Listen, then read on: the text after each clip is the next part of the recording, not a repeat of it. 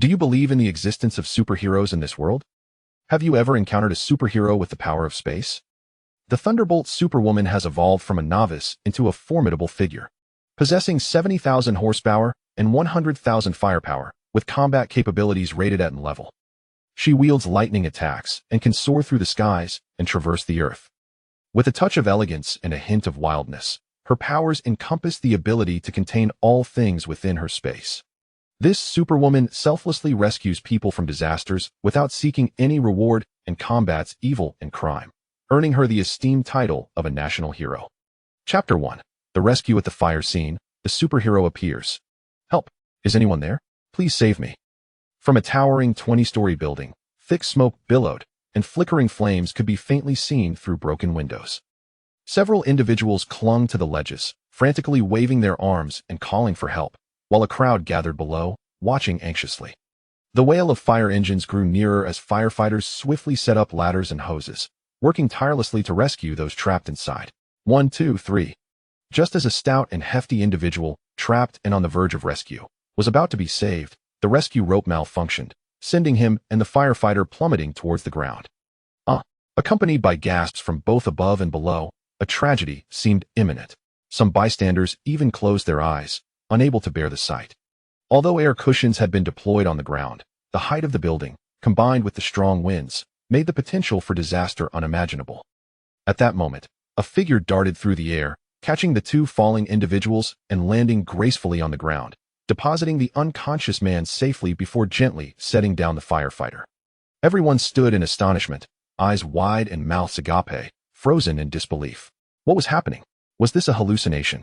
Among the spectators, an elderly lady stumbled back in terror, sitting on the ground, unable to comprehend what she had just witnessed.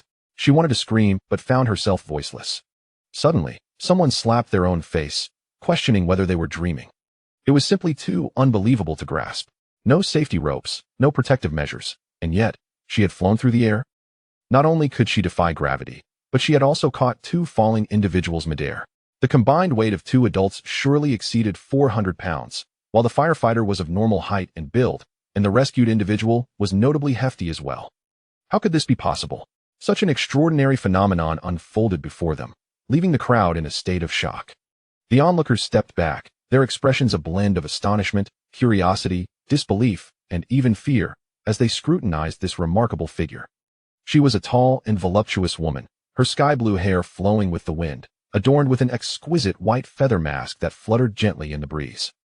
The delicate mask concealed much of her face, revealing only a petite nose and rosy lips. Clad in white, her long, slender legs were encased in white trousers, complemented by small white shoes and a striking red cape. The fabric of her cape was soft and lightweight, dancing gracefully in the wind, creating an enchanting sight. Is anyone still inside? Her melodious voice broke the spell, rousing the dazed crowd. The first girl rescued by the firefighters, trembling and tearful, replied, "Shaoli is still up there. She seems to be unconscious beneath the window. I don't know anything else." As it was Sunday, the office was not crowded.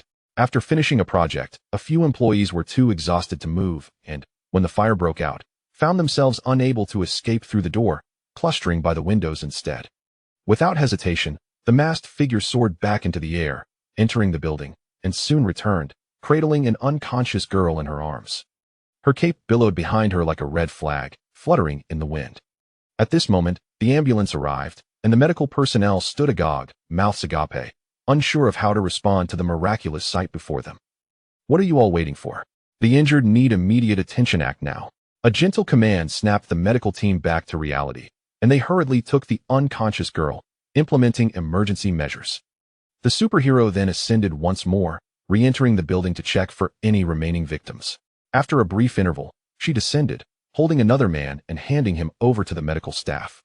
The crowd erupted in astonished gasps, witnessing such an extraordinary spectacle. The emergence of this masked figure, capable of flight, transcended their understanding. Fear and panic were natural reactions, and in their disarray, some stumbled, causing a chaotic tumble among the crowd. Do not be afraid. I am the Superwoman. I will rescue those in peril and combat evil and crime. I embody justice. I shall not harm the innocent nor allow any wicked souls to escape. Her ethereal voice calmed the frayed nerves of the crowd, dispelling their trepidation. After addressing them, She approached the firefighter she had saved, inquiring, "Are you all right? How is your condition?" Standing tall and impressive in his firefighting uniform, he exuded charisma, while his striking features were almost perfect, with sharp brows and bright, sparkling eyes. As Jiang Yi lifted his gaze, he was captivated by her deep, enchanting eyes, reminiscent of a starry ocean, rendering him momentarily speechless. "Are you okay?" she asked again, her tone clear and melodious. "Hello, Superwoman. I am Jiang Yi. I'm fine now, thanks to you. I greatly appreciate your timely rescue." At that moment, Jiang Yi had regained his composure. Although initially startled by her presence, the discipline of a soldier prevented him from retreating in panic. He intended to express his gratitude but hesitated, retracting his outstretched hand. He wished to convey his appreciation, opening his mouth, yet found himself at a loss for words. "There's no need for thanks, it is my duty. Is there anything else I can assist you with?" she inquired, surveying the situation around her. The Superwoman assessed the scene. The fire within the building had mostly been contained, yet there remained a section that the hoses couldn't fully extinguish due to the angle, leaving flames to flicker back to life in the strong winds. "This won't do, pass that to me." With that, she seized a hose and ascended into the air, maneuvering it with precision as she rotated 360 degrees, spraying water into the building. Her graceful figure, clad in red, was a breathtaking sight. Finally, she extinguished both the large and small fires, landing gracefully and leaving the remainder to the firefighters. Cheers erupted from the gathered crowd, their applause echoing in the air.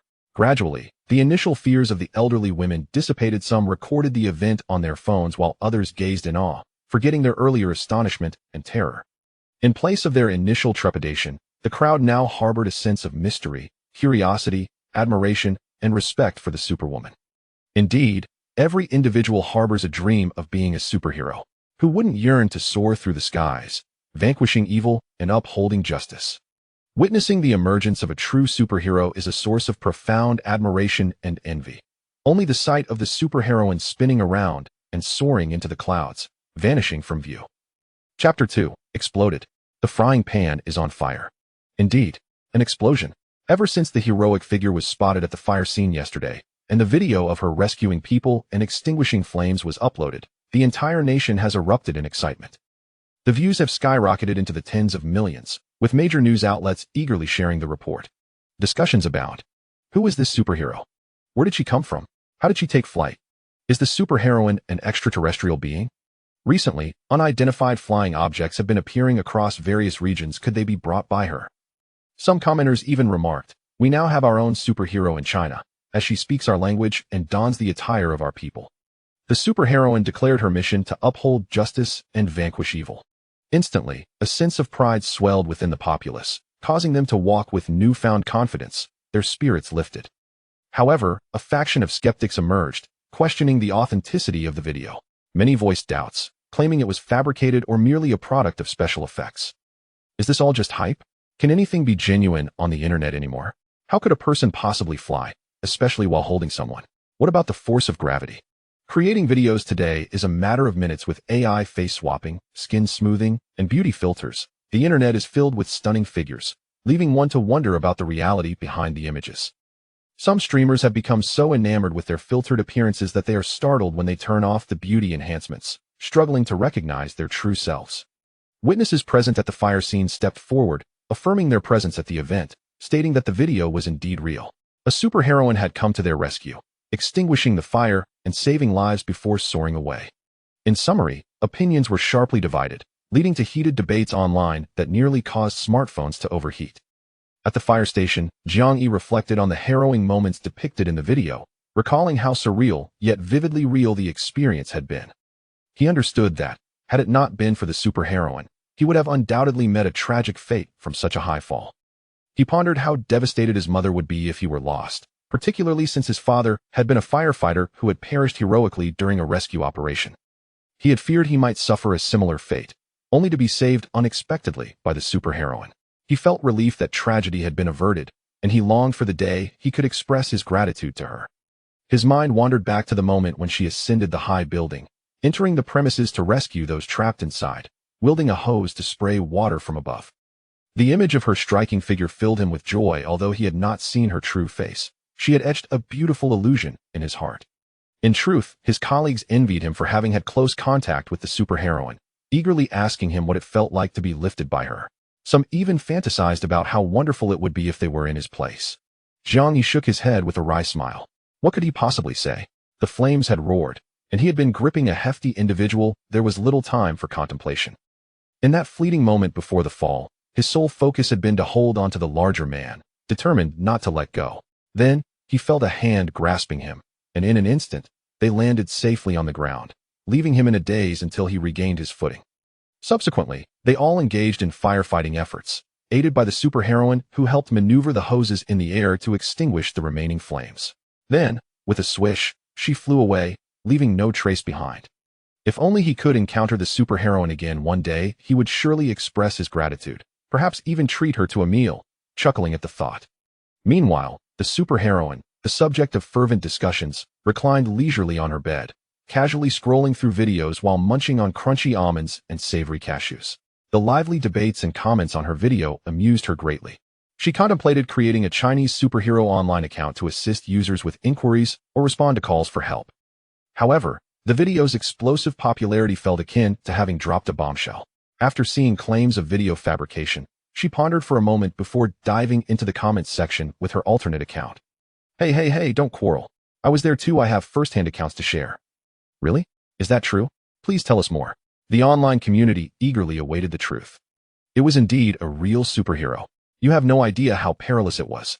Just as the wind picked up and the rescue efforts faltered, at the critical moment when both the firefighter and the rescued were about to plummet, guess what happened? What happened? Hurry, don't keep us in suspense. With a whoosh, the superheroine swooped in, effortlessly lifting both the firefighter and the hefty man, and landed safely with them. Wow, wow, wow. A chorus of astonished exclamations erupted. There were many witnesses present. You can ask the rescued individuals. They work in that office building. Just inquire, and you'll know the truth. We all witnessed that this is not a fabrication. We admire the superheroine immensely. After exiting her alternate account, she chuckled, satisfied with her contribution, content to remain anonymous. Rising, she pushed open her door, greeted by a gentle breeze infused with the fragrance of blooming flowers. The scene before her was a vibrant tapestry of blossoms, with butterflies fluttering and bees buzzing. A quaint little wooden house nestled amidst the blooms. The walls of the house were adorned with vines and flowers, extending to the roof. Without a keen eye, one might overlook the hidden cottage within the blooms. Surrounding the little house were not only a myriad of flowers, but also a lush grove of trees, cloaking several fruit-bearing trees. Beneath the trees was a swing entwined with blossoms, and the trees were heavy with ripe fruits, while a few birds chirped happily as they feasted on the bounty. Various vegetables thrived in neat patches beneath the fruit trees, bursting with life. In the distance, a waterfall cascaded down a gorge, forming a clear stream where fish swam leisurely. Beyond lay a dense forest and grassy meadows, where small creatures flitted about, resembling a scene from an idyllic paradise. This was the superheroine's sanctuary, Valley of Forgetfulness, nestled in a secluded valley, where the seasons felt perpetually spring-like, complete with a natural hot spring. It was a haven for birds, a world of flowers, and a paradise for small animals. At that moment, the superheroine's ears perked up, catching a faint cry for help.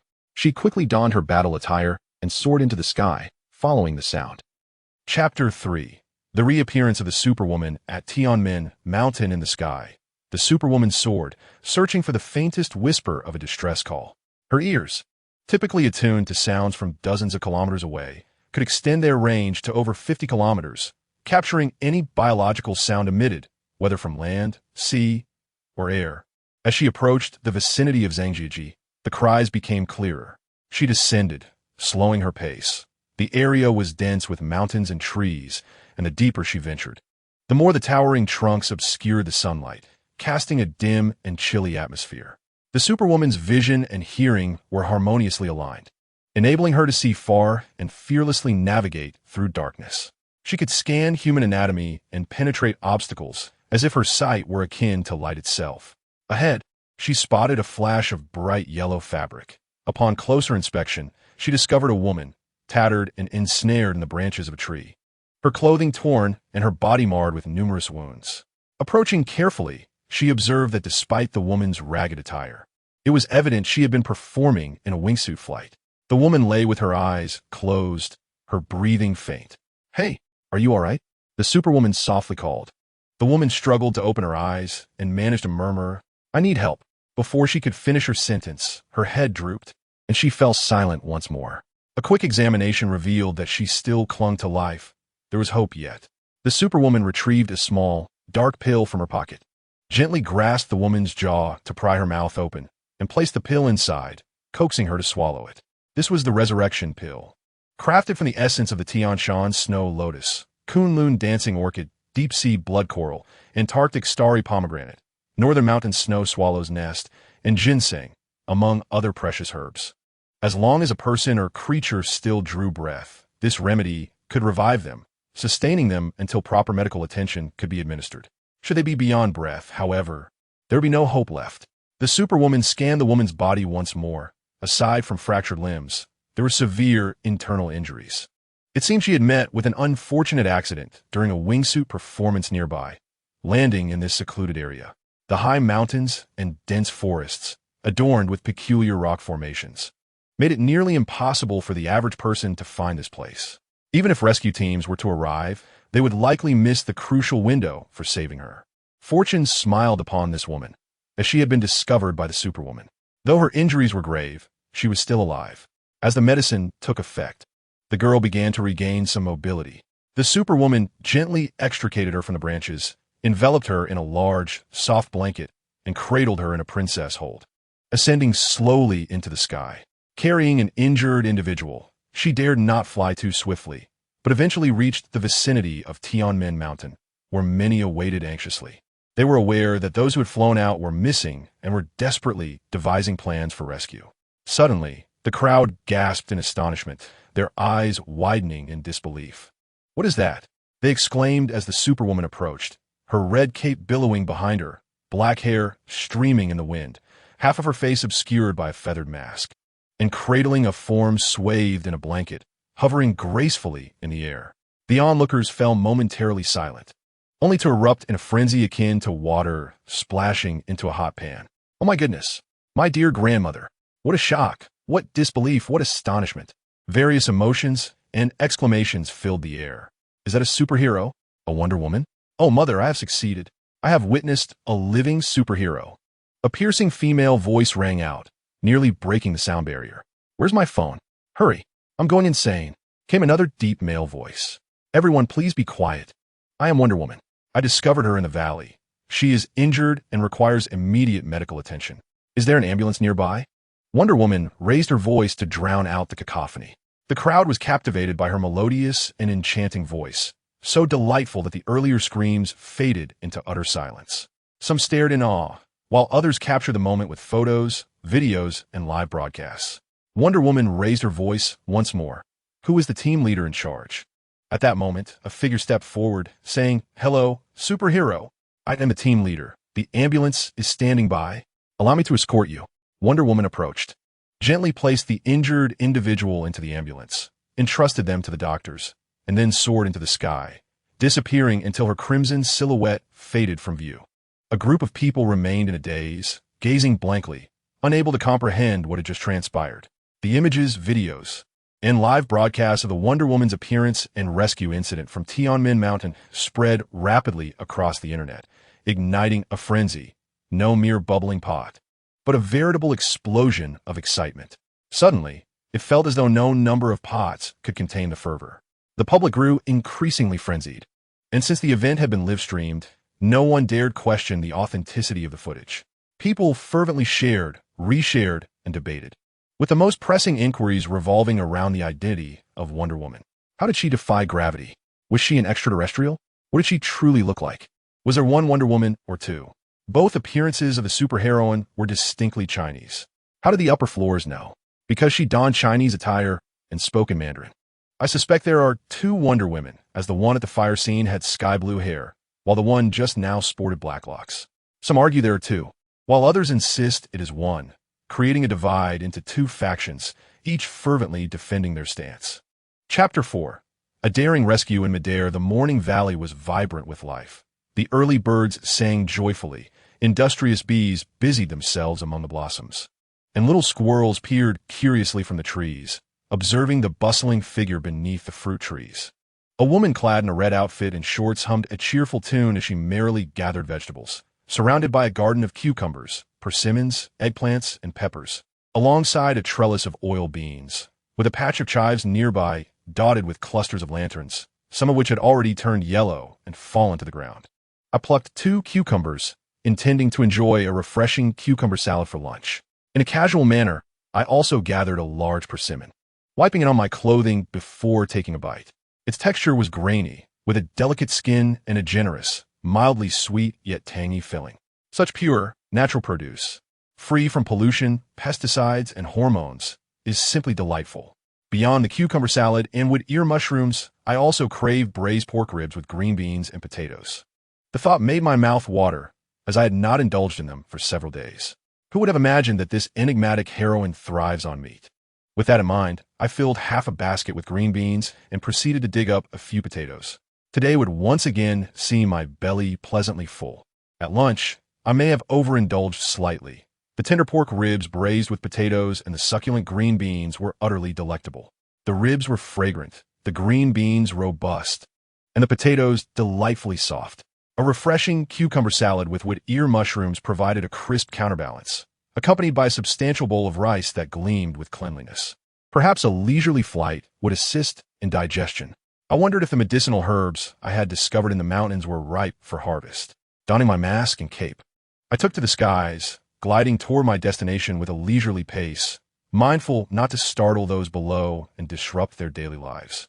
Typically, I soar above the clouds, where fluffy white clouds drift lazily, and a layer of azure sky envelopes the world.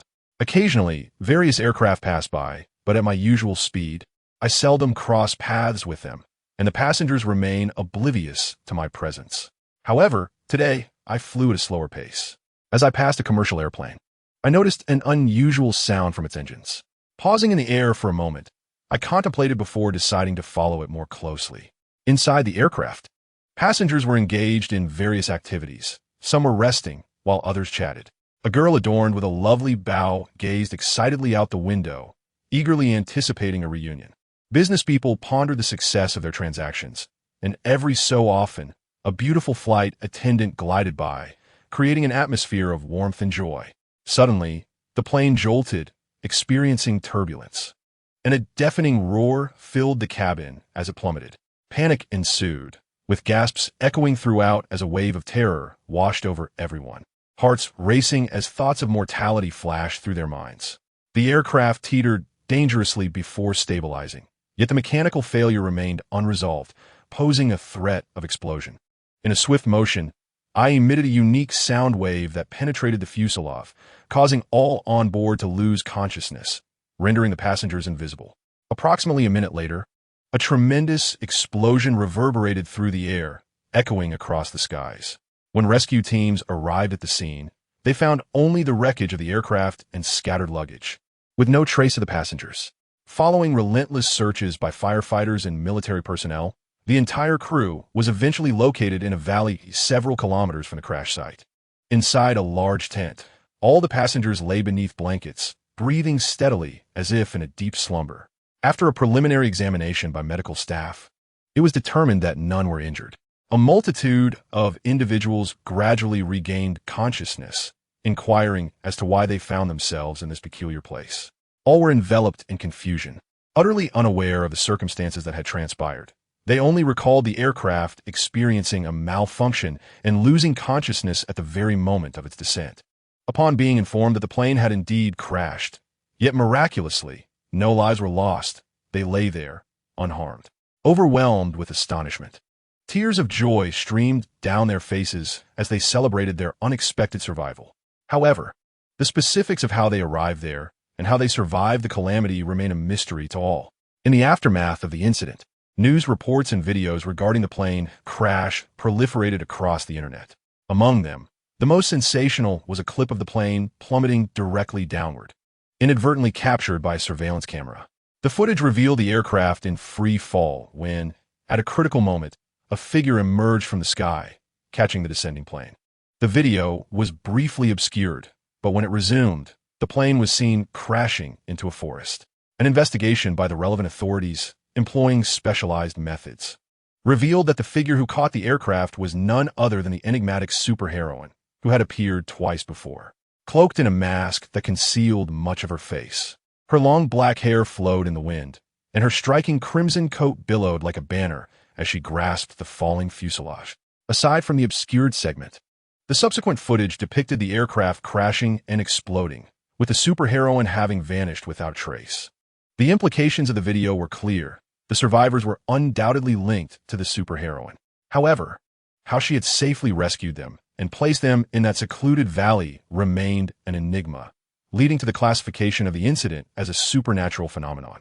As news of the event spread, the world was left in awe.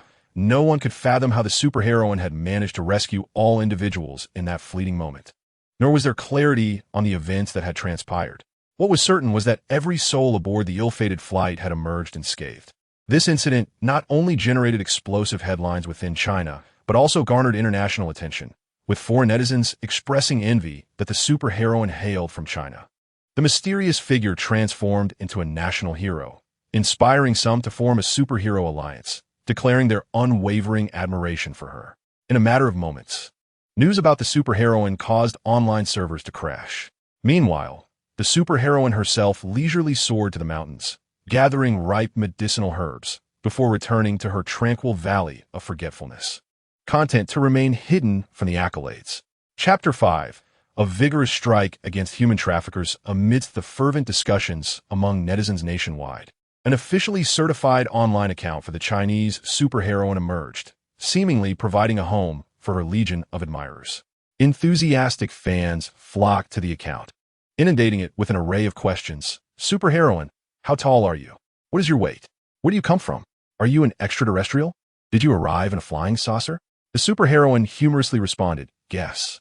Others inquired, "Are the numerous flying saucers sighted recently yours? Is the superheroine one person or two? Why is it that sometimes her hair appears black and at other times blue? And what does it feel like to soar through the skies?" The enigmatic superheroine continues to respond, "Can you guess?" This mischievous heroine evokes a blend of affection and exasperation, leaving one utterly helpless. One day, a plea for help captured the public's attention. A user, known as Diamond Bachelor, reported that a child from his relative's family had gone missing for 2 days. Surveillance footage suggested the child had fallen prey to human traffickers, and despite exhaustive searches, there were no leads. He earnestly hoped that the superheroine could assist in the search, expressing profound gratitude in advance. As the populace held onto a flicker of hope, the Chinese superheroine replied, "All right." Upon receiving the surveillance video from Diamond Bachelor, she found it frustratingly unclear. The child was obscured by a hat and mask, lacking distinctive features. Realizing that if these traffickers had succeeded once, they would likely seek further opportunities, she contacted the poster and instructed him to retrieve a piece of clothing the missing child had worn.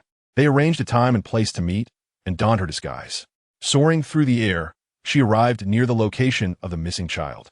There, she spotted a young man of average build anxiously clutching a plastic bag, his gaze fixed on the sky. Beside him stood a round-faced girl, and as they saw the superheroine approaching, they rushed forward in excitement. The girl exclaimed, "Oh my goodness, are you really a superhero? I can't believe this. My mom, my grandma, and my aunt will be overjoyed. I'm so happy.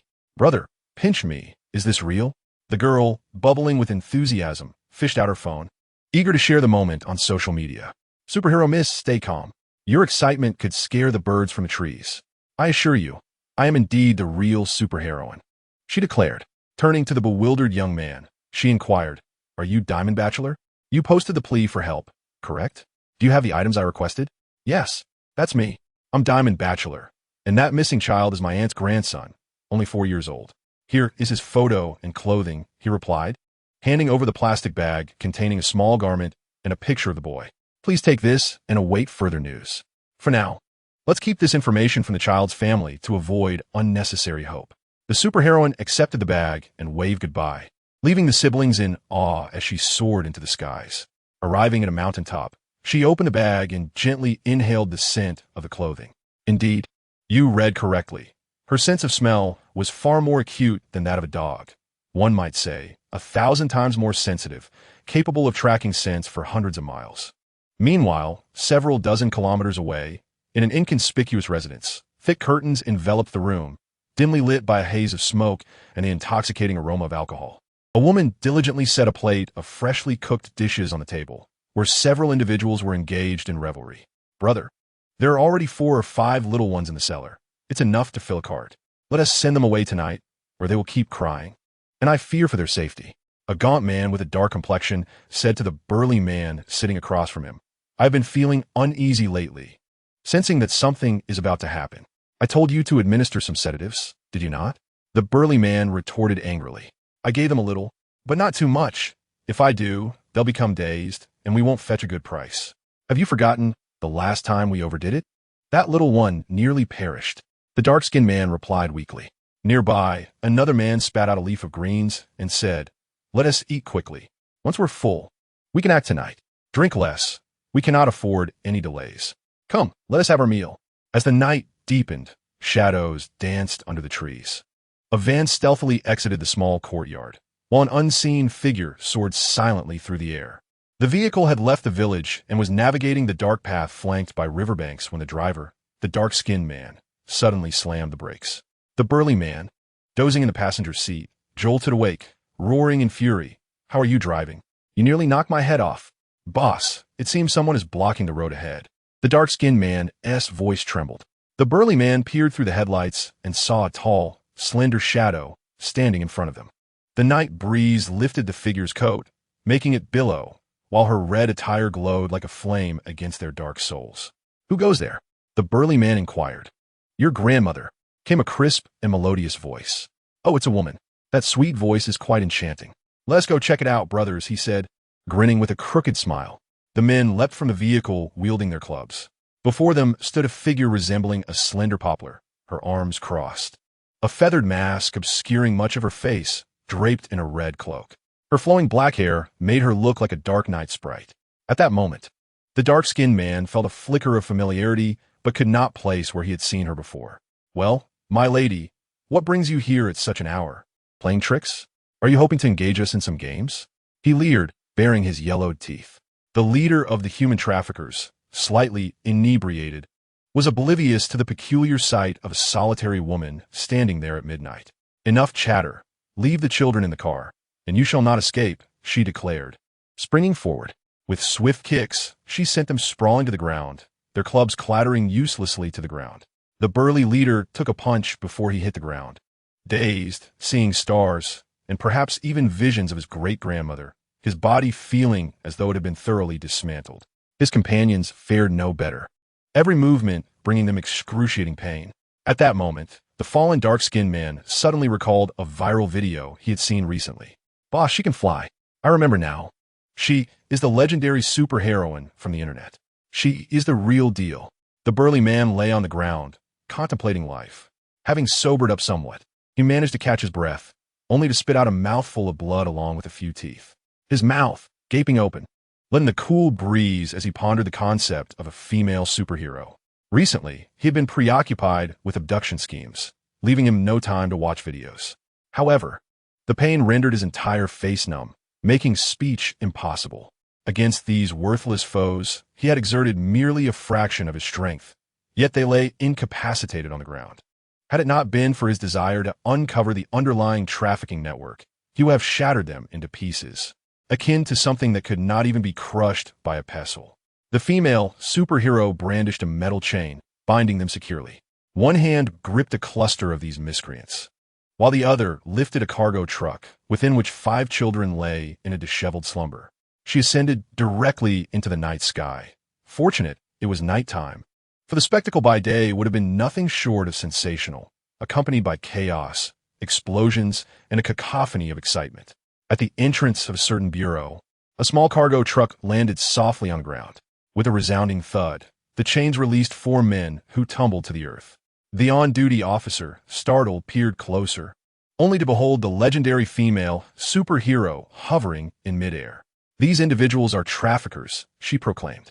"The children in the vehicle are those they intended to sell. Intercepted by me en route. They are all yours now." Without waiting for the officer to utter a word, she turned and vanished into the night sky. Chapter 6. The superhero rescues people and cats while punishing monkeys. The following day, a fishing enthusiast uploaded a video online. while night fishing on the riverbank. He heard voices from the road above, prompting him to deploy a drone for observation. Unbeknownst to him, he captured the entire sequence of the superhero apprehending and detaining the traffickers. Overwhelmed with excitement, he abandoned his fish, discarded his bucket, and hastily returned home to edit and post the video online. Consequently, the internet erupted once again. The term viral had become tiresome to utter. A fervor swept across the digital realm, igniting enthusiasm among all ages, from the elderly to young children. Anyone unaware of the female superhero was deemed to be living in the Stone Age. In the Valley of Forgetfulness, where vibrant flowers bloomed amidst serene tranquility, the superhero reclined among the blossoms, browsing the videos. She had intended to remain discreet, to intercept traffickers under the cover of night and quietly rescue abducted children, delivering them safely to the Bureau. She had no desire for notoriety. With her abilities came the weighty responsibility to act. Although no one compelled her to intervene, nor demanded her to combat evil, her sense of justice remained undiminished, driven by instinct to eradicate all darkness and corruption. May the nation thrive in peace, and may the waters run clear. Due to her recent appearances, the internet had gone into a frenzy, causing multiple server crashes. She contemplated remaining as inconspicuous as possible, hoping to allow the fervent online atmosphere to simmer down for a while. Yet in this age of pervasive technology, smartphones, drones, surveillance, nothing remained hidden. Even the minutest incidents were captured, photographed, and disseminated online, leaving no room for personal privacy. Initially, one presumed that the incident would unfold quietly in the dead of night, as a valiant figure stealthily rescued a child abducted. Who could have anticipated the presence of night anglers beneath the riverbank? In truth, when the drone approached, the superheroine had already detected it. Yet, it would be unreasonable to simply incapacitate it without cause. Fortunately, her swiftness was a boon, for had she delayed, their sanctuary would have been thoroughly ransacked. Thankfully, the hidden valley, devoid of ingress or egress, remained safe, unless, of course, another capable of flight were to arrive. Moreover, due to the valley's peculiar magnetic field, it is rare for airborne entities to traverse this direction, save for those like the superheroine herself. The following day, an individual known online as Diamond Bachelor expressed his gratitude towards the superheroine in a post, proclaiming that his aunt's missing grandson had been found. It was she who had intercepted the trafficker's vehicle and delivered both the abducted child and the perpetrators to the authorities. Representing his family, he extended heartfelt thanks, mentioning that his aunt wished to pay her respects with a bow and establish a long-lasting memorial. The superheroine simply replied, "No need for thanks. Safeguard your children and ensure that no malefactor finds an opportunity again." The incident incited a considerable uproar across the internet. Outside a towering edifice, a young girl stood precariously on the edge, contemplating despair. Firefighters urged her to reconsider, while a throng of onlookers gathered below, some to witness the spectacle, others recording the event, and a few inciting chaos. There were even those who cruelly mocked her, claiming that she had hesitated in her decision, as if to add fuel to the fire of her despair. After a harrowing 3 hours of negotiation, the girl broke free from the firefighters' grasp and leapt into the abyss. "Catch her! Catch her!" The firefighters could only watch in horror as such a vibrant life slipped from their hands, their hearts breaking in anguish. Just as she was about to meet the ground, a swift figure descended and caught her. The superheroine had arrived. The crowd erupted in cheers, witnessing her graceful descent as she cradled the girl tenderly, lowering them both to safety. At that moment, the ground erupted in a cacophony of astonishment and joy, as the onlookers marveled at the miraculous sight above them. Emotions ran high, with phones raised to capture the moment and share it with their circles, relishing the chance to witness the enigmatic superheroine in action, a tale to boast about for years to come. Though her visage remained obscured by a mask, her form suggested beauty. She stood tall, around 170 centimeters, with a figure that was neither overly slender nor corpulent, but rather radiated a robust, youthful vitality. Her long, wine-red hair cascaded down her back, tied into a high ponytail, while a delicate white feathered mask obscured all but her nose and lips. A lightweight, flowing red cape billowed behind her like a vibrant butterfly, set against the backdrop of a blue sky and fluffy white clouds, rendering her a vision of elegance and strength. As she gently placed the girl on the ground, The young girl regained her senses, still slightly dazed, yet profoundly changed after her brush with mortality. Regret lingers within, akin to the tumultuous ride of a roller coaster. In a fleeting moment, the thought of demise felt imminent. Indeed, it takes a peculiar courage to contemplate suicide. Yet, once one has brushed against the precipice of death, the remorse for such a choice can be overwhelming.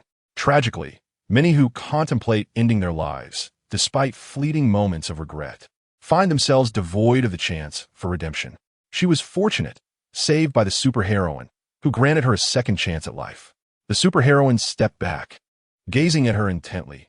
"Dear sister, regardless of what you have endured, while others may not fully comprehend your pain, consider your parents and family before making any decisions. The agony of parents bidding farewell to their children is a sorrow beyond measure. If you fear not death, why then fear life? Therefore, welcome back to the world. Your life is a gift I have salvaged. Cherish it henceforth. May your future be filled with sunshine and happiness." With that, she turned to face the crowd, her piercing gaze emanating an aura of authority that instilled fear and trepidation. "Who amongst you dare to speak derisively just now? Step forward. Your tongue could be put to better use." Amidst the assembly, a slightly plump woman attempted to stealthily exit the throng.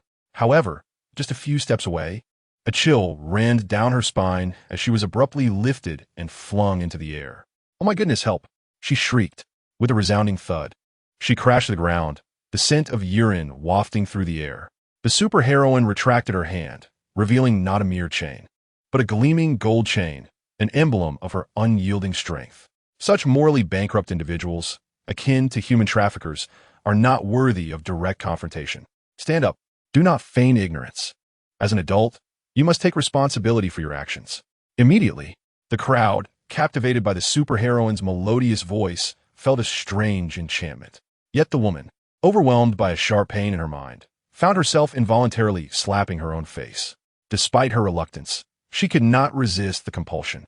As she struck herself in terror, she silently lamented her misfortune in encountering the superheroine. The crowd buzzed with chatter, some exclaiming, "Wonderful! Justice is served. Such vile individuals deserve reprimand." Others began to count the number of slaps she received. At that moment, Jiangyi approached, extending a greeting. "Hello, superheroine. It is a pleasure to see you again. I am Jiangyi. I regret not expressing my gratitude last time. May I have the honor of treating you to a meal?" Since the moment the superheroine swooped in to save the young woman from despair, Jiang Yi and his team had sighed in relief. The firefighter, still tear-streaked, had not yet dried his face. The thought of what might have transpired had weighed heavily on his heart. Fortunately, the superheroine appeared, redeeming two souls on the brink of collapse. After tidying up, Jiang Yi mustered his courage to approach the female superhero. Ever since she had rescued him, her image had lingered in his heart. Even heroes admire other heroes. The female superhero glanced at him and said, "All right, I will arrange to meet you when I have the time." With that, she turned and soared into the sky. How magnificent! Gazing at her gradually disappearing silhouette, everyone around was filled with envy, pondering how wonderful it would be to soar through the skies and witness the breathtaking scenery from above. To overlook the vast landscapes of one's homeland from such heights is truly a splendid affair. They felt admiration and reverence for the female superhero, who was indeed a national hero. Once she had departed, the woman whose arm had been raised in self-harm lowered it, but her appearance had transformed into a sorry sight, her face resembling that of a pig. Amidst the derisive laughter, she slinked away, humiliated. As for the video that had ignited a frenzy online, it need not be mentioned. In midair, the female superhero reflected on how fortunate she was to have arrived in time. A tragedy had nearly unfolded. Initially, she had planned to leisurely stroll around Mount Everest today, perhaps considering how to clean up the frozen remnants atop the peak. Just as she was deep in thought, she heard faint cries for help and swiftly flew towards the source, managing to catch the person just in the nick of time. If she could save one life, it was worth it. Although the world seemed broken, she was there to mend it. Suddenly, she heard the sound of a child weeping. Descending to investigate, she discovered a 5 or 6-year-old girl standing beneath a tree, her face streaked with tears and snot, crying out, "I want my little flower. Mommy, please save my little flower. It's running out of breath." Her mother replied helplessly, "But the tree is so tall. How can I climb up there?" It turned out that the girl's tabby cat had climbed the tree to catch a bird and had gotten its hind leg stuck in a branch, meowing pitifully for hours. If it remained there much longer, it would surely perish. The female superhero was drawn to the girl's sobs. "Little sister, don't cry. I will help you rescue your little flower," she said, soaring upwards and gently extracting the cat from the branch, cradling it as she descended before the girl. The girl and her mother stared in astonishment, their mouths agape. "It's a superhero. She saved our little flower. Thank you, superhero sister." "You're welcome, little sister," the superhero replied, waving as she took to the skies once more. Remembering the news she had seen the day before about the mistreatment of cats by monkeys at the zoo, she felt compelled to teach those mischievous monkeys a lesson and rescue the cats. For the safety of the cats, she disregarded the fact that it was daytime and swiftly flew to the Kunming Zoo, landing directly on Monkey Mountain. The monkeys were startled, their eyes wide with shock. As they attempted to scatter in fear, they were rendered powerless by the formidable presence of the female superhero. Superwoman possesses the extraordinary ability to communicate with animals, perceiving their emotions. Initially intending to reprimand them, she recognizes that despite their intelligence, monkeys are still creatures of instinct. Thus, she merely releases a thought, compelling them to slap each other 10 times. Consequently, pairs of monkeys engage in a comical exchange of slaps. The visitors at the zoo erupt in excitement, capturing the spectacle on video, shouting, and gazing in astonishment at the scene, which spirals into delightful chaos. Superwoman, witnessing the pandemonium, swiftly retrieves 2 unfortunate kittens in a small basket and ascends into the sky. Chapter 7. A live stream eating upside down, rubbing her eyes and setting her phone down.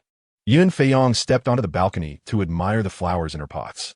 She cultivated a vibrant array, a pot of purple bellflowers, a pot of white campanula, a pot of orange nasturtium, and a pot of multicolored sunflowers, all in full bloom and exceptionally beautiful. Yun Feiyong, a freelancer, often occupies her time with writing and tending to her plants. Living in a different city from her parents, she rents an 80-square-meter apartment on the 2nd floor of a residential complex for 1,100 yuan a month, complete with a kitchen, dining area, and bathroom. Typically, she leads a solitary life, following a routine of work, grocery shopping, occasional outings, and gatherings with friends. Her existence is unremarkable, as she often reflects. Akin to what her friends say, she is the epitome of an ordinary person. Indeed, not only is she ordinary, but she is also an avid fan, particularly of the actor Xiao Zhan, whom she adores, and now she has become a fan of Superwoman as well. In her eyes, both Xiao Zhan and Superwoman share the top spot in her admiration. Keeping track of their lives has become an integral part of her daily routine, and she yearns for the day when she might meet her idol in Superwoman. Suddenly, she recalls an important engagement awaiting her at noon. Gathering her belongings, she hastens toward the bus station, embodying a composed demeanor, always punctual, never rushed. Upon arriving breathlessly at the bus stop, she finds the bus arriving just in time. However, the vehicle is particularly crowded today, and the summer heat adds to the discomfort as it lurches forward and halts intermittently. A ringing phone interrupts her thoughts, and Yun Feiyong quickly retrieves her phone from her bag. "Hello, Yangzi, why are you still not here? Everyone is waiting for you." The booming voice of Li Zihan resonates through the receiver. "Zihan, I'm on the bus. Just one more stop to go. By the way, has our class monitor arrived? It's Sunday, so he should be off duty, right?" Yes, he is here. We're just waiting for you. Hurry up." After ending the call, she recalls that today is August 16th, the day of their university reunion. During her school days, her relationship with classmates was neither particularly close nor distant. Her academic performance, appearance, and personality were all average, unremarkable, and conventional. She harbored a crush on the school heartthrob and chased after celebrities, coming from an ordinary family as an ordinary girl. Her closest companion was Li Zihan from her dormitory, and they both graduated from the same school and now work in the same city, frequently shopping and gathering together while pursuing their admiration for the actor Xiao Zhan. Li Zihan is indeed an ardent admirer of Supergirl. Her fervent enthusiasm for Supergirl rivals her previous obsession with Xiao Zhan. She would eagerly purchase any product endorsed by him and follow every show he starred in. Now, her admiration extends to Supergirl, creating a fervent passion that knows no bounds, as she is utterly captivated by the strikingly cool, mysterious, and powerful presence of Supergirl. Each time Supergirl appears, she is either rescuing someone or en route to do so. In this fractured world, there will always be those who mend and repair, emitting a faint but palpable surge of positive energy. As she opened the door to the room, a lively gathering of classmates awaited her, filled with laughter and joy. Upon seeing Yun Feiyong enter, Li Zihan exclaimed, "Zhang, you are quite slow. We've been waiting for you. Come, take a seat here." She then leaned in to whisper, "I saved a spot for you right next to your idol. Am I not good to you?" With a knowing glance towards another corner, she added, "Wu Xinyi tried to claim this seat, but I sent her off, and she is still sulking over there." "Oof." Yun Feiyong replied quietly, "Thanks, I owe you one. I'll treat you next time." "Hello, Feiyong. Long time no see." Jiang Yi greeted him first.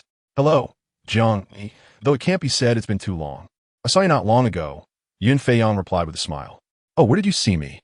I didn't notice," Jiang Yi asked. "In the video, during the fire incident, you were held by Supergirl as she flew down from the sky. She was incredibly impressive.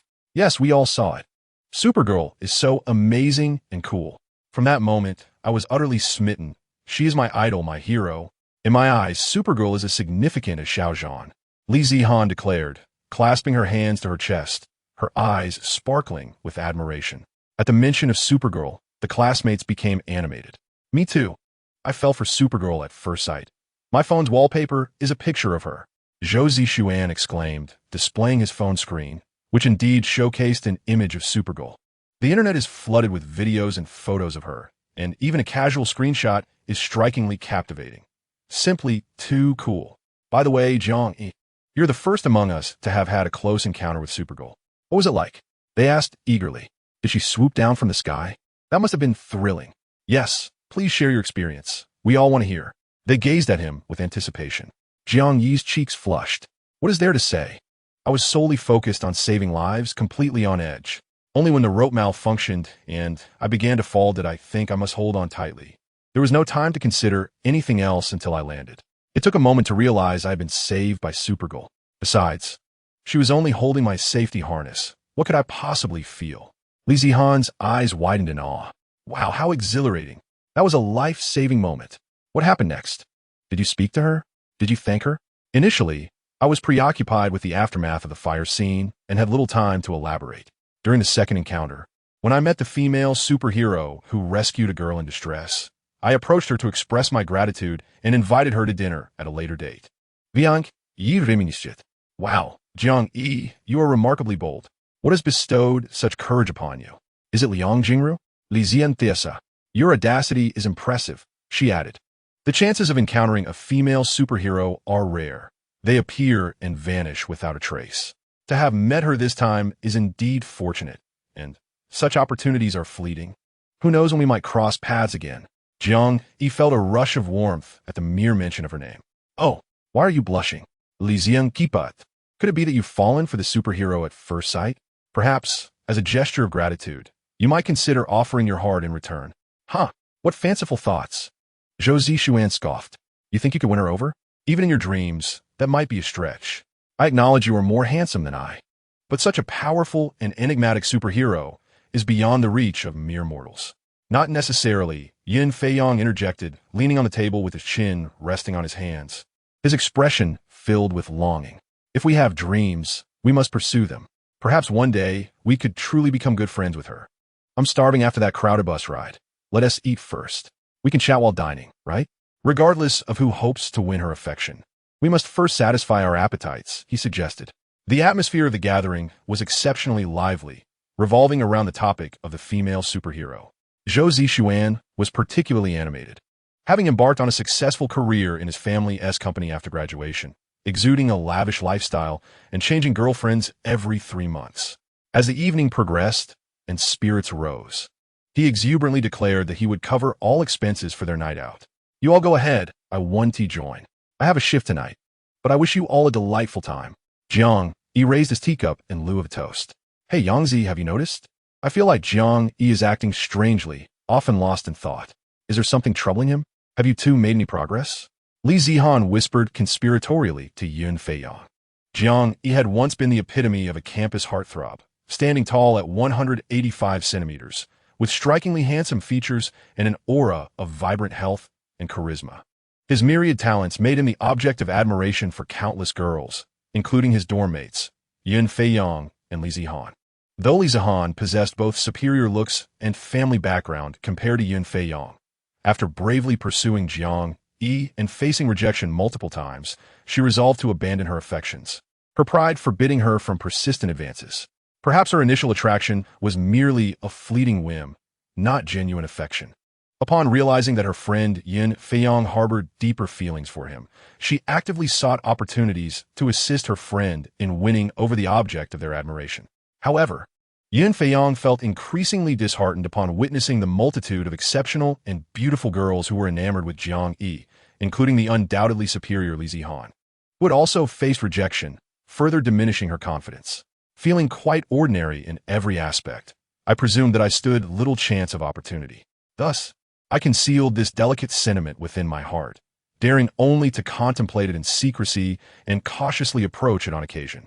However, under the various audacious maneuvers and divine interventions orchestrated by Li Zihan, as time gradually passed, the bond between the two of us grew closer, only to be abruptly severed following the tragic sacrifice of Jiang Yi's father.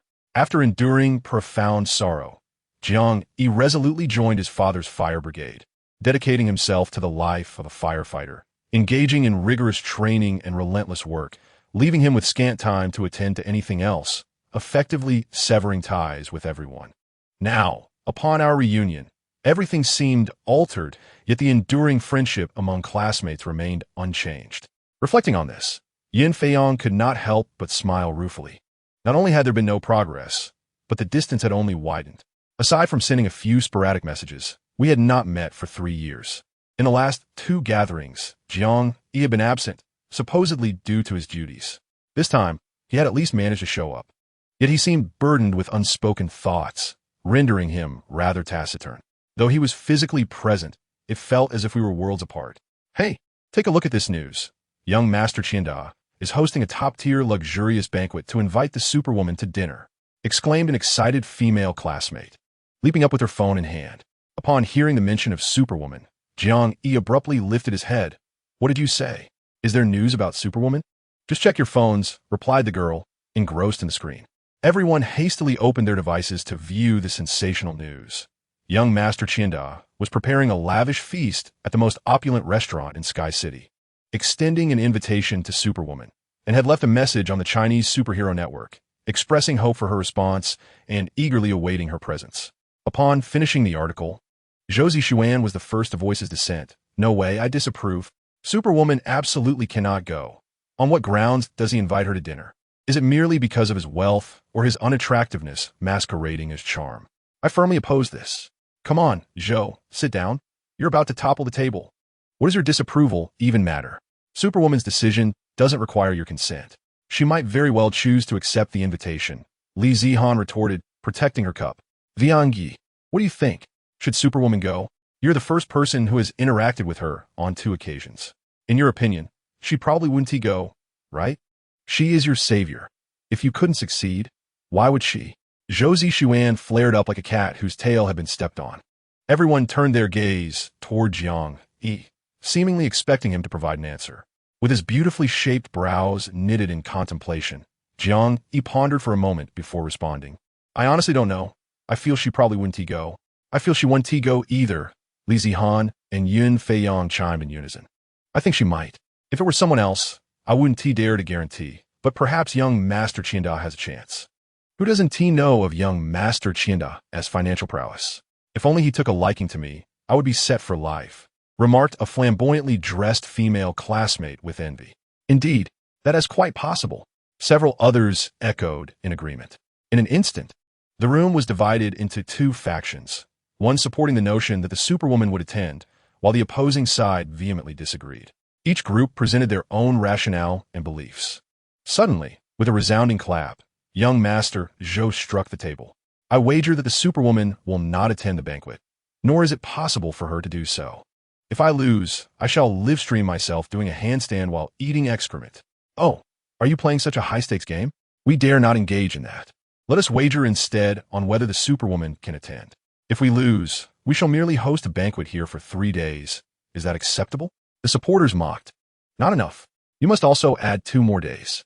Furthermore, you must publicly declare, I lost the bet, I was wrong, I cannot eat excrement, and I shall treat everyone. Li Zihan mischievously exaggerated. Very well, it is settled. In the valley of Worry-Free, the setting sun adorned the landscape with a golden hue. As a gentle breeze swayed the flowers, filling the air with their sweet fragrance, the busy little bees, having completed their work, hurried back to their hives, while colorful butterflies lingered in the blossoms, reluctant to depart. Even the leisurely souls on the swing set donned golden garments, and the 2 little kittens, rescued from Monkey Mountain, had regained their health and vitality, frolicking amidst the flowers and chasing butterflies. In the forest, a soft deer call heralded the arrival of night. Chapter 8. Superwoman saves marine life. As the morning sun bathed the valley in light, it stealthily slipped through the curtains and into the room, casting its glow upon the bed. Suddenly, the dreamer sat up, hearing the desperate cries of marine creatures. Swiftly rising, they washed up and had a bite to eat before opening the wardrobe, revealing an array of masks, costumes, and capes. The masks, capable of concealing half the face, were adorned with vibrant feathers, strikingly beautiful.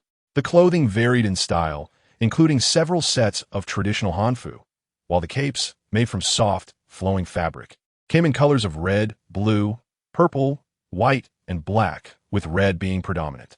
Even a superwoman, being a girl at heart, cherished the allure of beautiful garments. On the beach, early risers scoured the shore with shovels, clamps, and baskets, bustling about. Meanwhile, a massive orca lay stranded on the sand, surrounded by several individuals who were trying to devise a way to push it back into the sea. Helpless against the orca's enormous size, they were at a loss when someone exclaimed, "Wow, look, it's coming." The crowd gazed upward in astonishment to see a figure hovering in the air, donned in a mask of colorful feathers, a white top, and denim shorts that showcased her long, graceful legs, completed with a pair of white shoes and a red cape billowing in the sea breeze. It was none other than the enigmatic Superwoman. What a stroke of luck! Who would have thought that the early bird would catch the worm and witness the real Superwoman? Descending gracefully to the ground, she instructed the crowd, "Please step aside. Allow me to handle this." Approaching the stranded orca, she extended her hands and effortlessly pushed it back into the sea. After a brief moment of recovery, the orca joyfully swam away. The onlookers were left in awe, their mouths agape. Had they not been holding on to something, their jaws might have dropped to the ground. To see such a massive orca easily returned to the ocean by the Superwoman was nothing short of extraordinary. She was both formidable and mysterious, instilling a sense of awe and reverence. The Superwoman soared into the sky, heading towards the depths of the ocean, and shortly thereafter descended upon a solitary island. Though modest in size, the island boasted a breathtaking environment, adorned with lush trees and vibrant blossoms, particularly abundant with peach trees. This tranquil haven, known as Peach Blossom Island, served as a retreat for the Superwoman, encircled by the sea and bordered by peculiar reefs, rendering it largely unvisited. Nestled amidst the foliage stood a quaint cottage, its hue harmoniously blending with the island's natural palette, so much so that it was nearly imperceptible upon casual observation. The Superwoman alighted on a rocky outcrop not far from the island, facing the ocean and emitting sonar signals. Gradually, whales, sea turtles, and a myriad of marine creatures began to arrive, forming orderly lines in a serene manner. Upon closer inspection, it became evident that these creatures were in dire need of assistance. The little sea turtle bore a fishing net entangled around its body, while the whale was covered in an array of barnacles. During a prior visit to Peach Blossom Island, the Superwoman had rescued a sea turtle ensnared in fishing lines and a whale burdened with barnacles. Word of her benevolence spread throughout the ocean, as the marine inhabitants shared tales of the kind-hearted being who would aid them in shedding their burdens. Initially, they lacked the discipline to wait their turn, resulting in a chaotic scene reminiscent of boiling water. However, under the Superwoman's gentle guidance, they learned to queue patiently. Regularly, she returned to cleanse and assist them. For all living beings possess a spirit. It merely requires a discerning heart to recognize and understand it. It is her hope that every individual cherishes the environment, cares for the ocean, and protects both animals and plants. A world solely inhabited by humans would be a profoundly lonely and desolate place. Beginning with the little sea turtle on her left, the Superwoman retrieved her array of cleaning tools. With swift and deft movements, she dislodged the barnacles, leaving the turtle feeling light and free to swim away joyously. Next was the little whale, who suffered under several tightly bound fishing lines that caused it great discomfort. One line, cruelly constricting its neck, made swallowing impossible, leaving it famished and emaciated. Armed with scissors and a knife, the Superwoman quickly freed the whale from its torment, allowing it to return to the ocean and feast to regain its lost strength. After a continuous effort, she took a brief respite for lunch before resuming her work. For the creatures awaited her return. As the evening sun cast a warm glow and the weary gulls returned home, she managed to assist most of the creatures, sending the remainder home to their families with the promise of continuing her work the following day. Upon returning to her cottage for dinner and rest, she lay in bed, opened her phone, and was greeted by sensational news. A certain Mr. Chienda had invited the Superwoman to a sumptuous dinner, captivating the attention of netizens nationwide. They had awaited her response with bated breath throughout the day. With no reply from her, emotions ran high. Some were disheartened, others elated, and some felt a sense of melancholy. Thus, it became a night destined for sleeplessness. Upon awakening, the salty sea breeze disperses the oppressive heat of summer. A leisurely stroll around the island reveals fruit trees, laden with plump peaches and various other fruits, ripe for the picking lest they fall and decay. After a flurry of activity, it was already past 8 o'clock. Over by the rocks, a congregation of marine creatures in distress awaited assistance. The task of clearing barnacles was particularly therapeutic. However, disentangling those ensnared in fishing nets proved to be quite the challenge. One had to ensure no harm came to them while swiftly freeing them from their bindings. Some fish lines had been embedded for too long, deeply buried within their flesh, necessitating treatment and time to heal before they could return to their oceanic home. After 2 days of diligent effort, we managed to rescue all the marine life in need within that stretch of water. Exhausted from the labor, I reclined beneath a sunshade, eyes closed, listening to the gentle whispers of the breeze mingling with the sound of the waves, gradually drifting into slumber. Yet, barely an hour into my rest, dark clouds amassed, and a tempest unleashed its fury. Suddenly, a faint cry for help pierced the air. I donned my mask and attire, propelling myself toward the tumultuous sea. Not far from the shore, a storm was brewing. 2 speedboats, in their haste to retreat, collided and capsized, sending 4 individuals tumbling into the frigid waters. As a mighty wave surged, 2 of them were swept away, while the rescue team managed to save only 2 from the chaos. With remarkable speed, I soared through the air, my crimson figure cutting through the storm. The torrential rain fell heavily, yet I persisted in my search. At last, amidst the swirling currents, I spotted 2 individuals bobbing in yellow life jackets. The waves were relentless, pushing them further from safety. I dove down, grasping one in each hand, and ascended toward the shore. Those stranded on the beach, calling out for their loved ones, gazed in astonishment as I approached, their cries of despair transforming into gasps of joy. One woman fell to her knees, bowing in gratitude. I gently placed the rescued souls on the ground, waved farewell, and ascended into the sky, disappearing from sight. Back at my cottage on the island, I changed out of my drenched garments. My unique physiology rendered me immune to colds and illness, unperturbed by the chill. The decision to establish a retreat in the secluded valleys and uninhabited island was merely to avoid detection during my aerial escapades, as I sought to evade unnecessary complications. Online, I continued to await an invitation to a lavish banquet, yet I had yet to respond, neither accepting nor declining. Some speculated that my silence signified good news. Perhaps I was merely preoccupied or contemplating my next move. Others suggested I might have ventured off-planet to visit family. My phone disconnected from the network due to the vast distances involved, rendering me oblivious to any messages. The theories abounded with unyielding enthusiasm.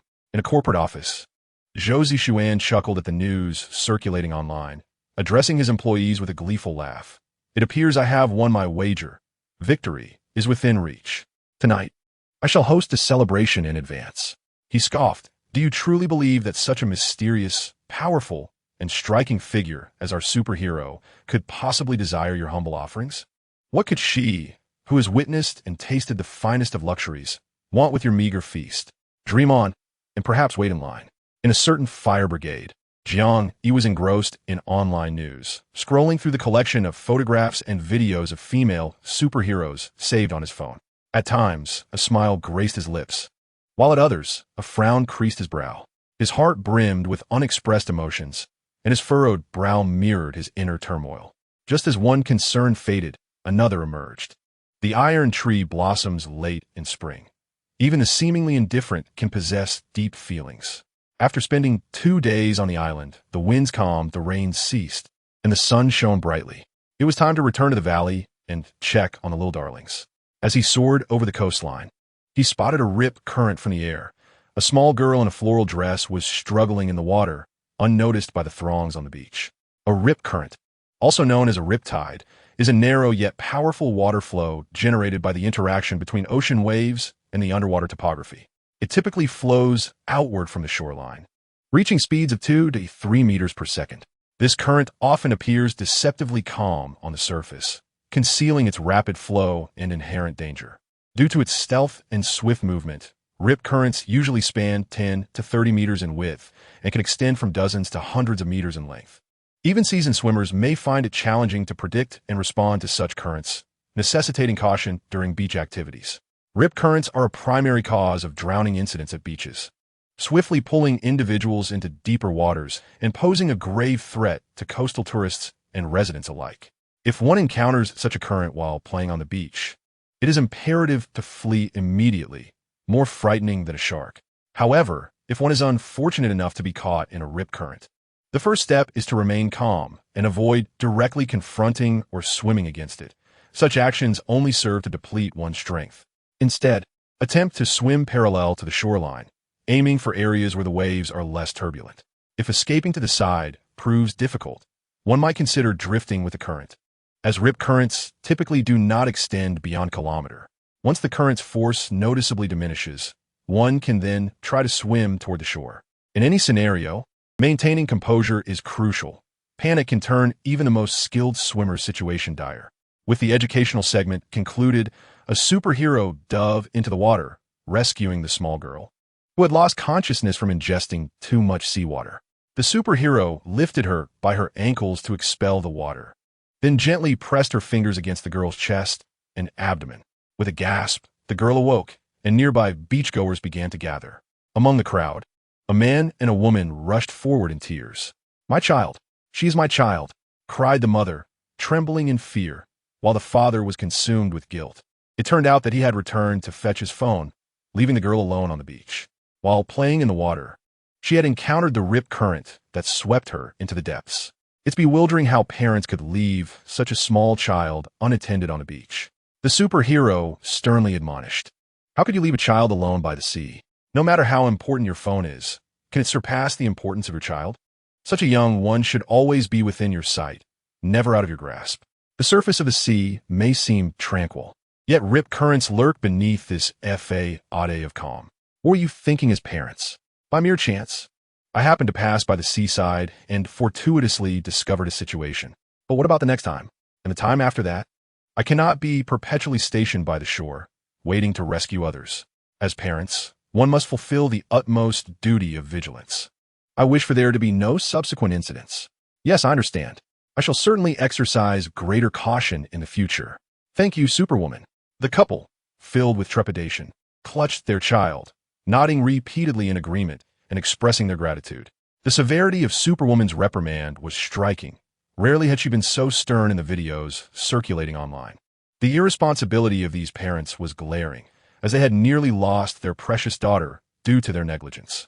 How could one not feel exasperated? Their carelessness was infuriating, to the point where one might wish to toss them into the sea for a sobering wake-up call. Having spoken, Superwoman ascended into the sky, gradually disappearing from sight. Chapter 9.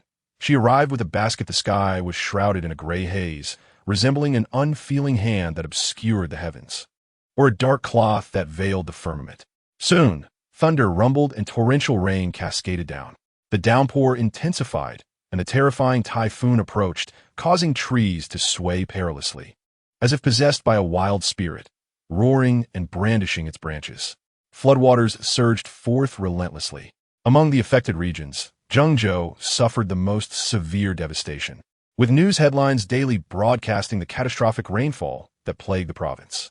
The merciless floodwaters engulfed vehicles on the streets, thundering towards homes, damaging numerous structures and uprooting trees.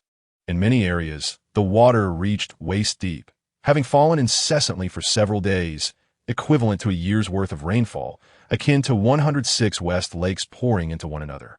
In some places, the waters had already reached the second floor, creating an apocalyptic atmosphere.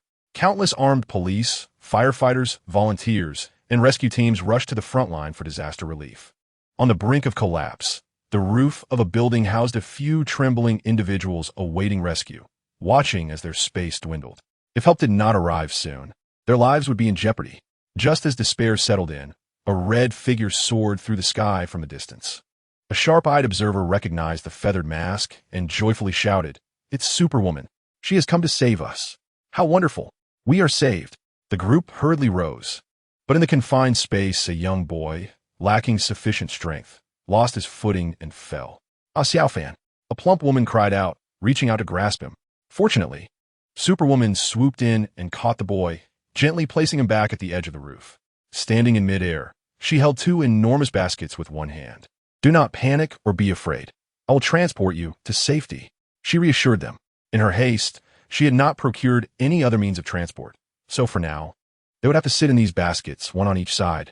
Superwoman gently calmed the crowd and positioned the two baskets at the junction where the roof met the sky.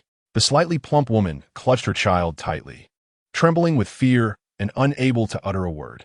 Upon seeing the basket, her anxiety deepened as she muttered, "Is this safe? Will it not fall?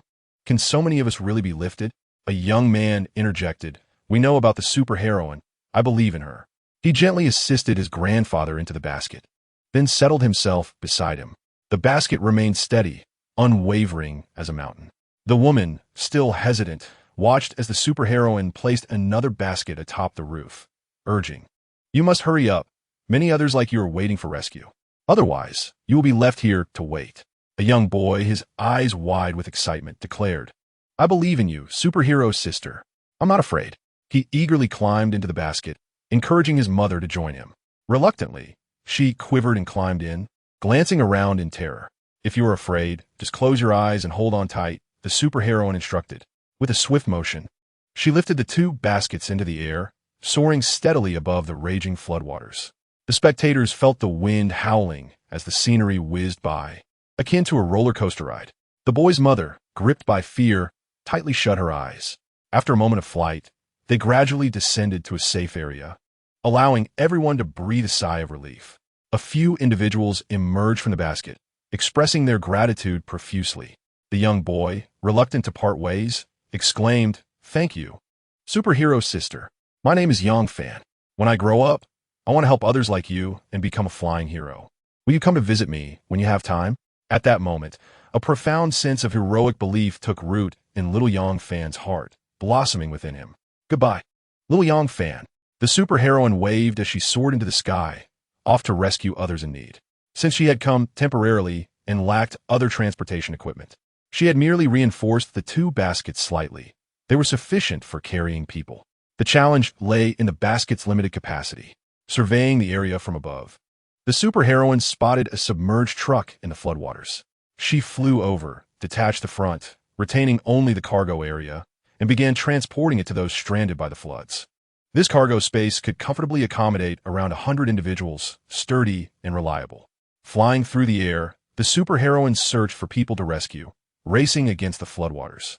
Aside from a few elderly individuals who were not familiar with the internet and were startled by the sight of her soaring above, most people accepted the phenomenon with calmness. Though initially frightened by the flood, they were thrilled when the superheroine arrived to assist them.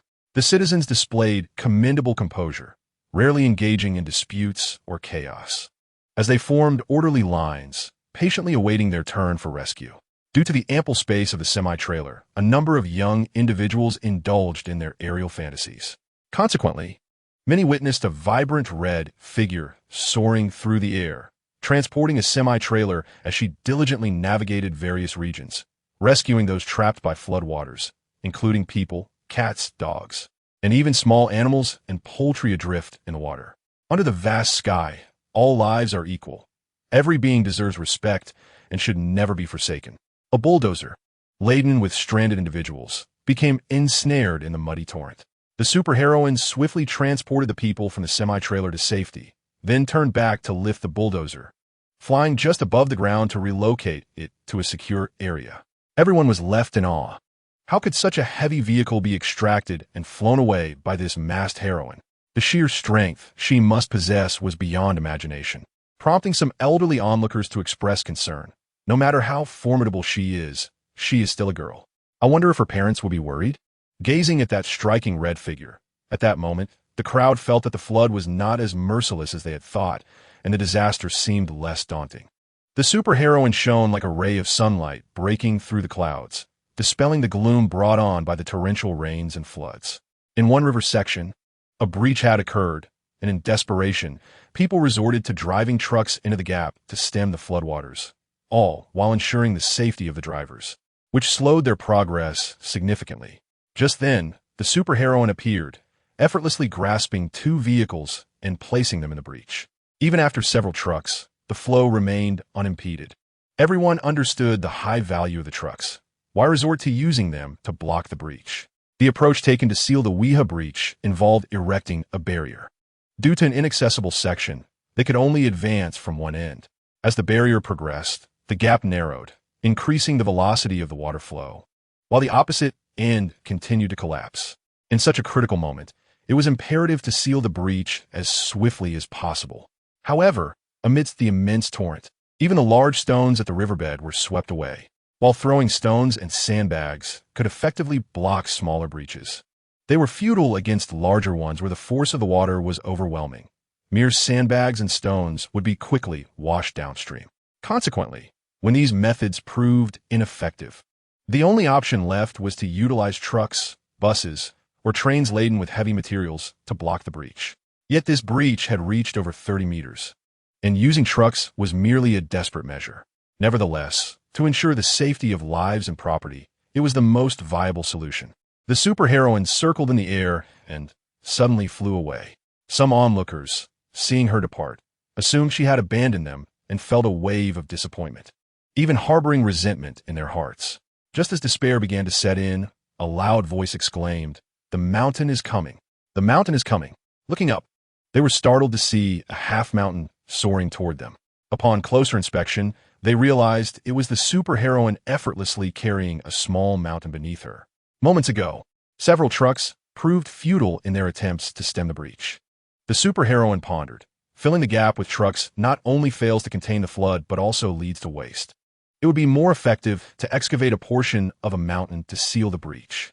Without hesitation, she took flight, intent on locating an appropriate peak to transport. Time was of the essence. She soared swiftly, selecting a suitable mountain, extending her hands to unleash a bolt of electricity that sliced through the mountain's base. With a deft motion, she lifted the peak and transported it to the breach. After ensuring the safety of onlookers, she released the small mountain to perfectly seal the riverbank, achieving an environmentally friendly and economical solution, thus sparing the waste of those trucks. Next, she flew to another breach. Observing a similar scene of heavy trucks and buses attempting to block the flow, greeting those present, she set off to excavate a massive mountain once more. The crowd marveled at the sight of the immense peak soaring through the air, accompanied by her petite figure. With a thunderous crash, the mountain was placed precisely at the breach, flawlessly executed.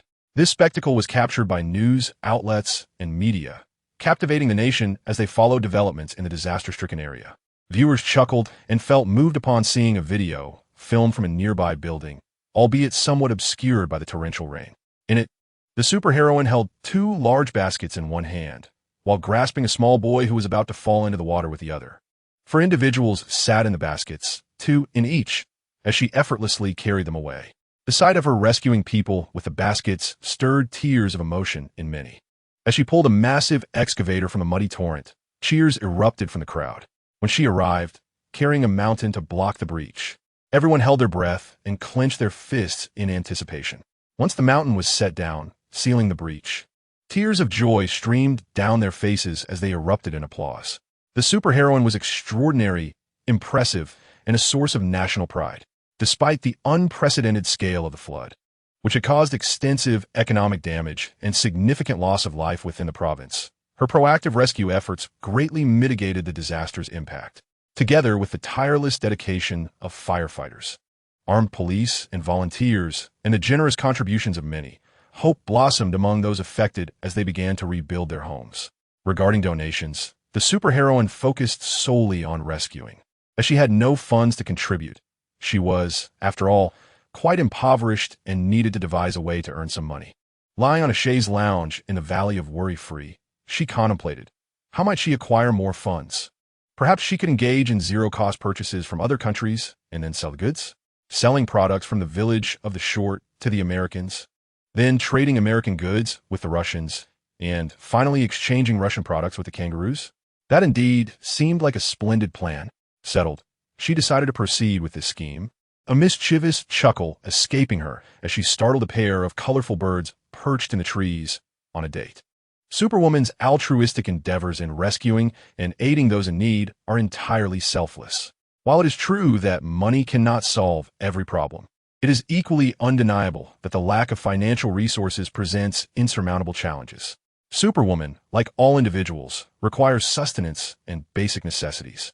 It is only through financial means that she can extend her generosity to support stray animals and assist the elderly in distress, thereby genuinely fulfilling the noble cause of alleviating suffering and poverty.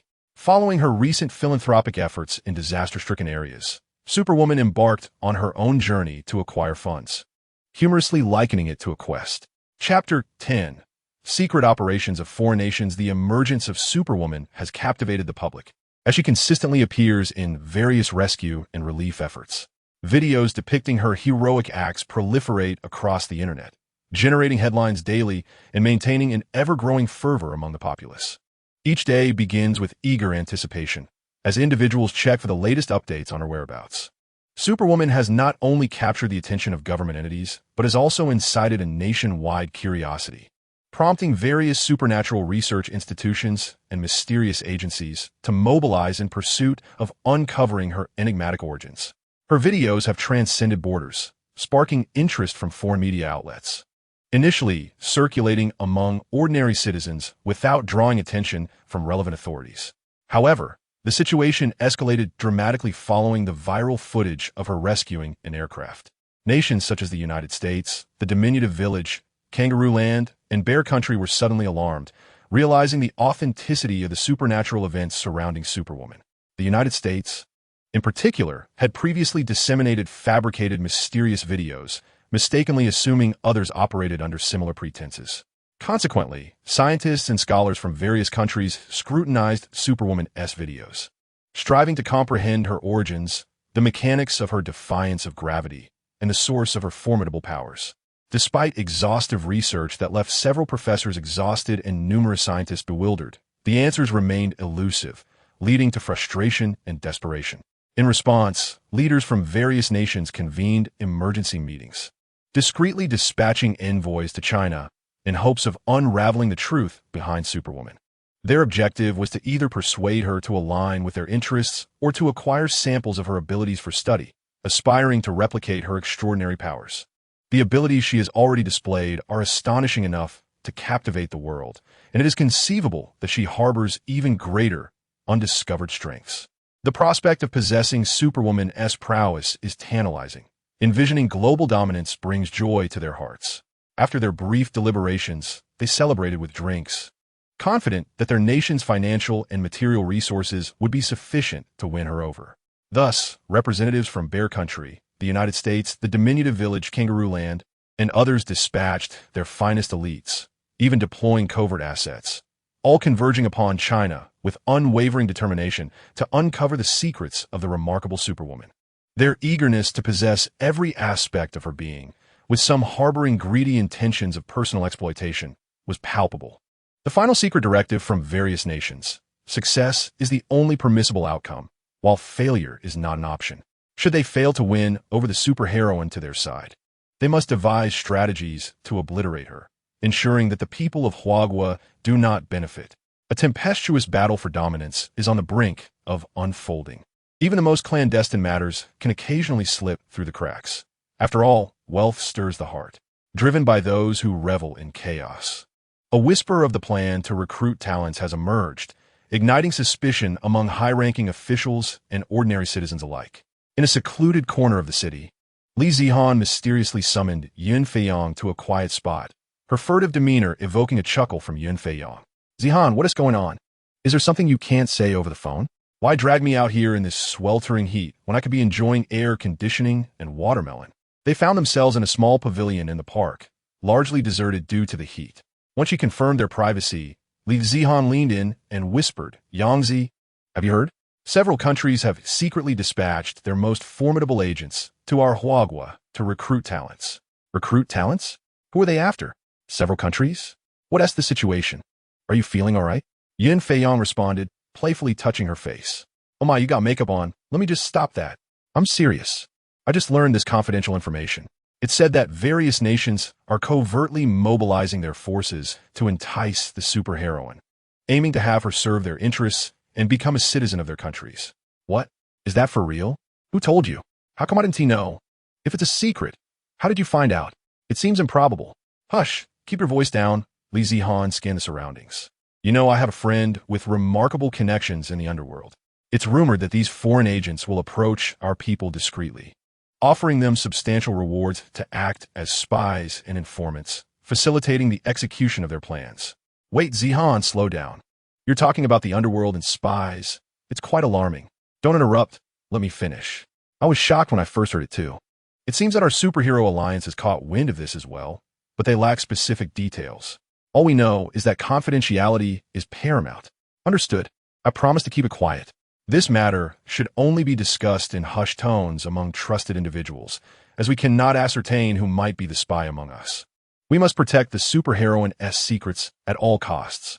Oh, I see. So this news appears to be credible. But even if we are aware, what can we do? We're merely ordinary people. What can we accomplish? I'm just worried. Although the superheroine is incredibly powerful, she is still but one person. As the saying goes, two fists cannot contend with four hands. A direct attack can be evaded, but a hidden strike is difficult to defend against. Indeed, Yun Feiyong concurred. There may also be spies and informants in a mix, making it all the more perilous. We must be vigilant, for a swarm of ants can bring down an elephant. Li Zihan was deeply troubled. Indeed, you make a valid point, yet I feel that the superheroine arrives and departs like a wisp of smoke. They likely wouldn't even be able to catch a single strand of her hair. Furthermore, with her formidable prowess, even their meager skills would be of no consequence. Rest assured, Yun Feiyong, on the other hand, was filled with optimism. That is true. We have also messaged the superheroine through her online account, informing her of the situation and urging her to remain vigilant and cautious, lest she falls into a trap. I fear that if she truly hails from another planet, she may be unaware of the deceitful schemes of those on Earth. Well, that is debatable. I just recalled that we have our own secret codes, don't we? The palace's jade liquid wine, or Heavenly King covers the Earth tiger, and Malon's blooming at 21. Anyone who cannot decipher these should be regarded as a spy. Please, those codes are outdated, all right? Even spies need to stay current. They might have mastered them better than we have. Li Zihan retorted with an eye roll. That won't do, nor will that. So what do you propose? We are not the strongest minds. We can hardly conjure a viable plan. Upon hearing this, Li Zihan's eyes sparkled with realization. Exactly. Your words have reminded me that we should gather Jiang Yi and young Master Zhou when we have the time to deliberate together. Worrying alone is futile. Unity is strength. Many minds yield many ideas. They've already come to our doorstep to steal. We cannot falter. We must strive to protect our superheroine. With a resounding clap, the two reached a consensus and set off on their separate paths. The following day, at the same location and in the same private room, in addition to a few classmates from the previous reunion, several members of the Superhero Alliance were present. The Superhero Alliance is a grassroots organization dedicated to collating and disseminating videos and updates about the superheroine under the noble pretense of safeguarding her, much like fan clubs of certain celebrities. Interestingly, the usually preoccupied Jiang Yi made an appearance. When notified, it was assumed he wouldn't come, yet upon hearing it involved the superheroine, he arrived with the speed of a hare, being the first to show up, much to Li Zihan's teasing amusement. In truth, Jiang Yi was aware that he had a predicament. Amidst his busy schedule, thoughts of that scarlet figure would occasionally intrude upon his mind.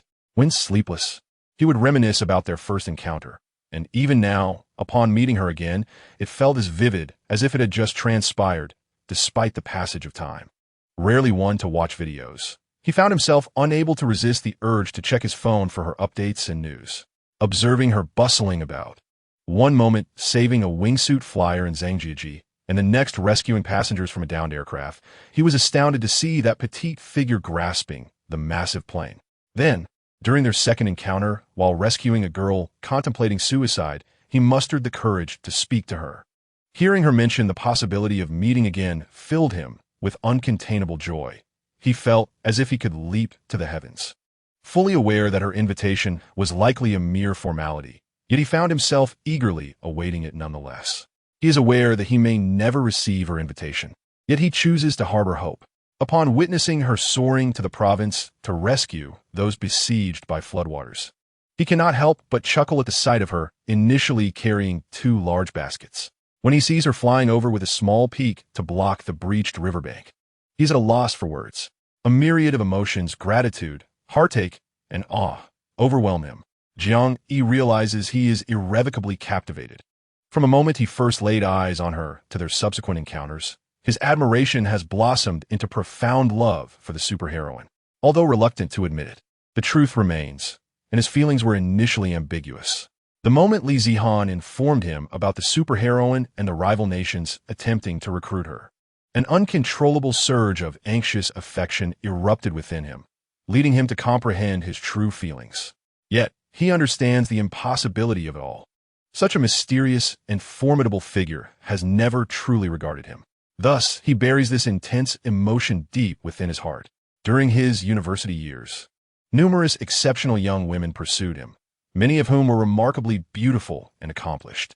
However, he always felt something was amiss. They were not what he desired. Following his father's tragic sacrifice in the line of duty, he chose to join the fire brigade where his father once served, immersing himself in his work without a thought for anything else. Now, 3 years later, encountering the superheroine has illuminated what he truly seeks.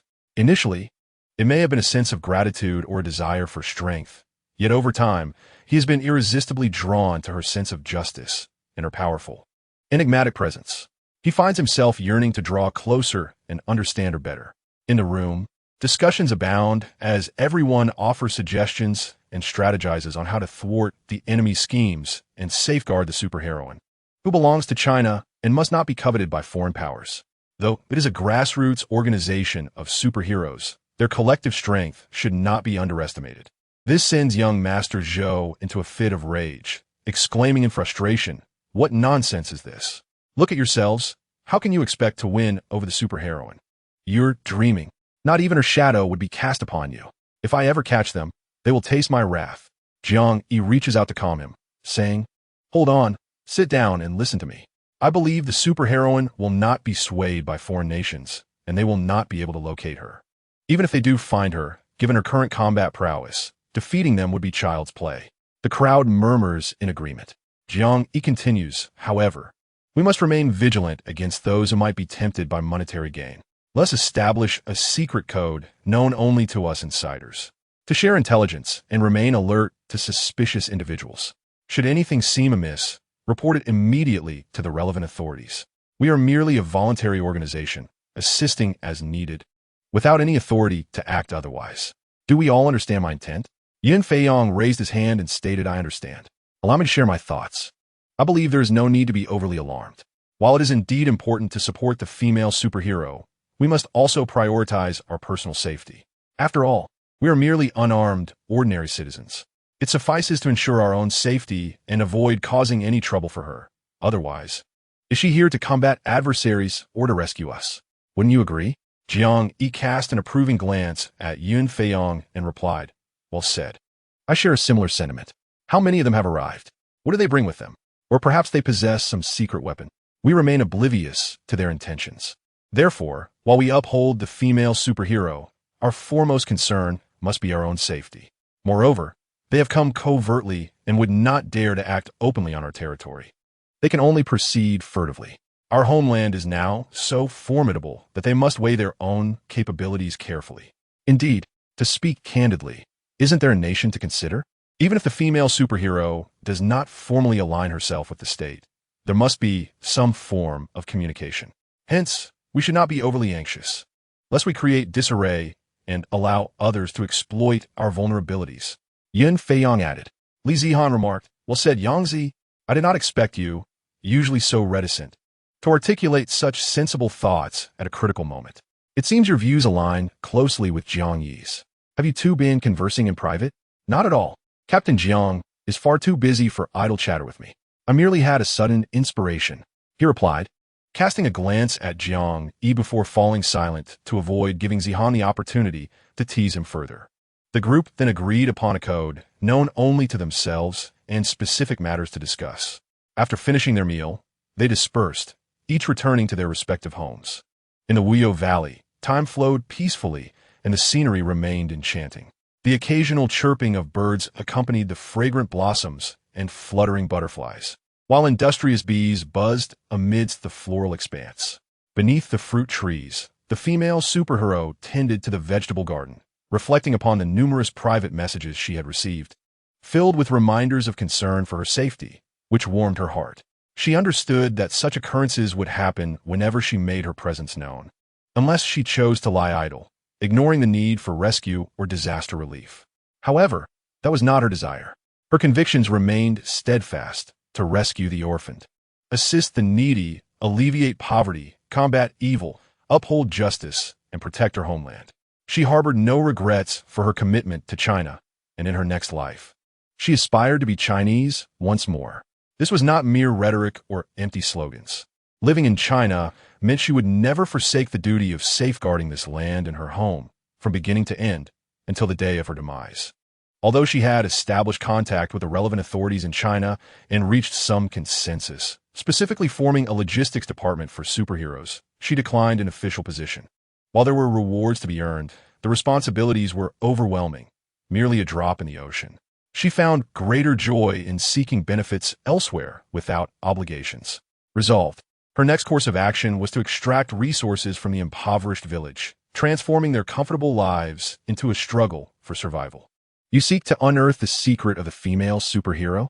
I shall first breach your defenses and show you what true colors look like. Before departing, there remains an important matter to attend to continue gathering all things and to upgrade the stellar space before pursuing wealth. The village of little dwarfs has begun to tremble in trepidation. Hee hee hee. Ha ha ha. The bird couple perched upon the tree feels an unusual air today, as the figure beneath seems to be grinning mischievously, a rather unsettling sight for the birds. What to do? Chapter 11. Gathering all things into space as the autumn wind rises and the sky grows cooler. The hills are adorned with leaves ablaze in hues of crimson and gold, while the fields sway with golden rice, creating waves of shimmering light. From above, the vast expanse of this magnificent landscape unfurls, picturesque and breathtaking. The superheroine glides leisurely through the air, reveling in the beauty that resembles a painted canvas, vowing to protect this enchanting land from any form of violation or desecration. She soars over rivers and mountains, passing through patches of pale green, revealing salt pans below. It becomes clear that she has arrived at the Emerald Lake, where the crisp autumn air is clear and bright. From above, the lake appears as if it were a mosaic of emeralds embedded in the earth, varying in shades of deep and light green, each shape unique. On such a splendid day, it is ideal for capturing the ethereal reflection of the sky over Tea Lake. With a gradual descent, she floats above the lake, the azure sky and fluffy clouds beautifully contrasting with her billowing red cape. The lake is bustling with visitors, and upon witnessing the superheroine's arrival, they eagerly whip out their phones to capture the moment. Encountering such a striking superhero in such a picturesque setting is a rare delight, and their cameras seem to almost smoke with excitement. Waving to the enthusiastic crowd, the superheroine swiftly takes flight, exclaiming, "Oh my, there are just too many people. Too much enthusiasm." It makes it difficult to proceed. Seeking solitude, she finds a quiet spot, her gaze sweeping across the tranquil Tea Lake, which silently vanishes from view, along with portions of the adjacent Emerald Lake. Continuing her flight, she soon arrives at Moon Spring on Ming Mountain, where lines of camels carry tourists in circles, reminiscent of a campaign to conquer the western regions. To avoid startling the camels and causing any mishaps, the superheroine maintains her altitude and swiftly passes by, discreetly collecting a bit of spring water before soaring to her final destination for the day, the Azure Lake. Oh, the Azure Lake is vast and stunning, an immense expanse of deep blue water undulating gently. The grassy banks are adorned with an array of yellow, purple, and white wildflowers, resembling a vibrant tapestry, occasionally interrupted by the flight of seagulls.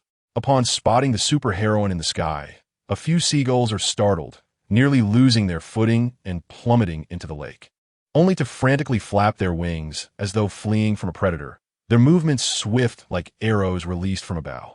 Finding a secluded spot, she settles on a grassy meadow blooming with flowers, admiring the boundless beauty surrounding her.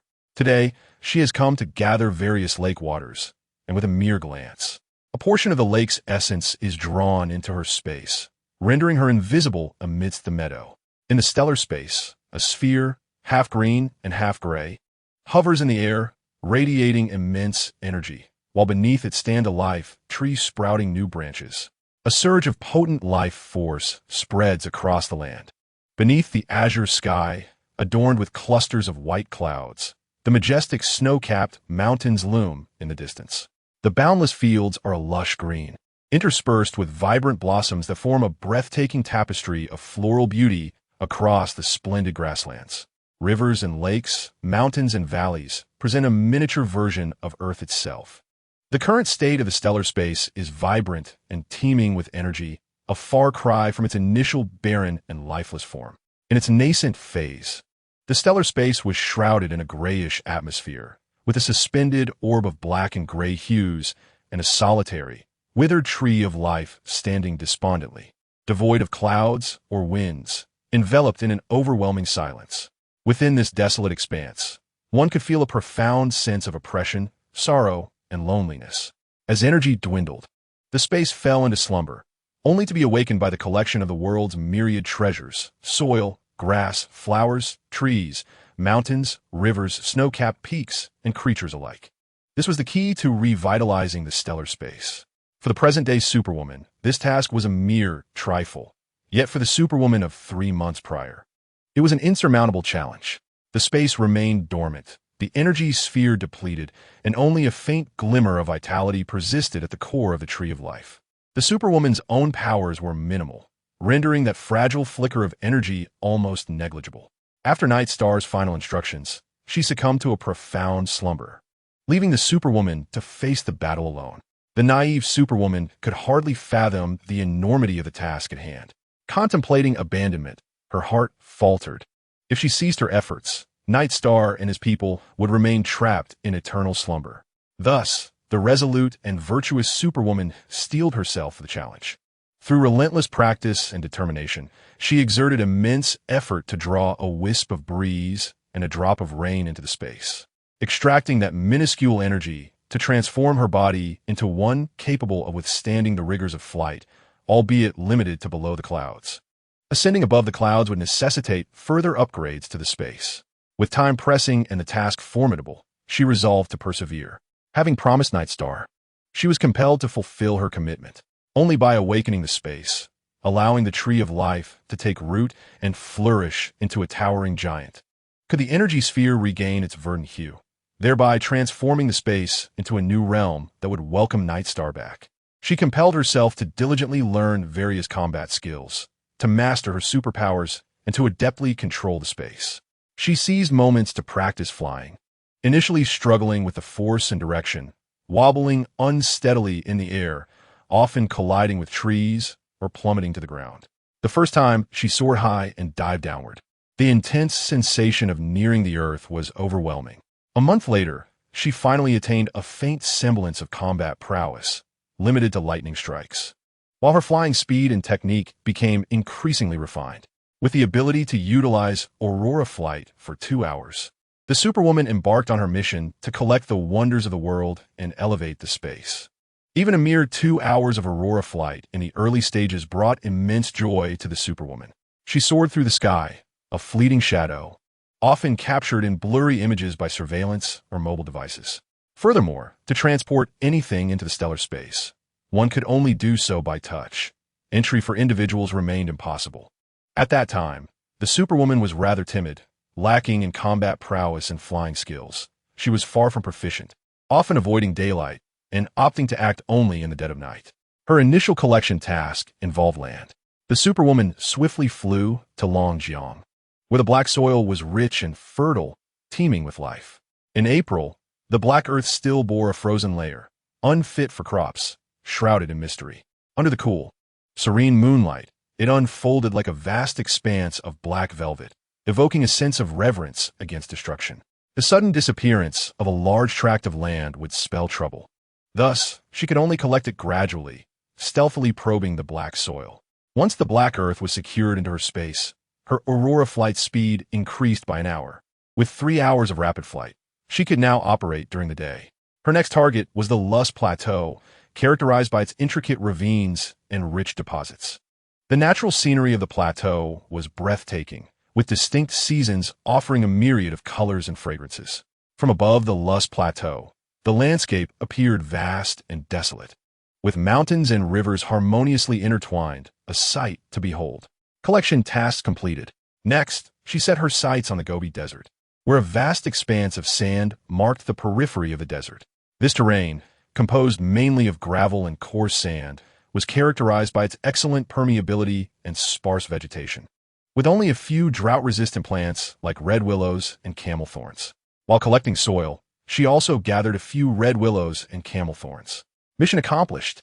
As dusk approached, the desert radiated a golden hue, embodying the essence of the saying, "The vast desert is kissed by solitary smoke," as the sun sets over the great river.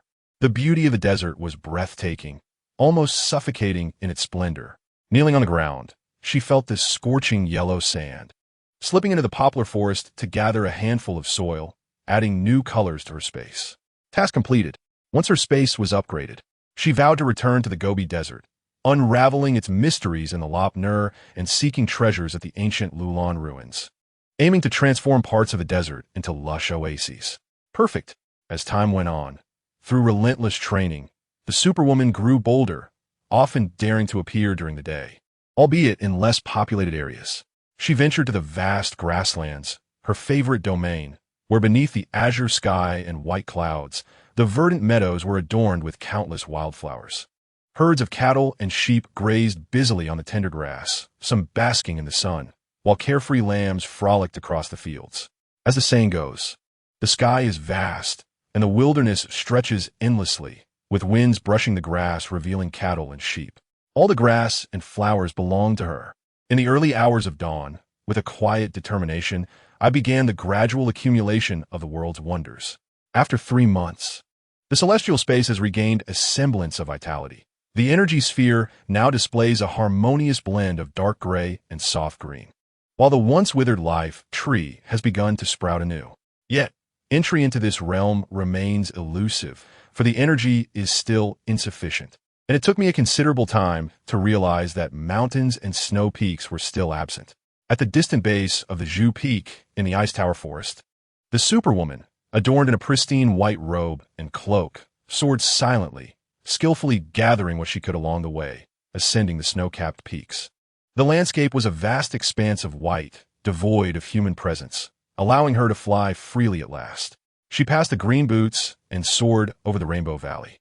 Zhu Peak, the highest in the world, has long been a crucible for human courage and perseverance. Countless adventurers and climbers have sacrificed their sweat, tears, and even lives in pursuit of its summit. However, on this enigmatic mountain, alongside the footprints of humanity, flew the Superwoman, who searched tirelessly for a pristine spot. After collecting a portion of the snow from the mountains, a thought crossed her mind, and at long last, she was able to enter the space. Emma, what a journey it has been, truly arduous. Tears of joy welled in her eyes as she reflected on her struggles during this time. After resting in the space, she flew to the 10,000 Great Mountains, a place resplendent in every season, with undulating peaks, verdant trees, fragrant flowers, and lush grasses.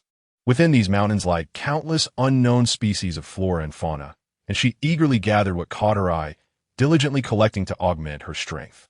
Only by becoming formidable could she aspire to realize her long-held dreams, to aid others, to genuinely alleviate suffering, uphold justice, combat evil, and safeguard this homeland and its land.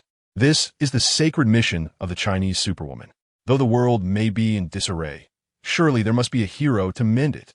Fortuitously, the Superwoman's relentless efforts bore fruit. Having gathered just a fraction of the world's wonders, the space ascended to level 3. As long as the life tree within is sufficiently lush, the energy sphere will grow incrementally. Despite the space reaching level 3, her combat prowess and super abilities have already attained level 4.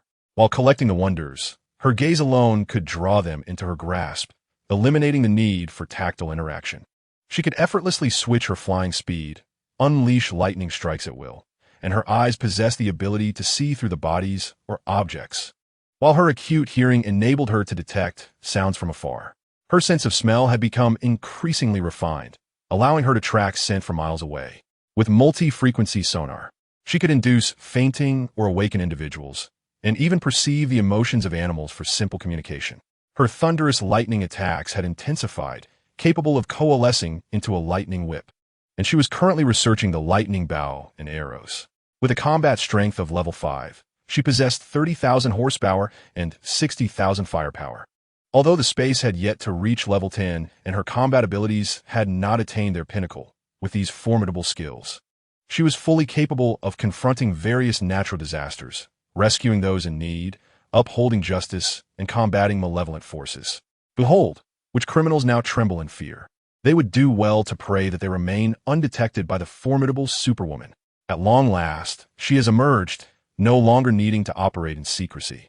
From humble beginnings as a novice, she has evolved into a powerful and enigmatic heroine. Her first appearance was amidst the chaos of a fire scene, followed by her valiant acts of rescue, culminating in the dramatic saving of passengers from a plane disaster. With a force that rendered the passengers unconscious, she secured them in her realm before casting the aircraft aside, soaring away to a safe haven nestled in the mountains. The starry space is one of her hidden treasures, and she wishes to keep its existence known to only a select few. Henceforth, she dedicates herself to gathering the world's treasures while, in her spare time, aiding those in distress and combating crime. After successfully acquiring resources from Qing Lake, Cha Lake, Salt Lake, and Moon Spring, her domain has ascended once more. The tree of life has sprouted a new branch, its immense leaves glistening like emerald velvet, radiating vibrant life energy. Beneath the tree, a long dry spring has revived.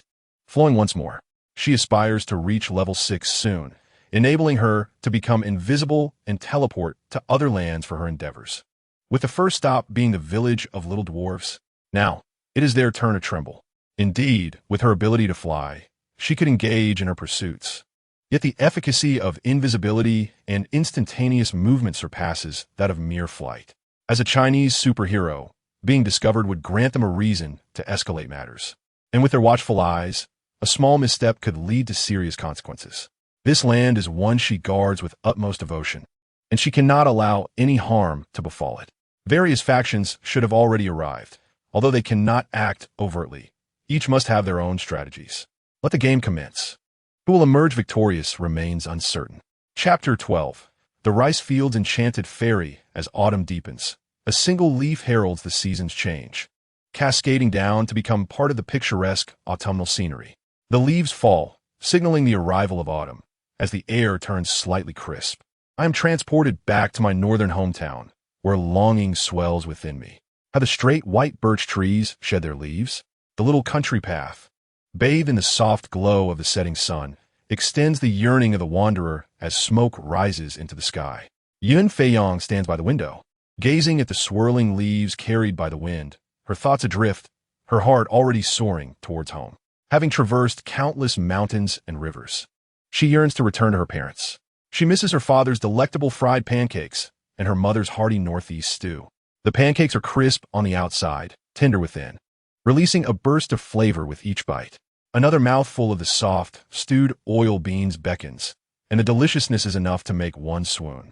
Not to mention the fragrant ribs, the tender potatoes, and the sweet corn.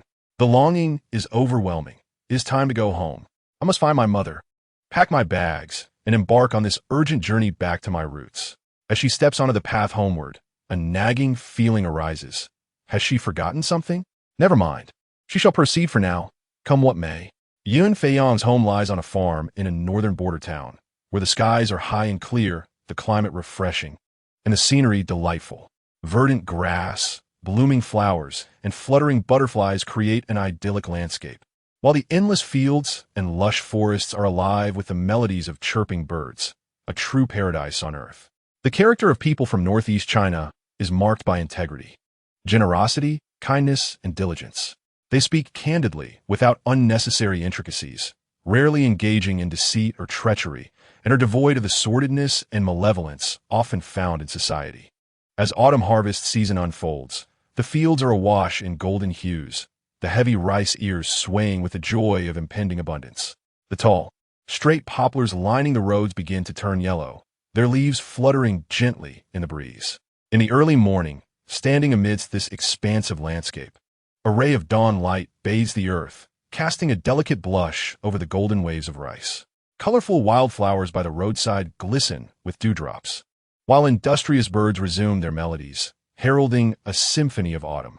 Have the little mushrooms in the woods sprouted anew? They embody the pure essence of untainted wild flavors, a taste long missed, evoking the memory of their unique fragrance. Years of urban living have led to a diet of processed foods laden with excessive additives, alongside vegetables treated with pesticides and growth enhancers. My stomach protests against such fare. Hence, every autumn harvest season, I return to savor the authentic flavors of nature. Vegetables free from pesticides, ripening agents, and additives to cleanse my system and rejuvenate my spirit. With this thought in mind, I set off with a small basket, accompanied by my 2 dogs, one named Huan Huan and the other to Huang, both of whom are Chinese rural dogs, colloquially known as native dogs. Today, I shall embody a little mushroom forager, delighting in my role as a humble gatherer. Upon entering the forest, the air is refreshingly cool, and the dewdrops kiss my feet with a crisp chill. Mischievous wildflowers bloom sporadically, while towering trees reach skyward. Between the trees, numerous spider webs glisten, each guarded by its own vigilant spider, as I carefully navigate around them to avoid disrupting their web. After all, one must not interfere with a spider's courtship, right?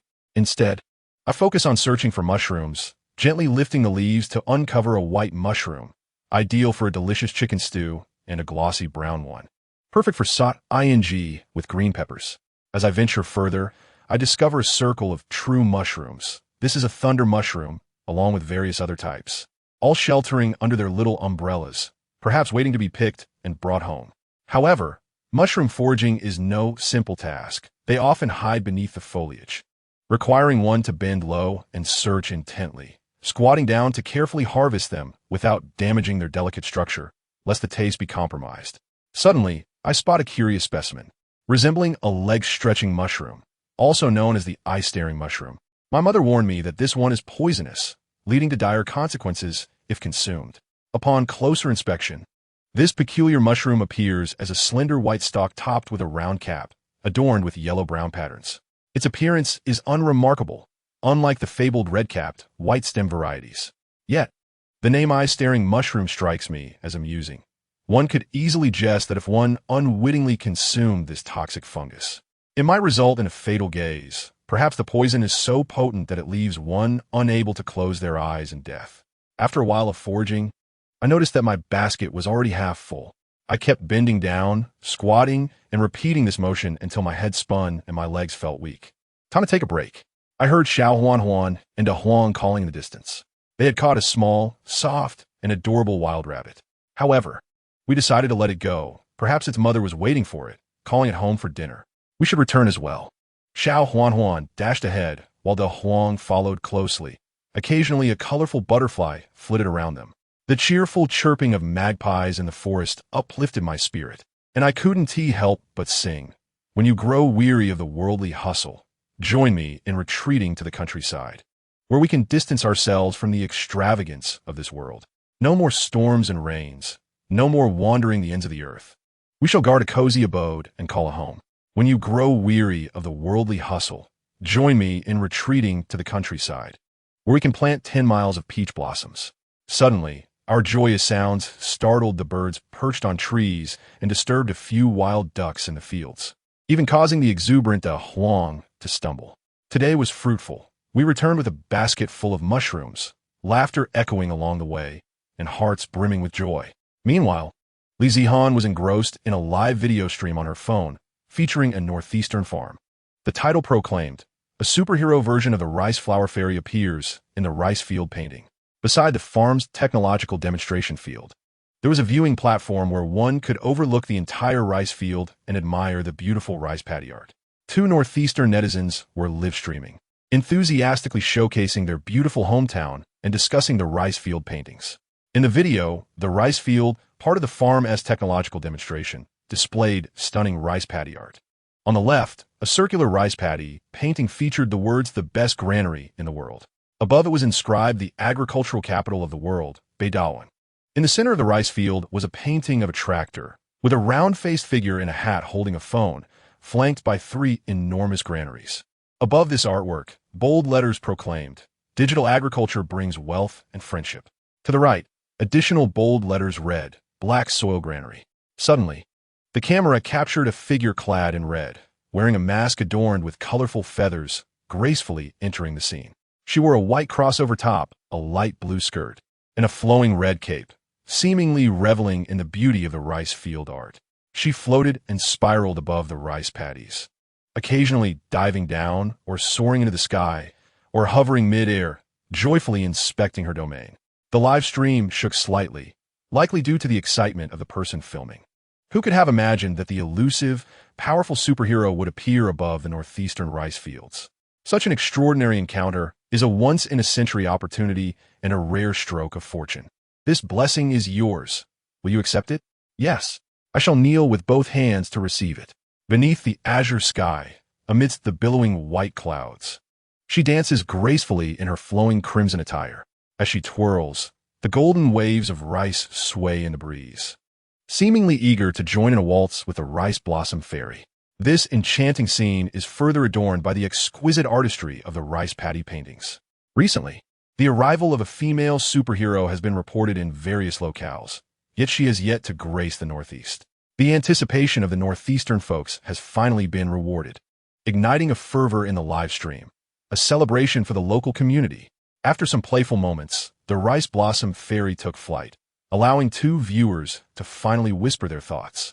When they first spotted the female superhero approaching, it felt like a dream. Both held their breath, fearful of shattering this beautiful illusion. As the saying goes, one dares not speak too loudly, lest they alarm the celestial beings above.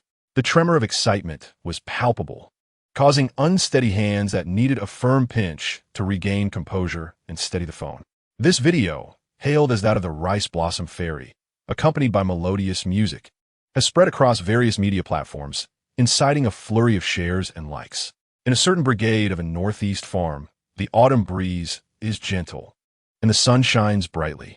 The vegetable garden is a vibrant tapestry of red, yellow, green, purple, and white. What need is there for words to rekindle a sincere heart? A leisurely tune on the flute sends stars tumbling. It is better to savor a cup of wine in the moment than to be burdened by a mere name in the past. Suddenly, the sound of a phone ringing breaks the tranquility. Yun Feiyong sits in the garden, savoring a tomato, basking in the rare leisure of the sun-drenched vegetable patch. Upon checking his phone, he sees it's Li Zihan calling. He quickly holds the phone at a distance, knowing her boisterous voice. "Yangzi, did you catch that live stream?" Li Zihan's excited voice crackles through the phone. "What live stream? Your words are quite vague." "What do you mean?" He replies. "Oh, it's about the Rice Blossom Fairy." "No, wait. It's the female superhero who descended upon the Northeast, transforming into the Rice Blossom Fairy, dancing above the rice paddy painting at your farm." "How could you not see it?" "Ah, that. I missed the live stream, but I did see the share video. The visuals, paired with the music, were indeed stunning. Heartfelt applause. I told you, the imagery was absolutely breathtaking. No words can encapsulate such beauty. The superhero was simply radiant. I never anticipated her arrival in the North. We should hasten back. Perhaps we might have a chance encounter with her." A chance meeting with the superhero? That sounds delightful. He chuckles, taking another bite of the delicious persimmon. With the holiday approaching on October 1st, let us return to your home this year. I yearn for sticky corn, sauerkraut stew with vermicelli, and guabao. Li Zihan's voice bursts forth like a rapid-fire machine gun. Oh heavens, Yin Feiyong gasps, it's over. It's truly over. I sensed something was amiss while packing for the trip home. Why did I feel like I was forgetting something? It turned out that I had forgotten to bring this little horn. Li Zihan, a local resident, had accompanied Yin Feiyong to the Northeast during a university holiday. After indulging in the authentic Northeast cuisine, such as stewed pork belly with green beans, iron pot braised goose, sauerkraut with pork bones, guabao, and disancien, she was utterly enchanted by the culinary delights.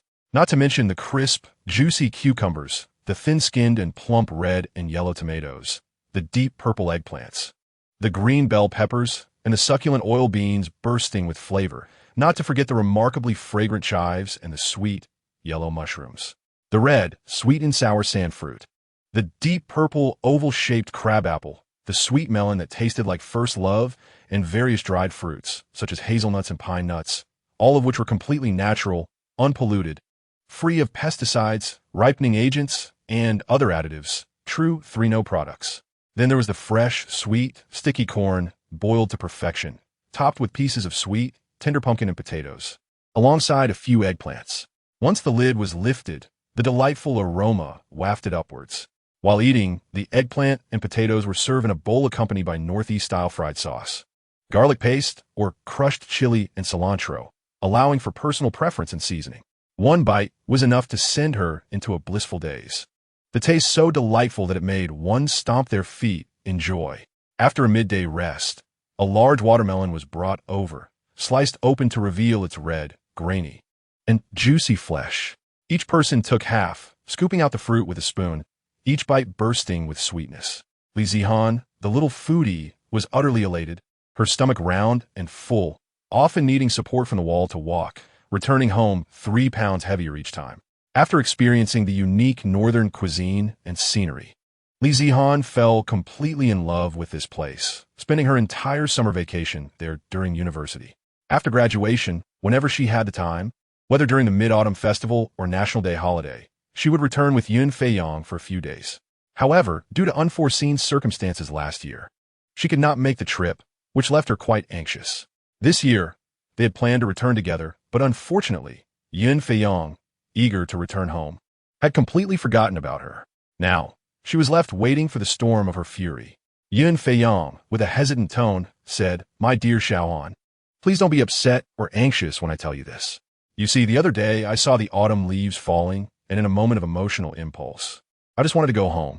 In my haste, I left without you." "What? You went home?" Her voice rose an octave in disbelief, startling Yin Feiyong, who quickly held the phone further away. "Yes, I forgot to take you with me. It was not intentional.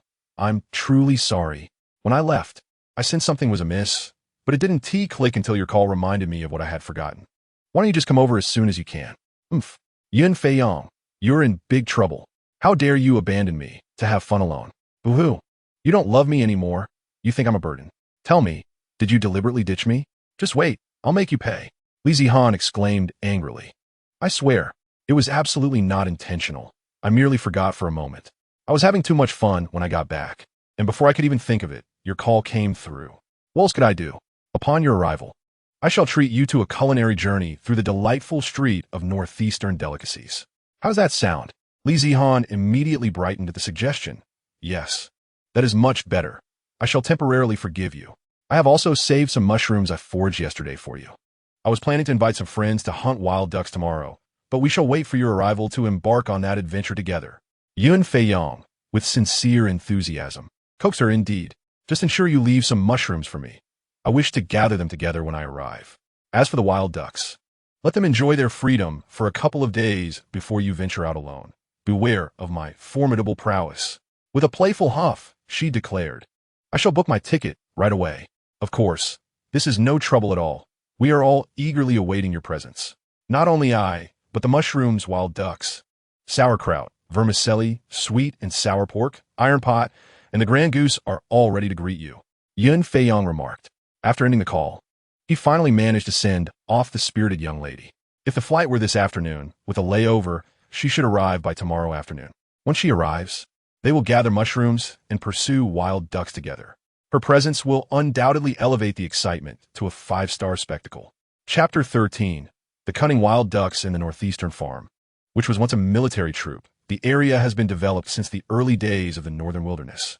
The nomenclature reflects its military roots, designated in units such as regiments and battalions. For example, the 18th Regiment and 19th Regiment, with the 5th and 6th battalions followed by companies.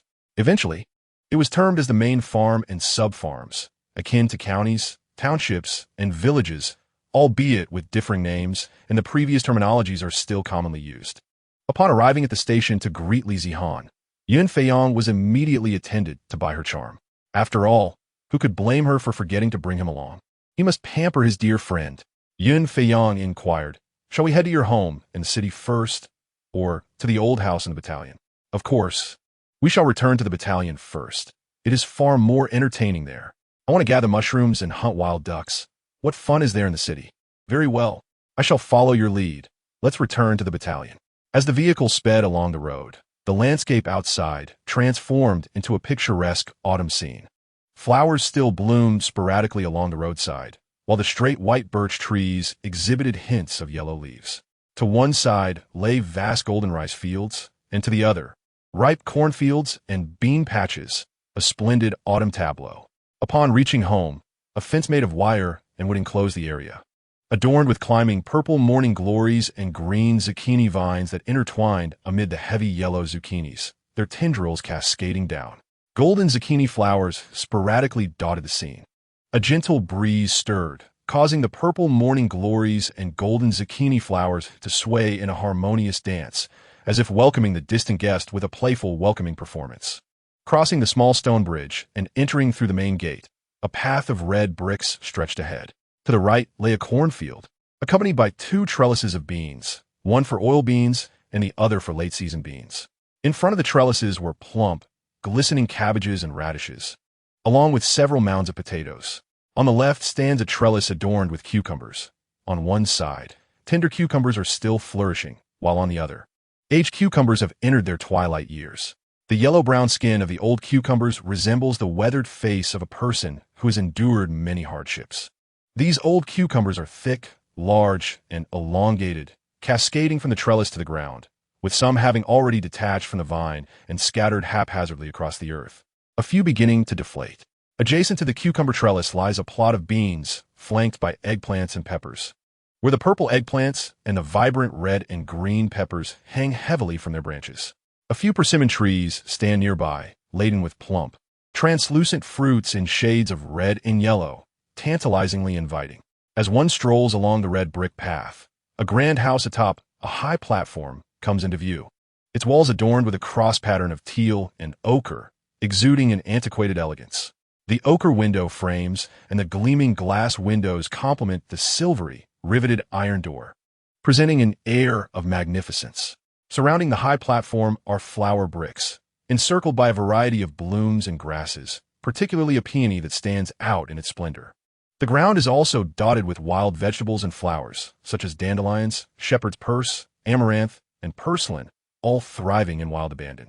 In one corner of the grand house, a crooked cherry tree grows, while beneath the eaves, numerous swallow nests are arranged in charming disarray, with about 10 little swallows flitting about, chirping merrily.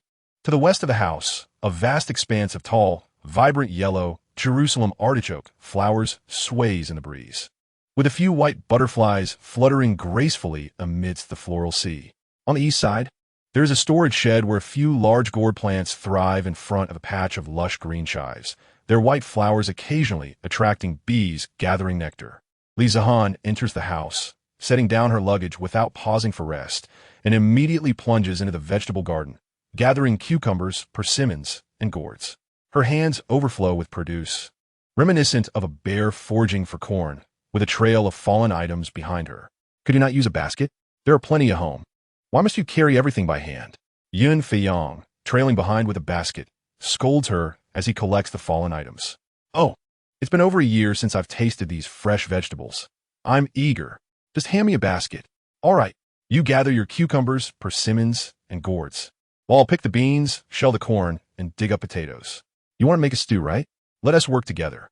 Once Yin Feiyong has gathered the beans, corn, and potatoes, he sees that Li Zihan has filled a large basket with persimmons, red and yellow, each one glistening with freshness. Along with a few tender and old cucumbers, the tender one's perfect for dipping in sauce, and the older one's ideal for stir-frying with eggs.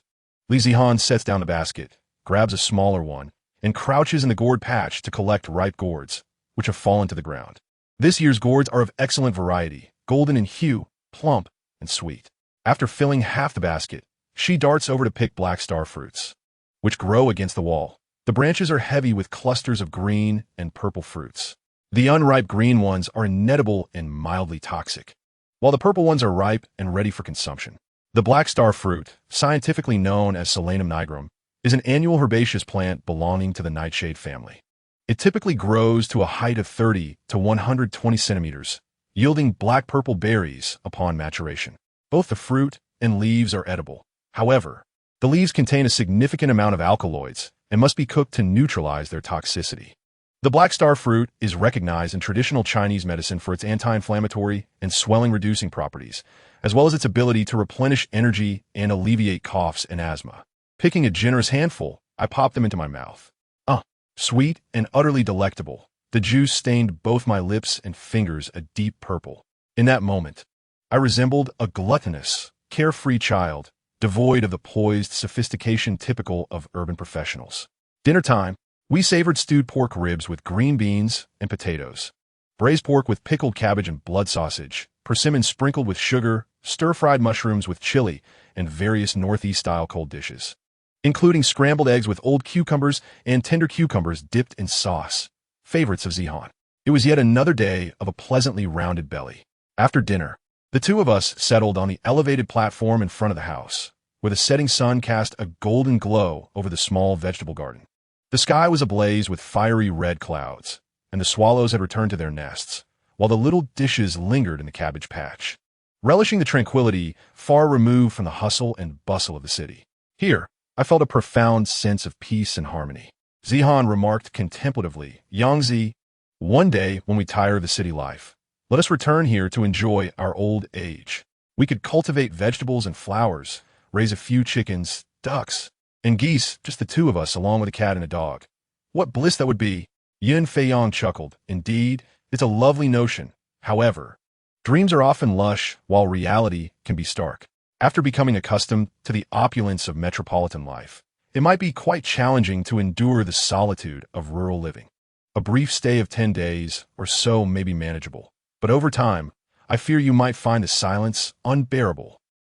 That sounds rather reasonable. I found myself at a loss for words. What could I possibly say in response to such candid truths?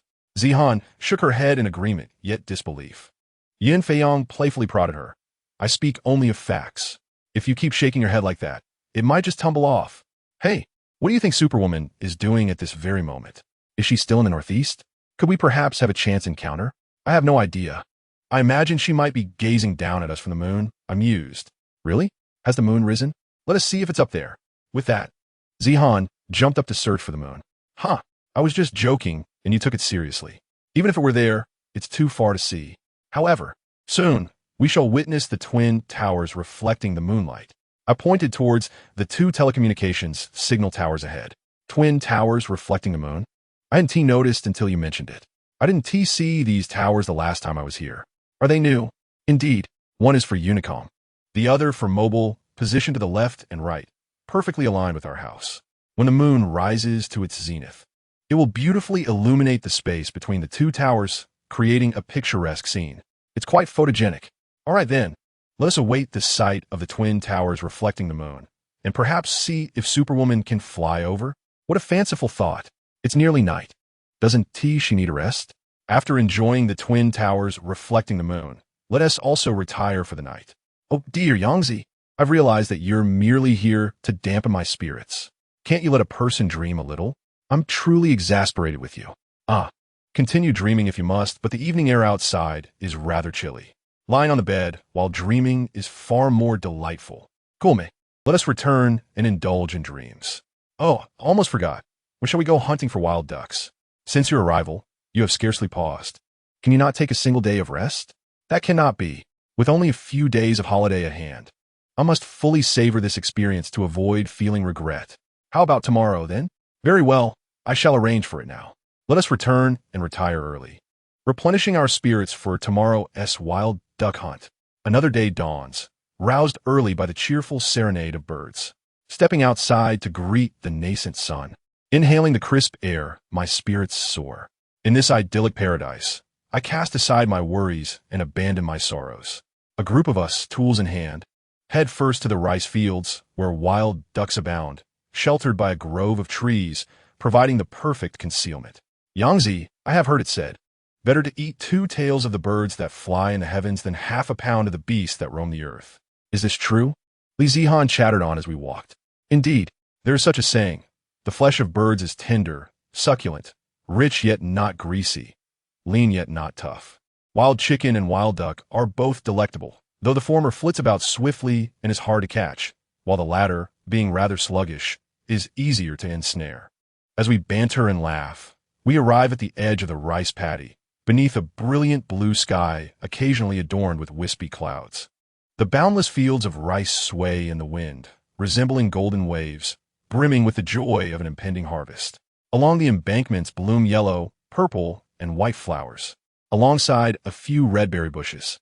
In the dense woods, magpies flit by, and the unique fragrance of nature envelopes us, utterly enchanting.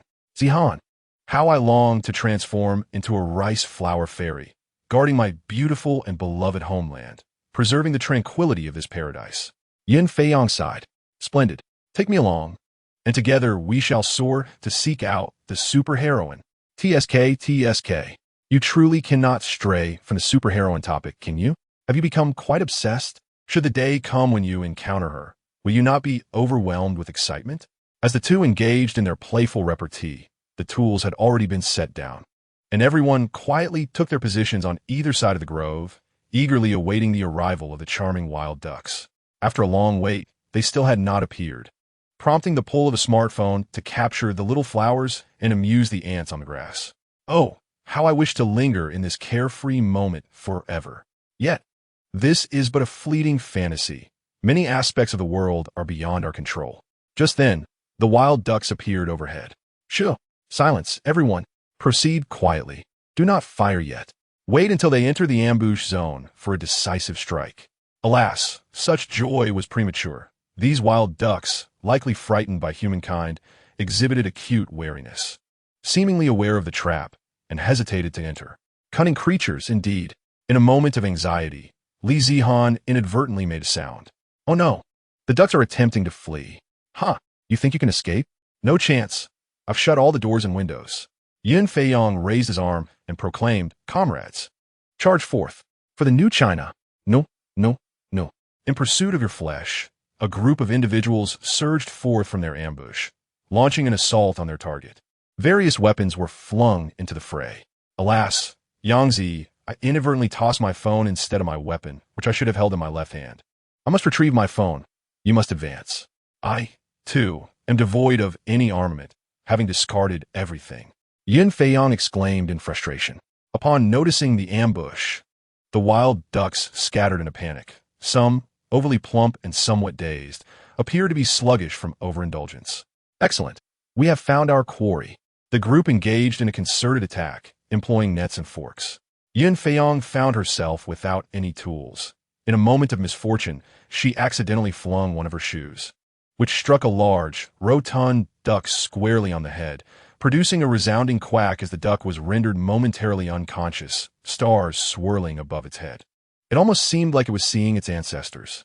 Li Zihan, like a famished tiger, pouncing on its prey, declared, You won't escape me.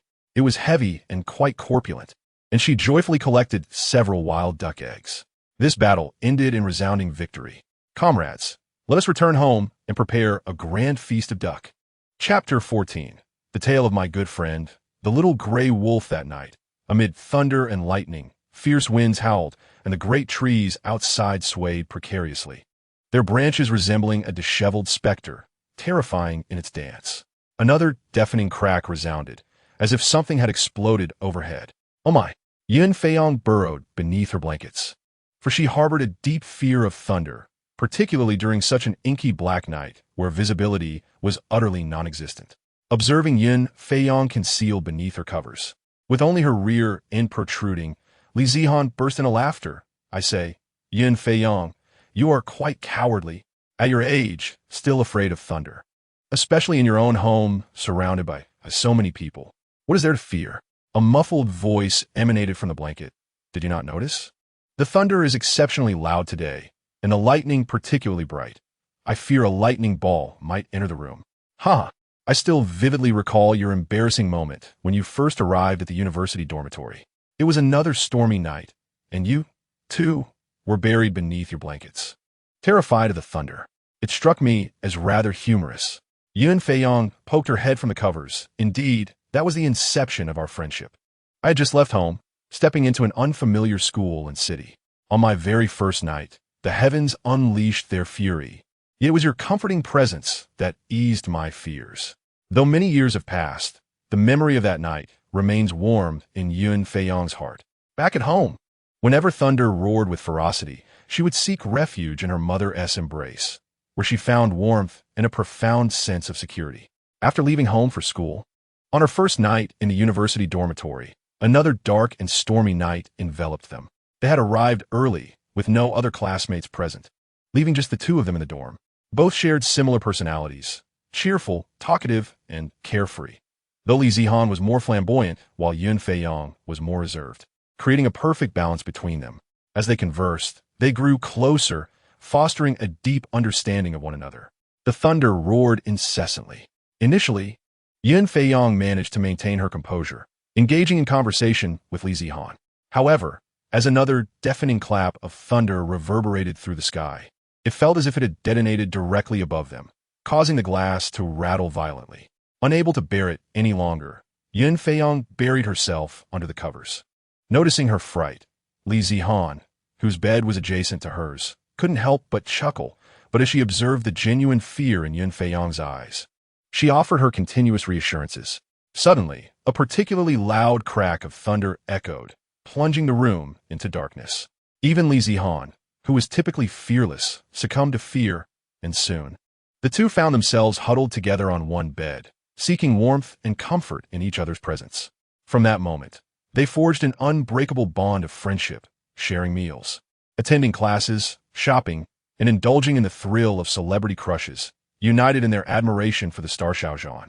After graduating from university, they both chose to remain in the same city and found employment at the same company. As the saying goes, the workplace is akin to a battlefield, rife with cunning ploys and deceit among colleagues, where seasoned employees often ostracize newcomers and petty rivalries abound, rivaling the intrigues of a royal court. Yun Feiyong, having grown up on a farm in northeast China, embodied the straightforward, kind-hearted, and generous nature of her upbringing, which fostered her free-spirited disposition. Unaccustomed to the art of manipulation and intrigue, and feeling the need to temper her character, she ultimately decided to resign after 3 years and embrace the life of a freelancer. Yun Feiyong's fear of thunder stemmed from a harrowing experience in her childhood. At the tender age of 8, while foraging for vegetables for the family's ducklings in the countryside, she and her friends, baskets in hand, sang joyfully as they chased butterflies and dragonflies. The day was filled with dragonflies flying low, a precursor to an impending downpour, but their youthful innocence rendered them unaware. In their playful wanderings, they unknowingly ventured into a restricted area known as the Triangle, a place steeped in strange legends that adults had strictly forbidden them from exploring. However, the allure of the forbidden only piqued their curiosity. Typically, they would have turned back upon reaching the ditch, but enticed by the abundance of wild vegetables.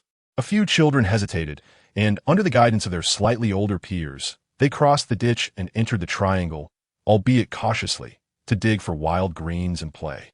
Without warning, the weather turned tumultuous. Fierce winds whipped through the air, and the sky darkened ominously. Suddenly, a tremendous flash of lightning illuminated the sky, followed by a thunderous roar that grew closer, exploding overhead. At that moment, little Feiyong stood atop a high slope, and being the highest point, she felt the thunder resonate particularly loudly, as if it had struck directly above her.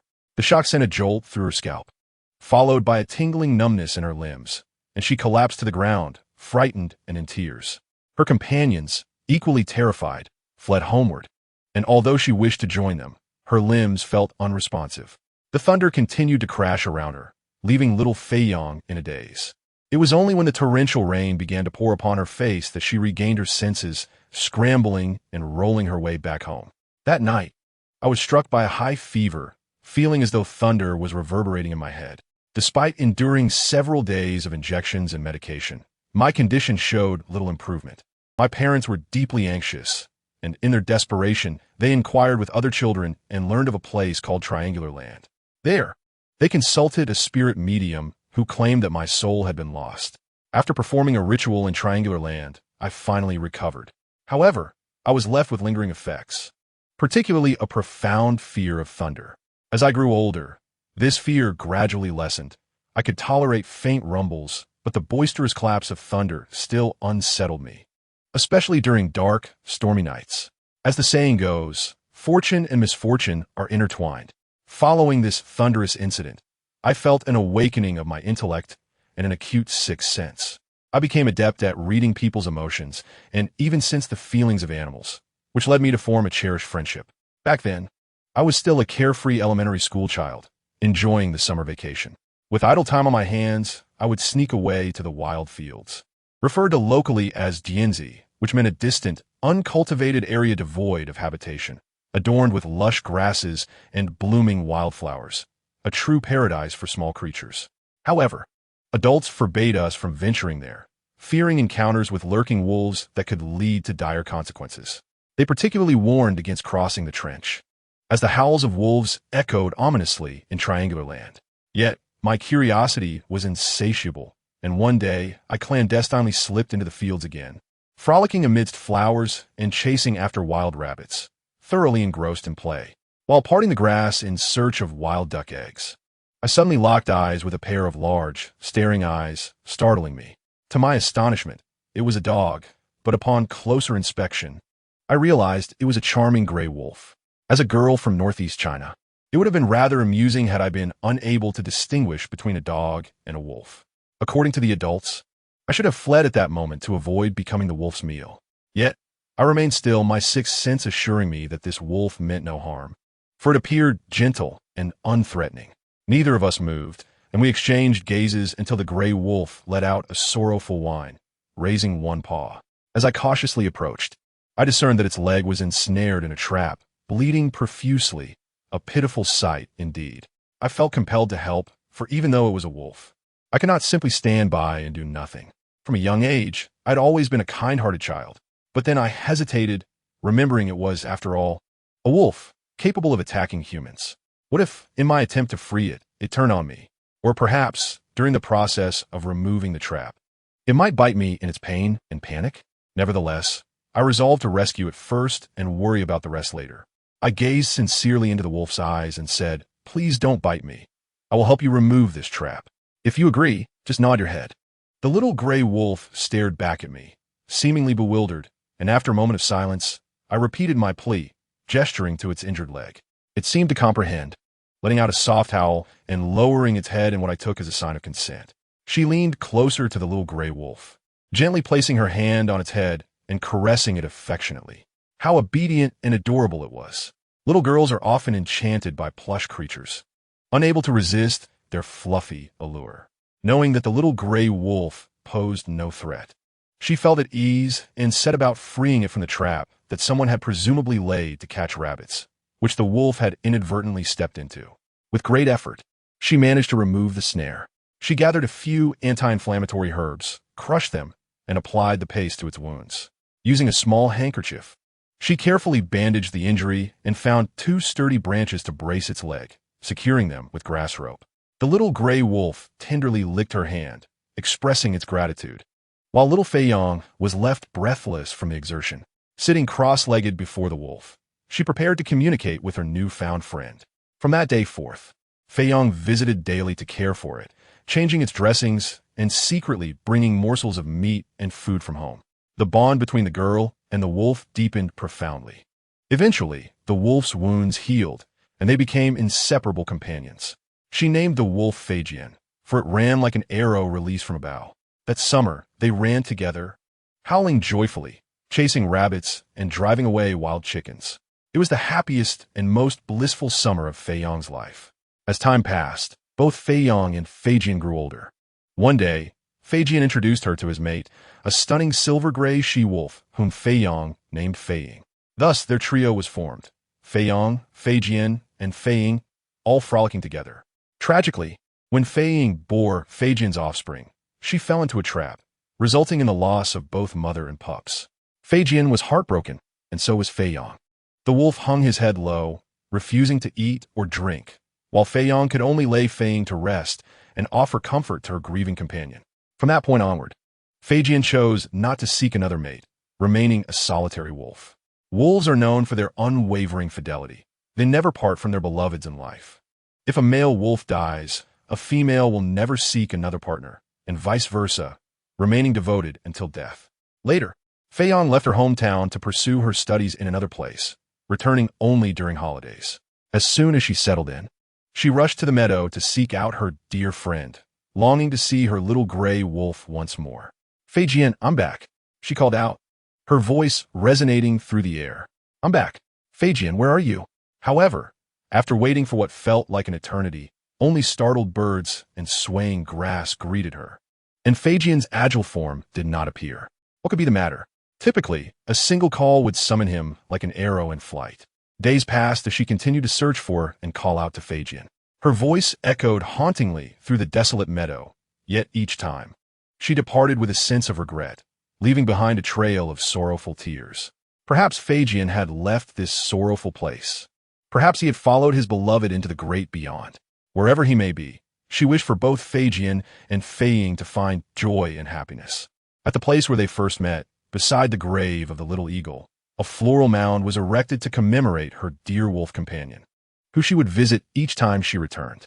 Li Zihan was well acquainted with the tale of the little gray wolf, as it was during her inaugural journey to northeast China that Yun Fei Yong had taken her to play in the fields. It was at that very mound, concealing the eagle's remains, that Yun Fei Yong recounted the story of her friendship with the little gray wolf. Overwhelmed with emotion, tears streamed down Li Zihan's face. She yearned to have encountered Yun Fei Yong sooner, wondering if she too would have become a companion to the little wolf, allowing her to witness the true essence of wolves. Alas, now, the only place to see wolves was the zoo. Time has passed, and the once familiar landscape has transformed. The small mound has been reduced to flat ground, the fields overgrown with wild grass. Yet the little gray wolf is no more. In fact, there are no wolves left in these fields, as they have all become protected species. After the rain has cleared, the little mushrooms should emerge once more. The two friends plan to venture into the forest to gather mushrooms and revisit the fields. Although the previous day's thunderstorm had been fierce, the ground remained slightly damp, prompting them to wait for the earth to dry before embarking on their excursion.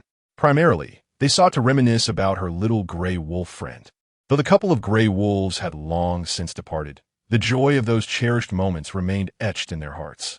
Even now, those delightful memories frequently surfaced in Yun Fei Yong's mind. It is only through genuine encounters with wolves that one realizes they are among the bravest and most resilient creatures in the world, deeply attuned to emotions and gratitude. It was the wolves that taught her courage, imparted the significance of gratitude, and revealed the essence of enduring, unwavering love. With a heart full of appreciation, she steadfastly pursued her ideals, embodying strength and bravery. Now, with the addition of the spirited Li Zihan, this holiday's mushroom gathering escapade in the old forest, along with other stories, promises to be even more vibrant and thrilling. Chapter 15. Dismantling a drug manufacturing den the following day, despite the crispness of autumn. The midday sun cast a warm glow. The two donned straw hats, armed themselves with a selfie stick, and carried baskets filled with snacks and drinks. Ready to indulge in a mushroom-picking picnic, they returned to the lush green fields, reminiscing about her little wolf companion.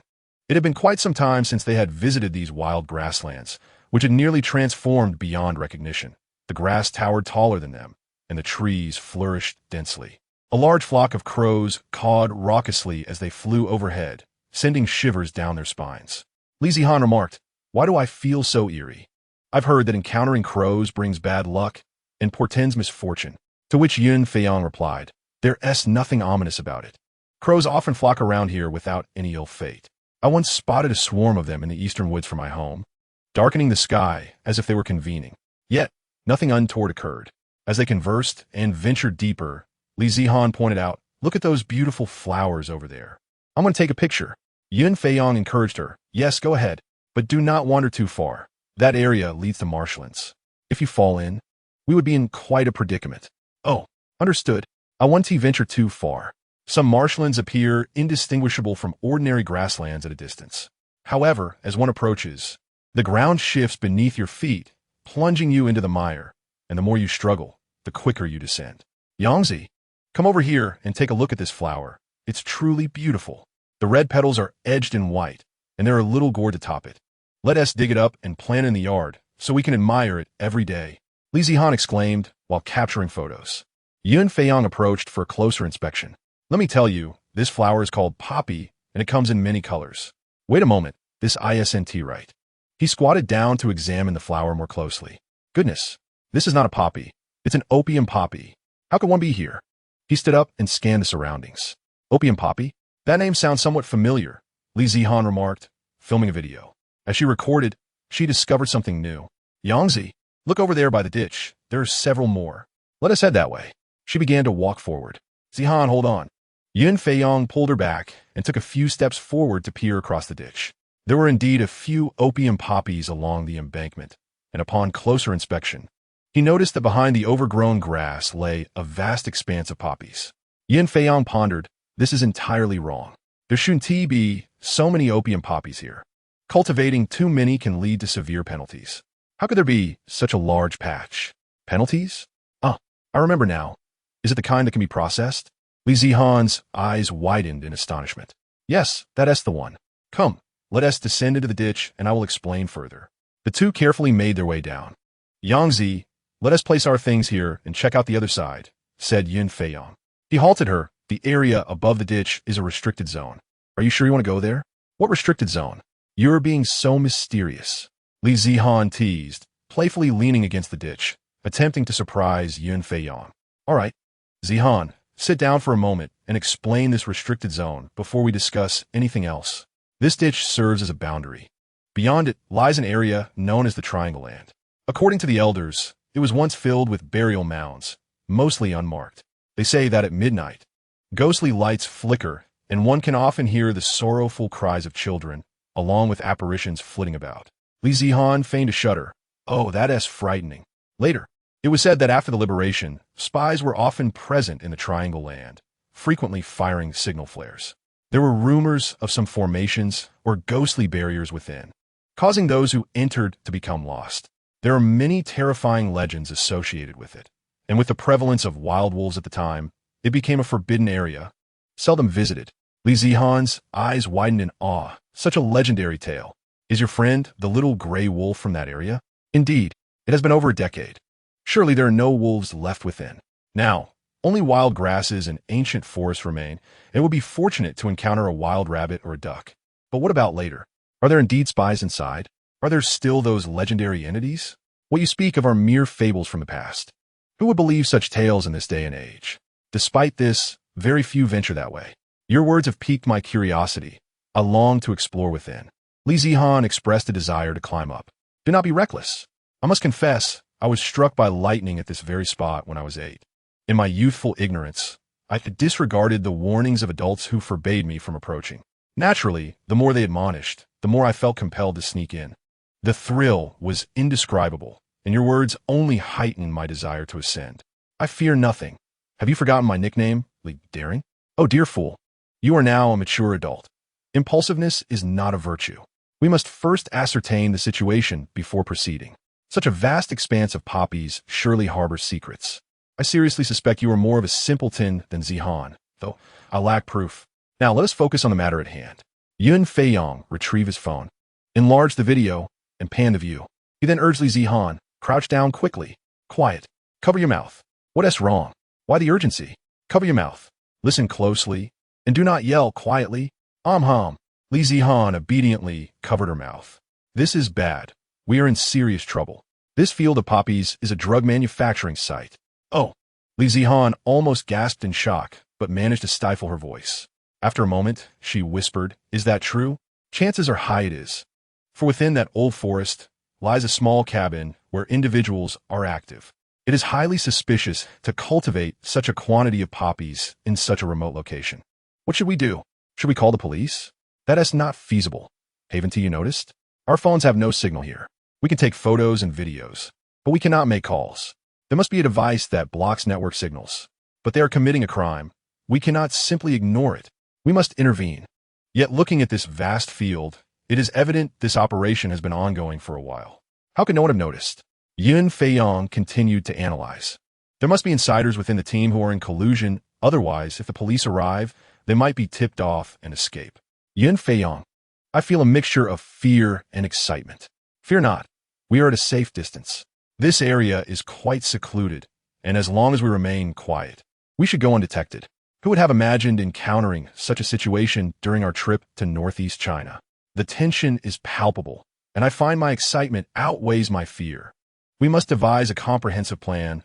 We cannot let them escape, for if they do, they will only relocate and continue their nefarious activities.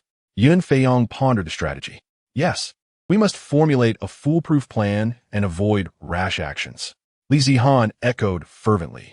Let's consider this. Zihan, let us quietly depart from this place and seek a location with signal. Once we find one, we shall alert the authorities, requesting that the police come discreetly, without their patrol cars, and we will wait at a nearby intersection to guide them upon their arrival. Yangzi, your attentiveness is commendable. Your intellect surpasses mine. And this plan is indeed quite astute. I have considered all aspects, ensuring that even if there are undercover agents lurking in the vicinity or among the rice fields, they will remain oblivious, allowing us to capture them all in one fell swoop. Yangzi, you are familiar with this area. Please seek out the signal without me, as I tend to be verbose and might delay our efforts. I will remain here, vigilant, recording evidence with my phone. However, I am concerned for your safety alone. Should anything occur, those engaged in such activities may be desperate individuals, potentially armed with dangerous weapons. This is too perilous. Fear not. I shall remain hidden in the ditch, silent and out of sight, extending my selfie stick.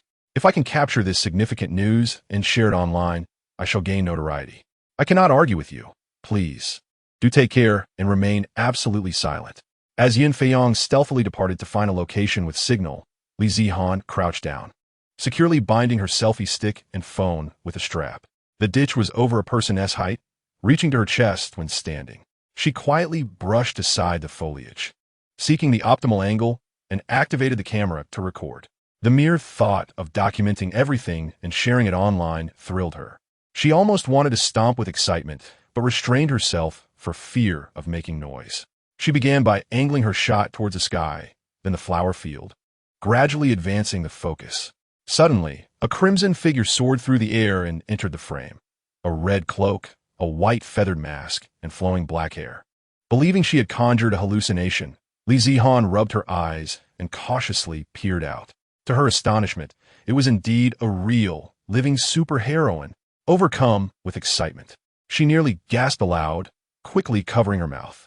Yet, her exhilaration threatened to erupt into sound.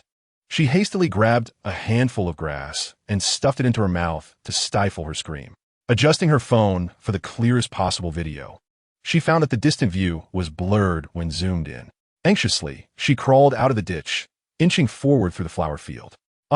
This angle was clear. In the video, the superheroine descended to the ground and called out to the cottage nestled within the dense forest. "Everyone inside, come out. The time has come." No sooner had she spoken than several burly men rushed out from the cottage in a state of panic, some wielding weapons such as knives and clubs.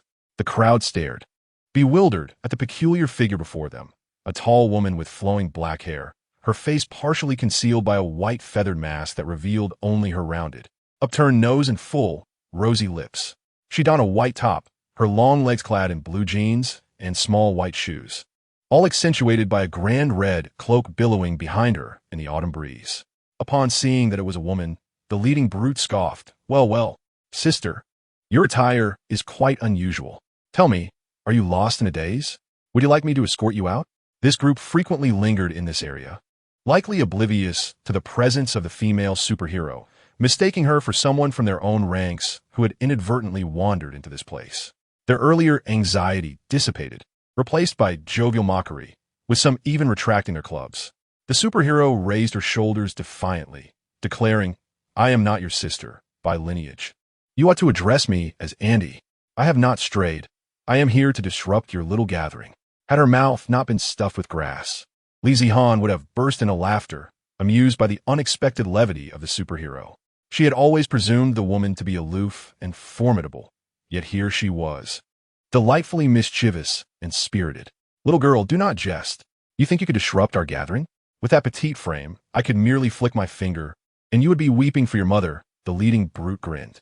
"I did warn you. I am here to wreak havoc, yet you chose not to heed my words. Let us see who ends up crying and running home. You might even wet yourself." Waving his hand dismissively, he continued, "Enough, sister. Clearly, you're not quite right in the head. You must be from a nearby unit, perhaps confused and frightened by this place. Busu. So go do whatever it is you do, and find a fortune teller to consult. But once you're outside, do keep your mouth shut. Don't go babbling everything. It seems you're here on behalf of your unit, so let us keep things quiet. Xiao Lu, escort this sister out." He signaled to one of his underlings. The superhero raised a finger, asserting, "You needn't cry to your mother. Instead, go seek out the police." With that, she gestured, causing an array of knives and clubs to cascade to the ground. The men were startled, exchanging glances at the fallen weapons before looking back at the superhero, bewildered. What magic was this? What has transpired? They wondered as they felt their hands grow numb, causing them to drop their weapons. The leading brute finally sensed something amiss and bellowed, "The wind is fierce. Hold fast." Just then, two more individuals burst from the building, appearing as if just roused from slumber, brandishing wooden guns. At this sight, Li Zihan nearly screamed. The newcomers were armed with wooden firearms. Thank heavens for her foresight in stuffing her mouth with grass, or she would have been exposed, her life hanging by a thread. In this moment, Li Zihan was consumed by regret, questioning her decision to crawl out. Why hadn't she simply stayed hidden in the ditch? In her excitement upon seeing the superhero, she had forgotten the precariousness of her own situation. However, it was too late for regrets. Any slight movement would reveal her presence. The bullet, indiscriminate in its lethality, compelled her to hold her breath and focus on the unfolding video. Without a word, the two individuals unleashed their wooden guns. The bullets soared towards the superheroine, only to vanish in an instant, along with the guns themselves. In a miraculous turn, the wooden gun appeared in the superheroine's grasp, while any weapons on the ground, be it batons or knives, were effortlessly seized by her hand. The two men, clutching the empty air where their guns had been, stared in disbelief at their own hands, wishing to pinch themselves to confirm they were not trapped in a dream. The boisterous giant, who had previously amused himself with jokes, fell silent, his mouth agape like a watermelon. A pungent odor suddenly wafted through the air, revealing that one of the men had lost control in his fright. The one known as Xiao Li, in a fit of panic, was the first to flee, but he stumbled and fell to the ground. The others, scrambling to escape, felt a weighty pressure descend upon them, rendering their legs immovable as if leaden. The superheroine wielded a chain that danced through the air, quickly binding the men in a manner reminiscent of candied hawthorn on a stick. After surveying the area to ensure there were no lingering threats, she took flight, propelled by her own strength. As for the girl lying in the flower field, she finally managed to exhale, nearly forgetting to breathe in the midst of the heart-stopping spectacle. She spat out the grass she had been chewing and gasped for air, careful not to make any sudden movements, uncertain if anyone else was nearby. The surroundings were steeped in silence, save for the gentle rustle of leaves and the distant chirping of birds. Gradually, she crawled back into the ditch, finally able to relax. Anxiously, she wondered where Yun Feiyang had gone. Had those men S-machine rendered the area too vast for signals? Surely, Yangzi must have strayed too far in search of a network. Li Zihan felt a surge of joy, almost wanting to celebrate with a traditional Northeast dance, reminiscent of her first visit when she had learned the steps from a local aunt. Even her speech had been influenced by the region, as she found herself effortlessly conversing in the dialect. This journey to Northeast China felt worthwhile. She had encountered a real-life superheroine and uncovered a nest of criminals. It was a pity she had not had the chance to greet the superheroine or request an autograph. Regrettably, Yangzi had gone out to make a call, and had missed the encounter. When she returned, Li Zihan intended to boast about her experience, even though she had recorded the entire event. However, nothing compared to the thrill of witnessing the superheroine live and in person, fulfilling her long-held aspiration. Lost in her reverie, she suddenly heard a rustling sound behind her. Whirling around, she found nothing there. The ditch contained only flowers and dirt. Yet the rustling grew louder, causing the foliage to sway, while shadows remained elusive. At that moment, even Li De, known for his audacity, felt fear creep in. He grasped a basket to shield himself, casting a terrified glance toward the source of the noise. A luminous yellow shadow leapt forth, swiftly darting towards her. Li Zihan let out a startled cry, jumping up with her eyes tightly shut, wildly swinging her basket in an attempt to fend off whatever approached her, causing its contents to scatter. A hand reached out, grasping the basket and giving her a gentle tap. Normally known for her audacity, in that moment she transformed into a startled creature, releasing her grip and fleeing in panic. The hand covered her mouth. "Zihan, what are you doing? Were you not told to keep your voice down? What happened?" Still in a daze, Li Zihan continued to flail with her eyes closed, struggling fiercely as if attempting to escape with some mythical prowess. "Li Dauntless, it's me. You're about to scratch me bald. Were you not told to keep quiet? What's wrong with you?" Yun Feiyong released his grip, glancing at the strands of potato he had collected on his hand. Upon hearing that familiar voice, Li Zihan opened her eyes, recognizing Yun Feiyong, and burst into tears. "Why did you take so long to arrive? I thought I was going to die of fright. Just before you came, a yellow shadow came flying at me. A hand grabbed my basket and covered my mouth. That was my hand holding your basket, and it was my hand that covered your mouth. When I saw you waving that basket around with your eyes closed, I feared the commotion would attract attention, so I covered your mouth. There was no one else. Then what was that glowing yellow shadow that rushed at me? Look over there. It's just a yellow weasel, also known as a Huang Daxian. You frightened it so much that it's trembling in fright." Li Zihan turned her head and saw a yellow weasel, as large as a big cat, standing on its hind legs, staring at her in confusion. Perhaps the weasel intended to seek an audience, but your terrified cries scared it away. Yun Feiyong teased her. "What does it mean to seek an audience? I've never heard of that. It's a legend from the Northeast. When a yellow weasel is nearing the end of its cultivation, it seeks out a person and stands upright, asking, 'Young one, do I resemble a human or a deity? And how should one respond?'" Li Zihan inquired, puzzled. "There is no proper answer. If you say it looks human, you'll ruin its cultivation and it will take revenge. If you say it looks like a deity, once it becomes divine, it might sacrifice you. No answer is suitable. There is so much knowledge in this. But listen, this is merely folklore. Don't take it too seriously," Yun Feiyong added, then turned to glare at the yellow weasel, which promptly scurried away, its tail tucked between its legs. There are discussions about this legend online. Some suggest responding in English, reasoning that the weasel wouldn't understand, while male users jest that they see it as a little beast with animal ears. Opinions vary wildly. Li Zihan pondered for a moment. "I've got it. I can respond by saying, I see you as the handsome and dashing Xiao Zhan that I admire." We were thinking along the same lines. That was precisely my thought at the time. "All right, enough of these tales. What is the situation above?" Li Zihan inquired. "Why have you been gone for such an extended period? Are you all right?" Yun Feiyong wiped the sweat from his brow with a tissue and replied, "I'm fine. It's just that I had to walk quite a distance, traversing the old forest, nearly out of this area, before I can make a call. I have already reported to the police." He continued, "However, we are still over 30 miles from the farm, so we may need to wait a bit. Let me rest for a moment, and then we can head out to wait. Yangzi, I was just about to share something with you. Guess what I saw? Go on, take a wild guess. What else could possibly be here? Is there something in the sky?" Li Zihan exclaimed, bouncing with excitement. "Oh, I initially wanted you to guess more, but I simply cannot contain myself. Listen closely and steady yourself. Don't faint when I tell you. Just spill it. Don't keep me in suspense.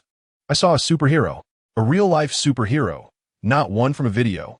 She flew by just as you were calling the police." "Really? Are you sure?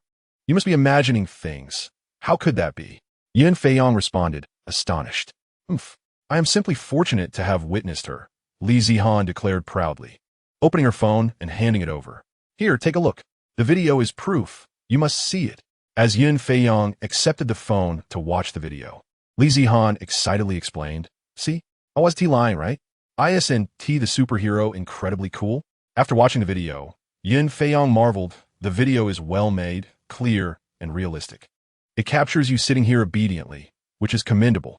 I worry, though, that your curiosity might lead you to climb out and be spotted by those people, which will be troublesome. He glanced at the video again. Wait a moment. This distance shouldn't yield such clarity. Confess, did you climb out? Oh, I was just thrilled to see the superhero. The distance was too far for the video to be clear, so I quietly climbed out.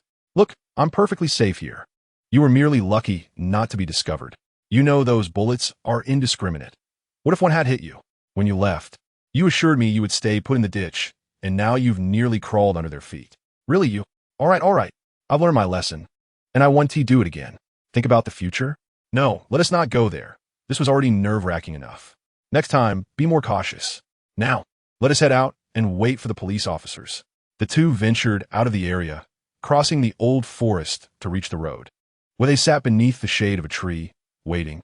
Where are they? Yangzi, I'm so hungry. After all that crawling around and climbing down the ditch this morning, I've digested breakfast. The food we brought was thrown away by that pesky creature. Let us wait a little longer. I'm hungry too.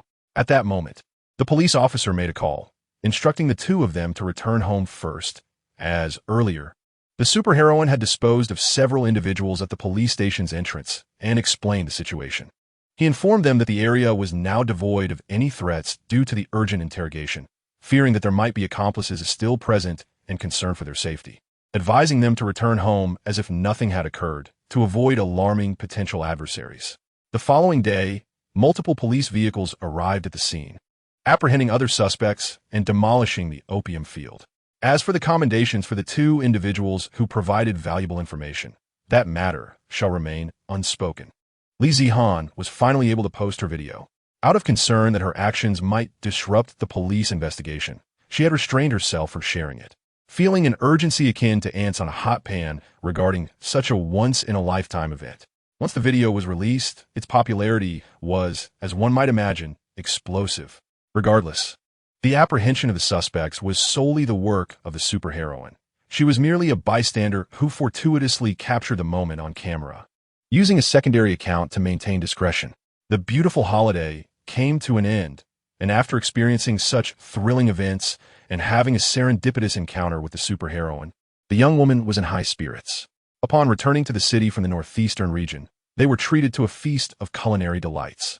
With hearts full of joy and a sense of accomplishment, the two returned to their routine lives. On the rooftop of a high-rise building, a woman sat perilously on the ledge, contemplating a leap due to emotional turmoil, while two individuals above were attempting to reason with her. A crowd had gathered below, murmuring and clamoring, with some eager souls inquiring whether the police had been alerted and why the firefighters had yet to arrive. Others suggested, shouldn't we call an ambulance? Among the onlookers were a few believed to be relatives of the distressed woman, who insisted against calling for help, claiming that if they did, she would jump, asserting that her boyfriend would resolve the situation upon his arrival. According to the woman's relatives, the two had once been in a romantic relationship, but after a falling out, the boyfriend had sought to end things, while the woman had refused to accept it, resorting to various forms of harassment and threats. Subsequently, the man had blocked her on all communication channels, avoiding her entirely. In a desperate plea online, the woman declared that if he did not show up that day, she would leap from the building. As fate would have it, her former boyfriend never appeared, leaving her to remain on the ledge, inching away from anyone who approached. The crowd insisted that failure to alert the authorities could lead to a tragic outcome, yet her relatives barred them from doing so, fearing that the arrival of emergency services would provoke her to jump. What a peculiar family dynamic it was, one individual contemplating the leap, two attempting to dissuade her from doing so, while several others below obstructed the call for help, all seemingly waiting for something or someone. The crowd continued to swell. For it is human nature to be drawn to commotion, regardless of age or gender. However, following the previous incident where a girl had attempted to take her life, and the superheroine had intervened, the spectators had become subdued, no longer daring to utter any derisive remarks. The two parties remained entrenched in a tug-of-war, while the relatives of the distressed woman appeared exceedingly anxious. One individual muttered, in such a dire situation, with someone threatening to leap from the building, shouldn't the superheroine be here to save the day? Why hasn't she arrived yet? A voice from the crowd remarked, "There is but one superheroine in the entire world. Can she possibly attend to everyone's needs? With her numerous responsibilities, how could she possibly know that someone here is contemplating suicide?" Another chimed in, "Isn't the woman on the ledge merely waiting for her boyfriend? She isn't expecting the superheroine. What connection does she have with her?" Yet another voice added, "She is simply perched above to confront her boyfriend, using this as a threat rather than genuinely intending to leap." The superheroine would not intervene unless the situation became truly critical. As it turned out, the distressed woman's relatives quietly left the throng and stepped outside to make a phone call. Approximately 10 minutes later, those attempting to dissuade the woman drew closer. But the outcome remained uncertain, and suddenly she fell. "Ah, I haven't finished speaking," was the last thing heard before she hit the ground, shattering like a watermelon. The crowd below gasped in horror and scattered in panic, fearing they might be struck by the fallen individual. The commotion was not without consequence. Witnessing such chaos could indeed be costly. Curiously, the relatives of the distressed woman, instead of calling for help, seemed to be scanning their surroundings, seemingly in search of something unknown. The two individuals who had been trying to persuade the woman on the ledge, a man and a woman, rushed downstairs and approached the girl, exchanging knowing glances. "Oh, dear sister, your death is so tragic. Why doesn't the superheroine come to save anyone? What kind of righteous heroine is she? If only she had been here to catch you, you would not have perished. The superheroine is nothing but a fraud." The woman lamented loudly, her cries filled with clarity despite her anguish. Upon hearing her words, the crowd grew agitated, converging to chastise her. They exclaimed in unison, "Hey, are you out of your mind? What has the superheroine deceived you about? Did you not just say that your sister was having a quarrel with her boyfriend? Is your sister not waiting for him? What does the superheroine have to do with this? Were you not the one who insisted we shouldn't call for help? We all heard you. We are witnesses. This is utterly unrelated to her. The superheroine is being unjustly implicated." With indignation, the crowd rallied against her, while a small faction of onlookers whispered that there might be some merit to her grievances, expressing a hint of dissatisfaction with the superheroine for her apparent inaction. The brother of the so-called distressed woman, his small eyes darting about, retorted, "It is indeed the superheroine's fault. She should be accountable for not coming to our aid.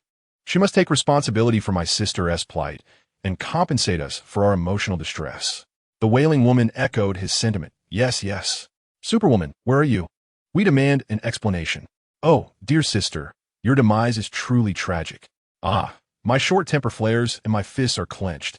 Are you attempting to impose a moral dilemma upon us?" A young man rolls up his sleeves, prepared to confront. At this moment, someone points toward the sky and exclaims, "Here she comes. This is bound to be entertaining." Chapter 17. Unmasking the conspiracy. The crowd gazes upward, where Superwoman appears in her sleek black flight suit, adorned with a flowing red cape. Her long black hair is elegantly tied into a high ponytail, and her face is partially obscured by a black mask, revealing only her full, crimson lips. Her hair and cape billow gracefully behind her as she descends, emanating an aura of both elegance and mystery. Superwoman does not touch the ground. She hovers approximately 2 meters above, arms crossed, observing the commotion below. The crowd falls silent for a moment before erupting into noise, some snapping photos, others recording videos, greeting her, while a few come forward to voice their grievances. They recount the words of the deceased girl's siblings, accusing them of moral coercion and greed, asserting that their sister's tragic leap was due to a breakup with her ex-boyfriend, while they sought to extort money instead of confronting him. A small man with beady eyes stands frozen, mouth agape, staring at Superwoman with an intensity that renders him speechless. The reality of her presence far surpasses any video he had previously encountered. As the emotional turmoil surges within him, words elude him entirely. Meanwhile, a woman mourning for her sister discreetly pinches the dazed man, stirring him from his stupor, just as she prepares to wail anew. A flash of lightning courses through the air, and she feels a sudden numbness in her mouth, followed by a spray of blood mixed with teeth. The crowd gasps and recoils, casting bewildered glances between Superwoman and the bloodied woman, rendered momentarily speechless. Superwoman then speaks. "Is this the extent of your village's tactics? After all this time, unable to locate me, you resort to such a juvenile ruse? You bring shame upon your village." "What? They are from Dwarf Village. Did I hear correctly? The crowd gasps in astonishment, turning their attention to the group. The woman, now terror-stricken, covers her face, silenced in her cries and tantrums, perplexed as to how she had lost blood and teeth. Given their exposure to Superwoman's videos primarily showcasing her heroic deeds, they remain unaware of her combat capabilities, perhaps believing her strength lies solely in her ability to fly. The small-eyed man, jolted from his stupor by pain, immediately retorts, "What do you mean, dwarf village? We don't understand your words. We are ordinary citizens of Huagua, hailing from Miao village. My name is Miao Ichiao, and this is my younger sister Miao Yua. While our little sister Miao Ishuan has unfortunately passed away, we understand, Superwoman, that you possess a strong sense of justice and a compassionate heart. As you can see, our family is in dire straits, with elderly relatives suffering from illness and young children in need of care. Could you possibly extend a helping hand to us? If you doubt our plight, you are welcome to visit our home. Mao-san, the cherry blossoms in our hometown have bloomed. Will you not return to pay a visit?" Superwoman inquired once more. "Indeed, they are flourishing. I just saw them on my way here," replied the man with his small eyes briskly, only realizing the implications of his words when he noticed the smirk on Superwoman's lips. He hastily explained that he was merely jesting. The crowd suddenly comprehended. Indeed, they were the denizens of a shorty village. Those few who had been incited in the throng to accuse Superwoman of being cold-hearted and unhelpful now bowed their heads in silent regret for their indiscreet remarks. The small-eyed man signaled to his companions, and they began to encircle Superwoman, slowly inching closer while reiterating, "We are but ordinary citizens of Huagua, facing significant hardships. Our sister has even taken her own life. We hope Superwoman can assist us. If you do not believe us, you may visit our home."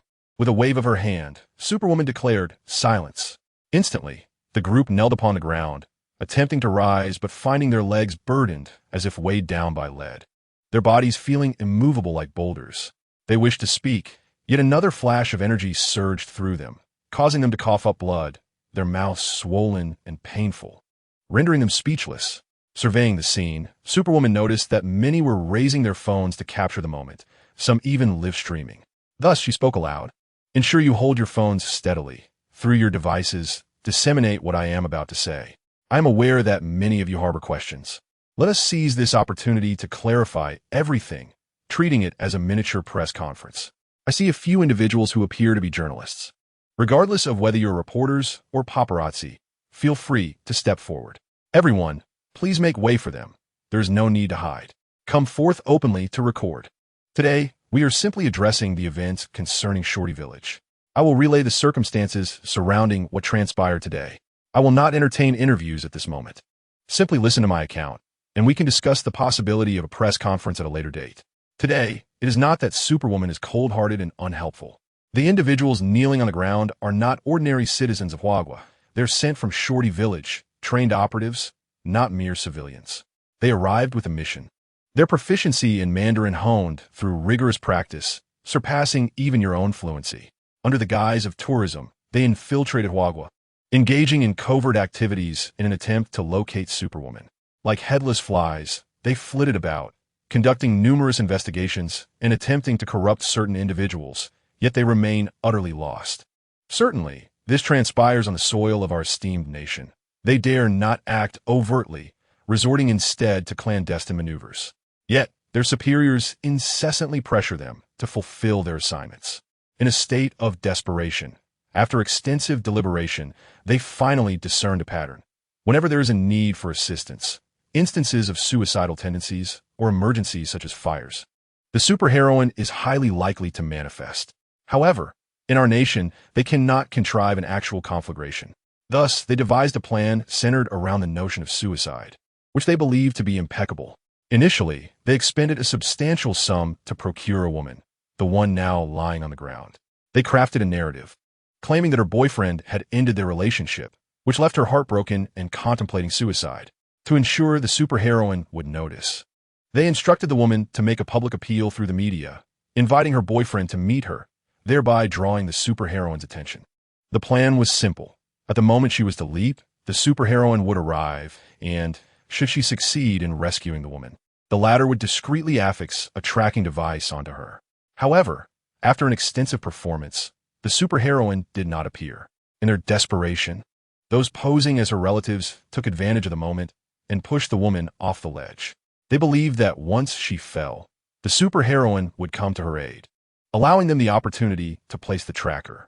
If the superheroine failed to arrive, they would incite chaos, compelling her to appear.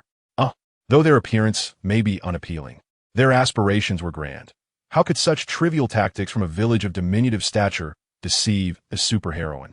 As this narrative unfolded, a hush fell over the crowd, astonished that the enigmatic, powerful superheroine would utter such a common term, which rendered her surprisingly relatable. Silence. Let's proceed. Although the woman who was bribed is a citizen of our nation, do you not believe I should intervene? The audience displayed a myriad of expressions. Some remained silent. Others asserted she should be saved, acknowledging her as one of their own, while some contended that she should not be rescued.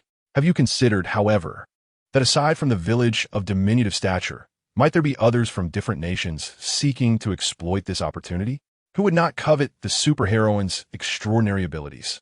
Indeed, the crowd nodded in agreement. How could I have overlooked this? If I were to save her this time, others desiring or attempting to locate the superheroine might mimic this behavior. Today, one leaps from a building, tomorrow another from a bridge. Since this woman accepted their monetary inducement, she must bear the consequences of her actions. Upon receiving the funds from the village of diminutive stature, she betrayed her own conscience.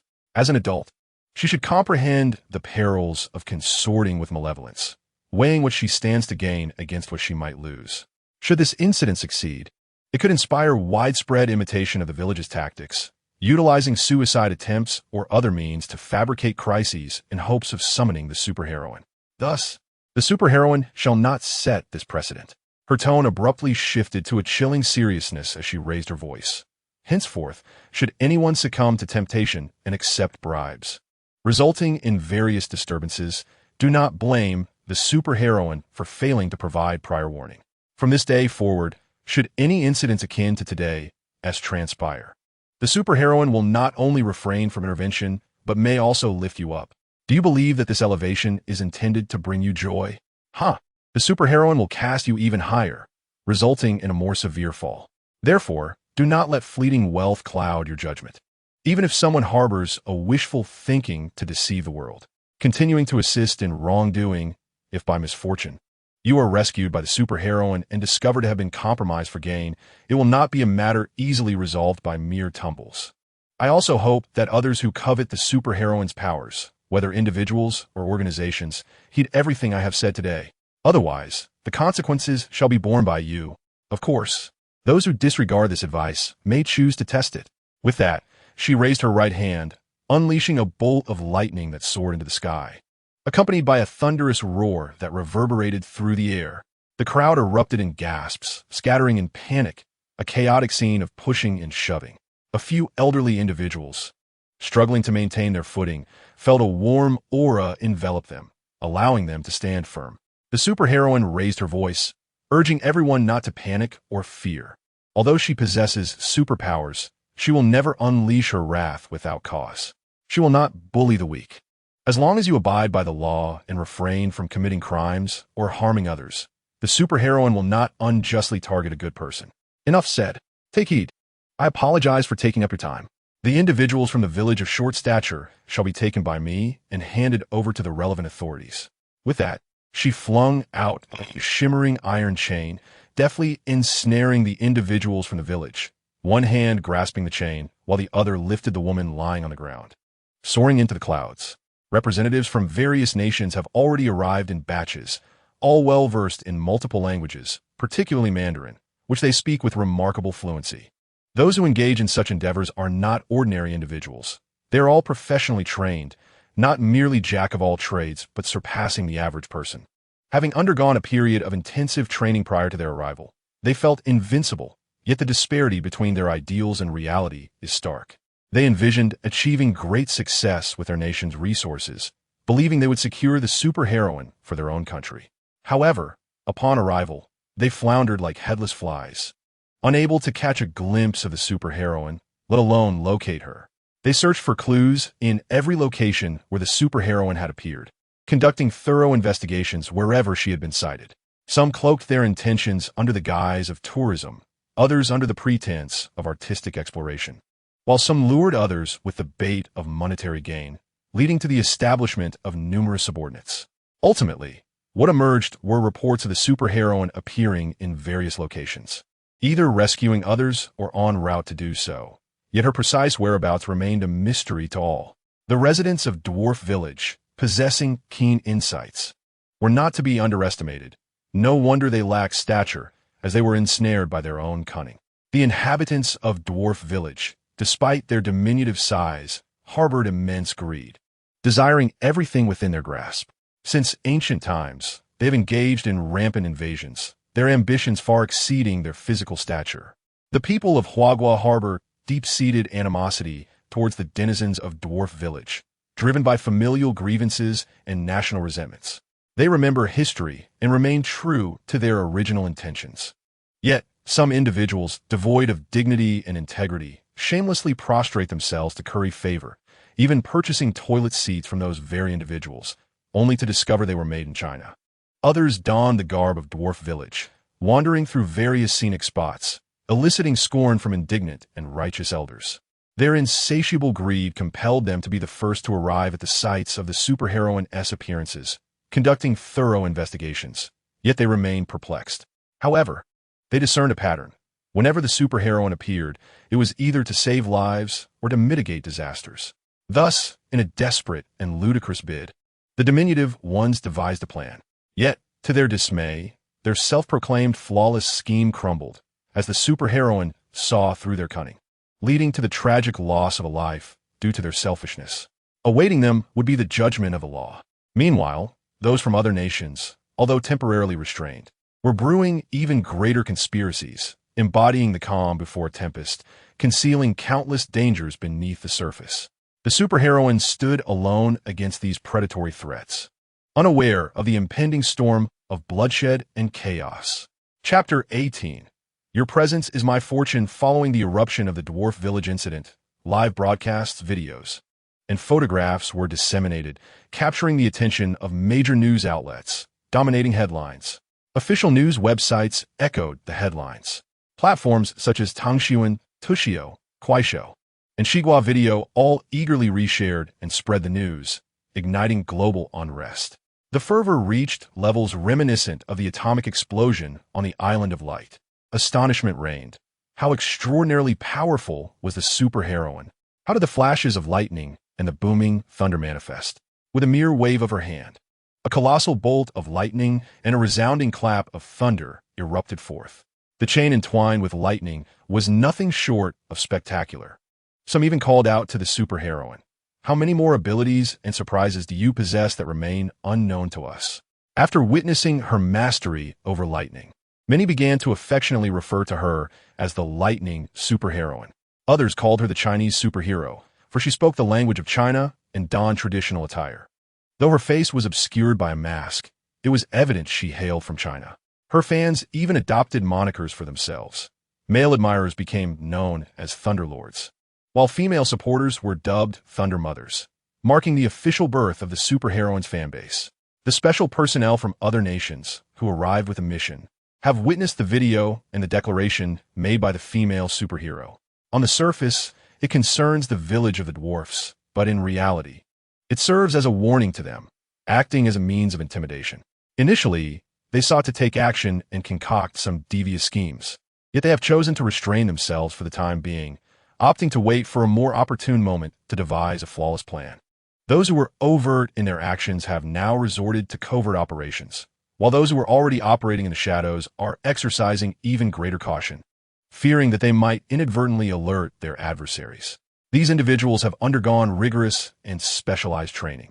They're not only proficient in various languages, but also possess a wide array of skills and combat abilities, essentially being well-rounded in 10 different disciplines. Before arriving in Huagua, they were brimming with confidence, vowing to accomplish their mission. However, while their aspirations were grand, the reality proved to be starkly different. Upon their arrival, they not only failed to locate the female superhero, but any attempts to unearth her true background yielded no results despite their financial expenditures in gathering intelligence. The truth is, even the people of Huagua are unaware of the superhero's whereabouts. After a prolonged period of investigation, they found themselves at a complete standstill, with their knowledge confined to what was presented in the video. In their desperation, they resembled ants on a hot pan or headless flies flitting aimlessly about. They dare not act openly, as this is not their territory. The village of the dwarfs has become a target, primarily due to its avaricious nature, which has led to a legacy of aggression since ancestral times. An enduring hatred is etched in the hearts of the Huagua people, a reminder to never forget their national humiliation.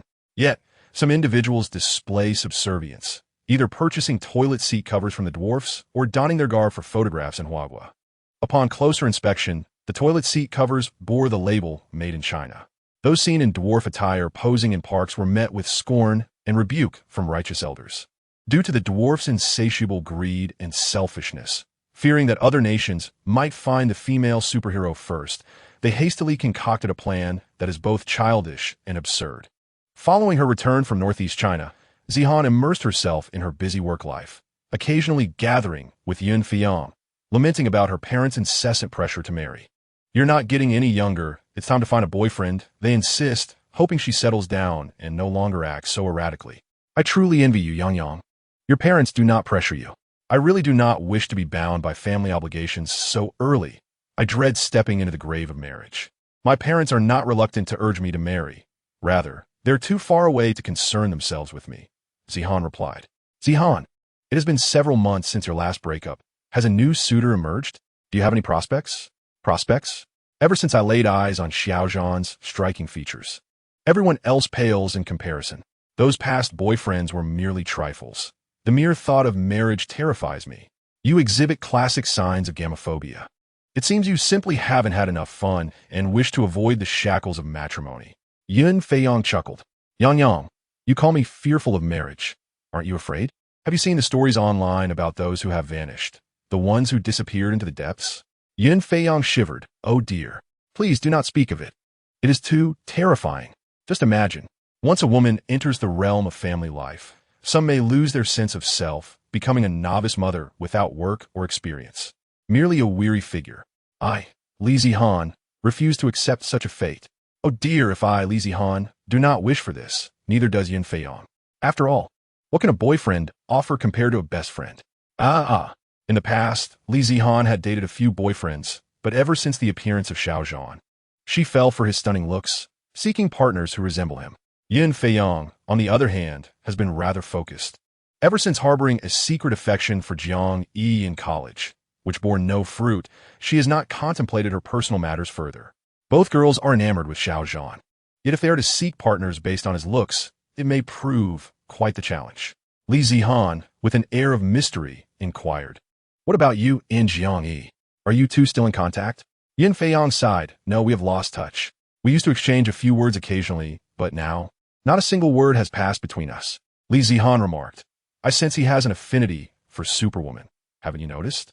Ever since she rescued him, he has changed, appearing troubled at both gatherings. Is that so?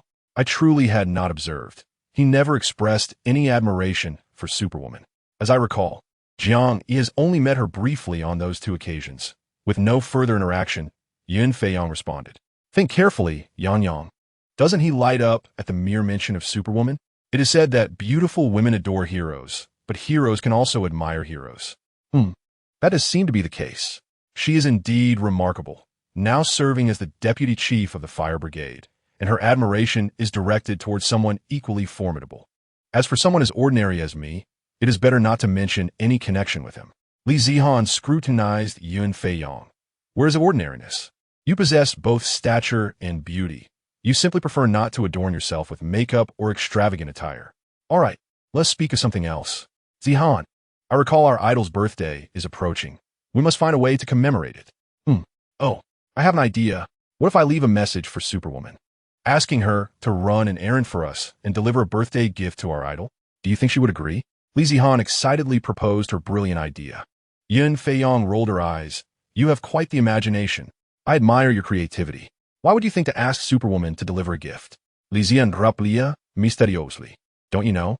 Our idol, Xiaozhan, is also a fan of Superwoman." "What? Who said that? How come I was unaware?"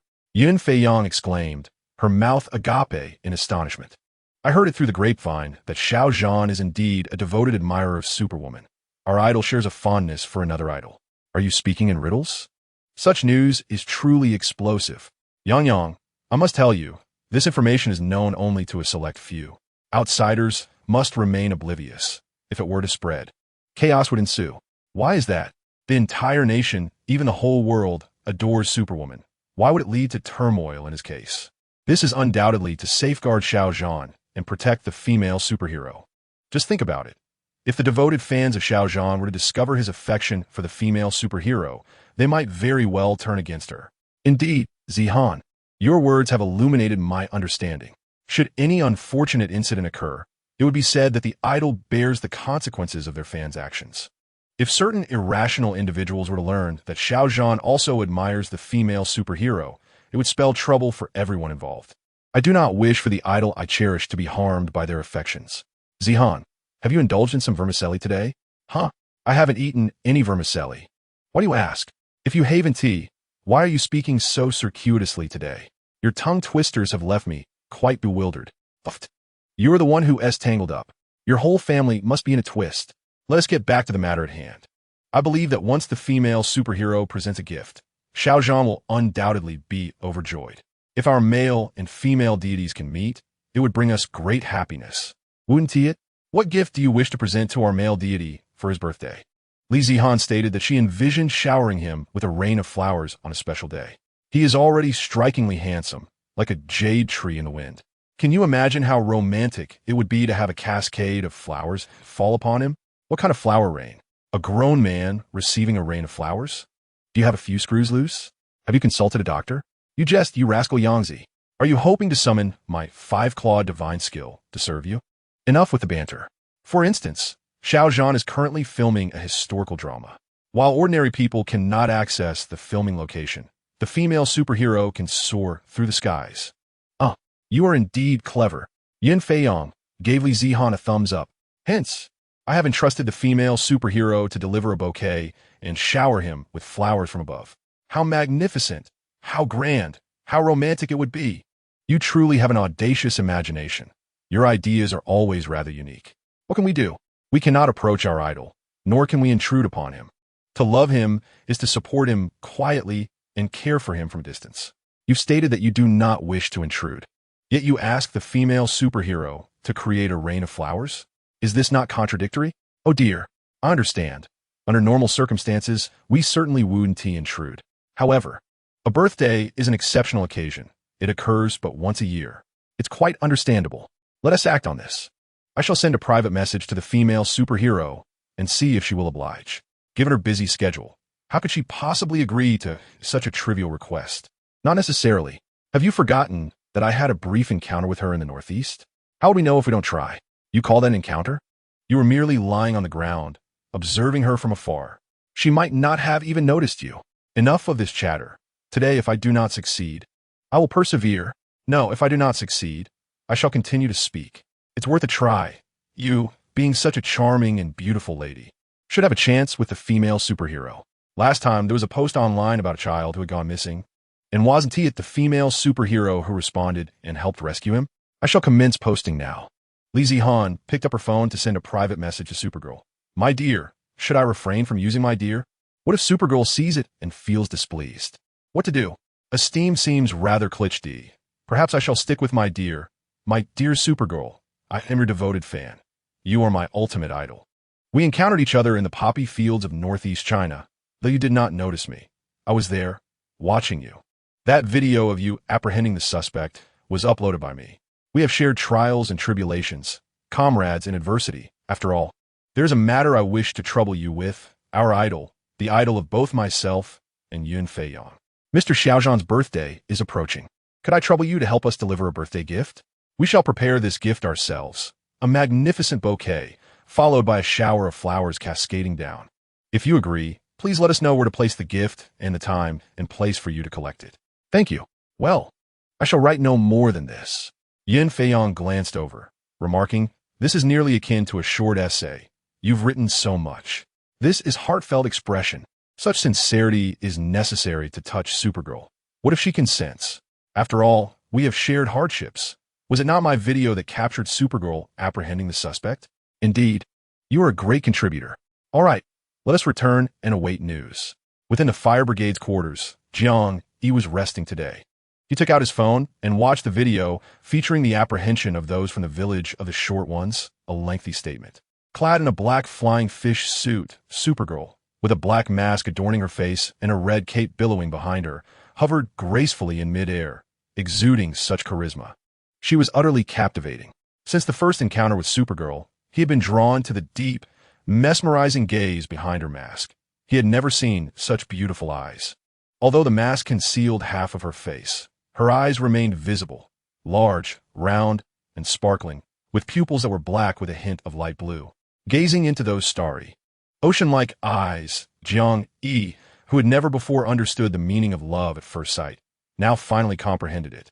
A gentle joy blossomed within him each time he beheld Supergirl's figure in the video, causing his emotions to surge uncontrollably.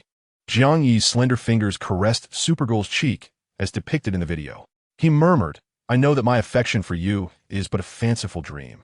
I understand that we are not destined for one another.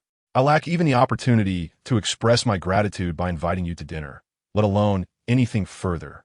I do not dare to hope for your response. Let me humbly adore you in silence. To behold your silhouette from afar, to catch a glimpse of you in a video is my greatest joy in this lifetime." As he spoke, a tear slipped down Jiang Yi's handsome face, falling onto his phone. That night, Yin Feiyong was deep in slumber when the jarring sound of his phone's ringtone jolted him awake. With his eyes closed, he fumbled for his phone, managing to open one just enough to see the time displayed. It was 12:30. It was Li Zihan calling. Upon pressing the answer button, I heard her shrieking on the other end, "Darling, you must quickly see this. The superheroine has agreed. She has consented." "What on earth?" "It's the dead of night," Yin Feiyong mumbled, half asleep. "It's the superheroine. She has promised to give Xiao Zhan a birthday gift. I am so elated, so delicated. So blissful. Your joy and happiness are preventing my slumber. I don't care. Who told you to be my dear confidant? How can there be a superheroine in this world? Where on earth did she come from? Why is she so wonderful, so charming? Having a superheroine is indeed our good fortune. What is that saying? Having you is my blessing." Yin Feiyong perked up. "Really? She truly agreed? That's splendid. It seems your brief encounter has proven quite effective. Indeed, with a superheroine around, not only is there a sense of security, but also immense happiness. Having her is the greatest blessing of our lives. I told you, with such a lovely and kind-hearted girl like you, the superheroine would surely take a liking to you." It was already past midnight, and I was still feeling drowsy. "You enjoy your excitement. I must retire for the night." "No way. I can't possibly sleep. You must keep me company. I am too exhilarated." After sending my message and waiting a day without a reply, I thought it was a lost cause. Yet, the superheroine has agreed. Imagine how envious others would be. Yin Fengyang quickly advised her, "Just share these sentiments with me. Do not disclose them to anyone else. You know how various countries are scrambling to uncover the superheroine. They are in a frenzy. If they find out about your connection to her, you may become a target for their schemes. Do you understand? Your personal safety must come first." Yes. I want to say a word. I will heed your advice." The following day, in the photography studio, Xiao Zhan was suspended on wires, portraying a noble figure in a period drama, draped in flowing white garments. After a series of shots, before the director could speak, the crew erupted with shouts of "Down, down." Chapter 19. The idol's first encounter suddenly. A cascade of beautiful flowers began to fall from the sky. Yellow, red, white, pink, purple, blue, green, their vibrant hues enchanting the air. Some of these blossoms were exceedingly rare, possessing an extraordinary beauty that rendered them nearly unrecognizable. Others were sights seldom seen. The myriad of colors gracefully descended from above. As they neared Xiao Zhan's head, they began to form a floral dragon. Initially hovering, it slowly twirled and danced, spiraling around him like a vibrant, colorful dragon. All those present in the outdoor studio, actors, directors, and staff, stood in awe, captivated by this once-in-a-century fantastical spectacle. This magical visual effect rivaled the work of special effects artists, surpassing even their creations in beauty and impact, prompting some to pull out their phones to capture the moment. The master of the aerial stunts, captivated by the astonishing spectacle before him, became utterly absorbed, momentarily forgetting his responsibilities. Unconsciously, he loosened his grip, and Xiaozhan plummeted swiftly downward.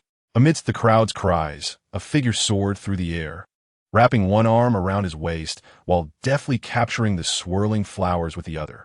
With one hand clutching the blossoms and the other still supporting him, she twirled them both twice before gently descending. As they neared the ground, the cascade of petals gradually transformed into a magnificent bouquet, revealing the superheroine clad in a resplendent red hanfu. One arm encircled the waist of the elegantly dressed Xiaozhan, while the other held the flowers, their eyes meeting amidst the gentle descent of floral confetti.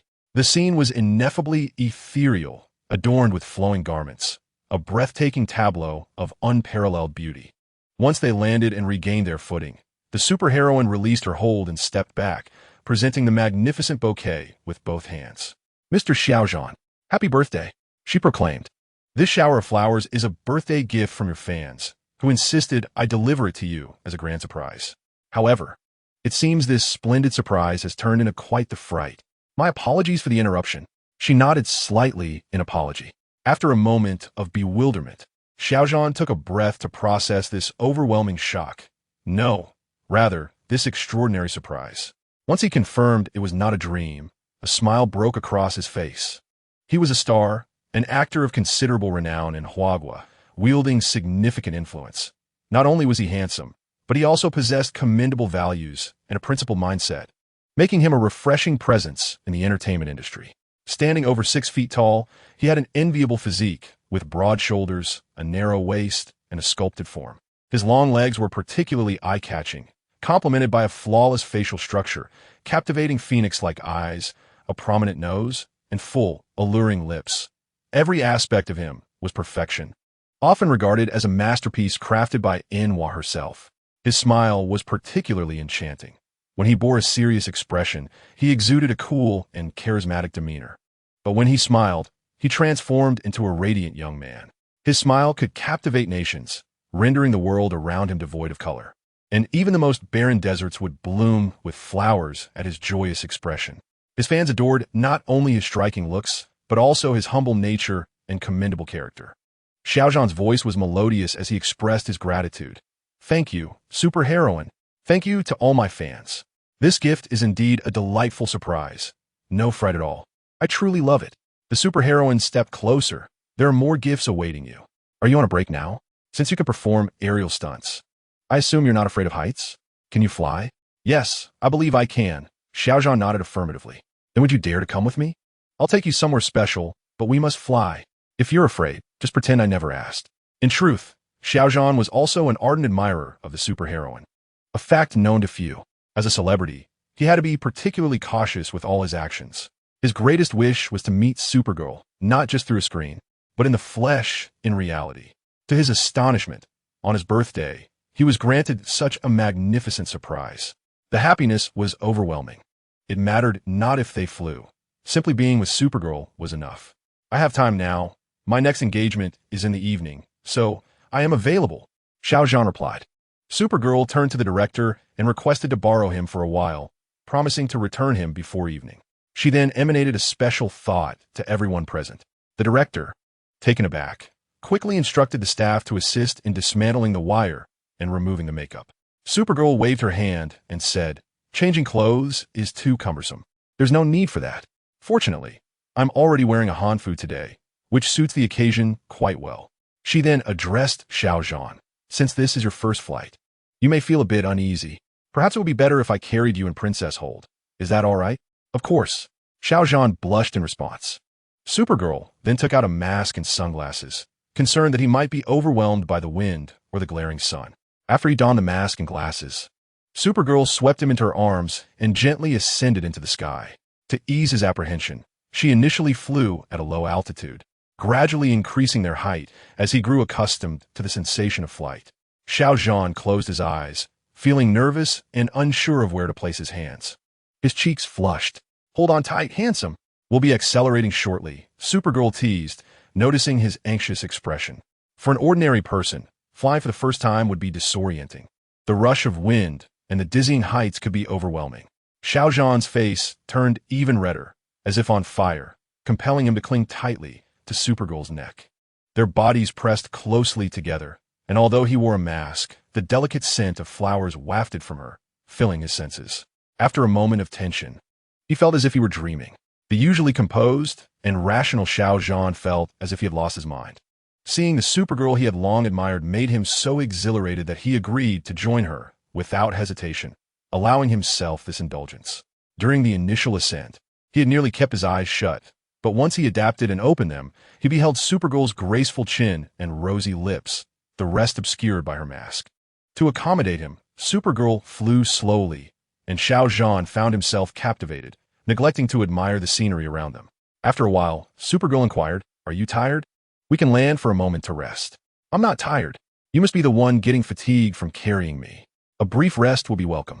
I can lift a plane, so carrying you feels like a feather. I could manage 10 of you with ease. The view over there is stunning. Let us descend." Supergirl gently lowered Xiao Zhan, placing him softly on the ground. Atop a mountain, there lies a stretch of level ground that grants a panoramic view in all directions. In the distance, majestic peaks rise and fall, shrouded in ethereal white mist, as if draped in delicate gossamer, creating a scene reminiscent of a celestial realm. Nearby, the mountains are artfully arranged, their verdant trees extending endlessly, accompanied by the faint melodies of chirping birds. The wild grass dances gently with the wildflowers, swaying in the breeze. The autumn wind is gentle, and the sunlight is just right.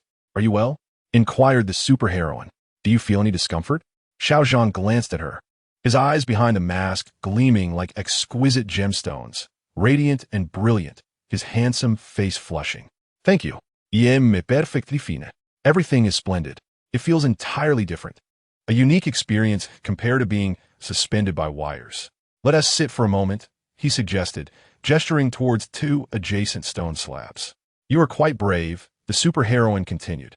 "When I said I would take you along, you boldly followed, not fearing that I might abandon you halfway. I trust you.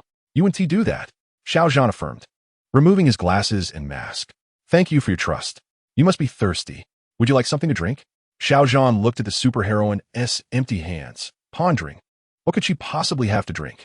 Despite his curiosity, his good upbringing restrained him from asking further. Tentatively, he suggested, "How about a bottle of water?" With a swift motion, the superheroine produced a bottle of water, startling Xiao Zhan, who instinctively shifted, his alluring lips parting slightly, his enchanting eyes widening in astonishment. He stared at the bottle in her hand, first glancing at her, then down at his own long, elegant hands. Contemplating the miraculous appearance of the water, he wondered, is this some kind of magic? Noticing his prolonged silence, the superheroine thought he might not favor that brand of water. With a flick of her thoughts, the bottle vanished. She considered offering a different brand, and in a swift flourish, several bottles of various brands and beverages materialized before them. At that moment, Xiao Zhan was utterly astounded. If one bottle could be magic, then where did this multitude of drinks come from? Hey, young man, Mr. Xiao Zhan, observing his bewildered expression. The superheroine couldn't help but chuckle, waving her hand in front of him. "Oh, were you performing magic? That truly startled me. I apologize for my earlier reaction. It's quite all right. If an ordinary person were to witness this, they would likely react just as you have. However, few have had the opportunity to see it. This is my first time showcasing it before someone. I understand. I am merely astonished.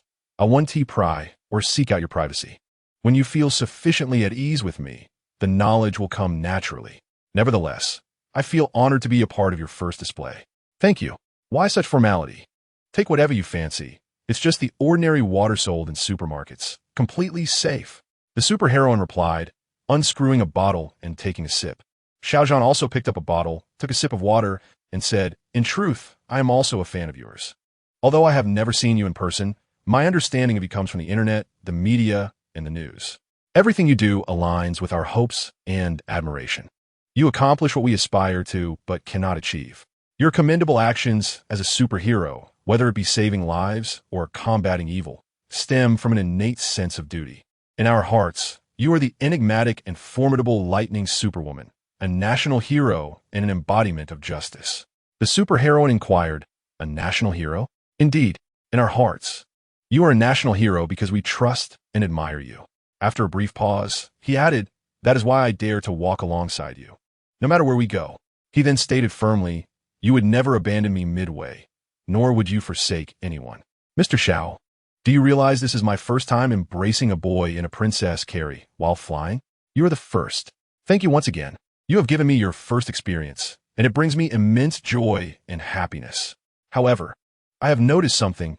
You cradle the girls you rescue in a princess carry with great tenderness, while the boys are merely lifted by their hands. As for the suspects and villains, you bind them with chains. I've read online that you might have a touch of obsessive cleanliness and disdain for smelly men. I do not have a cleanliness obsession. I simply dislike unnecessary trouble. If my hands get dirty, I have to wash them. I can manage unfamiliar men by lifting them. But of course, I would embrace someone I like. The superheroine noticed that Xiao Zhan blushed and seemed shy, prompting her to tease him playfully. I sense that your aversion to unclean men is not so simple. It is a matter of clear preferences. Oh, what do you mean by that? Remember when you first appeared at the fire scene, rescuing a firefighter and another gentleman from a dare? While you held one in each hand upon landing, you unceremoniously dropped the heavier gentleman onto the ground, yet you gently placed the firefighter down. Moreover, during the flood rescue, there was a moment when you tossed the man you saved onto the ground while you carefully set down the soldier in your arms. This shows your distinct sense of favor and disdain. You observe quite keenly. The superheroine smiled. Of course, I am your devoted fan, he replied. In his heart, he thought, I have meticulously watched every one of your videos and photographs countless times, all save for my admiration. I respect that term, as I greatly admire soldiers, armed police, and firefighters. Regardless of the scale of disasters or challenges, they always stand at the forefront. In truth, there is no such thing as tranquil times. It is simply that some bear the weight of responsibility. Some individuals not only lack gratitude, but also take it for granted. I think the same, Xiao Zhan said. Upon finishing, they exchanged a smile, drawing closer to one another. As the two of you spoke simultaneously, the gentleman, Xiao Zhan, gallantly conceded, ladies first. You had just mentioned that you are an ardent admirer of Supergirl. Pray, enlighten me on what captivates you about her. You adore her sense of justice and kindness, her aura of mystery, and her formidable strength. Despite her immense capabilities, she neither abuses her power nor preys upon the weak. Instead, she tirelessly dedicates herself to saving lives and alleviating suffering, extending her compassion even to the smallest of creatures, such as cats and dogs. In your eyes, there exists no distinction between the affluent and the destitute. All beings are treated with equality. Oh, it seems I possess so many virtues. You reflect. What were you intending to say earlier? I wish to inquire whether you wear a mask out of fear of being recognized, rather than the rumored notions of disfigurement or maintaining an air of mystery. Disfigurement? What an intriguing notion. You respond. The mask is merely a means to avoid inconvenience, not to shroud myself in mystery. As for disfigurement, what is your perspective? Gazing at Supergirl's radiant smile and the iridescence of her eyes, a certain gentleman felt a blush creep upon his cheeks, shaking his head in response. Supergirl continued. No one would suspect that if I were to remove my mask and blend into the crowd in ordinary attire, they would remain oblivious to my true identity as Supergirl. Much like you actors and celebrities, who, upon venturing out, are often besieged by onlookers and hounded by relentless fans. Indeed, Xiao Zhan can empathize with this, he replied. Do not be deceived by my guise as Supergirl. I am well aware of the multitude of events that have transpired in your life from the past to the present. If only I had arrived sooner, I would have staunchly prevented any harm from befalling you. It matters not. The past is but a shadow now. Your words alone are enough to comfort me, Xiao Zhan replied, feeling a surge of gratitude. You are a person of integrity and kindness, with a commendable moral compass. Handsome in appearance and humble in demeanor. Most importantly, you are strikingly attractive. Were you less so, I doubt I would have the inclination to cradle you as a princess. For I am a connoisseur of beauty. Well, that renders me fortunate, blessed, and honored. Who would have thought that one day I could triumph through mere aesthetics? Indeed, you are the first fortunate recipient. Am I destined to be the last? Let us see how it unfolds. Do you wish to be the last? Xiao Zhan gazed deeply into her enchanting eyes, momentarily lost for words, his heart whispering, of course, I hope so. Yet, he found himself uttering, I cannot dictate your path. After all, you are the enigmatic and powerful Supergirl. Perhaps we shall become good friends in the future? Having shared so much, are we not already good friends? Indeed, we are good friends, and I hope we shall remain the best of friends. May I ask one last question? It is not out of curiosity for your privacy, but out of concern. I understand Supergirl is immensely powerful, yet I wonder if any other nations might seek you out, or if there exists an even mightier force that could pose a threat to you. Rest assured, no such entity exists that could cause me harm. Thus far, no one in this world has the power to endanger me. The only one capable of inflicting harm upon me is myself. Would it be akin to the portrayal of that superhero from the Eagle Sauce Nation S films? The kryptonite brought from Krypton may indeed affect you, leading to your vulnerability, thus allowing them to take advantage of the situation. Are there any further inquiries? I can answer them all, but this opportunity is fleeting. Wonder Woman extends a finger. And one final question: is Wonder Woman a singular entity, a duality, or something altogether different? Chapter 20. 3 Birthday Gifts. Regarding those two questions, well, I can divulge the truth, but it remains solely between us, and I trust you will keep it confidential. Rest assured, I would never betray your trust. My concern for your safety is genuine. I hold you in high regard, far too fondly to wish you harm. Xiao Zhan blurted out, nearly biting his tongue, and quickly clarified, that was not my intent. I meant to convey that no need to explain further. I comprehend. In fact, it is not just you who harbors such thoughts. People across the nation, and indeed the world, share similar queries. I understand your concern for me, and to be candid, as of now, there exists but one Wonder Woman in this world, and that is unequivocally me, without a shadow of a doubt. Upon hearing this, Xiao Zhan felt a wave of relief wash over him. Thank goodness, he had not misjudged his affections. One Wonder Woman is quite sufficient. Wonder Woman continued, I am not from Krypton, nor do I bear kryptonite or any other stones that could render me weak. I possess nothing that would compromise my strength. Here on Earth, I am safe, and even venturing to the moon or outer space poses no peril. It is only in other galaxies that uncertainties may arise. Oh, that puts my mind at ease. I have been genuinely concerned for you, fearing you might be in danger. Are you truly worried about me? Of course. You are my idol, and I am your devoted fan. It is not merely I who is anxious. The people of Huagua are equally concerned for your well-being. At that moment, Xiao Zhan dared not entertain any other thoughts, fearing it might jeopardize their friendship, suppressing all his emotions and maintaining a calm facade. Regarding the online chatter about Wonder Woman's varying hairstyles, that is simple enough. Wonder Woman enjoys presenting herself beautifully, who decreed that she must always appear serious and stern. Wouldn't you agree, Mr. Xiao? Indeed, young ladies should radiate beauty and vibrancy. However, your constant address of me as Mr. Xiao feels rather formal and awkward. What should I call you then? Little brother? Big brother? Very well. Your happiness is what matters most. Xiao Zhan smiled indulgently. The earlier shower of petals was a gesture from your female admirers, and now I have a birthday gift for you as well. Are you pleased? Is that true? I am absolutely delighted. I feel as if I could soar without even needing your embrace to lift me. Xiao Zhan's eyes sparkled with excitement. To think there are additional gifts. My goodness, I must ask Wonder Woman for a rope to tether me, lest my joy causes me to float away. Superwoman felt that Xiao Zhan possessed a remarkable sense of humor. It was surprising to see that beneath his typically aloof and commanding demeanor, there lay a cheerful and witty side. In truth, she had a fondness for the round, jovial, and laughter-filled version of him from days gone by. Perhaps with age and the weight of life experiences, he had matured, transforming from an adolescent into a middle-aged gentleman. Well, she thought, there's no need to dwell on the past. She hoped that each day ahead would bring him joy, happiness, and contentment. And surely it would. Her heartfelt sentiment was that every day spent with him would be filled with bliss and joy. Now, onto the gift-giving segment. The first present. I shall restore your eyesight to its rightful state. You are wearing contact lenses, are you not? They are inconvenient and potentially harmful to your eyes, but of course, this is contingent upon your complete trust in me. Xiao Zhan replied, no problem. I trust you wholeheartedly. I will leave everything to you. Just tell me what to do. Do you truly have such faith in me? Aren't you afraid I might cause you harm? She teased. Not at all. If you were to hurt me, dying at your hands would still be a kind of happiness. She laughed. I'm just joking. You are so handsome and wonderful. How could I ever bring myself to hurt you? I can help restore your vision. So you won't need contact lenses or glasses, she assured him. Xiao Zhan nodded seriously. All right. Superwoman glanced around, deeming the current location suitable, though her own serene valley would have been ideal. However, on their first meeting, she preferred not to take him there. After all, This mountain was unlikely to have any visitors, and a quick scan of the area revealed no surveillance cameras within several miles that could capture their actions.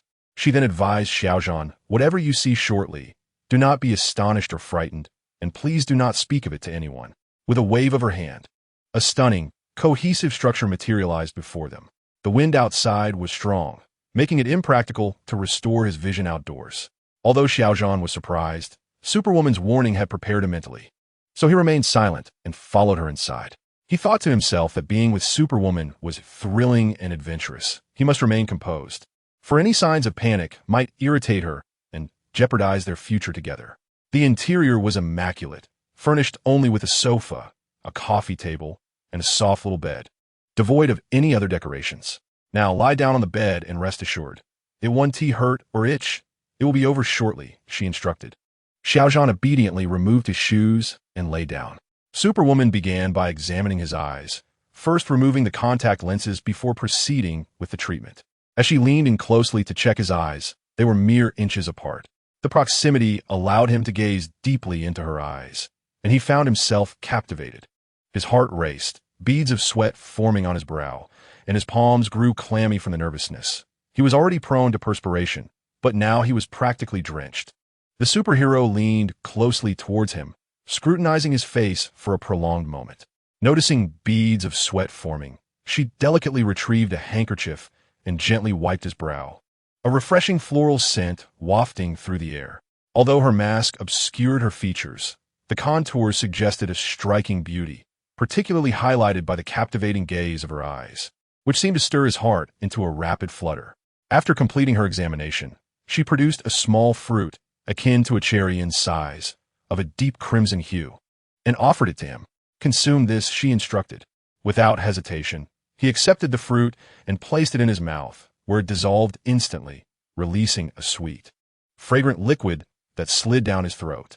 Next, the superhero used one hand to gently hold his eyelids open while the other emitted a faint electrical spark that danced upon his pupils, repeating the process several times.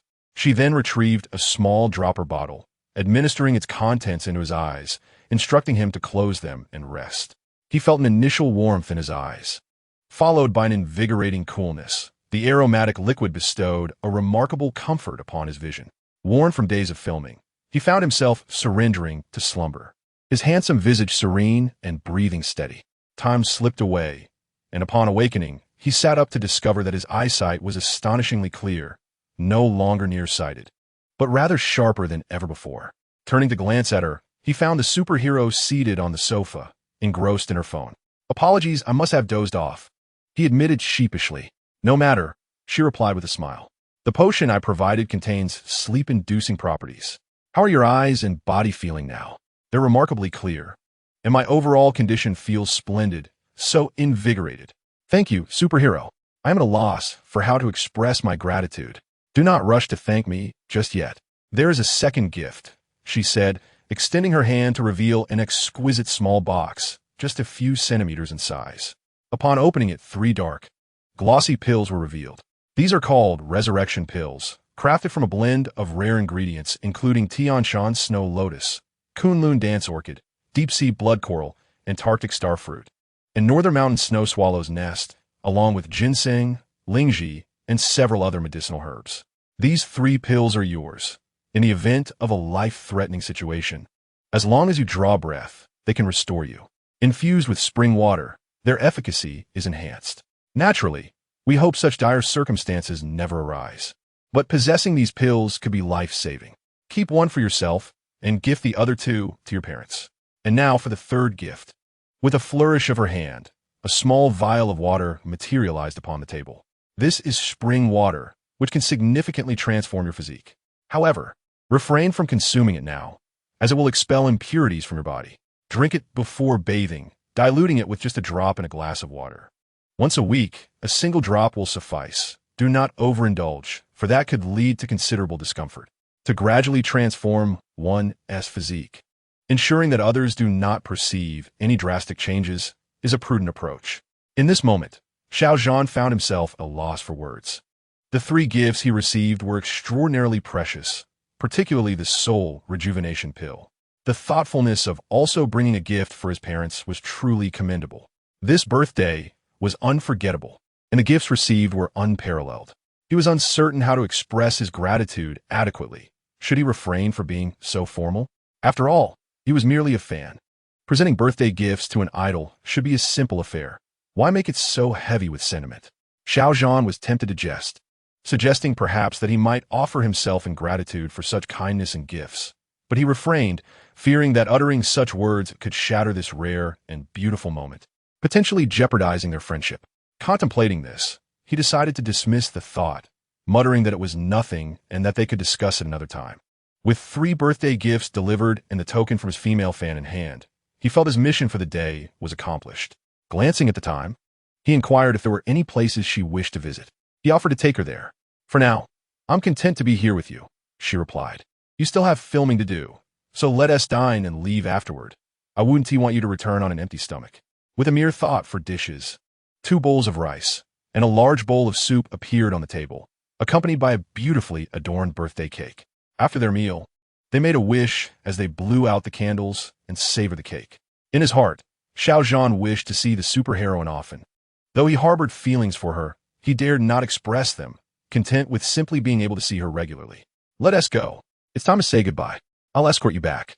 Will we be able to meet again?" she asked. "Do you wish to see me?" "Of course. But I wonder if the superheroine wishes to see me as well." "Absolutely. After all, you're the most handsome man in China. Who wouldn't he want to meet you?" That's merely flattery." "It's not all flattery. You are genuinely handsome, especially in alignment with my aesthetic preferences." After a moment of hesitation, Xiao Zhan inquired, "May I have your contact information?" "Certainly." As the superheroine unlocked her phone, Xiao Zhan noticed her wallpaper was a photo of him, causing his cheeks to flush. He mused, "Could it be that the superheroine is also my fan? Am I truly that fortunate to be regarded as her idol?"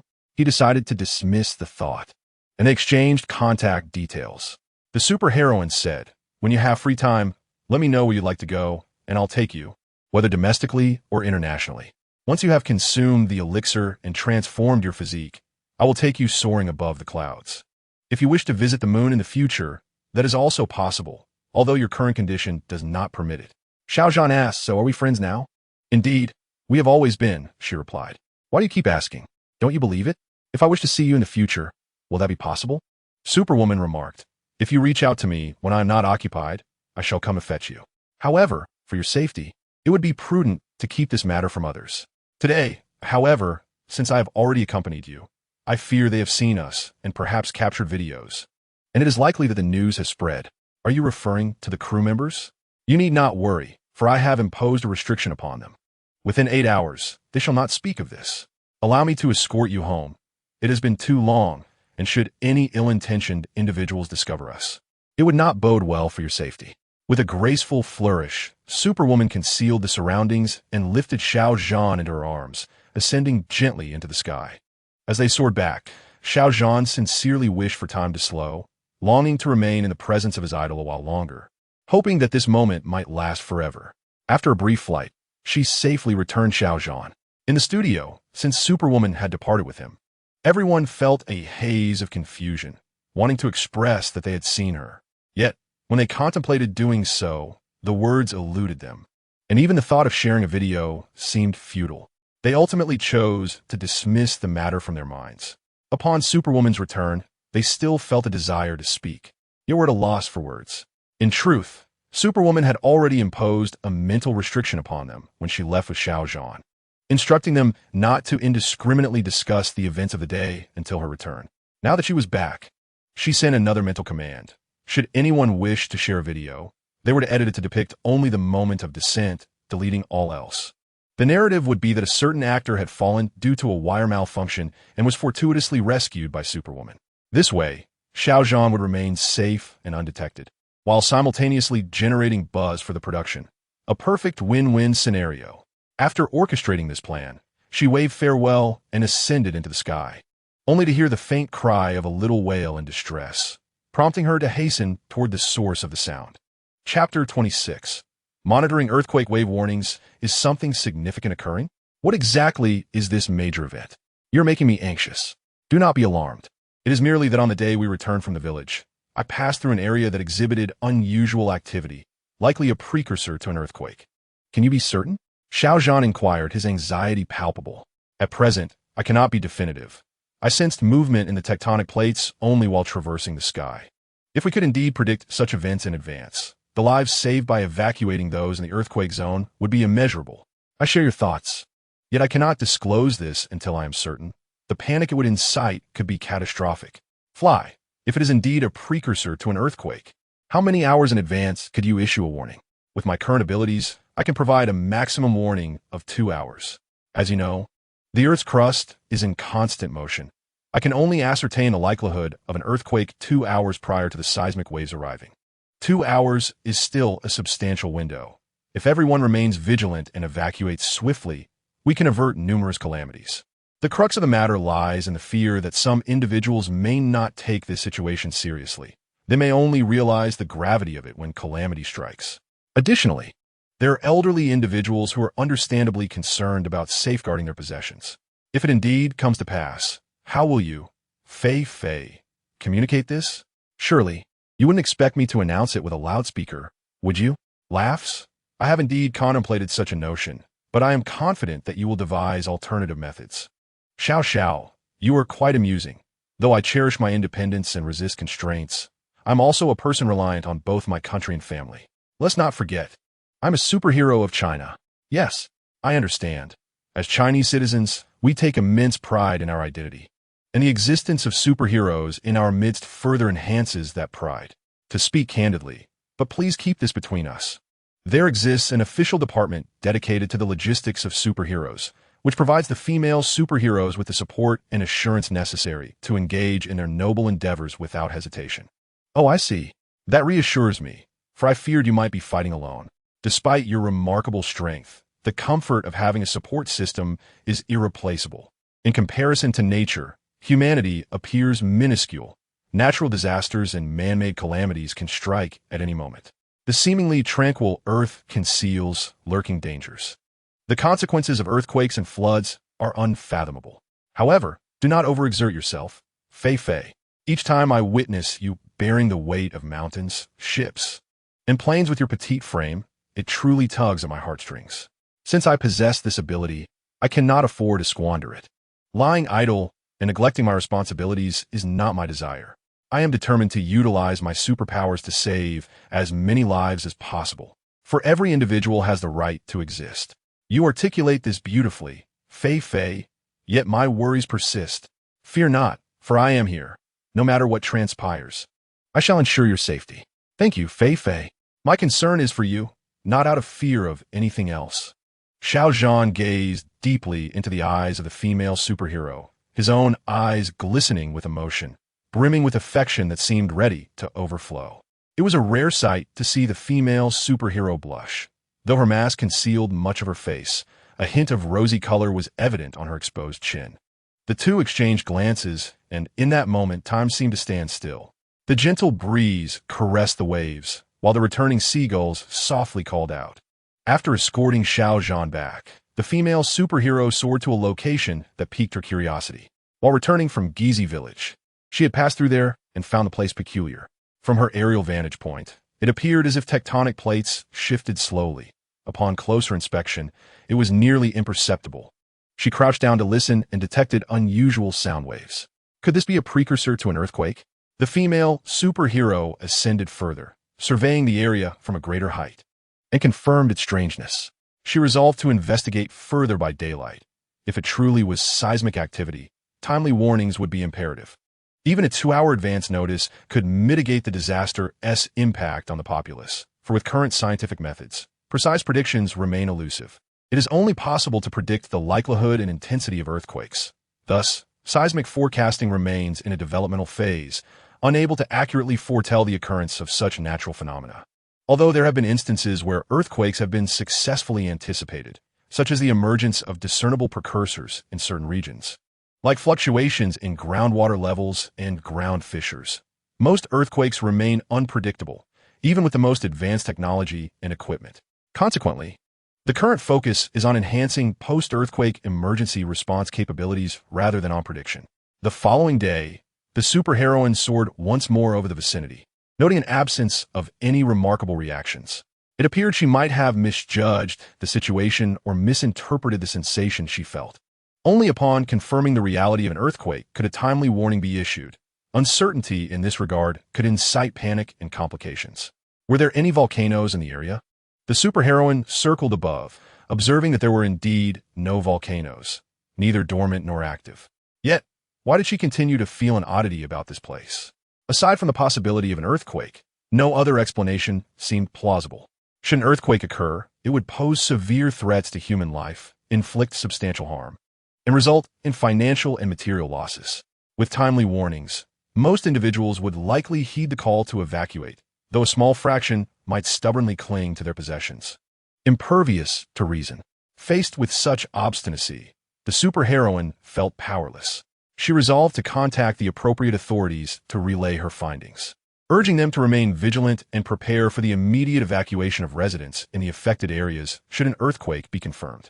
For the next few days, she chose to remain in the vicinity to observe and discern the mystery surrounding this peculiar location. Regardless of the nature of the anomaly, she was determined to uncover it, driven by even the faintest glimmer of hope. With a heartfelt wish for the safety and health of all individuals in Huagua, this was not mere idealism or empty rhetoric. It was a sincere aspiration, reflecting on the average human lifespan, which, if fortunate, spans a mere 100 years, equates to slightly over 30,000 days in this world. She recognized the importance of cherishing life and living joyfully through those fleeting days. As time progressed, the superheroine diligently collected insights from the world while continuing her observations of the strange locale. Ultimately, one fateful evening, she detected rapid tectonic movements in the area. Realizing that seismic waves would arrive within 2 hours, she promptly contacted the relevant authorities, urging an emergency evacuation to safety. 2 hours later, a colossal roar erupted as the earth trembled violently, as if the very ground was quaking beneath them. In that moment, the landscape transformed into a scene of chaos and destruction. As the earthquake struck, landslides cascaded down, colossal boulders plummeted, obliterating the village and severing roads. While the earth fissured dramatically, darkness enveloped the area as thunderous sounds reverberated, shaking the ground. Buildings collapsed in an instant, despite having 2 hours to evacuate. If everyone had adhered to the directives, many lives could have been spared. Yet, a stubborn few clung to their possessions, refusing to abandon their material wealth until it was too late. Help! Help! The faint cries for assistance echoed through the air as the building leaned precariously. Ominous sounds reverberating all around. The threat of another collapse loomed ever-present. Within the ruins, individuals lay injured, bloodied, and on the brink of death, while others groaned in agony from broken limbs. Some were pinned beneath fallen debris, unable to move, while others wept profusely, their faces smeared with blood. In the narrow corners, despair took hold as some clutched themselves, awaiting the inevitable arrival of death. The darkness enveloped them like an unending shadow, and they yearned for this nightmare to end, to awaken from this horror. Regret consumed those who struck their chests in anguish, lamenting their refusal to heed the warnings. They had received the notifications. Where could they procure a remedy for their remorse now? A fierce will to survive propelled one to scream desperately, "Help! Someone please!" Suddenly, a cacophony erupted from outside, resembling the sound of the floorboards being violently lifted and cast aside. A disheveled figure shouted joyfully, "Someone is here to rescue us. We are saved." Others joined in unison, calling out, "Is there anyone out there? Are you here to rescue us? We are trapped." As debris was cleared away, a gaping hole appeared, allowing a beam of light to penetrate the darkness, revealing a figure akin to a deity. The figure proclaimed, "I am Superwoman. The escape route has been opened. Those who can move, please make your way out. I will handle the rest." "Oh, it's Superwoman. She has come to save us." The crowd erupted in jubilant cries, tears streaming down their faces. Those who were able to walk crawled towards the opening, while the injured were carried out by Superwoman, finally seeing the light of day. Despite having received evacuation notices 2 hours in advance, and the majority emerging safely, the extensive earthquake zone still concealed individuals who were overlooked. Some were elderly and unable to move, others had ignored the warnings, or were unaware of the seismic alerts, buried beneath the rubble of collapsed structures. Search and rescue teams, armed police, firefighters, and volunteers arrive promptly, scouring the area for other survivors. Superwoman possessed the extraordinary ability to penetrate obstacles, identifying those trapped within and preemptively mitigating further injuries caused by the collapsing buildings. With remarkable strength, she lifted heavy slabs of concrete or shattered them with her bare hands, significantly accelerating the rescue efforts. The sooner survivors were discovered, the greater their chances of survival became. The following day, during the post-disaster rescue operations, Superwoman encountered a familiar face. Beneath the firefighter's uniform stood a tall figure, his strikingly handsome visage framed by expressive eyes filled with profound warmth. They exchanged nods, silently acknowledging one another, then resumed their frantic search for survivors amidst the ruins. Although the relief work was strenuous and demanding, he felt a deep sense of fulfillment. He had volunteered for this mission, relishing even the briefest moments spent in Superwoman's presence. Though time was scarce for conversation, even a mere glance provided immense solace. In a particularly devastated section of the collapsed building, a rescue dog halted, signaling the presence of a survivor nearby. However, the weight of the floor made movement exceedingly arduous, especially with a slab of reinforced concrete weighing over 1,000 pounds. Time is of the essence. The sooner survivors are rescued, the greater the chance of survival. Jiang attempted to call out, "Superwoman, this is Jiang. We need your help over here." One of his teammates nudged him, saying, "Captain, the affected area is so vast. How can Superwoman possibly know where we are? Do you really think she can hear you? She should be able to." Jiang replied confidently, "I've studied the mechanism behind her appearances. It's based on distress signals. She must have a specific setup for calls for help." The teammate gave him a thumbs up, exclaiming, "You're impressive."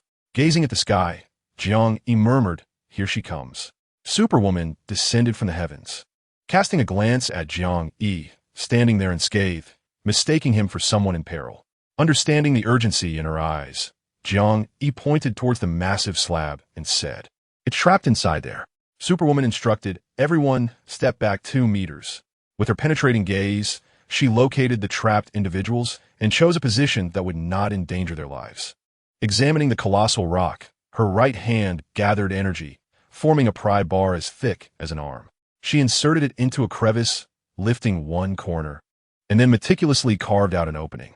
"Go in and bring the people out," she commanded. This site has become precarious, resembling a game of dominoes.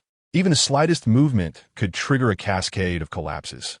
Jiang and a few teammates entered through the opening, managing to lift out 2 elderly individuals.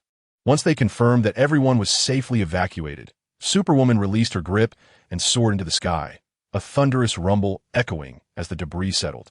The search and rescue operation continued, and with Superwoman's assistance, the rescue team significantly reduced the risk of unexpected injuries and accurately extracted those trapped beneath the rubble. Yet, Superwoman was but one. Despite her relentless efforts in saving lives, it was impossible for her to attend to every need. Some began to voice their frustrations, wishing that Superwoman could conjure countless duplicates of herself, akin to the Monkey King pulling out a single hair to create a multitude. Most, however, remained rational, preparing warm meals and offering food and drink to ensure the rescue workers had something nourishing. Observing the tireless Superwoman flitting about, Jiang felt an indescribable pang of sympathy, wishing for nothing more than to hand her a bottle of water or a snack whenever their paths crossed. Thanks to Superwoman's timely 2-hour warning, the majority of the populace emerged unscathed, and the few remaining were successfully rescued. As the interprovincial rescue mission concluded, the team prepared to return home. Reluctant to let this opportunity slip away, Jiang sought to approach Superwoman. When she drew near, he gazed at her with a sense of wonder, realizing this was no mere figment of his imagination or a creation of his smartphone. "I have a few words to share with you," he began, but then hesitated, recognizing it was not the right moment. "I hope you can spare some time for me," he added, longing for a chance to converse. "All right," she replied. "I have urgent matters to attend to now. Once I've dealt with them, I will listen to what you have to say. Just send me a private message then." Jiang pondered, "But if I do, will it just vanish into oblivion?" Superwoman is a woman of her word. With a determined spirit, she ascended into the sky, vanishing from sight. As the rescue personnel departed, the grateful inhabitants of the disaster-stricken area lined the roads, fervently offering an array of local delicacies and refreshments. tossing them into the vehicles, only to have them thrown back in return. Despite the cruelty of the earthquake, humanity's compassion shone through. In the face of calamity, people displayed an unwavering spirit of boundless love, embodying the traditional virtue of the Chinese ethos. When one is in distress, help comes from all directions. In the face of natural disasters, humanity's fragility and insignificance become evident, reminding us to cherish life and care for those around us, using our strength to create a better world. Meanwhile, that tireless superwoman flitting about the quake zone had already taken flight, leaving the local populace without the opportunity to express their gratitude. Jiang Yi sat in the returning vehicle, worried that Superwoman might have encountered troubles. She had departed in haste, and he wondered if she had eaten. Chapter 21. Exploring the deep sea for treasure in the air, Superwoman soared swiftly, responding to the urgent cries of a young whale in distress, undoubtedly in peril. Approaching the vicinity of Peach Blossom Island, a gathering place for Superwoman and the sea creatures, she prepared to assist the young whale and turtles by clearing barnacles and fishing lines. Upon landing, she found a young whale anxiously circling, and she crouched before it, gently placing her hand on its head. The message relayed by the young whale revealed that its mother was ensnared by fishing lines caught on a massive coral reef. Unable to move, with a high level of intelligence surpassing that of gorillas and elephants, the whale understood that only Superwoman could provide the needed assistance, prompting its plea for help. Stepping into her space, Superwoman changed out of her traditional attire into a more practical outfit, ready to rescue the young whale's mother. In the water, she required neither an oxygen tank nor goggles. Akin to flying in the sky, she moved freely through the ocean. Exiting her space, she instructed the young whale to lead the way, accompanied by two playful dolphins eager to join the adventure. Superwoman, resembling a graceful mermaid, leaped into the sea, entering the underwater realm. Sunlight filtered through the tranquil depths, transforming the water into a melodic tapestry of flowing notes, casting a gentle glow on the rocks, shells, and corals below. Schools of fish scurried away in alarm at the sight of her, perceiving her as a magnificent creature unlike any other. The stunning coral formations resembled exquisite gemstones, while the swaying seaweed danced alluringly. The sight of the oscillating seaweed evoked the thought of a familiar refrain, like a seaweed, swaying with the waves, dancing amidst the foam. Suddenly, an electric eel approached, releasing its current, only to be met with Superwoman's retaliatory shock, sending it into a frenzied retreat. An eel encountering a worthy adversary for the first time. The sea hares, commonly known as sea bunnies, appeared in varying hues of green and purple, adding to the beauty of the underwater spectacle. Amidst the coral, exquisite sea stars can be found, one of which is known as the Astropagia radiata, the inspiration for the beloved character Patrick Star. Within this cavern, a mantis shrimp lurks, should it deliver a sting. One SR might swell for an entire week. Yet, our heroine is unperturbed. The mantis shrimp, eager to showcase its prowess, is met with a resounding slap from her, prompting it to flee in a huff. An amusing turn of events indeed. Not only do we humans require shelter, but fish also seek refuge, with vast expanses of coral serving as their homes. This sprawling coral formation resembles a grand residential complex, perhaps akin to a marine version of Tantanjuan. A cluster of sea anemones provides a cozy abode for a clownfish, which, contrary to its name, is rather charming. Henceforth, it shall be dubbed Little Beauty Fish. As for the fish with a peculiar appearance, I cannot recall its name, so let us affectionately call it Little Rascal. A large sea turtle approaches, swaying as it greets our heroine. Having previously cleared barnacles from its shell, it seems to possess a remarkable memory. The vibrant mantis shrimp, adorned in azure and patterned with delicate designs, catches the eye and is deemed worthy of admiration. Another fish, gray and elongated with blue and white stripes, remains nameless to me, as many do in this underwater realm. As she descends further into the depths, the light dwindles. Yet our heroine possesses the ability to see clearly beneath the waves. Nearby, a small jellyfish drifts gracefully, while seaweed, sponges, starfish, and sea snails cling to the underwater mountains. A few sharks approach, baring their formidable jaws as they attempt to confront her, perhaps disturbed by her unwitting intrusion into their domain. However, they soon find themselves outmatched and disoriented. At last, She arrives at the location where a young whale's mother is ensnared, caught in the intricate embrace of coral reefs and rocky formations. The fishing line entangles her, lodged within the crevices of the coral and stones. How foolish it is! For such a simple predicament could be resolved with a bit of unwrapping. Upon spotting the arrival of our heroine with the young whale, the mother whale joyfully swishes her tail, still able to move. With a sharp dagger in hand, our heroine deftly cuts the fishing line, liberating the mother whale, who then swims jubilantly with her offspring. In gratitude, the mother and young whale guide her deeper into the ocean, where they sense her kindness and wish to present her with a gift. After a brief swim, they arrive at the site of a sunken ship, a passenger vessel that has long succumbed to the depths, its anchor rusted and its interior transformed into a sanctuary for marine life. Should a diver happen upon this wreck, they would need to navigate through the gaping holes. Yet our heroine perceives its treasures with clarity and collects what is useful, understanding that humans are drawn to such shipwrecks. The mother whale and her child lead our heroine to this sunken relic, expressing their gratitude for her assistance in rescuing the mother whale. Superwoman focused her gaze, penetrating various objects. Inside, she discovered several small boxes containing gold, silver, and jewels, as well as antiques, which she mentally collected into her space. After surveying her surroundings, she found nothing of significant value and was once again guided forward by the mother whale and her calf in search of the next sunken ship. Before her lay another massive wreck, long submerged and thoroughly decayed, now a home for aquatic life. Fish darted through the cabins, navigating their watery domain. This area of the sea had once been an ancient trade route, frequented by merchant vessels that inevitably succumbed to fierce storms and towering waves. The treasures buried within these sunken ships felt somewhat tragic, lost in the vast ocean. Suddenly, a realization struck Superwoman. How could she have overlooked this? Was she not in need of funds? Was this not a perfect opportunity? With wealth, she could establish a few nursing homes and orphanages, ensuring the elderly were cared for and the young had support. She recalled seeing elderly men and women, over 80 years old, carrying baskets of their homegrown vegetables, unwilling to leave even in the rain. Furthermore, many stray dogs and cats lack shelter. With financial resources and leveraging her influence, these issues could easily be addressed.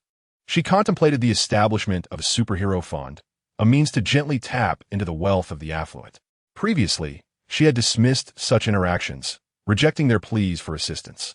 With a joyful resolution, she decided that as long as the wealthy contributed, she would be willing to assist them in appropriate and ethical ways. It was foolish not to seize this opportunity. Relying solely on herself felt burdensome. The power of the community was paramount. As the saying goes, unity can move mountains. She gathered the treasures from the sunken ship into her space, allowing the mother whale and her calf to frolic freely. Superwoman then accelerated towards other wrecks, exclaiming, "Treasures! Here I come." This particular sunken vessel was encrusted with fish and coral, surrounded by seaweed and shells, a sight that might induce discomfort in those with a fear of clusters. After circling it carefully, she could still discern the ship's overall structure, teeming with vibrant marine life. Her eyes gleamed with excitement, proclaiming, "They are all mine. I am about to strike it rich." Now, with the ability to house living creatures in her space, an upgrade that allowed for the inclusion of marine organisms, she eagerly selected her favorites to store in her oceanic realm. She sought out delectable little abalone, relishing the thought of their bite-sized delights. Swimming through one opening and then another, she noticed movement within a particular hole. Suddenly, an unattractive fish sprang forth. "Oh my, how grotesque!" she exclaimed, swatting it aside. "You are far too ugly. Did you not realize? Your looks are of no concern to me, but you cannot frighten others out here. Such unsightly creatures have no place in my ocean." Chasing after the fish ahead, this little creature possesses a rather unique appearance, its flattened body adorned with a long, elegant tail. The delicate green hue complements the azure patterns beautifully. I shall name you Little Lawn, or perhaps Little Hua would be more fitting. Look, if you are unwilling, do voice your thoughts. Yet, you cannot approach with aggression. A swift slap should send you off to a cooler corner. There's also the red one, boasting a forehead as expansive as that of a longevity deity. Its looks can only be described as unfortunate. Although its temperament is gentle and it is amiable towards humans, its appearance leaves much to be desired. So please do not come closer. And there is this creature known as the Yangtze River dolphin, affectionately referred to as the sea pig. This species is classified as a nationally protected aquatic animal of secondary status. It is said to hold significant scientific value, and fishermen in the Bohai Bay refer to it as the deity of the Bohai River. Alas, the unsightly shark has arrived, and with a swift kick, I send it flying away. Ugliness is unwelcome here. In truth, whether in the ocean or on land, beauty is cherished, while the unsightly are often shunned. Generally, sharks do not attack humans indiscriminately. Should you inadvertently fall into the sea and encounter a shark, do not succumb to panic or flail about, as such actions may attract its attention. It may mistake you for its favored delicacy, the sea lion, for your splashing resembles that of a sea lion quite well.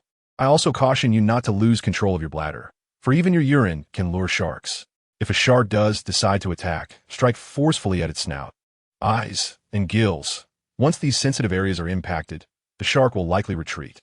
The superheroine leaps gracefully through the ocean, encountering splendid marine creatures, while the unsightly are unceremoniously kicked aside. Thus, she busies herself until darkness falls, at which point she returns to her space, changes her attire, and soars back to Peach Blossom Island. In the morning, the sun rises over the sea, waves crashing against the rocks, sending sprays of water into the air, resembling clusters of white flowers that flutter down into the ocean. The sea is a cradle of life, covering more than 72% of the Earth's surface. However, due to pollution and marine debris, oceanic life is dwindling. Each year, over 8 million tons of plastic waste are discharged into the ocean, with a significant portion sinking to the abyss, never to decompose. During their descent, sea turtles often mistake plastic bags for jellyfish, while razor-sharp fishing lines can slice through the skin of seals and turtles, ensnaring them around their necks. What becomes of the plastic that does not sink? It is broken down into minute particles consumed by seabirds and fish, which ultimately leads to humans ingesting contaminated seafood. An ironic self-harm, indeed. Therefore, the superheroine periodically arrives to summon marine creatures in need of rescue, providing them with care and relief, ensuring their comfort. On a tranquil morning at the beach, she encounters a seabird struggling in its final moments. Peering within, she discovers its stomach is filled with plastic, nearly occupying 15% of its body, equivalent to 6 to 8 kilograms of plastic residing within a human stomach. An albatross flew in, landing at the feet of the superheroine. Also in distress and in need of rescue, she promptly administered a pill into its beak and gently patted its chest and abdomen. Shortly thereafter, the albatross began to regurgitate a colorful array of toothbrushes, lighters, bottle caps, and assorted plastic debris. Humanity stands as the perpetrator of their suffering. Hence, let us rescue them where we can. Someday, I shall capture their plight on film and share it online, raising awareness so that all may cherish our oceans and our planet. As sonar signals emitted, the day's patients included the larger creatures, with a grumbling orca taking the lead. The orca, recognized as the most intelligent marine animal, possesses an intellect surpassing that of dolphins, gorillas, and elephants. From its stomach, a large sheet of plastic was extracted. One must ponder, what compels you to consume such refuse? You claim it was an accidental ingestion? How can one lack such memory? Was it not you last time as well? A young seal was ensnared in a discarded fishing net, with sharp fishing lines deeply embedded in its neck. The more it struggled, the deeper the wounds became. Carefully, the lines were snipped away and treated before the seal was allowed to return to the sea. A blue whale, its body covered in various barnacles, bore the weight of these crustaceans firmly attached to its skin. The barnacles, encased in a hard, grayish-white shell, may resemble mollusks, yet they are actually classified as arthropods. These hermaphroditic creatures, while predominantly fused, secrete a highly adhesive substance upon finding a suitable surface on a marine host, ensuring their attachment grows ever stronger with each molting. The barnacles that cling to the whale's exterior can even root themselves beneath the skin, rendering the whale unable to extricate them as it grows. In moments of discomfort, the whale attempts to rub against rocks to scrape off the barnacles. However, this often results in the removal of its own skin as well. At times, a single whale may host as much as 500 kilograms of barnacles, a truly agonizing burden. Fortunately, This particular whale bore fewer, making the cleaning process more manageable. Should the barnacles continue to proliferate, they would inflict significant pain and damage.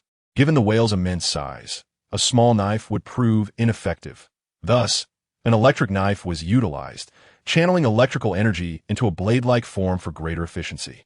The electric knife zipped through the barnacles, resulting in a satisfying cascade of detritus falling away. After 2 days of diligent care, the majority of patients were addressed.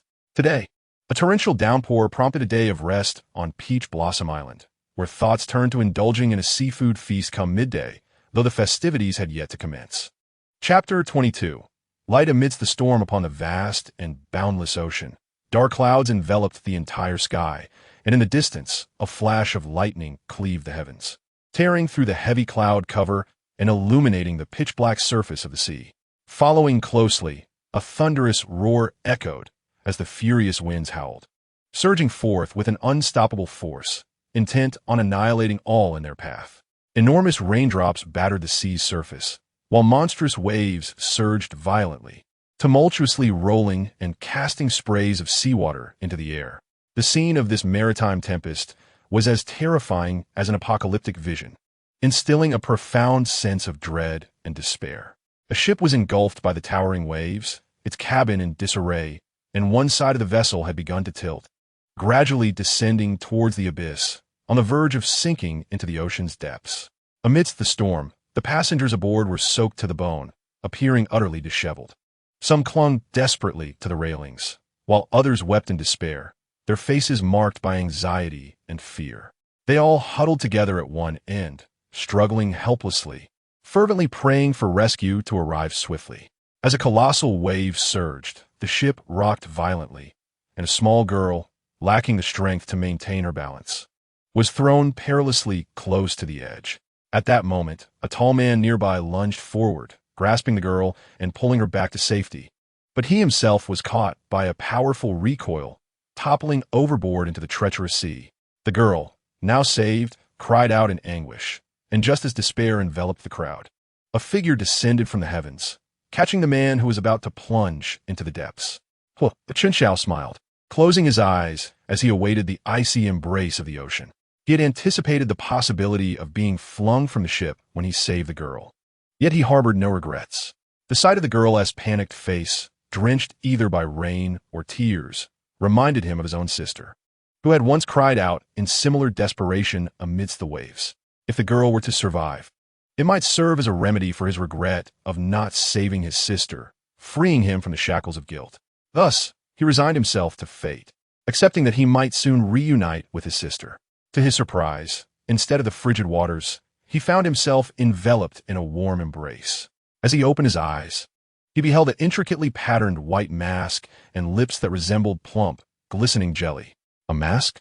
A dream? Could it truly be her? He questioned, until his feet firmly met the deck of the ship, realizing he was not dreaming. She was indeed there.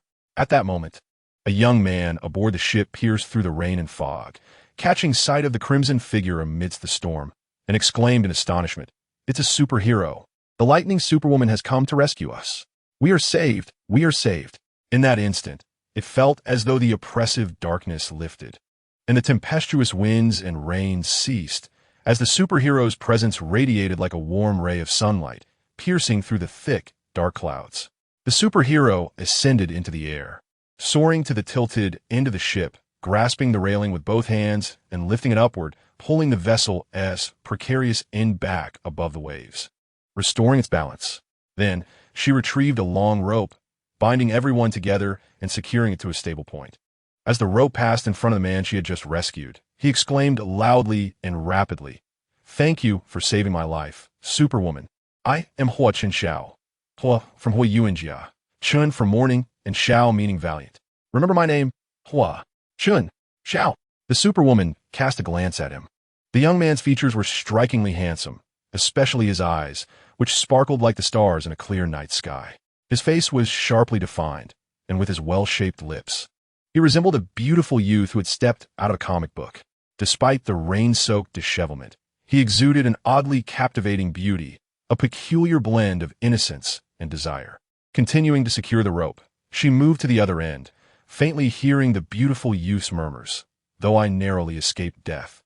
I found myself in the warm embrace of a goddess, gazing upon my ideal. I would have no regrets in dying now. I vow to repay this debt of gratitude with my life. With a slight stumble in the tempest, had it not been for the superwoman's acute hearing, his whispered thoughts would have gone unheard. Once everyone was tightly bound, the superwoman addressed them. Hold on to each other tightly. Do not panic or fear. I will dive into the depths of the sea and lift the ship above the surface, ensuring your safe passage. She explained. While I could carry the ship at the bow above the water, it would expose those aboard to splashes and difficulty breathing. Moreover, the vessel has already sustained damage. If I were to pull it through the turbulent waters, it might not withstand the relentless battering of the storm. With that, she soared into the ocean, diving beneath the ship to support its bottom, lifting it approximately 2 meters above the surface as she flew toward the shore. The passengers felt the ship steadily rising from the water, gliding smoothly towards land, towards hope, towards home. Though the storm raged on, each heart brimmed with gratitude and relief, enveloped in warmth and a profound sense of security. What they had feared would be their final moments beneath the waves turned into a miraculous survival. Without the superwoman, they would not have awaited rescue. They would have bid farewell to this world. In the midst of this rare tempest, visibility at sea was perilously low, and the storm intensified. The rescue team's vessel struggled as it set out from the harbor, only to behold a ship soaring through the air ahead. Spectators rubbed their eyes in disbelief, witnessing an unforgettable spectacle, a battered ship flying several meters above the sea rather than sailing upon it. Fear etched across their faces. Some gasped, the ghost ship. It's a phantom vessel of the sea. Quick, accelerate. As the two ships drew closer, the truth became clear. This was no mythical ghost ship, but indeed the very vessel that had met with disaster. Below the surface, Supergirl supported the vessel with her strength. And amidst the surprise, she declared, the stranded ship has been rescued. There is no need to proceed further. It turned out that it was not a ghost ship haunting the seas, and they had narrowly avoided panic. Consequently, the rescue boat altered its course, hastening to catch up with Supergirl. As they approached the shore, Supergirl lowered the ship onto the ocean's surface and then soared out of the water, pushing the vessel onto the beach. Those awaiting on the shore, journalists, family members of those aboard the ill-fated ship, and concerned onlookers, stood in stunned silence, their expressions frozen in awe. Suddenly, a cheer erupted. Supergirl! Supergirl! Thunderbolt Supergirl! Thunderbolt Supergirl! Some were moved to tears, others embraced, some knelt in reverence, while others laughed and cried in unison. Supergirl waved farewell, ascended into the air, facing the tempest, gradually vanishing into the darkened sky. The crowd on the beach continued to gaze longingly for what seemed like an eternity. The following day, every major media outlet headlined the story. Amidst the storm, Supergirl flew over the sea, cradling the rescued ship in her arms. This news ignited a tremendous wave of excitement. Netizens inundated the comments with heartfelt messages. Supergirl is the light of my life, guiding my way. One might as well say she is your Ultraman, the light of life. Supergirl is incredibly cool. She is my ultimate hero. I admire Supergirl. Her petite frame bears the weight of a massive ship. I am a devoted fan of Supergirl. I am the Thunder God, and I wish to be her partner. Supergirl is so impressive. I have fallen for her and will take no one else. To those above, stop daydreaming. Go line up for your dreams. It's too late for you, and you shall have no part in this. I am a fan of Supergirl. I am the goddess of thunder, and I wish to have children with her. Are you delirious? Supergirl is a woman, and so are you. What children are you talking about? That's absurd. This is pure jealousy. If I could have a child with Supergirl, I would be content. Go wash up and sleep. Anything is possible in dreams. Draw your swords. Friends, who dares to contest me for Supergirl? Whoever does is my enemy. Go wash up and sleep. Anything is possible in dreams. In the opulent residence of the Hua family, every corner radiated the wealth of its owner. Hua Chen-Xiao had yet to retire for the night. The light of life he had just shared was his own, and he had intended to add a few more words, but was overwhelmed by the flood of messages, ultimately conceding defeat. The Hua family was marked by a strict father and a nurturing mother, encapsulating a picture of happiness. Hua Chen-Xiao, the eldest son, had a younger sister who was 6 years his junior. Their family of 4, once filled with joy, was abruptly shattered on his sister's birthday. It was a day of celebration. His sister had just turned 6, while Hua Chen-Xiao was 12. They were vacationing on the shores of Bali when their parents had an engagement at noon, instructing them to wait for their return before venturing to the beach. However, the younger sister insisted on going, and after repeated assurances from Hua Chunxiao that he would ensure her safety while playing in the sand on the beach, and with the bodyguard present, he reluctantly agreed. Unfortunately, when the bodyguard went to fetch water, the sister chased after a small crab and slipped towards the sea. By the time Hua Chunxiao realized and rushed after her, she had already been swept away by a rip current. He plunged into the water recklessly to save her, but his young age rendered him unable to withstand the force of the current. When the bodyguard arrived, he could only grasp Hua Chunxiao, while the sister had already sunk into the depths of the ocean forever. Witnessing his sister's disappearance, young Hua Chunxiao broke free from the bodyguard's grasp and succumbed to the water, losing consciousness. He later lay in a hospital bed, comatose for an extended period, refusing to awaken. The doctors stated that he was trapped in a cycle of anguish, guilt, and self-reproach, unable to confront the reality of his loss, isolating himself from the world. Although he was ultimately roused by his mother's cries, he emerged profoundly changed, transformed from a cheerful, radiant youth into a brooding, taciturn individual. He lamented his inability to protect his sister, harboring deep resentment towards himself for failing to rescue her. She was so young and innocent, yet had not even begun to experience life. The loss of her youngest daughter, whose remains were never found, coupled with the near loss of her eldest son, inflicted a devastating blow on his mother, leading her to a volatile emotional state that eventually culminated in her breakdown. The relationship between mother and son became strained, becoming an outlet for their pent-up frustrations. After years of coping with their grief, their business began to suffer, and in a moment of despair, they placed the mother in a nursing home, where she tragically took her own life shortly thereafter. Hua Chunxiao attributed all this misfortune to his own culpability, believing that had he been vigilant, his sister would still be alive, and his mother would not have succumbed to despair. This sense of guilt further entrenched his cold and solitary demeanor until the arrival of a superheroine ignited a flicker of hope within him. He fantasized about the possibility of the superheroine using her powers to reverse time, allowing him to return to the day of his sister's 6th birthday. Convinced that this time he would save her. If only she could survive, his mother would not have taken such a tragic step, and they could once again be a happy family of 4. Since the emergence of the superheroine, he had been closely following her exploits, as if the bleakness of his life had been illuminated by a glimmer of hope, evolving from mere admiration to an obsession he could not escape. He believed that during this recent shipwreck incident, he would plunge into the depths of the sea to seek redemption for his sister's loss, only to be unexpectedly rescued by the superheroine herself. It seemed that fate had a design of its own, as this calamity would lead him to encounter his idol. Delighted by the thought of how he might forge a closer bond with the superheroine, he contemplated asking her if she could reverse time and save his sister.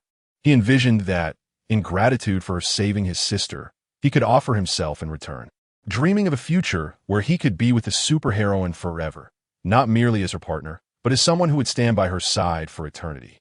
As he returned home to rest, Xiao Zhan opened his phone to find a news article featuring the superheroine flying above the sea, lifting a ship with ease. His heart swelled from initial anxiety to profound concern. Despite knowing she was safe and possessing such extraordinary abilities, he could not help but worry deeply for her well-being. The mere thought of her ignites warmth within his heart. He retrieves a handkerchief from his inner pocket, and a refreshing floral fragrance envelopes his senses. This was the very cloth that the superheroine used to wipe his sweat during their time together in bed, now forgotten there and cherished in his possession. Though the prospect of never seeing her again looms, the mere possession of an item imbued with her essence brings him joy and happiness through memories. Since that memorable encounter, many days have elapsed, and during moments of respite from his busy schedule, he finds himself inevitably thinking of her, yearning to exchange a few words. He hesitates multiple times before opening the chat window. What should he say? He grapples with uncertainty, reminiscing about their shared moments. His heart a blend of sweetness and slight bitterness. What to do with this growing fondness? Is it too much to hope for? After considerable contemplation, he opens the chat window, his slender, elegant fingers poised above the keyboard. After a prolonged pause, he types, "How are you? Did you get caught in the rain again today? I hope you're feeling well." Once the message is dispatched, he gazes intently at his phone screen. anxious about the possibility of silence that might ensue. Upon seeing the notification that she is typing, he finally breathes a sigh of relief. The superheroine responds, "Thank you for your concern. I'm fine. This light rain poses no threat to my health. How about you? Have you been well? Still busy with the crew? Every day?" Xiao Zhan replies, "Yes, I've been shooting outdoor scenes these past few days, but it's manageable." The superheroine responds, "Please take care of yourself, and try not to stay up too late. Those beautiful eyes of yours wound tea look good with dark circles." Xiao Zhan reassures her, "I don't have dark circles. Ever since I started drinking that water you gave me, I've felt great. Even when I stay up late, I don't get them. I feel invigorated." The superheroine replies, "That's because it helps eliminate impurities from your body and restores your functions. Keep drinking it, and it will only get better." Xiao Zhan adds, "It seems like my skin has improved as well." She responds, "Your skin was already fair. Now you've become a creamy beauty. Though your face and neck have tanned a bit, I'm referring to your overall complexion." Xiao Zhan blushes, feeling a warmth spread across his cheeks. The superheroine playfully asks, "So, where's it white? Do tell." Shyly, Xiao Zhan replies, "Everywhere." She then requests, "Can you send me a picture? I know you want to show me your abs, since you dress so conservatively."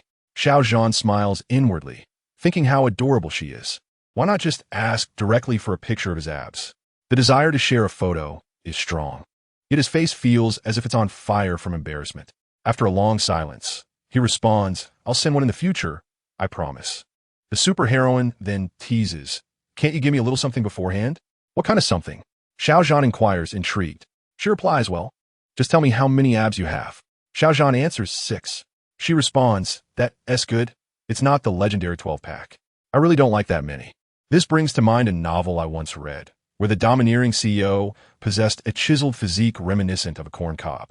Xiao Zhan, unable to contain his laughter, found himself grinning as his charming eyes narrowed into slits.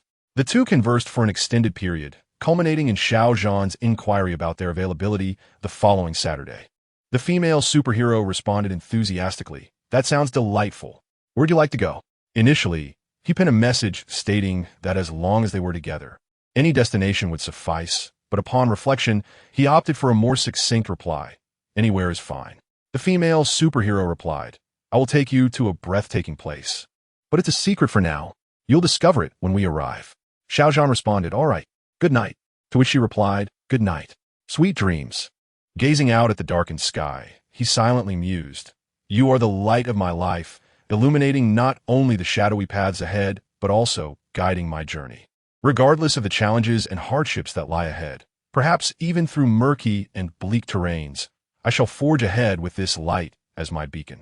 He eagerly anticipated where the female superhero would take him next. Chapter 23. The unveiling of reality is akin to opening a mystery box that night. Some drifted into slumber with sweet smiles, while others dreamed of fantastical visions.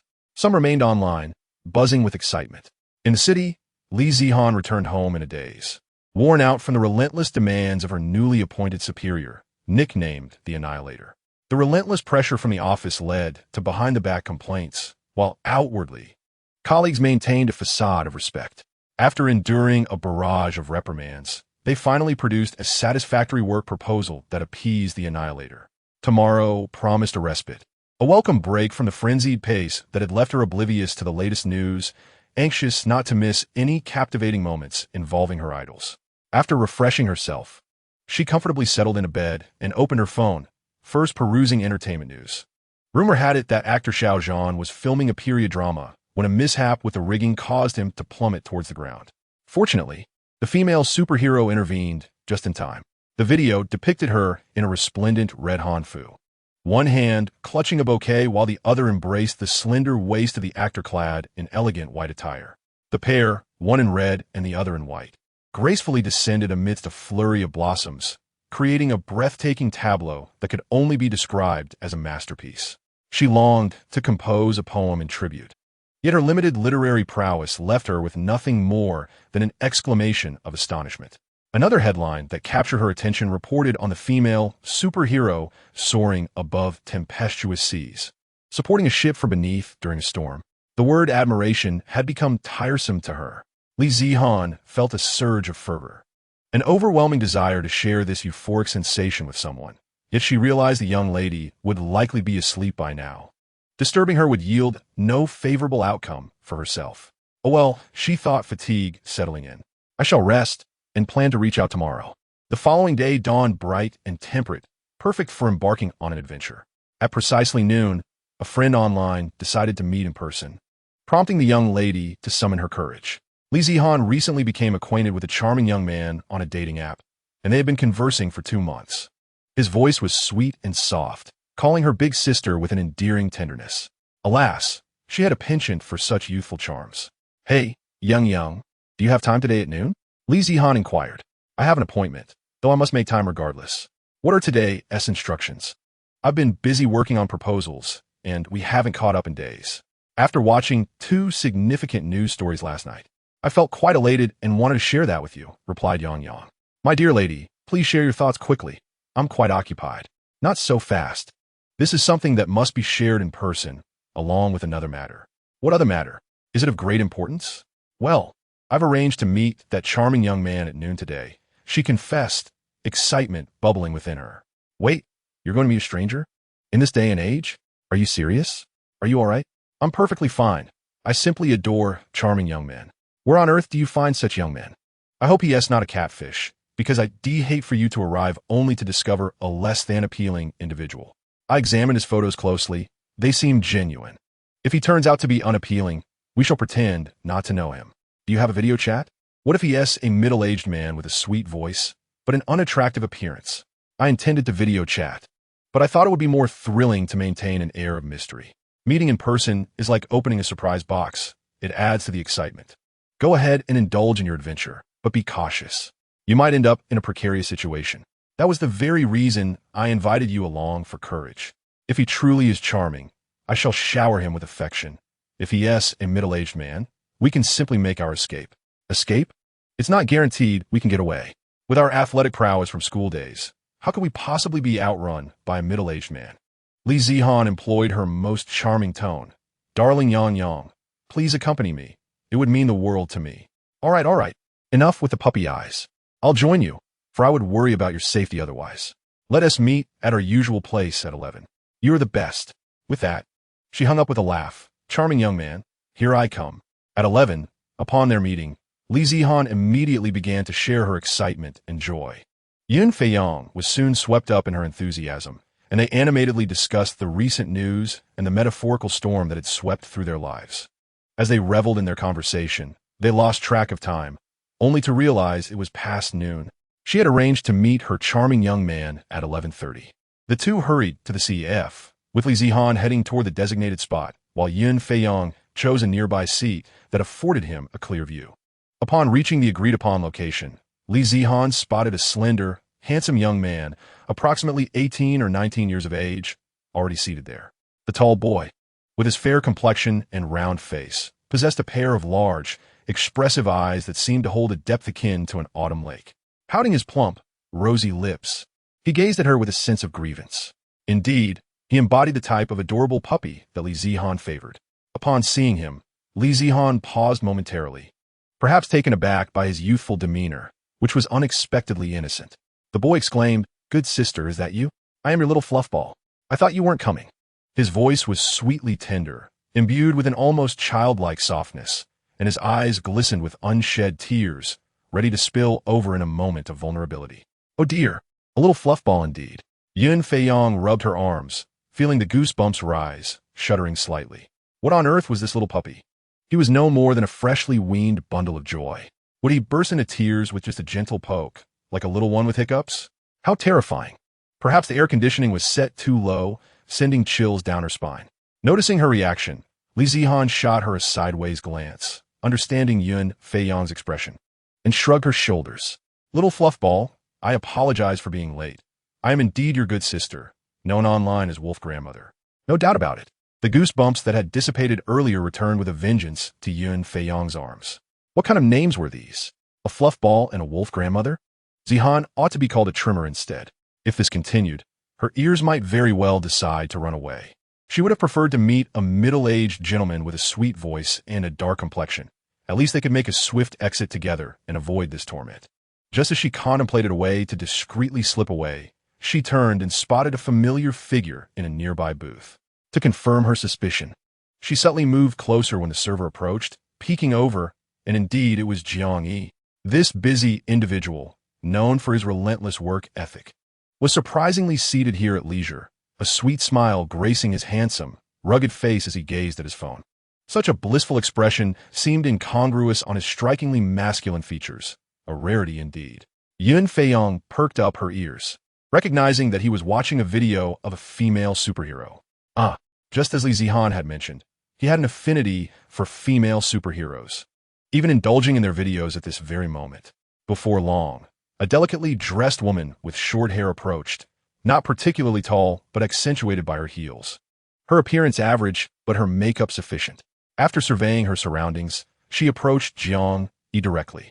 You must be Jiang Yi, correct? I'm Li Zhou. Introduced by Aunt Wang. Hello, I am Jiang Yi. Please, have a seat, he replied courteously. Yun Feiyong internally exclaimed, Oh heavens, what is this battleground? Jiang Yi on a blind date? Surely not. It was utterly inconceivable. Who would have thought that the once coveted campus heartthrob would descend to such depths as to seek a romantic match? This was truly bizarre.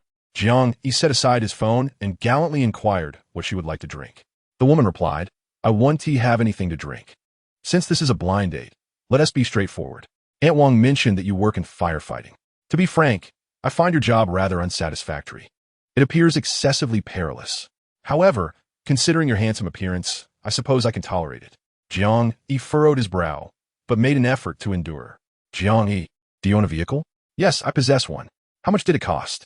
Over 200,000, I believe. The woman sighed, remarking, That's acceptable. Do you have a house? Yun Feiyong noticed Jiang Yi's brows knitting together in evident irritation, yet he still replied, I own a 3-bedroom apartment. The woman continued, Also acceptable. I am 28 years old. Although I am older than you, there is a saying that a woman older than a man leads to a prosperous life together. Jiang Yi and Yun Feiyong nearly choked, exclaiming, Oh dear. Just as Jiang Yi was about to speak, the woman interrupted, Please allow me to finish before you interject. My father has passed away. I live with my mother, and I have a twin brother. If we were to be together, you must provide me with a dowry of 660,000 yuan.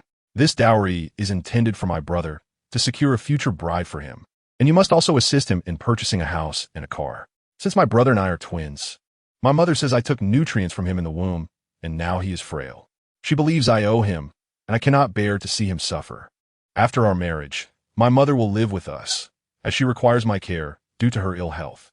These are merely small requests. You wouldn't mind, would you? What? Yun Feiyong nearly leaped up in disbelief. Was today an auspicious day for such nonsense? On one side, a baby cries, while on the other, a potential match is an insatiable sister-in-law accompanied by a dependent mother-in-law. Jiang Yi's patience had reached its limit, and he couldn't help but find the situation amusing. Apologies, madam, but we are merely on a blind date. It is our first encounter, and we are light years away from marriage. I was about to interject to express our incompatibility. I have matters to attend to, so I shall take my leave. With that, he rose to depart. The woman blocked his path, urging, Let us discuss this further. If you find the dowry excessive, we can negotiate a lesser amount. I do not mind your dangerous job, nor do I find your car unworthy or your apartment too small.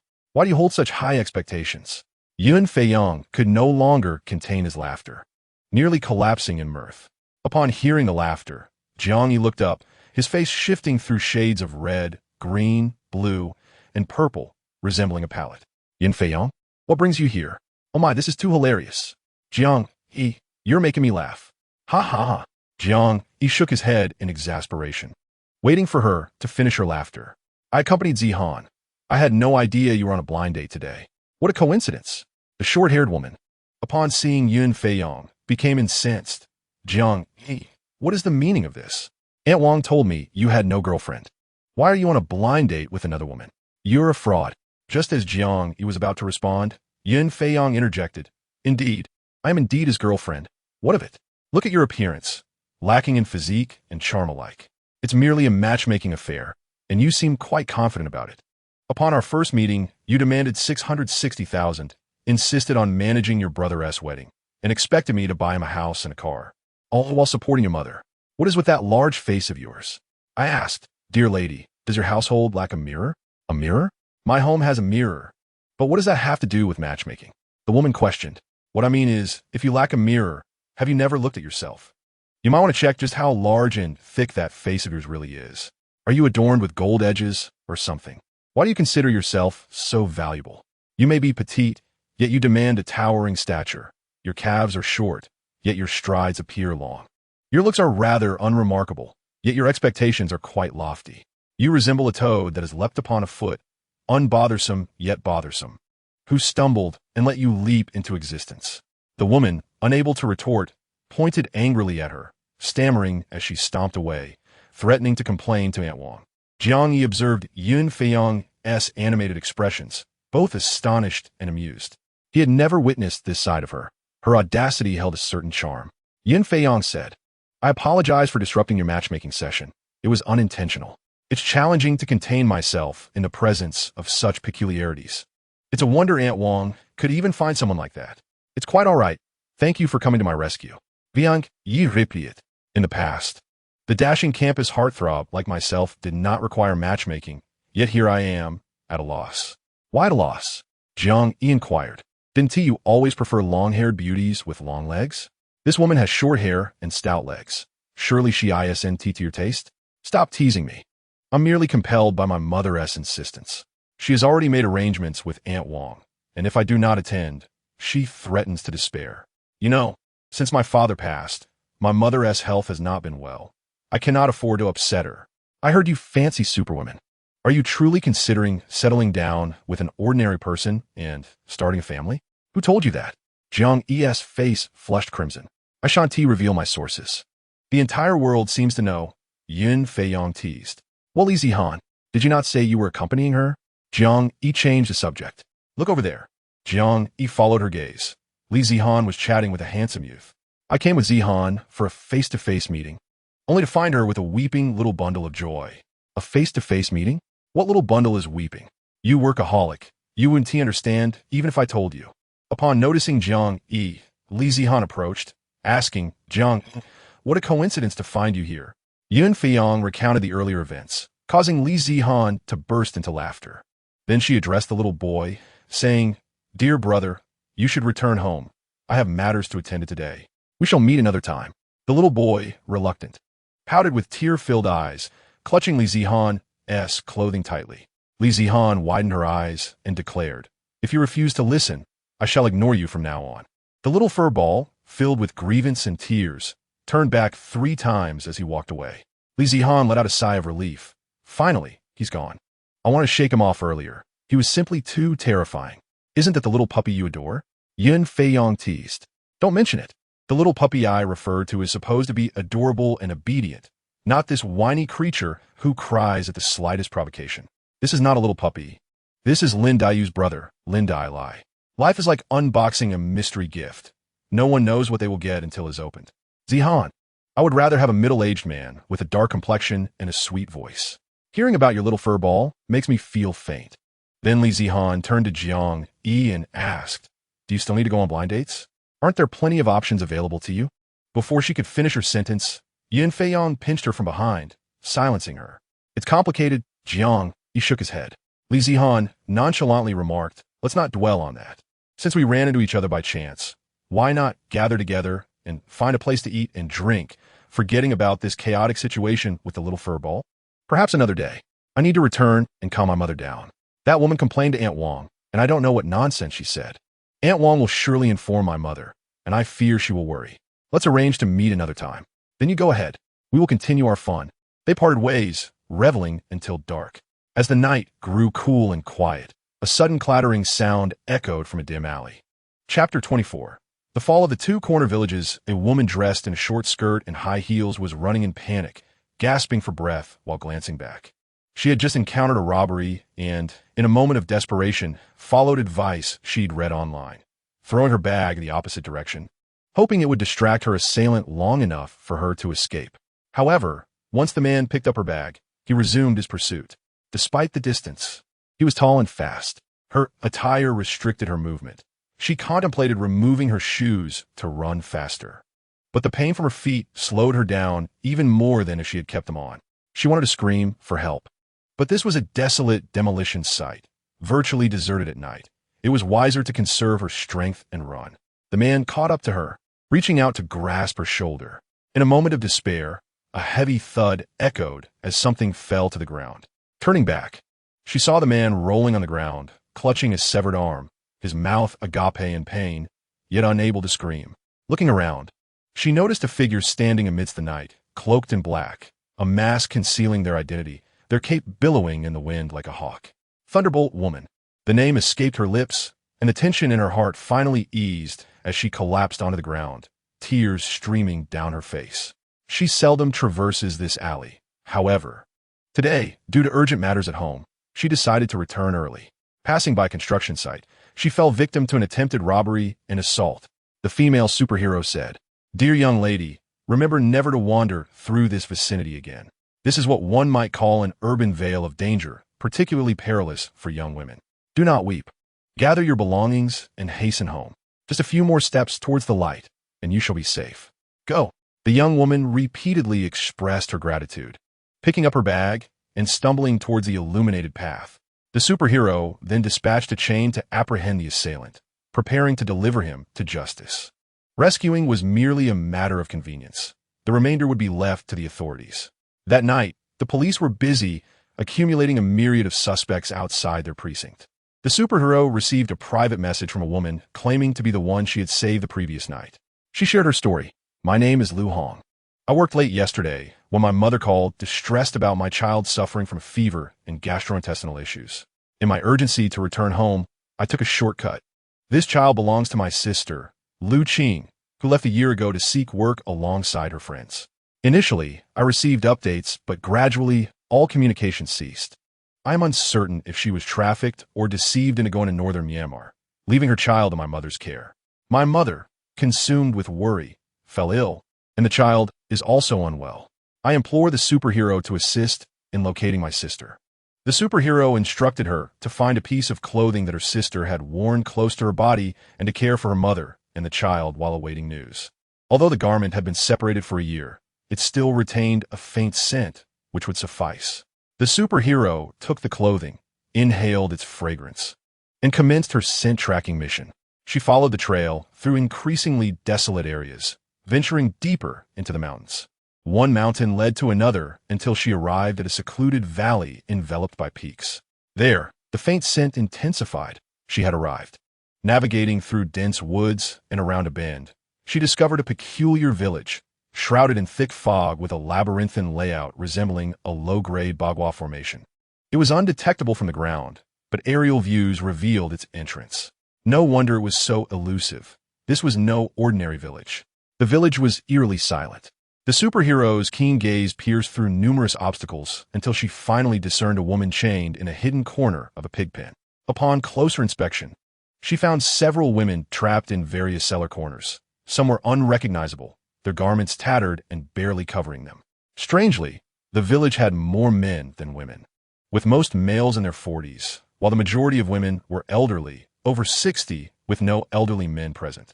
Apart from the women confined in the pig pen and cellars, the village's female population was predominantly aged, with only 2 girls under 10 and nearly no girls over that age. Observing this peculiar village, the superheroine resolved to remain momentarily inactive, awaiting further understanding before reaching a decision. The spatial realm had ascended to level 5, enabling her to teleport, albeit only for a distance of a few hundred meters and for a duration of 3 hours daily. She entered the spatial domain, where she could perceive the outside world, and first teleported to a household to eavesdrop on their conversations. If no significant information emerged, she would proceed to another residence. This particular household consisted of 3 individuals: an elderly woman in her 60s, her son in his 40s, and a gaunt woman of indeterminate age, presumably the son's wife. The woman, limping on one leg, exhibited a vacant and sluggish demeanor, while the elderly matron berated her in the local dialect, fiddling with her needle and thread. After listening for some time, the superheroine discerned that apart from the limping woman laboring, the man was engaged in woodworking, and the elderly woman continued her tirade against the limping figure, yielding no valuable information. She then shifted to another household, which also featured 2 sons and the same elderly woman, but no sign of a female presence. Upon peering inside, she was met with a disheveled and unpleasant odor, prompting her to seek another location. Upon teleporting to yet another home, she detected the presence of Lu Qing's sister, Lu Hong, who was tethered within a cattle shed, one of her legs having been broken. It was prudent to remain undetected for the moment. After all, the men, women, and children of this village, including their cats and dogs, were firmly within her grasp. After probing several households, she finally uncovered that this village was named Tawa Village, a name truly wasted on such a dismal place. The village, steeped in antiquity and enveloped by peach orchards, had received its name from the abundant blossoms. Due to its remote location deep within the mountains, it clung to antiquated customs and traditions. Initially, the villagers coexisted peacefully, leading lives dictated by the rising and setting sun. However, the tranquility was shattered with the arrival of a band of robbers and bandits during a period of turmoil. These marauders wreaked havoc, committing unspeakable atrocities, and usurped the village's revered peach blossom deity, desecrating its idol. Subsequently, for reasons unknown, the men of the village experienced alarmingly short lifespans, seldom living past 50 years, and the birth of girls became exceedingly rare. Those few girls that did emerge often succumbed to illness before reaching adulthood. It was said that the villagers had incurred the wrath of the peach blossom deity, resulting in a curse, with men needing to marry and procreate. The village's remote and impoverished conditions, coupled with the curse of early demise, deterred virtuous young women from marrying into this community. Thus, it became infamously known as a bachelor village. In desperation, the men sought to procure brides from outside. When unsuccessful, they resorted to abduction. Over time, the practice of purchasing and abducting brides evolved into a livelihood, leading to the village becoming notorious as a kidnapping village. Gradually, 2 distinct kidnapping villages emerged: the original old kidnapping village and a larger, more youthful kidnapping village, where the primary perpetrators resided. Due to its secluded valley and complex terrain, one family possessed knowledge of the Mao Shan Daoist tradition and constructed a rudimentary version of a bagua formation. Those unacquainted with the formation cannot locate the entrance. Once inside the village, escape becomes impossible, with the sole exception being when the villagers come to deliver someone. The average person finds it exceedingly challenging to decipher the intricacies of this place. The elderly women, too, are victims having been purchased or abducted in their youth, and over time, they have assimilated into the village. It can be said that there is not a single virtuous soul within the confines of this village. In the cattle pen, Lu Qing caressed her leg. The overcast sky brought an unsettling chill to the night, and the sight of her fractured right leg throbbed with a dull ache. She yearned to stretch her leg, but the clanking of chains echoed ominously. Reflecting on the past year, thoughts of her young child, her ailing mother, and her frail sister flooded her mind. The desire for death was unattainable, while the struggle for survival was arduous. Her family resided in a small county within the province, comprising her parents and sister. While their life was not affluent, it was manageable. Due to mediocre academic performance, Lu Qing worked in a barbershop after finishing junior high, allowing her sister to continue her studies. Eventually, her sister secured admission to a university in the provincial capital and, upon graduation, remained there for work. Lu Qing also opened her own modest barbershop, where she met a man. Without thorough consideration, she hastily married him after an unexpected pregnancy. Once married, the true nature of her husband revealed itself. He indulged in drinking, gambling, and card games, neglecting work and failing to earn income. In moments of discontent, he would turn his aggression toward her. When he lost at gambling, she bore the brunt of his wrath, and when intoxicated, he would strike her. The barbershop fell into disarray, and the funds from its sale were squandered in his reckless pursuits. Their daughter, now 3 years old, suffered from malnutrition, her health deteriorating as their household finances were consumed by her husband's vices. Having proposed divorce multiple times, Lu Qing faced her husband's vehement opposition. He declared that divorce was out of the question unless she were to die, threatening to drag her down with him. He was a volatile individual, capable of unspeakable acts. In his desperation to prevent their separation, he resorted to self-harm, whether by burning himself with cigarette butts or stabbing himself with a knife. He even threatened to harm her parents and sister if she dared mention divorce. During drunken episodes, he would wreak havoc at her parents' home, battering doors and smashing belongings. Calling the police proved futile. Within a few years, Lu Qing's father succumbed to the stress, and her mother fell ill from the strain. With few relatives remaining on her father's side, his death only emboldened her husband's reckless behavior. Fortunately, her sister, after graduating from university, found employment in the city, over 100 kilometers from the county. Unbeknownst to the scoundrel, he did not know her sister's exact whereabouts. One day, taking advantage of his drunken stupor, Lu Qing fled with her child and mother, seeking refuge with her sister. Once settled, her mother watched over the child while Lu Qing sought work. However, her limited education hindered her ability to earn a decent wage. A friend she met while working encouraged her to venture south for employment, suggesting that some factories there did not prioritize educational qualifications, promising fair wages for hard work. Thus, she entrusted her child to her mother and sister and embarked on a journey to the southern region, envisioning a future where her family could live a better life. Little did she know, one of the friends she traveled with hailed from the very village of abductors, and upon disembarking at a certain location, she and her companions soon found themselves in the clutches of the Guizi village. She was sold to a household in the village of de Guizi, and within 3 months, she was exchanged for another family, ultimately ending up in Lao Guizi village. The family she was sent to bore the surname Niu, with the patriarch, Nyoda, being a robust man of considerable stature. He had purchased several women, yet none had borne him a child. Eventually, he heard that acquiring a woman who had already given birth might yield offspring. Among the 3 sisters, she was the only one to have given birth, and thus she remained with the Niu family. The fates of her 2 sisters were unknown, lost to the winds of circumstance. Lu Qing attempted to escape on multiple occasions, but each time she failed to breach the village's threshold.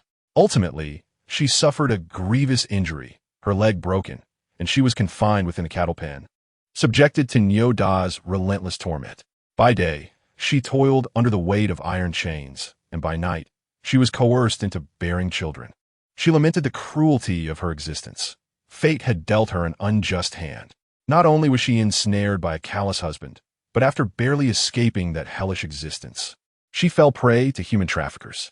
As despair washed over her, she pondered the well-being of her mother, child, and sister.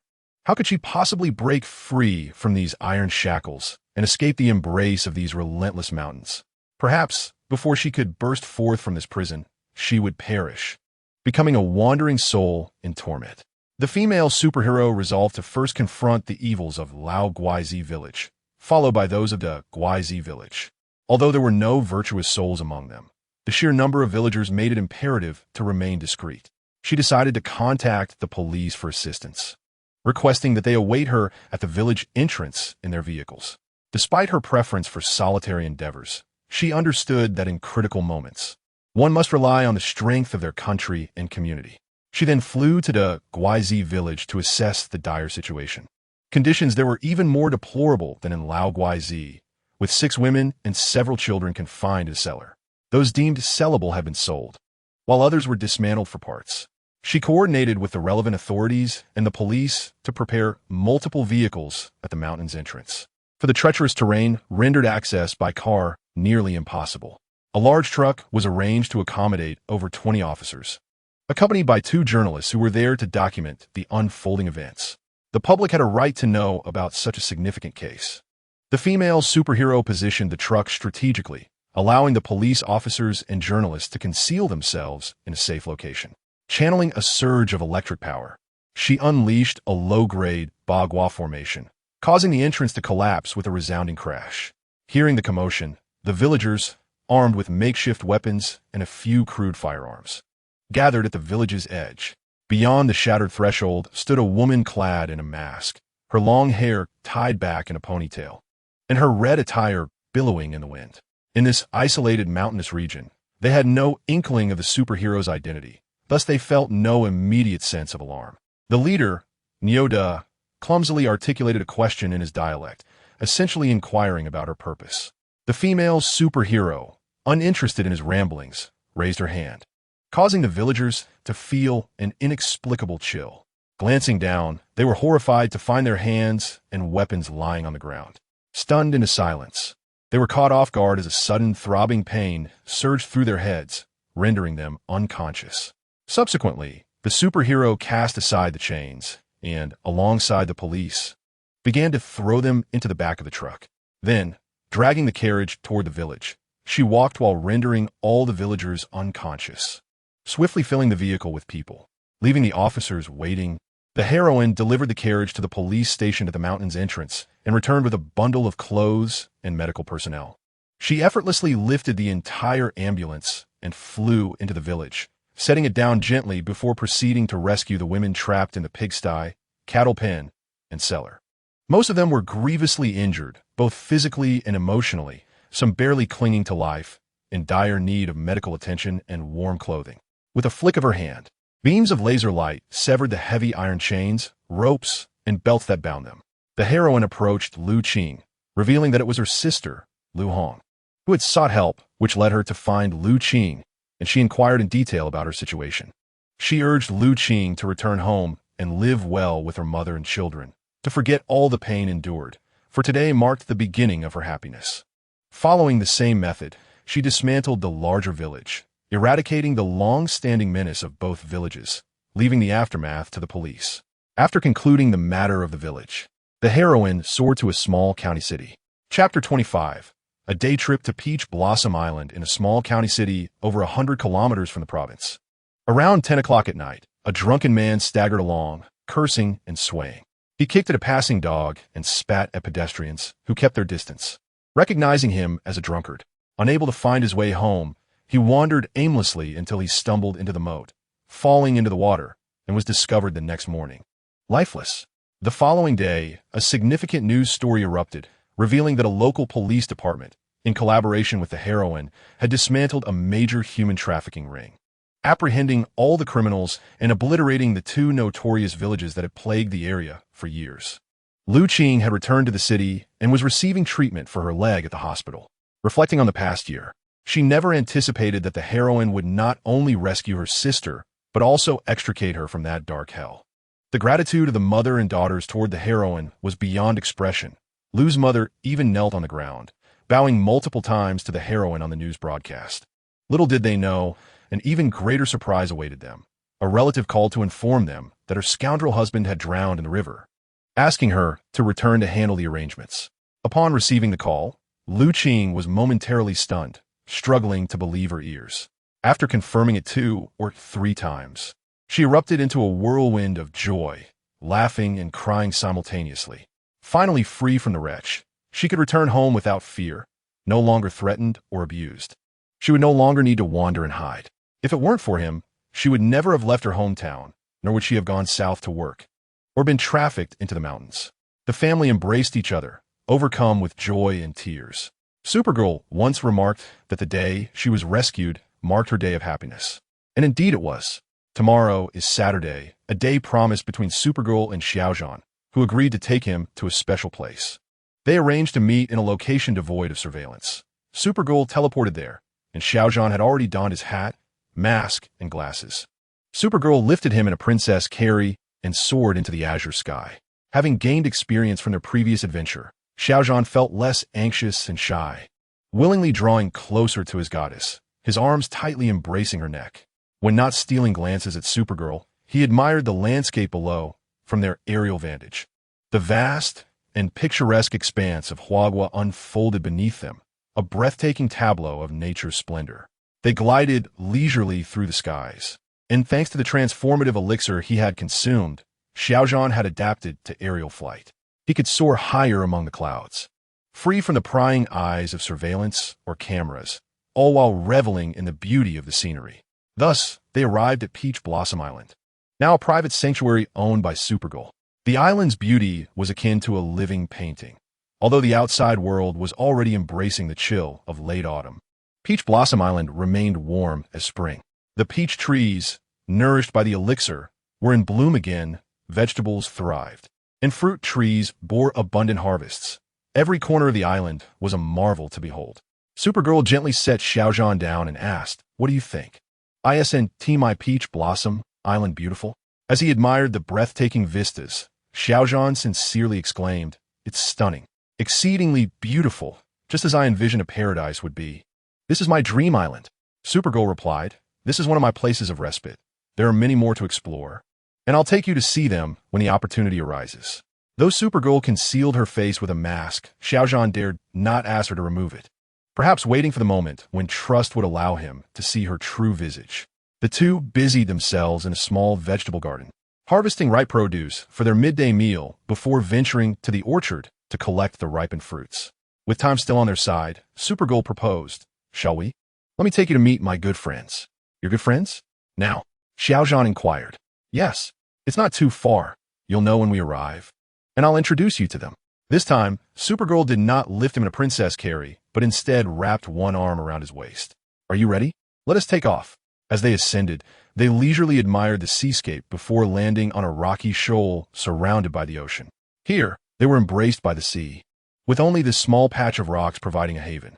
The azure sky, occasionally graced by drifting white clouds, bore witness to seagulls soaring freely above the waves.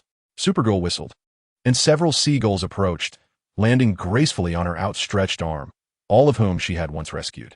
Then, she encouraged Xiaozhan to extend his arm as well, allowing the seagulls to perch upon him. Together, they produced small fish snacks to feed the birds.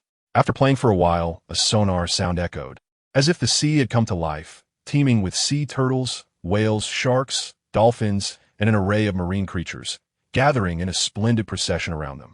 The cacophony of various calls mingled with the cries of seagulls and the rhythmic crashing of waves against the rocks, creating a unique symphony that left Xiaozhan in awe. The superheroine communicated with them telepathically, introducing her friend Xiaozhan to the vibrant marine life. The little creatures greeted him in myriad ways. The superheroine turned to Xiaozhan, saying, "They're greeting you." Xiaozhan raised his hand in response. She continued, "These are my dear friends of the sea. This is Xiao Hua. This is Xiao Lai Zi. This is Xiao Mei. That is Demei. Over there is Xiao Lan Lan, and that one is Xiao Tian." Xiaozhan exclaimed, "Hello, everyone. From now on, you shall be my friends as well. Do you see those few over there? The barnacles and entangled fishing lines on them, and that one with a swollen belly. All of them are in need of rescue. I come here periodically to aid them. I have some time this morning, and you can join me." Engaging in such acts brings immense joy. Xiaozhan replied, "I've always wished to do something meaningful. Let us embark on this together. I never expected you to be so selflessly devoted to this." He recounted, "I stumbled upon a little turtle, Xiaohua, tangled in fishing lines, barely clinging to life. I pointed in the direction she indicated, where a clumsy turtle was bobbing its head at him. I helped remove the fishing lines, treated the wounds inflicted by them, and cleaned off the barnacles. Once it recovered, it returned to the sea and spread the word. Whenever the sea creatures are in distress, they seek me out. When I'm nearby, they know to call for help, and they come to me." Xiaozhan gazed at her with deep affection, thinking, "This is the superheroine I admire. She possesses both great love and tender compassion, selflessly aiding others." The superheroine retrieved her cleaning tools and brought forth 2 comfortable chairs, suggesting they rest when weary. As she tended to the marine creatures, she instructed him on how to remove barnacles. "Start with the small ones. You cannot manage the larger ones yet. Clean thoroughly, but take care not to injure their delicate skin." Thus, on the rocky shallows, a beautiful scene unfolded against the backdrop of the azure waters, with a handsome man and graceful woman resembling a pair of exquisite gems, enhancing the picturesque landscape of the cerulean sea and sky. Engaged in conversation while assisting the marine creatures, a tender sentiment blossomed quietly between them. Suddenly, the rather unattractive, toothy shark returned, obediently lining up for assistance, appearing surprisingly docile. During their last underwater treasure hunt, they had encountered it, unaware that the superheroine was the one capable of aiding them. This time, upon hearing the sonar, it hurried over to join the queue. It was its turn, and suddenly, the superheroine unleashed bolts of electricity from her hands, which coalesced into blades that swiftly sliced through the barnacles clinging to the fish's body. With the enhancement of her abilities, she could now shape the electric light into any form. However, these electric blades were only suitable for large creatures, necessitating different tools for smaller beings. The delightful morning passed in the blink of an eye, and she informed them to return another time before gathering her belongings. While tidying up, she inquired, "Are you feeling tired? How do you feel?" "It's all right," he replied. "It was a bit awkward at first, but I'll get used to it. Let us go. It's noon, time to head back for lunch." As she spoke, she opened her arms, embracing him as they soared above the sea back to Peach Blossom Island. Take a moment to rest. I'll see about preparing something to eat. I can cook too. Why don't we make it together? Sounds great. How about tasting the culinary skills of Superstar? They collaborated, each preparing 2 dishes and a soup, while the rice in the rice cooker was also ready. In truth, the superheroine had provisions in her space, but she only fetched them when cooking was inconvenient, as she usually preferred to prepare meals herself. As Xiao Zhan recounted the news incident from Guizi village, the superheroine shared further details, expressing her sorrow over the tragic fates of the women involved. She declared, "In the corners of our ignorance, how many more such cases exist? If I encounter them or find a way to uncover them, I will ensure their complete eradication. Moreover, I harbor a deep disdain for rapists. Should I apprehend them, I will confiscate their tools and render them harmless. If they persist in their misdeeds, they can go work for old Yin instead." Someone remarked that they felt a slight chill. By the way, do you remember the incident involving the girl from the coronation? That man has resurfaced, still unrepentant, continuing to stalk young girls. I suspect he'll soon be feeding the fish. After lunch, during the afternoon rest, Xiao Zhan found himself unable to sleep. He rose to the living room, where the superheroine was seated, watching videos, surrounded by an array of fruits, dried fruits, and snacks on the table. "Why aren't you taking a nap?" "I can't sleep. Are we still going out this afternoon?" "We're not going out this afternoon. We'll visit another place." The superheroine handed him some fruit, gently caressing his elegant, slender fingers as she remarked, "Such beautiful hands. It would be a pity if they were to get hurt. I'd rather handle the cleanup myself." Xiao Zhan blushed, summoning his courage to clasp her hand in return. Her fingers were smooth and glossy, unadorned by nail polish or extensions, and kept impeccably clean.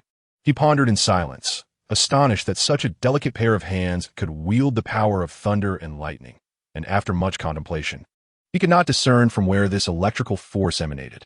"Have you had enough of looking, young sir?" Flushing, he released her hand. "Yes, I've seen enough. What were you studying?" "I was examining your fingers, wondering if they possessed a gun-like barrel, revealing how they emit such electrical power." I want to tell you, although the 2 individuals have only met twice, their shared values and endless conversations evoke the feeling of long-lost friends reuniting, devoid of any sense of estrangement or constraint. "We are already good friends, so let us forego the formalities of addressing each other as Mr. Xiao or Supergirl. You must be older than I am. Shall I call you Brother Xiao or Xiao Xiao? How should I refer to you? Lei, Dien Dien? None of those sound particularly pleasant." "Oh, how foolish of you. Why not simply call me by my name? You never told me yours. How could I possibly know?" "Well, I shall tell you now. Listen closely. My name is Fei Fei, so you may call me Fei Fei from now on. Is it because you can fly that you are called Fei Fei?" Something like that. The Supergirl smiled mischievously. "Brother Xiao, do you still have any Lingquan water? Please let me know when you're going home, and I will bring you a few more bottles to take to your family." "Thank you, Fei Fei. And also, I cannot always take your things for free. This isn't anything special. I have plenty here, so rest assured, we are good friends. What does it matter if I take things? When you have something wonderful, you can give it to me too, right?" All right, but I don't have anything good to offer you, except for this heartfelt sentiment. Brother Xiao, where would you like to go for fun? I can take you. Let's save that for next time. If we do it all now, there may not be a future opportunity." Xiao Zhan was somewhat anxious. "With such talk, we are indeed good friends. As long as you have time, we can go wherever you wish. Did I not say before? Except for other planets and galaxies, we can go anywhere on Earth, Antarctica, the Arctic snowy mountains, Mount Everest. Any place you desire. We can also explore my other leisure spots. So, Fei Fei, could you tell me where they are? I'd like to be mentally prepared. That essay's secret. I want to tell you for now. If you know in advance, it won't be a surprise. But they're all in remote, unexpected locations. I am truly looking forward to it." Xiao Zhan was filled with anticipation. "In a while, I will be visiting Shenanjia. If you have time, I can take you with me. I have never been to Shenanjia. Are we going to catch wild men? I want to collect some rare creatures or plants. If there are wild men, I'd like to see what they look like. I have always wanted to go to Shenanjia, but I simply haven't had the opportunity. So, Fei Fei, please notify me in advance when you go, so I can arrange my schedule." The 2 sat on rocking chairs in front of the house, enjoying the view and chatting, feeling that time was serene, and happiness was truly this simple. The evening sun cast a warm orange glow over the sea, as weary seagulls returned home and fish dove into the depths. The once turbulent waves seemed to soften. Brother Shao, shall we have seafood for dinner? Do you have any dietary restrictions? I can eat anything. Just being able to have a meal prepared by you fills me with joy. No one would ever guess that Supergirl can cook. Others would certainly not expect that the most handsome figure in the entertainment industry could sit here cleaning barnacles. After dinner, I shall escort you home, as I have a place to inspect. Recently, I have sensed something amiss in a certain locale. Shall we venture out in the night? Indeed, I have already observed during the day. A nocturnal examination is prudent, for it may herald significant events. Your words send shivers down my spine. What sort of momentous occurrences could transpire? Truth be told, I do not anticipate any upheaval. However, should this matter be elucidated, it could unveil a colossal event. Chapter 27. The Enigma of Northern Myanmar. I apologize, dear readers, for the mix-up in chapters. Those wishing to peruse Chapter 26 may locate it in the table of contents, monitoring earthquake wave warnings. In the skies, a figure soared swiftly by. The superheroine received information from the surrounding space. There was no time for lengthy discourse with Jiang Yi as she ascended rapidly into the clouds, entering the realm of space. Within this expanse, the tree of life flourished abundantly, its leaves of vibrant green, lush and dense. Beneath it, a spiritual spring gushed forth, now as wide as a bowl, nurturing the essence of life within the space.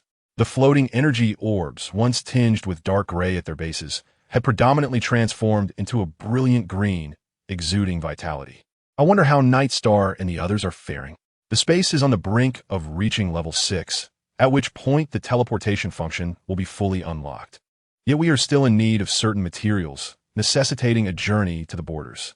The superheroine flew through the vastness of space, surveying its enormity, traversing mountains and rivers, soaring over expansive grasslands, and gazing upon the majestic, distant snow-capped peaks.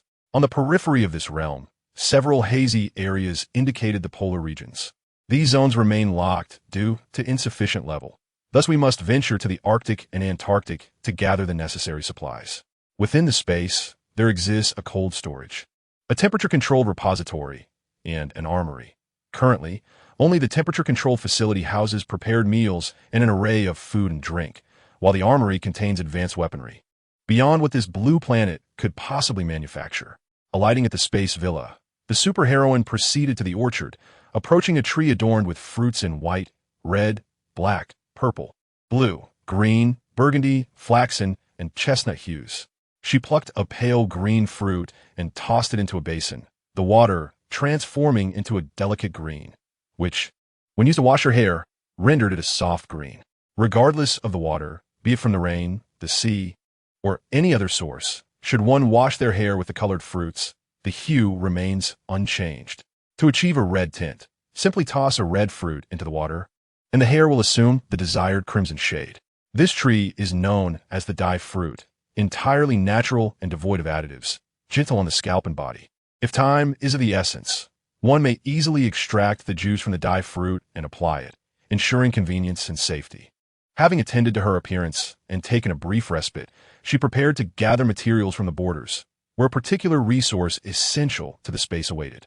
To avoid drawing attention in the jungle near the border, she donned green attire and utilized the green dye fruit to blend seamlessly with her surroundings, ensuring her collection would remain undisturbed.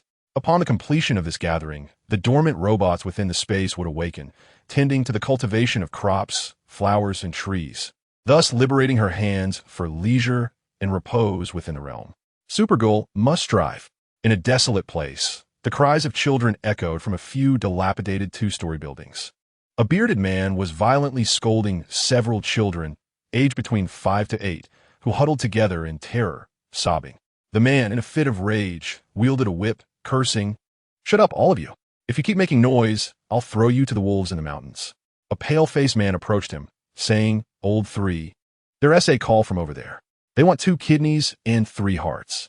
The kidneys should be from someone in their 20s, and the hearts from children around 7 or 8. Hurry up. Tell Old Knife to be swift.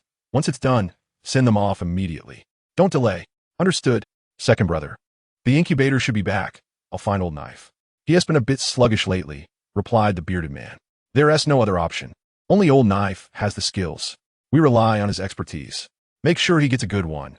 It will surely invigorate him, the bearded man leered. Inform the brothers to be cautious. 2 more kids died yesterday, right? It's hard to acquire them, and once they're dead, they hold no value. The pale-faced second brother continued to advise. The bearded man leered, Second brother, how about that girl in room 2? Let us entertain the brothers, shall we? There are a few goods in room 2 that have been designated by the higher-ups. You cannot touch them. Don't let your little brothers get out of hand. At a crucial time, don't let me down. The boss's gun doesn't discriminate. Second brother, I want that girl in the white dress. She has a scar on her face, so she is not worth much anymore. Just let her be a gift for the brothers, please. I rarely ask for anything. He implored. Fine, fine.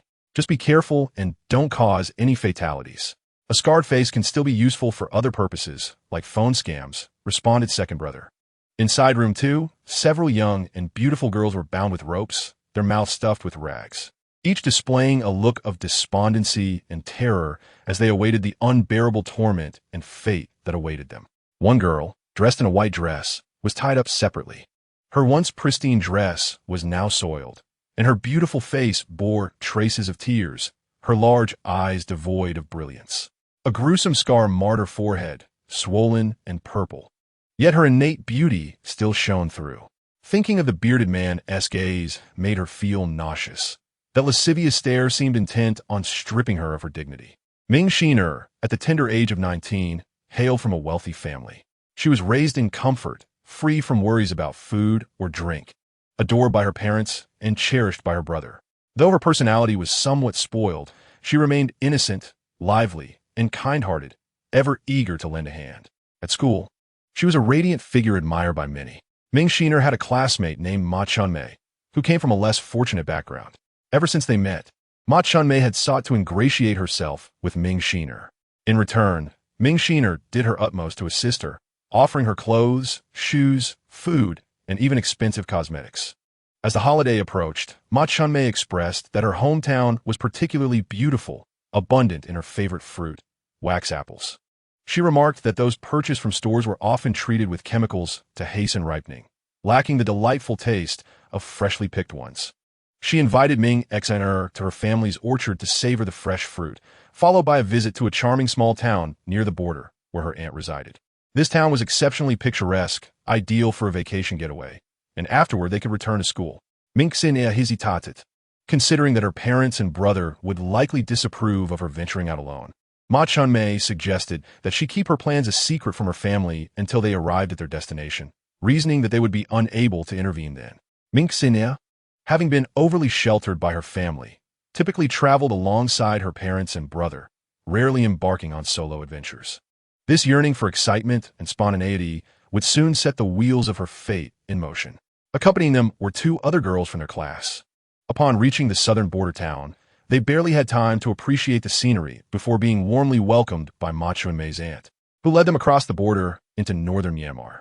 Upon entering the quaint town, Ma Chunmei's aunt approached a small shop and began whispering to a man, casting furtive glances in their direction, assessing them with a calculating gaze. At this moment, one of Ming Xiner's classmates, Zhang Ruru, suddenly grasped her arm. Ming Xiner, something feels off. Your aunt seems rather strange. Another classmate, Fan Zixuan, chimed in urgently. Run, we might be in trouble. The 3 girls fled, but it was already too late. A group of men emerged, surrounding them. How could 3 delicate young ladies escape from a band of burly men in an unfamiliar place? As they ran, Ming Xiner, Zhang Ruru, and Fan Zixuan cried out for help, hoping someone would come to their aid, yet the passers-by appeared indifferent, as if such occurrences were commonplace. They watched helplessly as the men dragged the 3 girls into a vehicle. Ming Xiner spotted Ma Chunmei standing nearby, wearing a triumphant smile. With a tight throat, she shouted, Why? Ma Chunmei, identive classmates. Why are you doing this? Ma Chunmei sneered. Who considers you my classmates? You think you're so high and mighty, born into privilege, enjoying the best of everything while casting your unwanted scraps my way. Today, I'll let you experience the taste of falling into hell. As Ming Xiner and Zhang Ruru continued to scream in anger, the men pressed cloths soaked with an odor over their faces, and darkness enveloped them. When she regained consciousness, she found herself in a dilapidated building. The bearded man from the previous day looked at her with surprise, exclaiming that her white dress and figure resembled a goddess he had adored in his youth. He then pulled her aside, attempting to remove her clothing to check for a particular birthmark on her chest. In desperation, Ming Exiner bit him and slammed her head against the wall, causing her forehead to bleed. Upon hearing the commotion, the pale-faced second brother intervened to halt the bearded man, fearing that the women might attempt self-harm again. He swiftly bound them and gagged them to prevent any further outcry. This location, a hideout nestled along the border, specializes in the abduction of women and children, perpetuating a dark industrial chain in northern Myanmar. The primary focus of this operation is organ trafficking. Those whose compatibility is lacking are sold elsewhere, while the young and attractive are either dispatched to entertainment venues or sold to affluent elites. The family of Ma Chua-mei's aunt is deeply entrenched in this nefarious business. Her aunt has 3 sons and 2 daughters. The primary role of the 3 sons is to drive around, searching for solitary children or elderly individuals accompanied by youngsters. They employ deceit and coercion to snatch these children away. The younger ones are sold off, while the older ones are retained for organ trade. Due to the overwhelming population in urban areas, they have shifted their focus to the suburbs and rural regions. Currently, the majority of the population consists of elderly individuals and children, as the younger generation has migrated for work. Upon spotting an elderly person with a child, they seize the opportunity to abduct the child and flee. The agony inflicted upon families who lose their children is unimaginable. The loss of a single child often entails a lifetime of suffering for several families. Some elderly guardians, consumed by guilt and self-reproach for failing to protect the child, spiral into madness or resort to suicide as a means of atonement. Ma Chua-mei's 2 daughters, meanwhile, are tasked with luring victims under the pretense of job opportunities or travel. Due to her familial circumstances, Ma Chua-mei developed a sense of inferiority and a distorted personality. Initially, she was determined to avoid following in her aunt's footsteps, striving diligently in her studies. However, after entering school, she became envious of her affluent and seemingly happy classmates, leading to an explosive manifestation of her insecurities. Ultimately, driven by greed, she deceived 3 naive classmates from well-to-do families, luring them away without informing their families. Had they shared their destination, escape would have been impossible. It is evident that the apple does not fall far from the tree. The corruption runs deep, and Ma Chua-mei has mastered her aunt's duplicitous skills. In a secluded forest along the border, a superheroine is gathering the myriad wonders of the world, collecting only a fragment of each, leaving the remainder for nature, thus preserving ecological balance. As she navigates through the woods, a powerful plea enters her mind. "Save me, superheroine. Where are you? Please help us." Following this faint cry for help, the superheroine traces the source to a dilapidated building. Peering through the walls, the scene within ignites her fury. One room contains a cage with several children imprisoned. Another holds 6 or 7 beautiful young girls, while a third room echoes with the cries of 3 younger children. Their faces flushed, likely feverish from shock. This intense call for rescue emanates from 2 girls, one clad in a white dress and the other in yellow. Although the superheroine could hear the cries for help, there was a limit to her reach. Had she not fortuitously been nearby, gathering her surroundings, she might have remained oblivious. A glance at the adjoining rooms revealed a dozen burly men, most wielding firearms. In one chamber, a bald man with small eyes was preparing with a knife. The pale-faced second-in-command said, "Old Knife, do your utmost with this batch. The boss has already agreed to let you choose a young one from room 3. All mere children of around 10. Upon hearing this, Old Knife's spirits lifted, shaking off his earlier lethargy as he hastened his movements. On the bed lay a boy of 8 or 9, stripped of his clothing. Meanwhile, the bearded man, having secured the approval of the pale-faced second-in-command, entered room 2 and dragged Ming Exiner out. As she struggled and resisted, she silently pleaded for the superheroine to save her. The bearded man, his patience waning, shouted in frustration, "Don't push your luck. If I lose my temper, I'll deal with you right here." Despair enveloped Ming Exiner. Perhaps the superheroine was too far away to hear her cries. Would she meet her end here today? "Father, mother, brother, where are you? Please come and rescue Exiner. I promise to be obedient. I will never leave you again.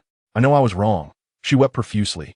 In the adjacent room, Old Knife was poised to strike when he suddenly felt a sharp pain in his arm, causing the knife to clatter to the floor along with his own limb.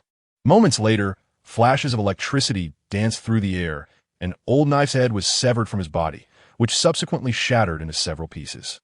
Blood splattered onto the pale-faced second-in-command's face. Terrified, he watched in horror as Old Knife disintegrated before him. Attempting to flee, he was horrified to discover that he, too, had been severed. In the room, the bearded man was tearing at Ming Xiner's clothing, just as he intended to rip off her bra. His own arm fell to the ground. Turning to see who had done this, he suddenly felt a chilling sensation in his groin. A cry of agony escaped his lips as he transformed from a rugged man into a state of utter disarray, collapsing as he clutched himself in shock. With her eyes shut, Ming Xiner heard the bearded man's anguished wails. Upon opening her eyes, she saw the door ajar, sunlight illuminating a faint green figure. The superheroine, her face partially concealed by a green mask and adorned with flowing green hair and a cape, resembled a woodland sprite. She swiftly severed the ropes, binding Ming Xiner, and removed the rag from her mouth. Finally free, Ming Xiner burst into tears, yearning to leap into the superheroine's embrace, but hesitating, instead cradling her own arms in distress. As the superheroine ventured outside, the burly men sensed something amiss. Before they could react, they too were left in disarray. None among them were innocent. Each bore the stains of blood and guilt. The superheroine then gathered all the children, leading them outside as she sought a larger vehicle to transport them home. Suddenly, a group burst in, led by a tall, strikingly handsome man with sharp brows and piercing eyes, followed by several mercenaries armed with guns. Superwoman raised her hand. Just then, Ming Xiner cried out and ran into the embrace of a man, weeping uncontrollably. Superwoman withdrew her hand. The man comforted Ming Xiner with a gentle pat, his sharp gaze sweeping over the faint green figure, his cold yet handsome demeanor momentarily stunned, before transforming into a warm smile that bloomed like spring rain, revealing his dazzling white teeth. Ming Xiner ceased her tears and, taking her brother's hand, approached Superwoman. Superwoman, this is my brother. Brother, it was Superwoman who saved me, the one you especially admire. Ming Xian felt his face flush at his sister's words and extended his hand, his voice resonating like a rich cello. Thank you for saving my sister. I am Ming Xian, Xiner's brother. The Ming family will remember this kindness and repay it in the future. Superwoman reached out to briefly grasp his hand before releasing it. No need for formality. It was merely a fortunate encounter. Ming Xiner, noticing her brother's formality, interjected, Brother, you must express your gratitude to Superwoman. If she and T arrived in time, I would have been lost. Yet you dare to speak? You sneaked out without telling anyone and were brought here. Do you know how worried everyone was? Mother nearly fell ill from the anxiety. Prepare yourself for our parents' wrath upon returning. All right, brother, I understand my mistake. I want to do it again, Ming Xiner said, her eyes glistening with tears as she recalled the earlier scene. This hideout has been eradicated. I must return you home first. What are your plans? Superwoman interrupted the siblings. Superwoman, let us go together. I adore you and will follow you wherever. Ming Xiner exclaimed, her cheeks flushed. Certainly, I will find a larger vehicle that can accommodate everyone. You stay close. Ming Xian pulled her aside, saying, do not crowd with them. There are already too many people. It's unsafe, and it might add weight to Superwoman.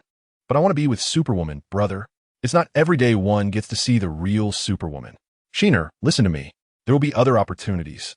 I have questions for you, and we must not delay Superwoman's tasks. Ming Xian approached Superwoman and asked, is there anything I can assist you with? Please command me. First, find a larger vehicle that can accommodate everyone. Then take them home before returning to address other matters. Ming Xian gestured, and his companions dispersed to search for a vehicle. They soon located a large truck in the garage and loaded everyone inside. Superwoman lifted the truck and flew across the border, delivering it to the appropriate authorities. Afterward, she returned to the dilapidated building in northern Myanmar, where the Ming siblings remained. Ming Xiner recounted how she had been deceived by Ma Chun-mei. Curiously, she asked, Brother, how did you know I was here? You left in the morning and have not returned until nightfall. I attempted to call you, but to no avail. Upon checking your room, I discovered that a small suitcase was missing, leading me to believe you had embarked on a journey. However, my phone had long been confiscated and rendered inoperable. Fortunately, my parents, concerned for your safety, had equipped your phone with a tracking device. This advanced technology, even when the phone is damaged or broken, continues to emit a signal. Ming Xian shot her a glare and continued, upon discovering the location in northern Myanmar, I feared the worst. You are aware that in such a place, only extreme measures can be employed. I gathered my brothers and rushed over. Brother, I'm sorry. Please hit me. I know I was wrong. And I promise I will never do it again, she said, tears brimming in her eyes. Enough. Just remember this lesson. As for your classmate, I will seek retribution for you. She shall not escape unscathed. Ming Shiner remarked, Brother, you've finally encountered the superhero you admire. Why can't you express your feelings a bit more? Ming Xian's handsome face flushed crimson. I don't know. When I was in tea with her, I yearned to see her, but now that I have, I find myself at a loss for words. Ming Shiner lamented, What a splendid opportunity wasted. Who knows when you'll see her again? Suddenly, Ming Shiner had a brilliant idea. Aha! She is my savior. I can find excuses to frequently contact the superhero out of gratitude. Sister, you can only dream. The superhero is always elusive. How could you possibly summon her? Let us return. Our parents are waiting at home. Wait a moment. I must find that bearded man. Even in death, he shall face my wrath. Ming Shiner gritted her teeth.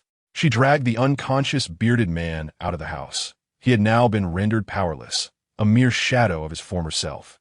Those mercenaries were exceptional. They could awaken him and subject him to the most severe tortures. Yet, no matter the torment, the bearded man remained in a deep stupor. And just as they were prepared to send him to his demise, hold on. The superhero descended gracefully. I spared him to investigate his elder brother and his network. He cannot be eliminated just yet. We shall wait until he divulges all connections before sealing his fate. The siblings were overjoyed, lamenting the brevity of their time with the superhero. This man is the third in command of this hideout. He should possess some insider knowledge. Regrettably, I acted too hastily in my anger and allowed the second to escape. The superhero added, You both should leave promptly. Their accomplices may arrive with reinforcements. You must hurry. Ming Shiner's eyes sparkled. Superhero, I admire you so much. My brother is also quite fond of you. We are both your fans. This is my brother, handsome, well-built with 8-pack abs. Superhero, just look at him. He adores you immensely. Upon seeing the superhero, Ming Shiner instantly forgot her own predicament, joyfully bouncing and fervently promoting her brother. Ming Xian, embarrassed by his sister's antics, wished he could burrow into the ground, desperate to escape the awkwardness. I have other matters to attend to, so I bid you farewell until we meet again. The superheroine grasped the bearded eunuch, unable to withstand the innocent gaze of the young girl fervently advocating for her brother. Take me with you, superheroine, the girl urged, clutching at the hem of her garment. I'm going to dismantle their hideouts. What purpose do you serve? I intend to record a video. My studies are in journalism, after all. By sharing the deeds of Super Sister online, the public will recognize your efforts in ridding society of evildoers and will hold you in greater esteem. I do not require such recognition. My actions are not motivated by fame or gratitude, but arise purely from my nature, guided by my principles. Super Sister, consider this. The destruction of their lairs will deter others from inflicting harm. If you do not publicize this news, they will conceal it, and the masses will remain unaware. So, may I not capture this moment for you? Ming Xian interjected, No, it is far too perilous. Then perhaps you should go, brother. Someone must document the heroism of the superheroine. Wouldn't it be prudent to capture this event and share it online? Even if their hideouts are obliterated, their silence will allow them to continue their malevolent ways. The superheroine pondered for a moment. Very well. Join me, for I suspect you simply wish to witness the spectacle. If you do not see it, I fear you shall be left restless. Super Sister, your agreement is splendid. One sheep is easy to lead, but two are better. With the superheroine handling the action, I shall film, and my brother will safeguard me. I assure you, I will not be a burden. I shall follow your lead. This adorable young girl was difficult to refuse. Noticing the scar upon her forehead, the superheroine gently placed her hand upon it, utilizing the life force from the Tree of Life to heal the girl's injury and bruising. Ming Xian instructed his companions to return first and bid them farewell. The superheroine then revived the bearded man, demanding he reveal the whereabouts of their leader and the locations of other hideouts. The bearded man appeared dazed but remained tight-lipped. Having lost an arm and with his comrades gone, he displayed a defiant disregard for his fate. In response, the superheroine produced a small white pill and tossed it into his mouth. The bearded man experienced a moment of disorientation, and under the astonished gazes of the siblings, he divulged all pertinent information. Yet, this was merely a fragment of the whole. The other hideouts were numerous, and they could only eliminate one before compelling the mastermind to reveal the next. After dispatching the bearded man, the superheroine embraced one sibling at her waist and soared toward the next hideout. Ming Xer, nestled in her arms, remained cheerful and chattered excitedly. Meanwhile, Ming Xian, towering at nearly 6 feet 3 inches, felt a discomforting sensation as the superheroine held him tightly, his handsome face turning crimson, akin to that of a blushing warrior. Upon arriving at another hideout, the scene was even more harrowing than the last, a sight filled with unspeakable agony that incited deep loathing. After landing, she instructed the siblings to stand at a distance to avoid being splattered with blood. The band of desperate rogues, upon discovering an intruder in their lair, immediately seized their weapons and charged forth. The superheroine, without uttering a word, swiftly dispatched them, leaving them in disarray. Within these hideouts, not a single villain was innocent. They were all executioners with hands stained in blood, each bearing the weight of multiple lives lost. After discerning the origins of the victims, those from the homeland were promptly returned, while others were left to their own devices. They then proceeded to the next lair. Ming Xiner, capturing every moment on her phone, reveled in the exhilarating spectacle, thoroughly documenting how the superheroine dismantled each stronghold. Ming Xian had initially believed his presence would be of some assistance. His reasons for following were twofold: anxiety for his sister and a desire to lend support to the superheroine. However, he found himself utterly redundant. The seemingly ferocious criminals appeared as mere ants in the eyes of the superheroine. Before they could even spring into action, their fate was sealed, as they were swiftly dispatched to the depths where such scoundrels belonged. At times, a single glance from the superheroine would fell a multitude, rendering Ming Xian entirely superfluous. His heart brimmed with joy and admiration. Since the superheroine's emergence, fueled by Ming Xiner's fervent adoration, her name had become a constant refrain. This, in turn, piqued Ming Xian's own interest and attention toward her.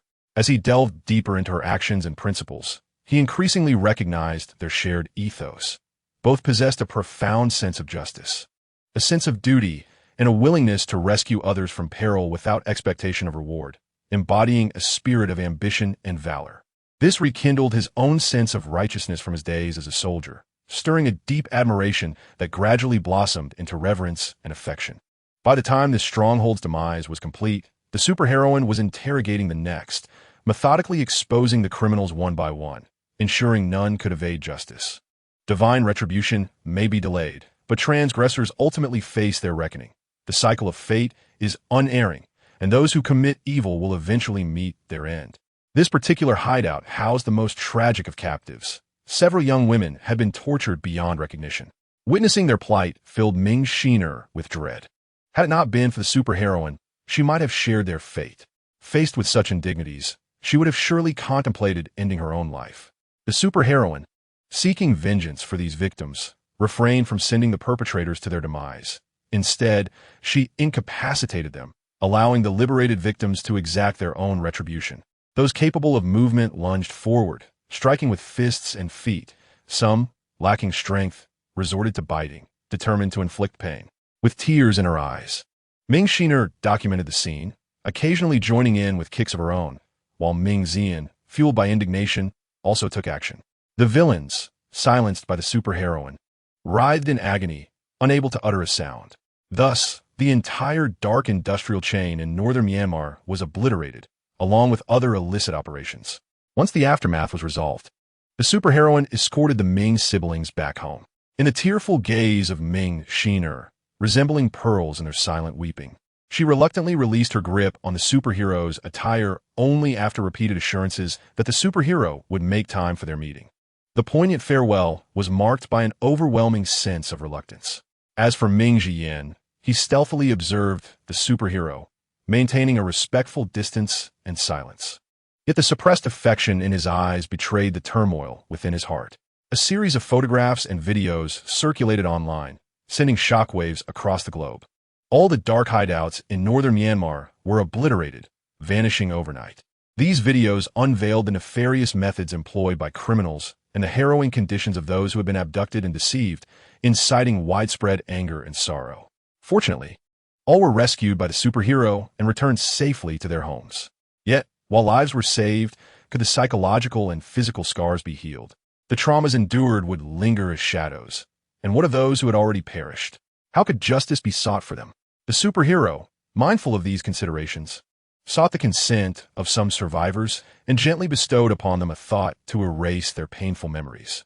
Ming Shiner, a professional journalism student, captured the essence of the moment with her impeccable shooting angles and articulate expressions, portraying the superhero in a manner both valiant and commanding. The superhero descended like a deity, rescuing those ensnared in the depths of despair. Her swift and brutal maneuvers, albeit bloody, were met with exhilaration from the onlookers.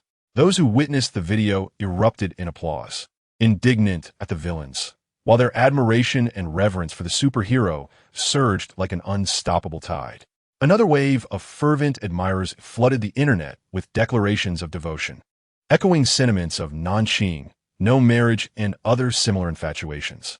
However, astute observers noted the presence of a gentleman beside the superhero in the video, a tall, strikingly handsome man whose sophisticated demeanor suggested he was no ordinary individual.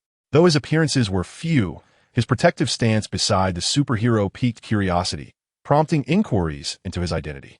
Upon revealing his name, astonishment ensued. Chapter 29. You are the radiant moon in the sky. This gentleman is none other than Ming Zian, the illustrious eldest son of the Ming family, renowned for their wealth, discretion, and enigmatic presence. As the eldest sibling, he has two younger brothers and a sister, all triplets. With his sword-like brows and starry eyes, Ming Zian is extraordinarily handsome, his striking features complemented by a height of 190 centimeters, broad shoulders, a narrow waist, and long legs, captivating countless young women. Yet, at the age of 20, he enlisted in the Special Forces, quickly rising to prominence as a paragon of valor, earning numerous accolades before sustaining grave injuries during a mission that led to his retirement. This injury nearly claimed his life, and he spent over a year in recovery. Although he could not return to his former pinnacle, he remains a figure who surpasses the ordinary. Suddenly, finding himself with an abundance of free time, he struggled to cope with the overwhelming sense of loss. Consequently, he joined a mercenary group led by his senior, comprised of his former mentor and several retired comrades. His mentor bore a scar and went by the code name Fire Fox, while the second member, with a fair complexion, was known as White Fox. The third, with a wild disposition, was dubbed Wild Fox, and the fourth, handsome and eloquent, was referred to as Flower Fox. The fifth, with a dark visage, was called Black Fox, and the sixth, with a rosy complexion, was known as Red Fox. Each brother possessed exceptional skills, excelling in various disciplines, and soon they gained a formidable reputation. Later, during a mission, Ming Zian sustained a minor injury, which terrified the matriarch of the Ming family and his mother, who, in their desperation, compelled him to return home. Upon his return, Ming Zian took charge of the family business, yet he remained loosely affiliated with the organization, primarily due to his fondness for the thrill of combat. Exceptional individuals shine regardless of their surroundings. Even in the cutthroat world of commerce, Ming Zian navigated with remarkable ease and success, with a decisive and vigorous approach. Along with a rigorous work ethic, military-like discipline, and unwavering determination, he rapidly garnered acclaim in the business realm, earning the moniker Thunder God of War. Ming Zian maintained a clean reputation, characterized by integrity and devoid of vices, occasionally engaging in charitable endeavors. To this day, he remains unmarried, a dazzling gem among eligible bachelors. His frequent appearances in financial magazines and various news outlets have made him a sought-after son-in-law for many mothers and the ideal husband figure in the dreams of countless young women. Now, this dream of 800 million girls finds himself gazing at his phone, lost in a blissful smile, the corners of his mouth curving upwards as if to rival the sun. He reminisces about the thrilling events of yesterday, recalling the moment when the superheroine embraced him. Soaring through the air, he touches his waist, as if to feel the lingering warmth of her touch. This novel experience was unlike anything he had ever encountered. Despite having faced gunfire and perilous adventures in treacherous mountains, nothing compared to the exhilaration of this moment. The sensation of flying through the winds, the satisfaction of vanquishing villains, and the joy of rescuing those in peril stirred his heart with fervor and longing. He yearned to continue fighting side by side with the superheroine. Although he had not the chance to act this time, He relished the thrill of such a life. His affection for her grew increasingly intense, a fervor akin to wildfire. Should anyone witness the lovesick smile of the thunder god of war, their jaws would surely drop in astonishment. Meanwhile, Jiang lay restlessly in bed, tossing and turning through yet another sleepless night. Unable to find solace, he decided to rise and peruse photos and videos on his phone. As he watched footage of the superheroine's triumph over the northern Myanmar adversaries, his thoughts surged alongside the visuals, a tempest of emotions encompassing both anxiety and indignation. Since parting ways with the superheroine in the quake-stricken area, his heart had been tumultuous, leaving him to ponder how he might escape this whirlpool of feelings. For he had fallen for a remarkable individual, enamored with someone deemed unattainable. He also caught sight of Ming Xian, another man and admirer of the Superwoman. Instantly, he discerned Ming Xian's affection and admiration for her. A sense of crisis quietly stirred within him. He had yet to confess his own feelings, and here was a man, more accomplished and handsome, potentially eclipsing his chances. Observing the comments online, one could gauge the multitude who cherished the Superwoman and countless souls who, in sleepless nights, yearned for her. Ironically, he was among them, contemplating his unrequited love, each restless night, and the endless longing. He had long since fallen deeply for the enigmatic Superwoman. Adorned in a mask and clad in red, exuding an air of heroism, she could soar to the heavens and delve to the ocean's depths, rescuing those in peril with her mysterious strength. She was like the brilliant moon on the horizon, a source of joy yet forever out of reach. Though he had always viewed love with indifference, rational as a pine, there would come a day when the pangs of longing became unbearable, etched into his very soul. Was it merely her formidable mystery that captivated him, or was it gratitude for her life-saving deeds? Did he truly wish to know the person behind the mask? After much contemplation, he resolved that he must meet the Superwoman, regardless of the outcome. Even if it bore no fruit, he would have no regrets. At the very least, he would share a moment with her, a cherished memory to hold on to. In this moment, within the valley of forgetfulness, the revered national hero and adored idol was in her garden, picking cucumbers, persimmons, and green beans, blissfully unaware that two remarkably handsome and accomplished men were each consumed by their own unrequited affections. As his phone rang, he answered. Hello. It was Fei Xiaozhan's deep, melodious voice on the line. I knew it was you, as I only have your number here. What prompted you to call? I saw the news video and was quite worried about you. I know you're fine, but I couldn't help wanting to hear your voice to put my mind at ease. Thank you for your concern, Brother Xiao. I'm doing well. You need tea worry. And you? How have you been? Are you tired? I'm all right, not too exhausted. We're nearing the end of filming, and soon I'll have time. I'd like to visit the Shenangjia with you. Great. I'll be waiting for you. Otherwise, I would have gone already. That wouldn't delay you, would it? It one tea. A day here or there makes little difference. Then I might have to wait a while after we wrap up. Could we meet sooner? I have something to discuss with you. Xiaozhan asked hesitantly. Of course. When are you available? This afternoon. I only have time then. All right. I'll come to pick you up. Farewell, Fei. Until we meet again. The gentle sea breeze continues to caress the surface of the water at Peach Blossom Island, where waves crash against the rocks, occasionally interrupted by the graceful flight of seagulls overhead. Beneath a grand sunshade, two figures recline in soft chairs outside. A small table between them adorned with fruit tea, dried fruits, fresh fruits, delicate cakes, and petite biscuits. Brother Xiao, these are your favorite little cakes and biscuits. I wasn't sure of your preference, so I brought an assortment. Thank you, Fei. I never expected you to know my tastes so well. Of course. I even remember that you dislike eggplant. Haven't you noticed? Whenever we dine together, eggplant is conspicuously absent from our dishes.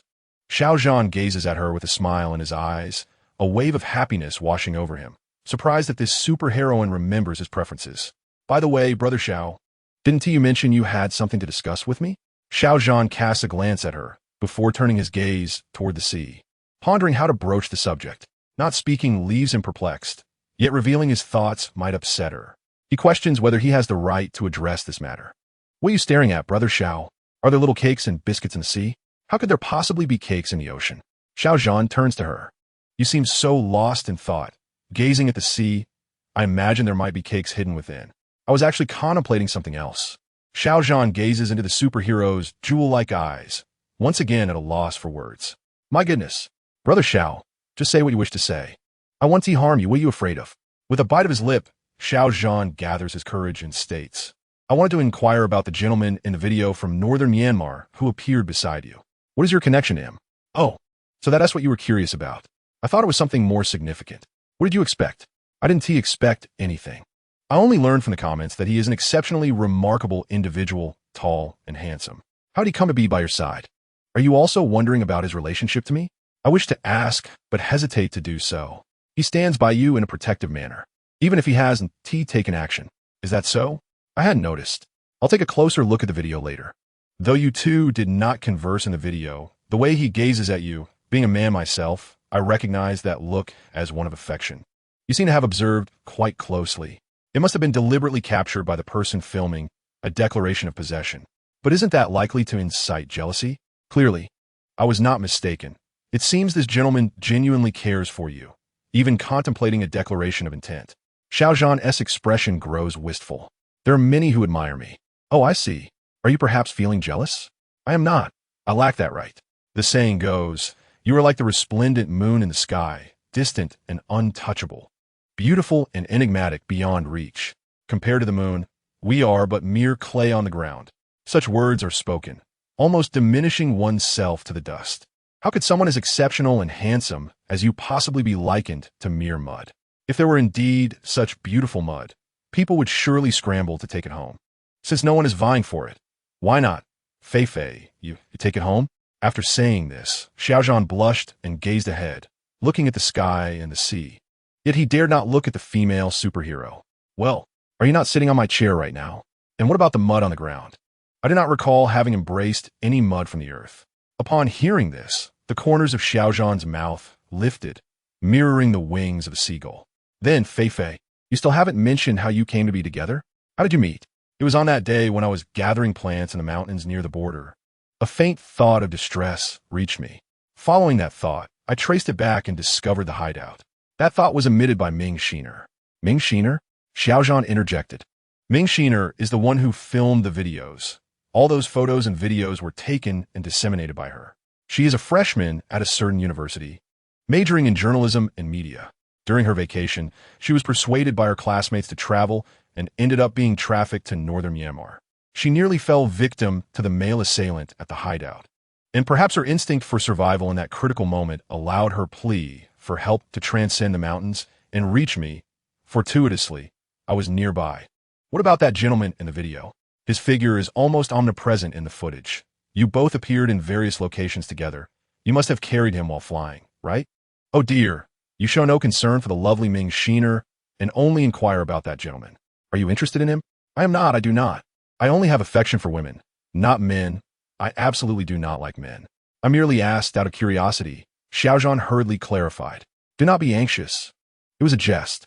I am aware of your preference for women, particularly those with long flowing hair and long legs, tall yet weighing under 100 pounds, slender girls. Who told you? How do you know everything? I did not imply that a girl weighing under 100 pounds is ideal. I merely did not know what weight constitutes being plump or slender. The female superhero scrutinized him and remarked, what in this world could be unknown to a female superhero? Not just the superficial, but the inner truths as well, such as what you are wearing today. Xiao Zhan quickly glanced down at himself. Everything appeared normal. It is nothing. I merely wish to inquire if you have donned thermal leggings, as the weather outside has turned chilly. I have indeed worn them. Not only that, but I have tucked the leggings into my socks.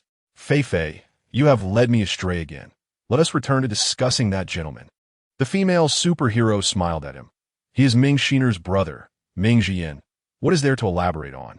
Xiao Zhan directed his gaze away from the sea and fixed his large eyes upon her. Were you being deliberately coy? You have skirted around mentioning him. Are you mocking me? Ha ha. The female superhero laughed heartily. Xiao Zhan could not restrain himself from laughing along. Today he would indulge. Yes, I admit I am envious, though I may not have the right to be. However, I cannot help but feel something upon seeing that man. It is evident that he harbors a fondness in his gaze, a sentiment I share. Thus, unable to await our meeting in Shenangjia, I felt compelled to inquire of you.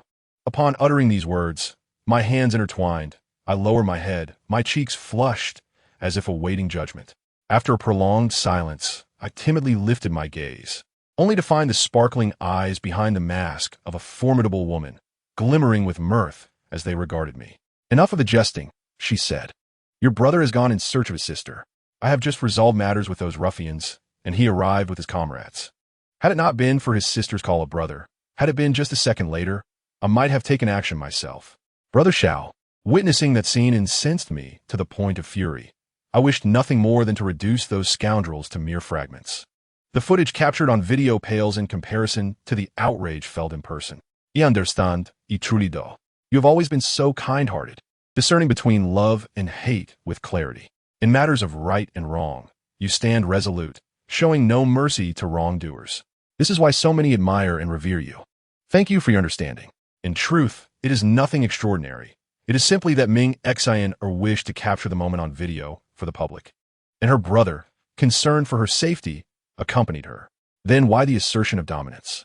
Xiao Zhan inquired. "That young girl Ming Xian is rather endearing. She has been vocal about her and her brother's admiration for superheroes, claiming he is quite the fan. Perhaps this was all intentional." Summoning his courage, Xiao Zhan approached her. Kneeling on one knee and taking her hands in his, with heartfelt eyes, he declared, "Fei Fei, though this is our third encounter, I wish to express my feelings. I like you very much so." The superhero was about to respond when Xiao Zhan gently placed a finger upon her lips. "You need not answer me just yet. I merely wish to convey my affection. I am aware that many admire you, yet I wish to be the first to voice my sentiments." Typically reserved, Xiao Zhan would not easily take the initiative, but the superhero's radiance was captivating. With the emergence of Ming Xian and the inevitability of more like him, he feared that if he did not speak up, he might forever lament the lost opportunity. The superhero reciprocated his grasp, saying, "I like you too. I am your fan. After all, I have mentioned before that you resonate with my aesthetic sensibilities, and your character is admirable." "Very well, Fei Fei. Just remember that I hold a special fondness for you. I dare not ask for more. Simply knowing that you remember my affection is enough. I shall always be your most cherished and unique friend." Xiao Zhan resigned himself to this compromise. He wished for these moments to last indefinitely. Perhaps some were merely enamored by the masked identity of the superhero, drawn to her mysterious strength. Yet, his true affection lay with her. Having uncovered the facets of her character that were seldom revealed, she was not only immensely capable, but also vibrant and endearing, possessing a kind heart and a steadfast moral compass. His feelings transcended mere fondness. They were a profound love, albeit one that could not be spoken of, for such revelations might jeopardize their friendship. Superwoman is akin to the resplendent moon hanging in the sky, a sight to behold, yet forever out of reach. Chapter 30. Exploring Shenangjia, the tree of life has sprouted new branches, and the energy orbs suspended in midair have deepened in their verdant hue, while the 13th orb remains a shade of gray. The spring water within this ethereal realm flows abundantly. Consuming it not only enhances one's constitution, but also revives withered flora, breathing life back into them. By continuing to gather the myriad wonders of the world and elevating this space to level 6, the capacity for instantaneous travel will expand, extending both time and distance. At that point, a venture to the village of the diminutive folk will be in order. Their tumultuous antics shall not go unpunished. Though their nefarious schemes have faltered, Superwoman's resolve for retribution is unwavering. The discontent within her heart demands release, and she is determined to impart a profound lesson, instilling regret for their intrusion into Huagua and making them pay for their selfish greed. Tomorrow marks the journey to Shenangjia, an awe-inspiring mountainous region in western Hubei province. Nestled between the Yangtze and Han rivers, covering an expanse of 250 square kilometers. Within the forbidden zone of Shenangjia lie numerous enigmas yet to be unraveled. Its origins are steeped in legend, tracing back to the ancient era when Emperor Yin was vanquished by the Yellow Emperor. Abandoning his quest for resurgence, he chose seclusion, adopting the name Shinnong and journeying to what is now Hubei, where he utilized his remarkable medical skills to heal the afflicted.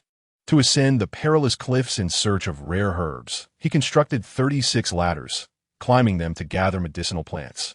Consequently, the mountain range he traversed became known as Shenangjia. A notification chimed on her phone. It was a message from Xiao Zhan inquiring about preparations for their expedition to Shenangjia the following day. Superwoman replied, stating that all one needed was to don suitable attire and footwear. Nothing else was required. The following day, upon their meeting, to facilitate Xiaozhan's enjoyment of the scenery, they opted for a vertical flight, embracing his waist rather than the traditional princess carry. Xiaozhan donned his mask and glasses as Superwoman held him close, soaring directly toward Shenanjia. Superwoman introduced their destination, noting the steep, seemingly bottomless peaks that have earned Shenanjia the title of the roof of central China. Its fame, however, extends beyond Emperor Yan. The region is rife with numerous unexplained phenomena. Xiaozhan remarked, "I am aware of Shenanjia's mystique. I have heard tales of wild men wandering the area, which is why I am eager to accompany you on this expedition, as ordinary people dare not venture into the Shenanjia forest alone." Superwoman explained, "Aside from certain open scenic areas, the remainder of the region remains inaccessible due to significant dangers. Deep within Shenanjia, the existence of wild men, also known as snowmen or Bigfoot, may very well be a reality. Furthermore, the mysteries of Shenanjia extend beyond these wild men, encompassing other bizarre occurrences and legends that enrich its fantastical allure. Most importantly, Shenanjia is a treasure trove of flora and fauna. Indeed, Fei, you possess a wealth of knowledge. While I hold a keen interest in Shenanjia, my understanding remains rather limited. You are not only endowed with superhuman abilities, but also serve as an encyclopedia." Superwoman remarked, "I wouldn't quite say I'm an encyclopedia, but I always strive to familiarize myself with a place beforehand, as the saying goes. Knowing oneself and the adversary ensures victory in 100 battles."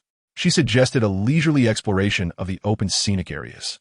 "All right, I shall follow your lead." They soared to the entrance, where a grand sculpture of a wild mother, cradling her child in a kiss, stood majestically. The duo swiftly glided over from a great height. Their first destination was the Shinnong altar, where they arrived at the steps leading to its base. During the morning hours, the area was not crowded, with visitors ascending from below. Xiaozhan gazed upwards, spotting 2 staircases leading to the statue of Shinnong. At the foot of the steps, several towering wine jars sealed with red cloth and emblazoned with the character for wine in bold red letters, along with smaller inscriptions proclaiming Shenanjia sauce wine, served as a striking advertisement. Indeed, it was a remarkable promotional point. At the summit of the steps, amidst the mountains, stood the imposing figure of the Yan Emperor Shinnong, a majestic statue exuding a solemn and dignified aura, its eyes gently closed as if in deep contemplation or slumber, seemingly perceiving the essence of all things. A few tourists caught only a glimpse of their departing figures, as the two had already ascended to the pinnacle of the Shinnong altar, taking in the breathtaking view of the mist-clad peaks, vast and profound, shrouded in an air of tranquil mystery. They then proceeded to the Tian-Sheng Bridge scenic area, characterized by its deeply carved valleys and renowned for its extraordinary caves, waterfalls, bridges, and pools, offering an array of outdoor activities in an ecological tourism paradise. "I suggest we merely skim the surface today, my friend Xiao. We can return for a more thorough exploration another time, shall we?" "Of course, I shall heed your wishes." They passed a stone inscribed with the characters for Tian-Sheng Bridge, where a cascading waterfall fell dramatically and a stone arch bridge spanned the creek, allowing them to traverse through an opening. Xiaozhan pondered, "Why can't I see the bridge?" The Tian-Sheng Bridge is a naturally formed arched opening that, from a distance, resembles a stone bridge. The very passage we just traversed is the bridge itself. Truly, nature's artistry is astounding, Xiaozhan exclaimed. There's also a display of Ba culture at the Ba tribe. Let us pay a visit. Today, you shall be guided by Superwoman, the super guide. What honor. Is this your first time playing such a role? Indeed, though I'm a super guide, I assure you I am no unscrupulous tour guide. Here we have the rock shelters, cave dwellings, and the Tusi royal palace. Over there are the Wu-Yi residences and Ba-man thatched huts, as well as the stone fortresses of the Ba kingdom. In areas devoid of tourists, they explored meticulously, while in crowded spots, they took flight to avoid the throngs. News had circulated online about a sighting of Superwoman at the Shenanjia scenic area, prompting a wave of netizens to rush there. Let us depart. The crowd is growing. We should explore Shinnong Valley and then venture into the primordial forest where it is less populated. They soared to Shinnong Peak, where a stone block inscribed with the characters for Shinnong Peak stood prominently. Here, they found solitude, as most visitors were still striving to ascend. How does it feel? Is it cold? Shall I fetch you a thicker garment? Superwoman inquired with concern. Not at all. I feel particularly robust at the moment, Xiao Zhan replied, patting his chest confidently. We now find ourselves at an elevation exceeding 3,000 meters, where Shennong Peak is revered as the foremost summit in central China. Standing atop the mountain, it feels as though one can gaze upon the breathtaking vistas of the entire Shennongjia region. Xiao Zhan remarked, It appears that you are diligently narrating the marvels of superconductivity. Your dedication is commendable. Not at all, came the reply. Serving a handsome gentleman is a delight. Legend has it that in ancient times, Shennong Peak was once submerged beneath a vast sea, subsequently elevated to land through the tectonic movements of the Yanshan and Himalayas, becoming a remnant of the eastern extension of the Daba Mountains. Xiao Zhan affectionately tousled her hair and said, You are indeed an encyclopedia. One might even call you the strongest intellect. Who would have thought that our superwoman possesses not only extraordinary abilities, but also such a wealth of knowledge? You flatter me. Sir, I am merely a humble woman, she replied playfully, performing a mock bow. They exchanged smiles, drawing closer, as an air of romantic tension enveloped them. Xiao Zhan, blushing, pointed ahead. Fei, look. The scenery over there is splendid. Following the direction of his finger, they beheld vibrant autumn leaves contrasting against the azure sky, with mist swirling through the valleys, creating a breathtaking sea of clouds that floated between the peaks, evoking a sense of entering a celestial realm. Even in this late autumn, the myriad hues of foliage undulated like a magnificent tapestry, while the towering peaks stood resolutely before them, shrouded in layers of mist. Brother Xiao, while we are undisturbed, let me take a few photos of you. Such beauty must be captured alongside a handsome figure. Certainly, I shall comply. Xiao Zhan replied gently. You are quite obedient today. Shall I call you Little Obedient from now on? As you wish. You may call me anything you like. The superwoman produced her phone. Now, strike a pose. Perfect. Turn your profile. It's quite striking. One more, look this way and smile. Xiao Zhan retrieved his phone. I too wish to capture a few moments of you. Of course. I shall follow your lead. Have you mastered the art of photography? I believe I manage quite well. He answered confidently. Xiao Zhan raised his phone, immortalizing the joyous moments, capturing the superwoman in her radiant splendor, along with several whimsical poses mid-air. Fei, may I take a few pictures with you? Is that agreeable? Absolutely. I shall comply, she said playfully. They snapped numerous photos together, their laughter echoing throughout the valley. Hearing voices nearby, the superwoman suggested, Tourists are approaching. Let us depart and become a pair of blissful, celestial beings. She embraced Xiao Zhan, soaring toward the mist-laden sea of clouds. The oncoming visitors could only glimpse the superwoman's flowing silhouette as she danced through the ethereal realm, vanishing from sight. Subsequently, a video of this enchanting moment was uploaded online, dubbed the Divine Shadow and Celestial Encounter of Shennongjia, and later utilized by the scenic area for promotional purposes. Although the footage only captured the superwoman's retreating figure, it was apparent that her companion was a gentleman of remarkable stature. The image of their passage through the sea of clouds was simply exquisite. The online community erupted with speculation, fervently wondering the identity of the mysterious gentleman. The immense upheaval stirred among the populace by this video shall be set aside for the moment. As the two continued their flight, Xiao Zhan marveled at the breathtaking scenery. Fei, do you see those oddly shaped rocks over there? They possess a certain artistic allure. This must be Bambai Rock, he continued, renowned for its wild man sightings and the myriad of lifelike formations within the stone forest, capturing the attention of many. The area is enveloped by dense bamboo groves, creating an impenetrable thicket. It is said that this region is frequented by the wild man of Shennongjia, with tales of remains, hair, feces, and bamboo nests often discovered within the thickets. Fei, why don't we fly a little lower and see if we might encounter a wild man? He suggested. These are merely old legends. Such sightings must be rare now. If wild men truly existed, this scenic area would not be open to the public. Perhaps it is merely a marketing gimmick. Look over there, Xiao Zhan pointed out. Does that massive boulder not resemble a camel drinking water? No. Upon closer inspection, it appears more like a group of monkeys frolicking. Oh dear, he continued. Let your imagination run wild. Do you not see that figure over there, resembling a beauty admiring herself in a mirror? Let me take a look, Fei replied, and it indeed bears a resemblance. The superheroine turned her head to glance and remarked, "Perhaps it is best you refrain from looking at that one. Fei, you are being mischievous. If you can gaze upon it, why may I not? That one is called the root of life," she said as she accelerated past. Xiaozhan turned to glance, muttering those 4 words, and suddenly his face flushed crimson. The superheroine promptly redirected their attention. "Over there's a sign that reads, 'I have a date with a wild man, but alas, someone has arrived, and we cannot take a photo there.'" A few tourists spotted them and hurried over, yet before they could reach, the two swiftly waved their sleeves, departing without a trace. The visitors in the scenic area could only see the superheroine accompanied by a tall man donning a hat, glasses, and a mask, leaving them unaware of his true appearance. "Fei, let us depart. The area is swarming with tourists. Fortunately, I am well concealed today. They cannot discern my identity." Xiaozhan silently rejoiced, thinking how chaotic it would be if anyone discovered his association with the superheroine. "Do not worry. Even if someone notices you, I shall erase their memory of this moment. You have finally managed to take a few days off and enjoy yourself. Do not harbor concerns."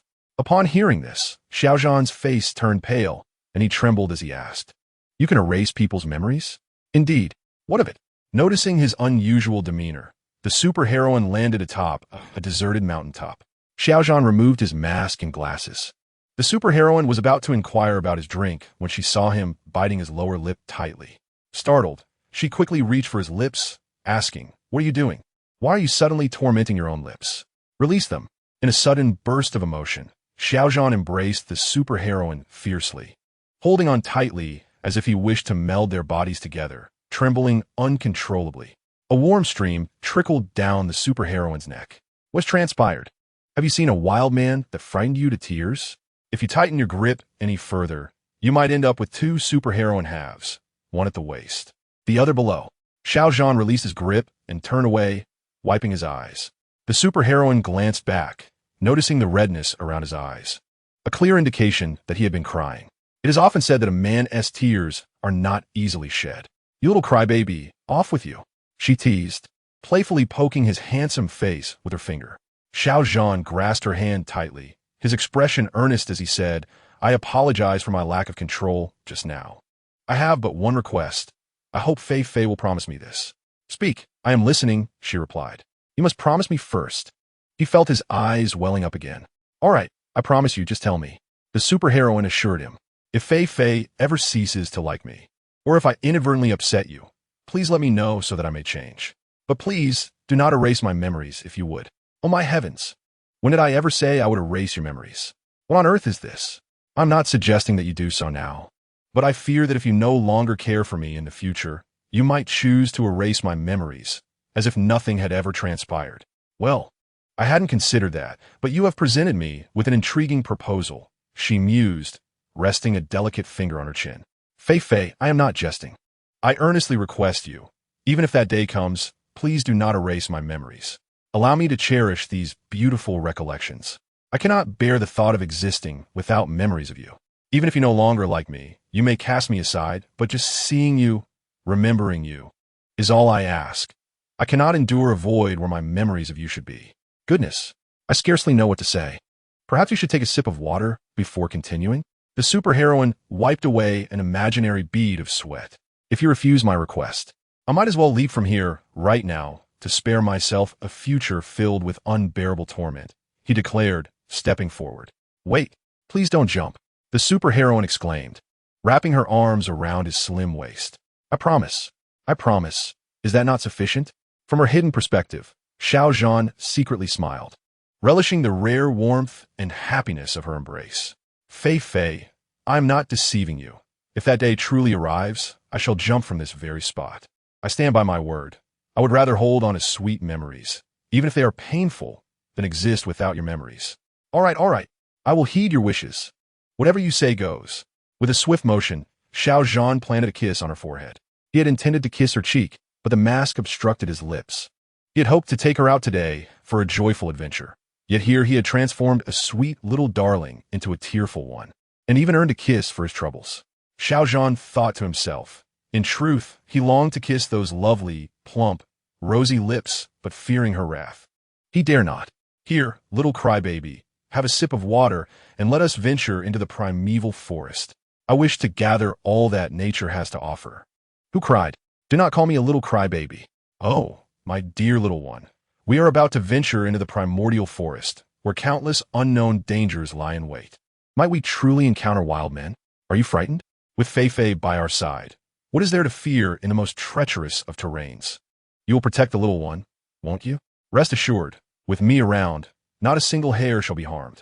However, it has been reported since 1950 that there have been persistent claims regarding the existence of wild men in Shenanjia, with some locals asserting they have indeed witnessed these beings.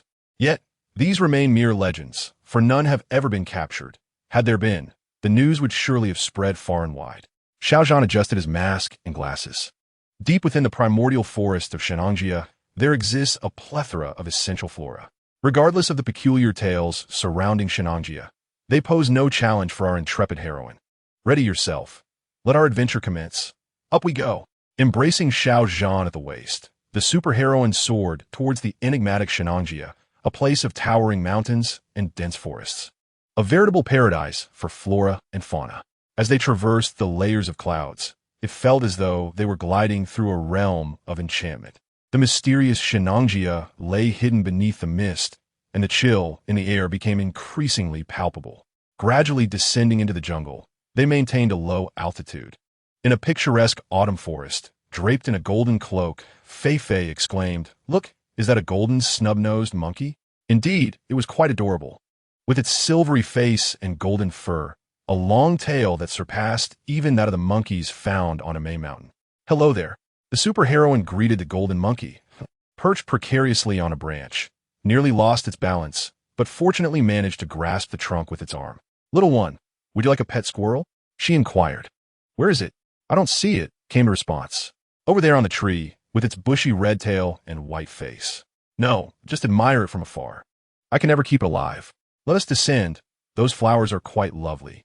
They landed upon the ground, blanketed with wild grasses and leaves. The superheroine produced a spray bottle and doused Xiao Zhan with its contents. "This is a repellent for mosquitoes, insects, and rodents. Beneath this dense foliage, there may lurk venomous creatures. Thankfully, you are clad in leather boots and fitted trousers today. You mentioned that as long as I wear practical clothing and footwear, it would suffice. I feel quite comfortable in this attire." "Indeed. Not only is it convenient, but you also look exceptionally dashing. Those long legs of yours are quite striking. Now let us proceed."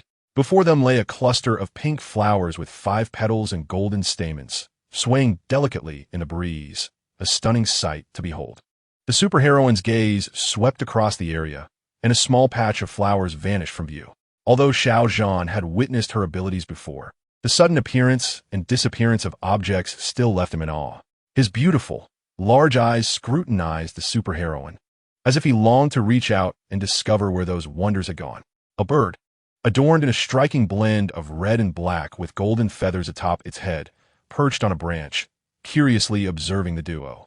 Upon noticing the feathered mask upon the superheroine's face, it seemed to recognize a kindred spirit. In front of them, several alpine rhododendrons had already passed their flowering period, their leaves curling into tubular shapes. As the superheroine gathered the wonders of nature, she primarily collected a portion, leaving the rest for the wilderness. "Little one, what are you so curiously gazing at?" she inquired. "I was wondering if any wild men might emerge," he replied. They had only just entered the jungle. Even if wild men existed, they would surely be hidden within. Then, recalling a humorous video, he remarked, "Old Xiao, would you like a wife?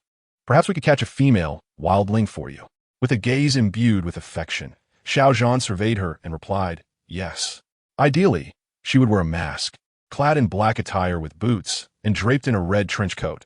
Quirky, sometimes playful, yet resolute in her demeanor, evoking both love and ire.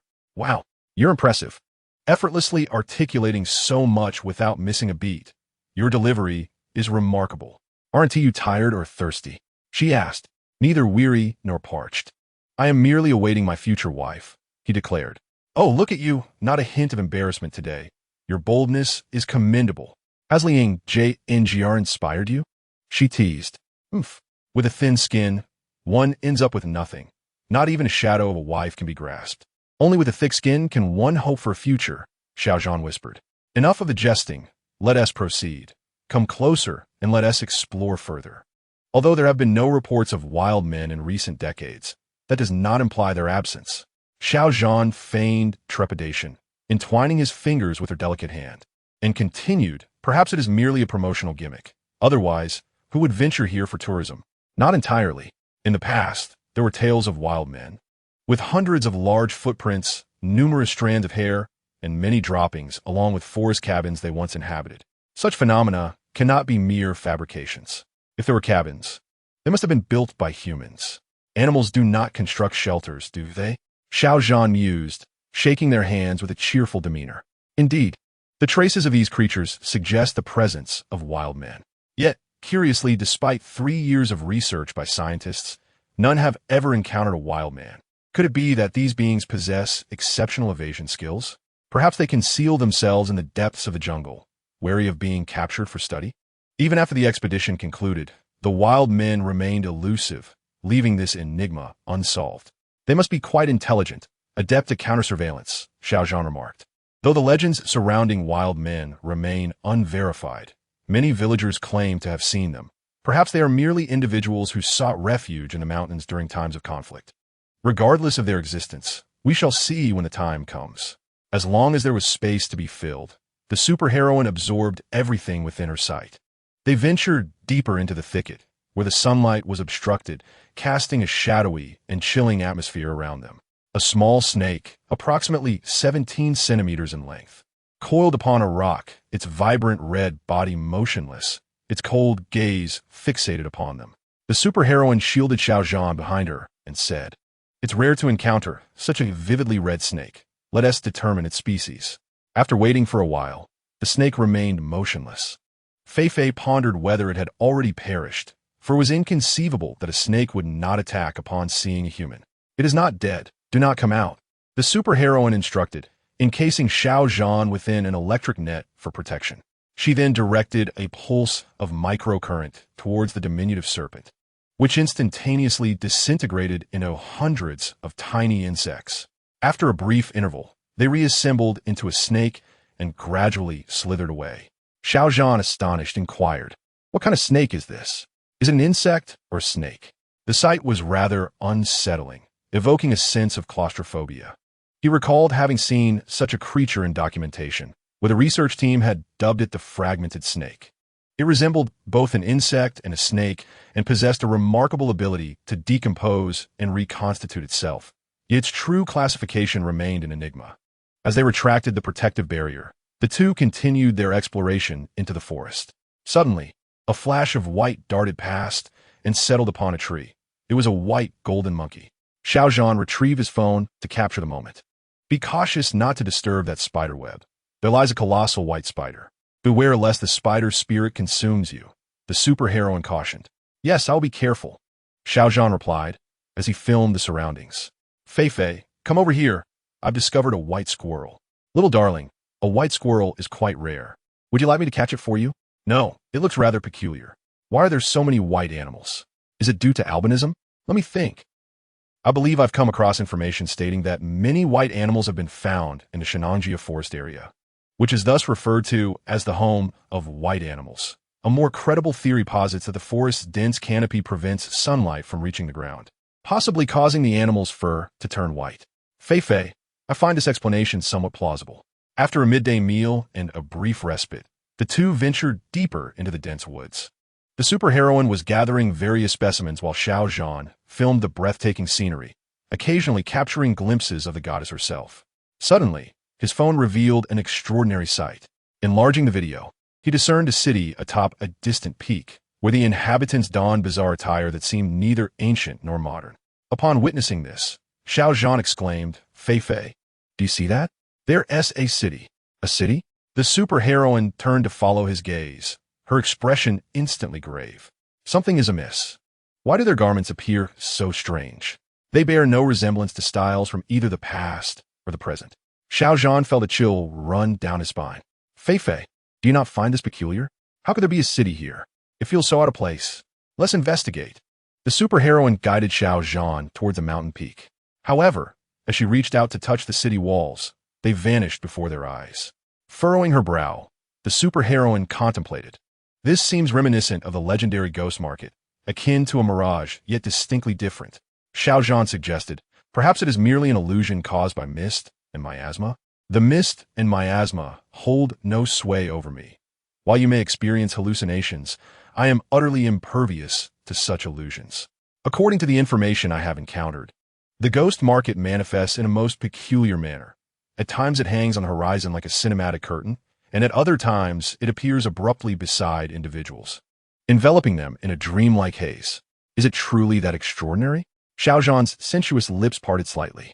Indeed, locals allege that occasionally the ghost market reveals only breathtaking vistas, while at other times one might witness figures wielding large blades, striking towards passers-by. It seems that in the 1970s, a few young travelers stumbled upon this mirage, observing a city bustling with people of all ages, both male and female, leisurely strolling about, with even a couple embracing tenderly on the street. Xiao Zhan remarked, "How romantic and beautiful. That couple must have been reunited after a long separation. I wish to see such a sight as well." The Superwoman continued, "It sounds reminiscent of a modern metropolis or urban image. However, the ghost market is devoid of sound, and the peculiar attire indicates that their city exists in isolation from the world. Perhaps it is a mirage, reflecting images from a film studio." Xiao Zhan pondered the thought of a film set. The specifics remain unclear, leading to this enduring supernatural enigma. The ghost market seems to be a city erected on the horizon. Some have entertained whimsical conjectures, suggesting it may serve as a crossroads to a parallel world or a wormhole entrance, with the city we observe being another realm within the vast cosmos. Yet, I remain convinced that they are merely inhaling toxic gases or miasma, leading to their hallucinations, Xiao Zhan asserted. Because of these eerie legends, if tourists venture deep into Shenangjia and encounter such phenomena, becoming trapped in a dreamlike state could prove perilous. Thus, the scenic area prohibits visitors from entering the restricted zones of Shenangjia. Suddenly, with a sharp sound, a snake several dozen centimeters long plummeted down. Upon closer inspection, the creature had been severed into 4 or 5 segments, yet was slowly writhing, eventually reassembling into a single entity. Is that not the same snake from earlier? Xiao Zhan rubbed the goosebumps on his arms. No, this one is larger than the previous. Xiao Zhan added, this creature, resembling both a snake and a worm, appears rather docile and poses no threat to humans, does it? I carry an electric current. Even if it wished to attack, it would think twice. Animals possess an innate ability to sense danger and thus refrain from approaching us. Thank you, Fei Fei. Were I to have ventured here alone, I would likely have met my demise by now. The prospect of encountering wild men has yet to arise, and already it feels perilous. To say nothing of the myriad insects and creatures in the depths of the jungle, a single bite from a venomous snake could spell disaster.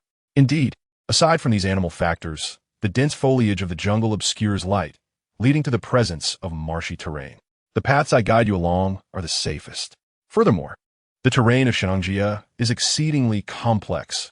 Ordinary tourists remain utterly oblivious to the conditions deep within, lacking the ability for self-preservation. In the event of tumultuous weather, navigating the area becomes even more challenging, making it all too easy to become lost. Indeed, Fei Fei, you are remarkable, as long as you are present. You are the steadfast anchor. The primary concern is that once someone ventures into this area and encounters difficulties, search and rescue become exceedingly challenging.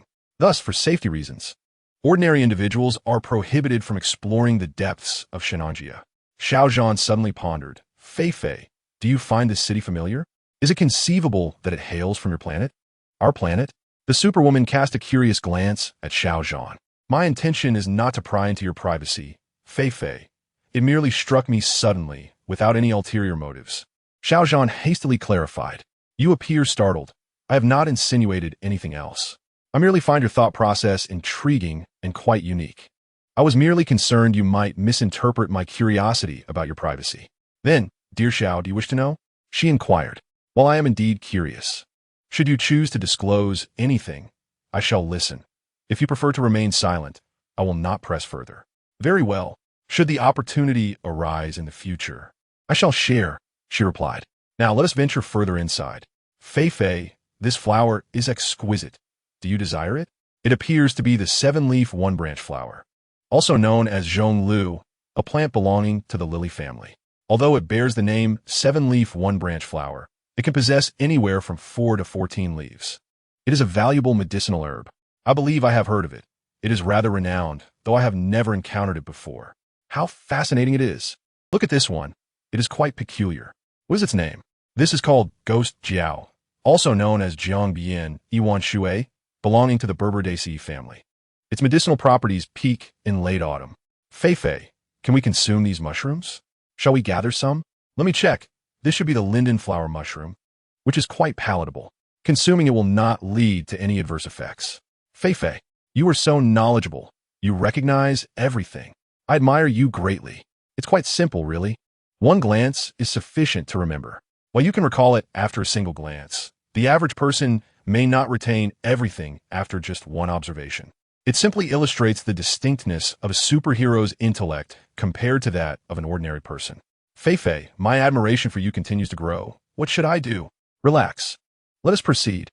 Hand in hand, the two strolled through the perilous thicket, seemingly enjoying a leisurely walk. Suddenly, a rustling sound erupted as a dozen large snakes lunged towards them with alarming speed. With a mere wave of her hand, the Superwoman conjured a flash of lightning, annihilating the serpents.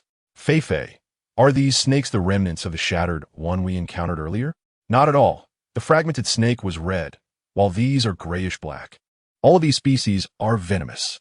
Indeed, the jungle is fraught with peril, and dangers lurk at every turn. An ordinary person would scarcely survive a few minutes here. But you, Fei, possess the capability to navigate it. Consider it a mere trifle. Should you wish to embark on any adventures in the future, simply inform me, and I shall accompany you, ensuring you not only feast your eyes, but also remain safe. Thank you, my dear Fei. Two individuals emerge from the dense forest.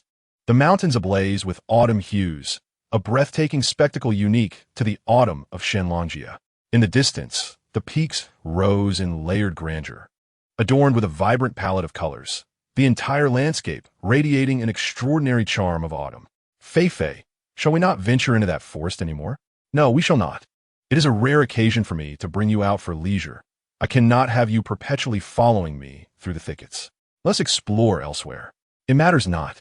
As long as I am with you, it is of no consequence where we roam. She secretly hoped for a more intimate exploration. With that mischievous grin, I can tell your thoughts are anything but virtuous. Shall we soar horizontally or vertically? What? Xiaozhan was momentarily taken aback. What I mean is, do you wish for me to carry you while we fly, or should we ascend in a vertical manner? I wish to behold the magnificent landscapes. Thus we shall fly upright. Don your glasses and mask, prepare for takeoff. Let us fly freely, wherever the winds may take us. They ascended into the sky, gliding leisurely while engaging in conversation and marveling at the splendid scenery, unable to tire of the grand vistas beneath. Below lay a range of undulating mountains, leading to the esteemed sacred mountain of China. Brother Xiao, let us descend upon that mountain. It harbors what I seek. All right, Fei, I shall heed your wishes. Brother Xiao, do you know what mountain this is? I do not. I would appreciate some enlightenment from the experts.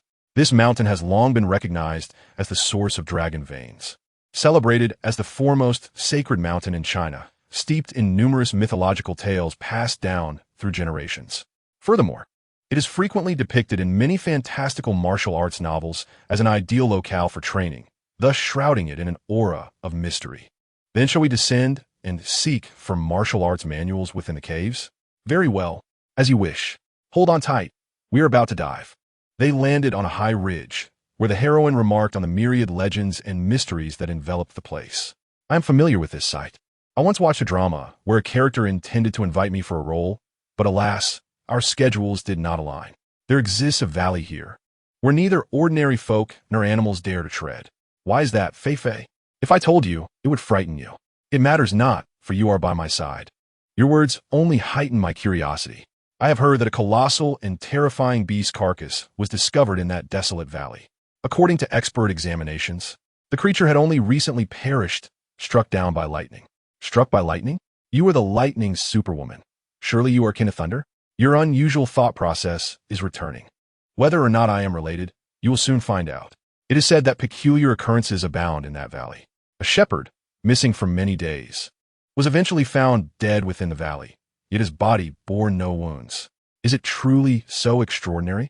Even more so than the place we just visited? It is quite similar. The valley was rife with strange occurrences, prompting experts to assert that its magnetic field was exceptionally unique. As one ventured deeper into the gorge, the magnetic force intensified, accompanied by frequent thunderstorms. As they spoke, they soared into the depths of the valley, where vibrant flora flourished beneath a cerulean sky adorned with white clouds, and babbling brooks flowed serenely. Yet beneath this fade of tranquility lay hidden perils and lurking dangers. The weather could shift with alarming suddenness. Distant flashes of lightning heralded the valley's unusual magnetic phenomena, which interacted with airborne charges to generate thunderbolts, a perfect moment for action. The heroine gently placed Xiao Zhan in a secure location, presenting him with a pair of earplugs to shield him from the impending chaos. She instructed him to remain still, regardless of what transpired. Xiao Zhan clutched her hand anxiously, inquiring, "Fei, where are you going? Is everything all right? Please don't frighten me. I'm merely going to recharge." She reassured him. "I shall return shortly. Be good." With that, she blew him a playful kiss and ascended into the air, heading towards the heart of the lightning storm. Beneath the tempestuous sky, where the energy of the lightning surged most fiercely, the heroine suspended herself, arms raised, allowing the electric forces to flow into her being. Xiao Zhan sat there, his heart racing as he watched, feeling the terrifying power of the storm even through the muffling earplugs. Gazing at the sight of her crimson attire swirling amidst the flashes of lightning, he was struck by a cinematic spectacle reminiscent of a Hollywood blockbuster, an exhilarating blend of anxiety and awe at such an unprecedented phenomenon, a memory that would linger vividly for years to come. The lightning danced chaotically as the heroine followed the strongest currents, absorbing their energy. At times, the sheer magnitude of the storm would envelop her, rendering her nearly invisible within the bright flashes. Xiao Zhan's anxiety mounted. He feared she might vanish without a trace. The pangs of worry and the dread of loss compelled him to rise, yearning to leap into the tumult, yet hesitant to cause her any distraction. He continued to wait anxiously, his heart fluttering with trepidation until, through the intermittent flashes, he would catch glimpses of her vibrant red form. After what felt like an eternity, the storm's ferocity began to wane, ultimately dissipating. The heroine returned, gracefully descending before him. Xiao Zhan enveloped her in a tight embrace, trembling uncontrollably as though he were clutching a treasured possession he had nearly lost. This fervent embrace was the only means to quell his fears. The heroine hesitated for a moment before wrapping her arms around his waist, offering comfort. "What's wrong? Did I frighten you, Xiao? I'm perfectly fine." Xiao Zhan held her close, speechless for a time, striving to steady his racing heart as he gazed into her eyes. "Fei, I was so scared. In that fleeting moment when I could not see you, my heart ached. I fear losing you." With that, he pressed his lips against hers, savoring the warmth and fullness of her mouth, as if this intimate connection could affirm her existence in his life. The anxiety and heartache he had felt moments ago solidified his resolve. He realized that his feelings transcended mere affection. He had fallen deeply in love with this extraordinary woman. In this moment, the valley, once engulfed in thunder and lightning, has returned to its serene and warm beauty, with only a gentle breeze caressing the tightly embraced couple. "All right, Zhan, it is my fault. I should not have allowed you to witness this scene. I ought to have taken you elsewhere beforehand. I was anxious about the storm dissipating and did not consider these matters. Do not blame yourself. Fei, it is my affection for you that causes my nervousness. When you were obscured by the tempest, my heart raced uncontrollably. Perhaps I will grow accustomed to it in time." "Yes, Xiao. The storm arrived so swiftly that I had no opportunity to explain clearly. I had heard that thunderstorms are frequent here, and since we are here, I thought we might take advantage of the energy in this valley. Fei, I assure you, do not be upset. You can eat and drink. So you must be human, correct? Surely, you cannot be a robot?" "What? A robot? Well, robots require charging. So, Xiao, if I were a robot, would you still like me?" the clever Supergirl inquired. Without hesitation, Xiao Zhan replied, "I would like you whether you're a robot, a wooden figure, or a human. I dare not utter the word love, but I can say I like you immensely. I swear." "Fool, I believe you. What are you swearing for? This is a thunder zone. It could be troublesome if struck. I fear you may not believe me. Heaven knows how much I adore you, regardless of what you may be. As long as it is you, that suffices. I am in it. No, I am not in it. Am I really in it? Your words have led me to doubt myself. I did not mean to imply you are in it. What I meant was, in exasperation, Xiao Zhan stomped his foot and kissed her lips once more, realizing that words would not suffice. A moment later, he asked playfully, "Do you understand my feelings now? Regardless of whether you are human, I like you. My emotions are too complex to articulate, so I can only express them through a kiss. Goodness, brother, do you know where we are? This place is known as the Valley of Death. People typically declare their love in romantic settings, yet you chose to do so in a valley of death. Precisely. This makes it uniquely memorable. Even if there are other suitors, nothing could rival the significance of this scene," Xiao Zhan replied. "Very well. I find myself at a loss for words. Fei Fei, is this valley truly extraordinary? This valley possesses a unique magnetic field that frequently attracts storms. Consequently, many animals fall victim to electric shocks. Will we return here in the future? Will you still come here when you need a recharge? If you wish to come, you may do so at any time. I can recharge anywhere. As long as there is lightning, it poses no issue. However, the energy in this place is particularly potent and pure. Then when you come to recharge in the future, I shall accompany you. Knowing you are safe will alleviate my previous worries and fears. Indeed, let us depart and explore other places." The two of them packed their belongings and resumed their journey. As the sun began to set and twilight descended upon the sky, "Xiao Xiao, let us ascend the hillside to find a suitable spot where we can relish our dinner and subsequently admire the vast expanse of the starry night sky. Indeed, I am delighted at the prospect of sharing this romantic, celestial view with you." The two of us descended upon an uninhabited mountain peak, nestled in the south, where the scenery is picturesque and the climate is temperate. With a flick of her wrist, the superheroine conjured a luxurious cabin topped with glass, complete with a bathroom, kitchen, a spacious bed, a sofa, and a coffee table. After refreshing ourselves, we found a steaming array of dishes laid out on the table. As we dined, the first stars began to twinkle, prompting us to take a leisurely stroll outside to aid digestion. Hand in hand, we meandered around the mountaintop, enveloped by the gentle breeze and the chorus of crickets, while the distant chirping of returning birds filled the air. As darkness enveloped the landscape, a crescent moon hung in the sky, the stars twinkling mischievously. With a night breeze cooling the air, we retreated into the cabin. Side by side, we reclined on the large bed, gazing through the glass ceiling at the stars and moon, discussing poetry and philosophy until we drifted into a sweet slumber. As the golden sun dipped in the west and the crimson sun rose in the east, the forest awakened with a cacophony of sounds, rousing the slumbering superheroine. With a flourish of her hand, she closed the glass roof.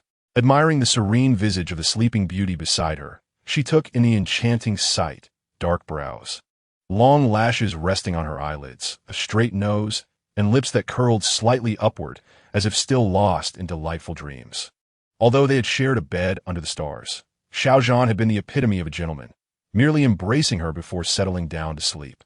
When Xiao Zhan awoke, the superheroine had already ventured out, gathering a vibrant bouquet of wildflowers to place in a vase, filling the air with the mingling scents of blossoms and breakfast. "Rise and shine, sleepyhead. The sun is already warming the world. Good morning, Fei Fei. You're quite the early riser. I seldom engage in such vigorous activity, and after yesterday's adventures, I feel somewhat fatigued, hence my deep slumber. That is perfectly normal. You cannot compare yourself to my constitution. However, your body, nourished by the spiritual spring water, is in remarkable shape. If it were an ordinary person, being whisked around by me for a day would surely leave them nauseous and unable to rise. Let us eat and then continue our journey to other destinations." After savoring breakfast, we tidied up the cabin and took a moment to appreciate the beautiful surroundings before taking flight, free to soar wherever our hearts desired. "Fei Fei, why do I feel as though we have arrived in a vast desert? There seems to be no greenery below. I have brought you a sand protection mask. Wear it. It appears something significant has occurred over there. Let us investigate. Hold on tight, I am about to accelerate." Chapter 33. Mirage of the desert. The boundless expanse of the desert resembled a golden ocean, the sun blazing overhead while the yellow sands swirled beneath our feet, with undulating dunes rolling continuously in the wind. The sound of camel bells echoed as a lengthy caravan traversed the sands, each camel laden with heavy burdens. Trudging forward step by step, in the vast expanse of the desert, the caravan of camels typically arranges the frail creatures in the center, flanked by the robust ones at either end, moving forward in a disciplined line. At the helm is Uncle Njijiang, a seasoned leader of 50, his sun-kissed, weathered visage bearing the marks of time and hardship, appearing older than his years. An experienced guide, he has traversed the desert for countless years, transporting goods, and has nurtured the camels in his charge as if they were his own progeny. The journey was not intended to take this route, yet the exuberance of little Shadi, embarking on his inaugural expedition with the caravan, led him astray as he rode his camel, inadvertently straying off course and succumbing to the venom of the sand ants. If not treated promptly, his life would be in jeopardy. Consequently, Uncle Njijiang resolved to take a shortcut, a path that was supposed to lead to an oasis where they could replenish their water supply, but upon arrival, it eluded their search. Realizing they must have veered in the wrong direction, what was initially planned as an early arrival had turned into a futile circling around the vicinity, and their water reserves were nearly depleted. In the distance, a sandstorm approached with the ferocity of a hurricane. As the tempest drew near, the leading camel abruptly halted. Sensing some dreadful presence ahead, the howling winds lashed against their faces with torrents of sand. If they failed to find shelter behind that protective wall, the entire caravan would face dire peril. Young Shadi had already succumbed to unconsciousness. As the youngest son of Njijiang, any harm befalling him would feel like the collapse of the heavens. The other members of the caravan strained to regain control of their startled camels, which had become unmanageable. The sandstorm loomed ominously, and without the wall for refuge, both the caravan and its people risked being scattered to the winds. In the sky, a superheroine soared swiftly, finally spotting the disordered caravan as the storm darkened the horizon. She positioned Xiaozhan behind a large dune. "Stay here, do not venture out," she instructed, before rising into the air, hovering before the tempest. With outstretched hands, she unleashed a surge of electric power, ensnaring the monstrous sandstorm in a rapid, swirling motion, akin to a colossal yellow sand dragon. As the caravan braced for the onslaught of the storm, uncertainty loomed over where it might cast them, or if they would even survive. One member, in the face of impending doom, retrieved his phone to record a farewell message. Just as the camera captured the approaching storm, a flash of red darted into view. Squinting against the fierce winds, he documented this rare moment.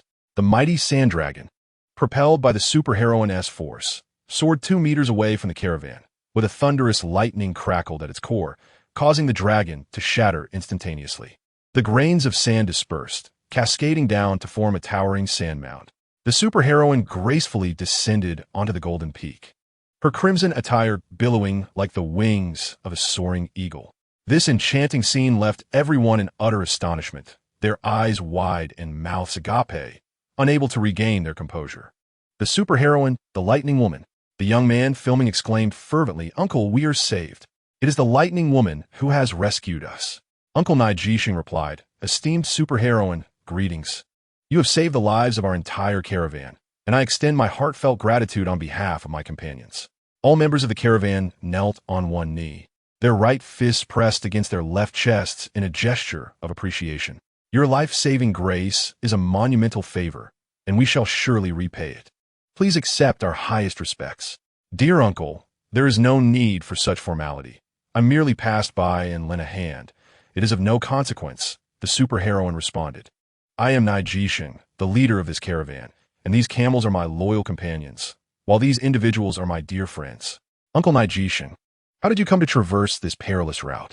It is notorious for sandstorms that can easily lead one astray, not to mention the nests of the sand-splitting ants. And the distance to the oasis is considerable. Esteemed superheroine, we should not have taken this path. However, my young son, Zayashadi, was injured by the sand-splitting ants. Without prompt treatment, he would surely lose his leg, and his life would be at stake. Thus, we plan to take a shortcut to return swiftly." The superheroine approached the unconscious Zayashadi, bound to a camel, and placed her hand upon his injury, harnessing the power of the space life tree to expel the venom of the sand-splitting ants. She then addressed Nijishing. "He is no longer in danger. Upon returning, administer injections and medication to cleanse any residual toxins, and his leg will be fine." Once again, We are deeply grateful, superheroine. Your immense kindness leaves us at a loss for how to repay you. I invite you to my home as our esteemed guest. Very well, dear uncle. I shall certainly visit when time permits. Prepare yourselves to follow me to the oasis, where you may replenish your water supply. After a few more hours of travel, you shall be free. Indeed. Thank you, superheroine. We shall be on our way at once. The superheroine soared to the sand dune, where Xiaozhan anxiously awaited. Upon confirming her safety, he finally relaxed the tension in his heart. He had witnessed the entire event, and the awe he felt was no less than that of the caravan members. Yet, another emotion bloomed within him. The caravan was soon ready, and the superheroine, accompanied by Xiaozhan, took to the skies, while the caravan followed closely on the ground. Zayashadi had awakened and listened with envy as his companions recounted the extraordinary scene, lamenting his absence from the first-hand experience. Though a video had been captured, it could never rival the impact of witnessing it live. In the air ahead, the superheroine glided leisurely, ensuring the group could keep pace while skillfully avoiding revealing Xiaozhan's face to them. After guiding the caravan to the oasis, she waved them farewell, continuing her languid flight over the desert, occasionally racing with passing eagles. Xiaozhan remained somewhat silent throughout the journey. Oh dear, what has become of our little darling? As he turned into a mute gourd, so quiet? It is nothing.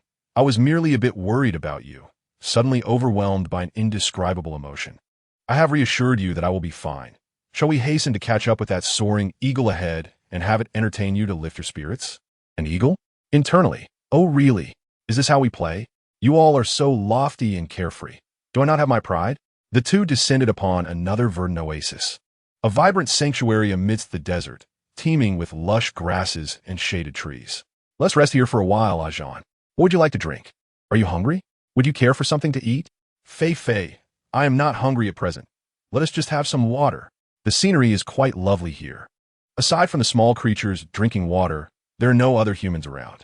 You may let your sand protection gear air out. Indeed, wearing it is rather stifling. It provides excellent protection from sun and sand. Of course, otherwise, with such a scorching sun and fierce winds in this desert, your handsome visage could be marred. And that would be troublesome. Fei, may I ask you a question? Go ahead. Why are you hesitating? This is not your usual demeanor. Xiaozhan gazed into the eyes of the female superhero. Fei, do you like me solely for this so-called handsome face? Oh, that question. I thought it was something trivial. My affection for you is not based solely on your striking features. You possess other admirable qualities as well. Though your looks do take precedence, I am one who lets aesthetics guide my principles. However, Fei, I feel unworthy of my affection for you. Oh, what has brought this on? Have you been moved by the beauty of the oasis? It is not that. You are simply too formidable and extraordinary. I feel like a mere grain of sand in this vast desert, while you are the eagle soaring high above. Am I not just a burden to you? What is with all this sentiment today? After Fei finished speaking, she reflected on how, in times of trouble, you still need to look after me, while I can only stand by helplessly, unable to assist you. Am I not the proverbial anchor weighing you down? And so what? I willingly accept it, do I not? Others might wish to be a burden, yet they lack the merit. Who claims you are a hindrance? Who said that? Tell me, and I shall ensure they are dealt with. As long as you run swiftly, you shall never be a burden. Alas, you are incorrigible. I truly cannot handle you. Xiaozhan affectionately ruffled her hair. Fei, I speak sincerely. The moment I witnessed the sandstorm, I felt remarkably insignificant, as if I were unworthy of my feelings for you. What shall we do then? However, it is a simple matter to resolve. If you do not like me, that would suffice. Forcing me not to like you would be more painful than death. Very well. Little Jean, do not belittle yourself. You possess your own brilliance. In the eyes of ordinary people, you are already a remarkable presence. You cannot compare yourself to a superheroine. I understand. Thank you, Fei. I am not as exceptional as you claim. I was merely being a bit melodramatic earlier. I told you so. Just look at that. I offered you a glimpse of a wondrous desert scene, and yet so many thoughts emerged. I find myself feeling rather helpless, constantly fearing that I might one day become a hindrance to you. It seems rather absurd for a grown man like myself to hide behind you, seeking your protection. Is that not quite commonplace? I safeguard all my fellow citizens. Your presence is of little consequence. Thus, you need not worry. What am I to do with you?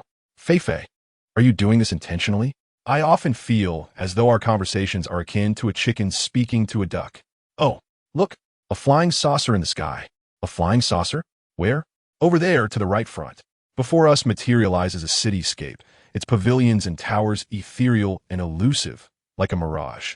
Feifei, do you notice their attire appears rather ordinary? Surely, this cannot be the ghost market previously associated with the divine dragon? Of course not. This is merely a typical mirage. Now that we've witnessed the mirage and the desert's illusions, are you pleased? Do not overthink it. As long as I do not find you lacking, we shall remain the best of friends forever. Xiao Zhan gazed at her for a moment, shaking his head in resignation, then gently pushed aside the feathered mask on her forehead and placed a tender kiss upon it. Alas, the feathered mask was rather oversized, nearly concealing her entire face, leaving only her petite nose and a rosy, plump mouth exposed. Although he yearned to kiss that alluring mouth, he feared to be too forward and worried he might overstep, leaving him no other option but to kiss her forehead after parting the feathers. Let us be on our way. We have rested enough. It seems fate has its own design, and I thought it best to go with the flow, not anticipating that I would inadvertently drift into the desert and rescue Uncle Jetty Jang. Indeed, they were quite fortunate. Did you know that the uncle invited me to visit his home and even provided me with the address? Splendid. If we have the opportunity to pass this way again, we should certainly pay a visit. The young man who filmed us earlier was quite amusing. He was determined to capture you on video, and I deliberately hovered at a distance that was neither too close nor too far, nearly causing him to rise from his camel in anxiety. People today possess an insatiable curiosity. In any situation, they refrain from panicking, instead pulling out their phones to post on social media. It is surprising that even in such a precarious moment, he was able to film. Let him film, it matters not. Zhan, let's take in the sight of the setting sun over the vast river, the solitary smoke rising in the desert. Xiao Zhan's melodious voice echoed across the sands, in the winds and sands of the desert, beside the snowy Great Wall. The desert sands are as white as snow. The moon over Yinshan resembles a hook. When shall I don a golden-brimmed hat and stroll through the clear autumn? Wow, such grandeur. Zhan, did you notice that there's a rather peculiar spot below? What is peculiar this time? Your mention of the strange makes me anxious. Fear not. This time, it is not an earthquake. There appears to be an ancient tomb below. Would you care to descend and explore? Feifei, how did you know there is a tomb beneath? Can you guess how I am aware of its existence? Could it be that you... do you possess some insight? Xiao Zhan quickly looked down at his attire. Oh dear, I did not intend to gaze deliberately.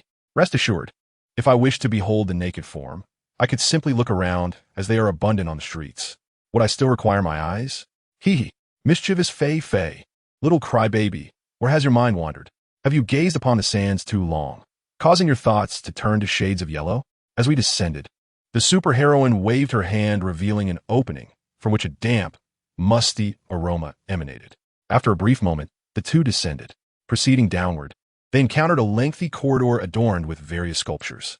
Alas, I nearly forgot, you cannot perceive things covertly. The superheroine produced a brilliantly bright headlamp and affixed it atop his head, stating, Zhan, do not disturb anything within, for you are unaware of where the traps may lie. I comprehend. Having watched numerous films and television series centered on tomb raiding, I find the subject rather intriguing. Although this place is rife with mechanisms, fret not, as I can discern their locations with a mere glance. Are you frightened? With you by my side, I feel no fear. In truth, this fulfills a dream of mine. I was once approached to star in a tomb raiding film, but alas, our schedules did not align, leaving me with a sense of regret. This corridor is exceedingly long. Come, I shall carry you through the air. After a brief flight, they encountered two pathways. Upon inspection, they veered to the right, passing through an opening and arriving before a door. As they ventured inside, they found a circular corridor. The superheroine peered through and remarked, I did not expect this tomb to be quite so expansive, with both true and false chambers. Feifei, shall we not enter the door we just passed? That chamber is empty. It is the false room. This side contains the true chamber, home to a man and his 8 wives. How could one man have so many wives? He must be quite affluent. Indeed, there is no need for us to intrude. Let's explore elsewhere. Zhan, do you think men throughout history have always sought multiple wives? If you lived in ancient times, how many wives would you aspire to marry? Why not take a guess? How many do you think I would intend to wed? I would surmise it to be 21. Goodness, you have certainly set a grand arrangement for me. What sort of household would that be? But how does one even say 21? Jean, your arithmetic seems lacking. Consider this. A week comprises 7 days, 1 per day, thus 21 equates to 3 weeks. Fei, how ruthless you are. Do you intend to wear me out completely? What grievance do I hold against you? I did not assign you 28. This alone is quite generous, and still you are unsatisfied? Xiao Zhan gazed at her with deep affection and declared, I desire only a lifetime of companionship with one person. A single Xiao and a sword traversing the rivers and lakes, the superheroine replied, only to be interrupted by a warning. A creature resembling a dragonfly, adorned in red and black patterns with a peculiar white head, lunged towards him. In a flash, the superheroine discharged a current, striking the creature with a resounding crack, leaving it to fall to the ground, emitting a burnt odor. That was close. Your handsome visage nearly fell victim to that grotesque insect, which would have caused quite a predicament. At most, it would have merely bitten me. How troublesome could that be? This creature possesses corrosive properties. Gaze upon the ground. This peculiar insect may very well be a female, drawn to your handsome visage for a gentle kiss. This flying creature, comparable in size to a dragonfly, possesses nearly transparent wings adorned with a tapestry of crimson and ebony patterns. Its enormous white head is equipped with sharp mandibles, bristling with spikes. Soon, the sound of its wings flapping fills the air, reminiscent of a tide surging forth with a multitude of these bizarre insects. The superheroine produces an electric net to ensnare Xiao Zhan. As currents surge from her hands, swathes of insects are electrocuted, falling to the ground, releasing an indescribable aroma. Xiao Zhan silently retrieves a thick mask and dons it. In no time, a veritable mountain of insects accumulates at their feet. The superheroine confirms that no further insects emerge. With a wave of her hand, the mound of insects transforms into a flat expanse of them. What manner of strange insect is this? It seems endless. Have we inadvertently disturbed their nest? Xiao Zhan tightens his mask. Zhan, are you all right? The superheroine inquires. I'm fine. This electric net is remarkable. Just moments ago, 2 insects approached, and they were both dispatched by the net. This net is custom-made for your protection. I shall bring it forth in times of danger, she assures him. Thank you. Fei, you're truly thoughtful. The superheroine retracts the net. Let us venture further inside. If we find nothing of interest, we shall depart. We came to explore wonders, not to encounter insects. Winding through the interior, Xiao Zhan points toward a luminous spot.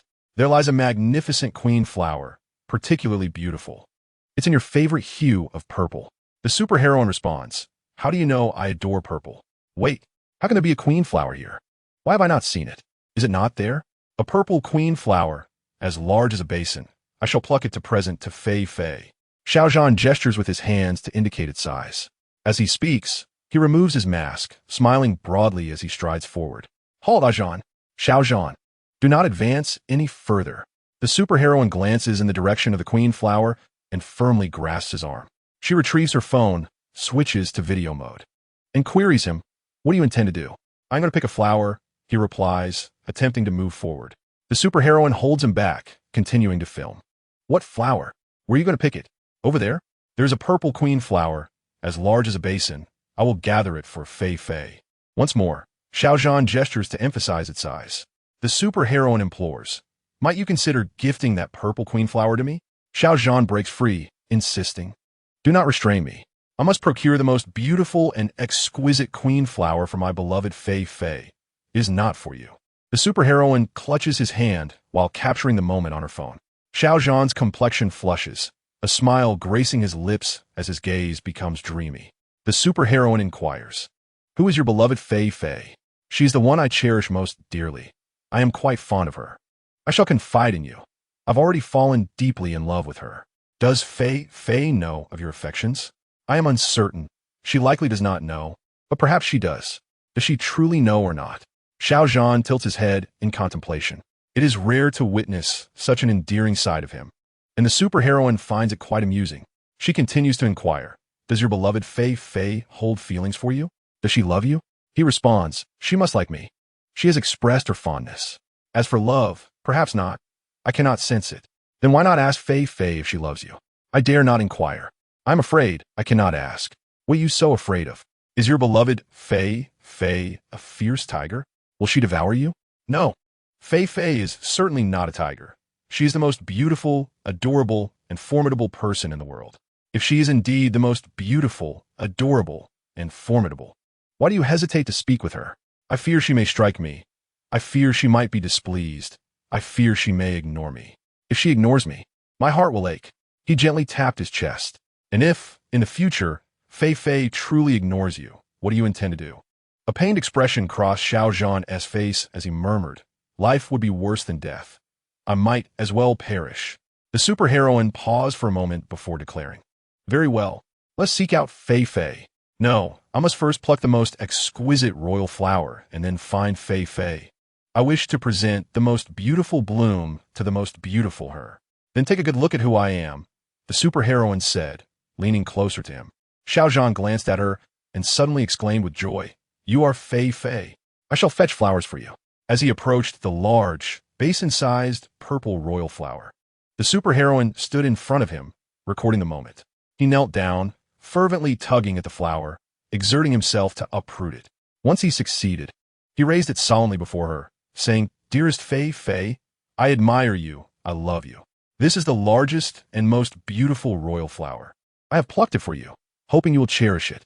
Observing the video, with Xiao Zhan holding the royal flower with deep affection, and glancing at the magnificent purple bloom adorned as if in royal garments, she fell into profound contemplation.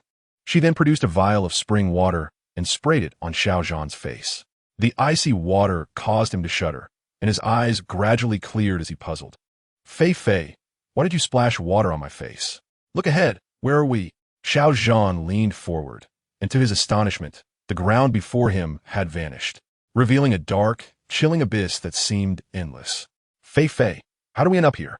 Shouldn't we be in the corridor? A few more steps forward would lead to a bottomless chasm. Had I not stopped you, you might have stumbled into it in a daze. What? How do we arrive here? Xiao Zhan was taken aback. You insisted on picking the royal flower, that enormous purple flower, the size of a basin. The superheroine chuckled at him. Fei, are you referring to me? Did I insist on picking flowers? What of the royal flower I just harvested? Cannot you see it? Or is it not the one you personally plucked and gifted to me? The superheroine waved her hand. Xiao Zhan scrutinized the surroundings for quite some time, perplexed by the fact that the superheroine held nothing but a mobile phone, devoid of the colossal king flower he had anticipated. No wonder you could not see it. The king flower you gifted me is clad in the emperor's new attire, visible only to those with honesty in their hearts. Xiao Zhan grew increasingly bewildered. How could I recall nothing? What truly transpired moments ago? You must have been poisoned, experiencing an illusion that insisted there existed a king flower the size of a basin. And yet I have no recollection whatsoever. He lightly tapped his head in contemplation. Zhan, how do you feel now? Apart from a slight dizziness, I feel perfectly fine. Nothing else amiss. Fortunately, I had you drink the spiritual spring water earlier. Had a common person been poisoned, they might have seen treasures and jewels, leaping into their allure. But Fei, why did I envision a purple king flower? What one perceives is a reflection of their innermost thoughts. Those with greedy hearts behold gold and silver, while others may envision beautiful maidens. If my heart is solely occupied with thoughts of you, I should have envisioned you instead. Why then, a purple king flower? It must be that at that moment, you were contemplating a special gift for me, conjuring an image of a flower the size of a basin. Oh, so that is it. Xiao Zhan nodded. You truly possess a vivid imagination.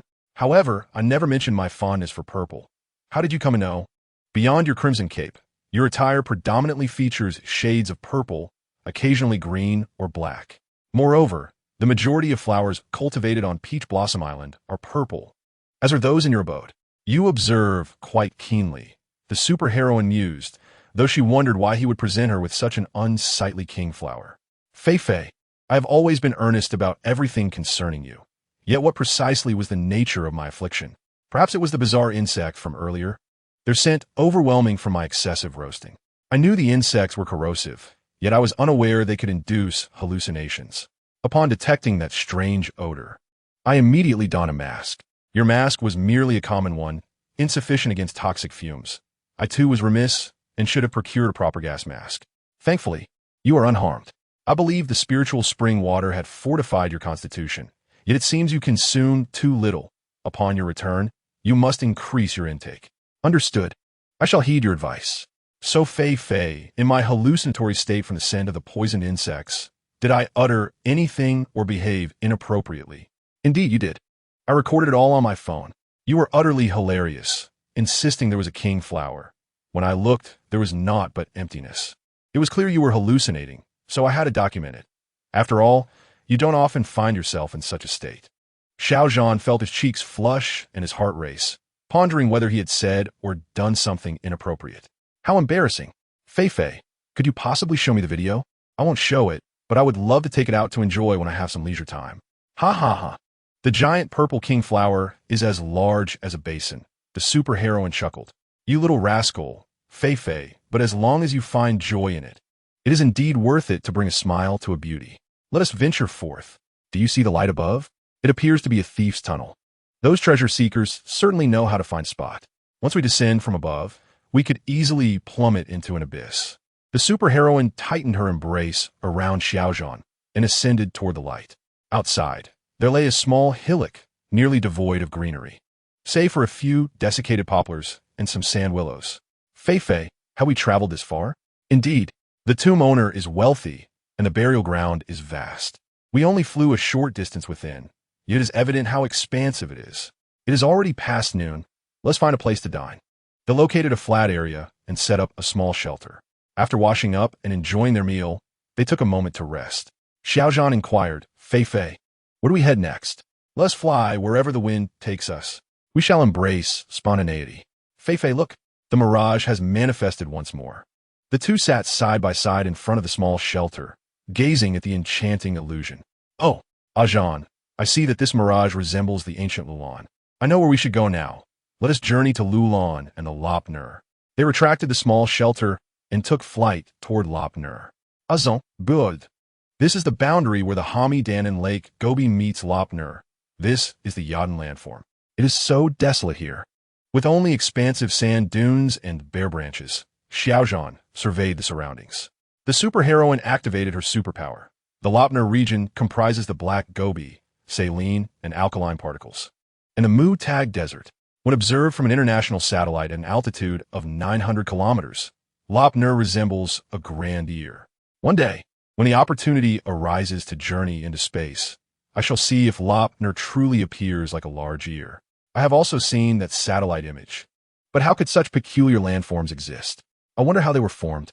There are speculations that the outline of the large ear is due to the circular shape of Lop Nur's lake shore or the terraced banks of the lake. Or perhaps it reflects the shape of the desiccated lake basin. This area is referred to as the no man's land, is it not? Or perhaps a forbidden zone. Indeed, observe, there is no trace of birds or beasts, nor any vegetation. Countless white bones are scattered about, which is why Lop Nur is dubbed the forbidden zone.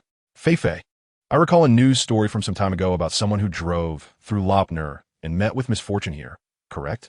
Yes, primarily due to the complex topography of Lop Nur, which is often beset by sandstorms that can disorient travelers. Even driving here is perilous. Moreover, the terrain poses a serious threat to vehicles. Once trapped, rescue becomes exceedingly difficult. To this day, no one has successfully traversed Lop Nur. Fei, is this where that renowned scientist disappeared over 20 years ago?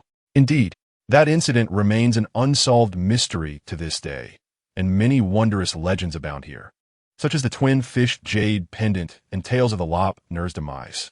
Two individuals arrived before a monument which, under the relentless erosion of wind and sand over the years, had become weathered and worn. This monument had transformed into a revered site for countless adventurers.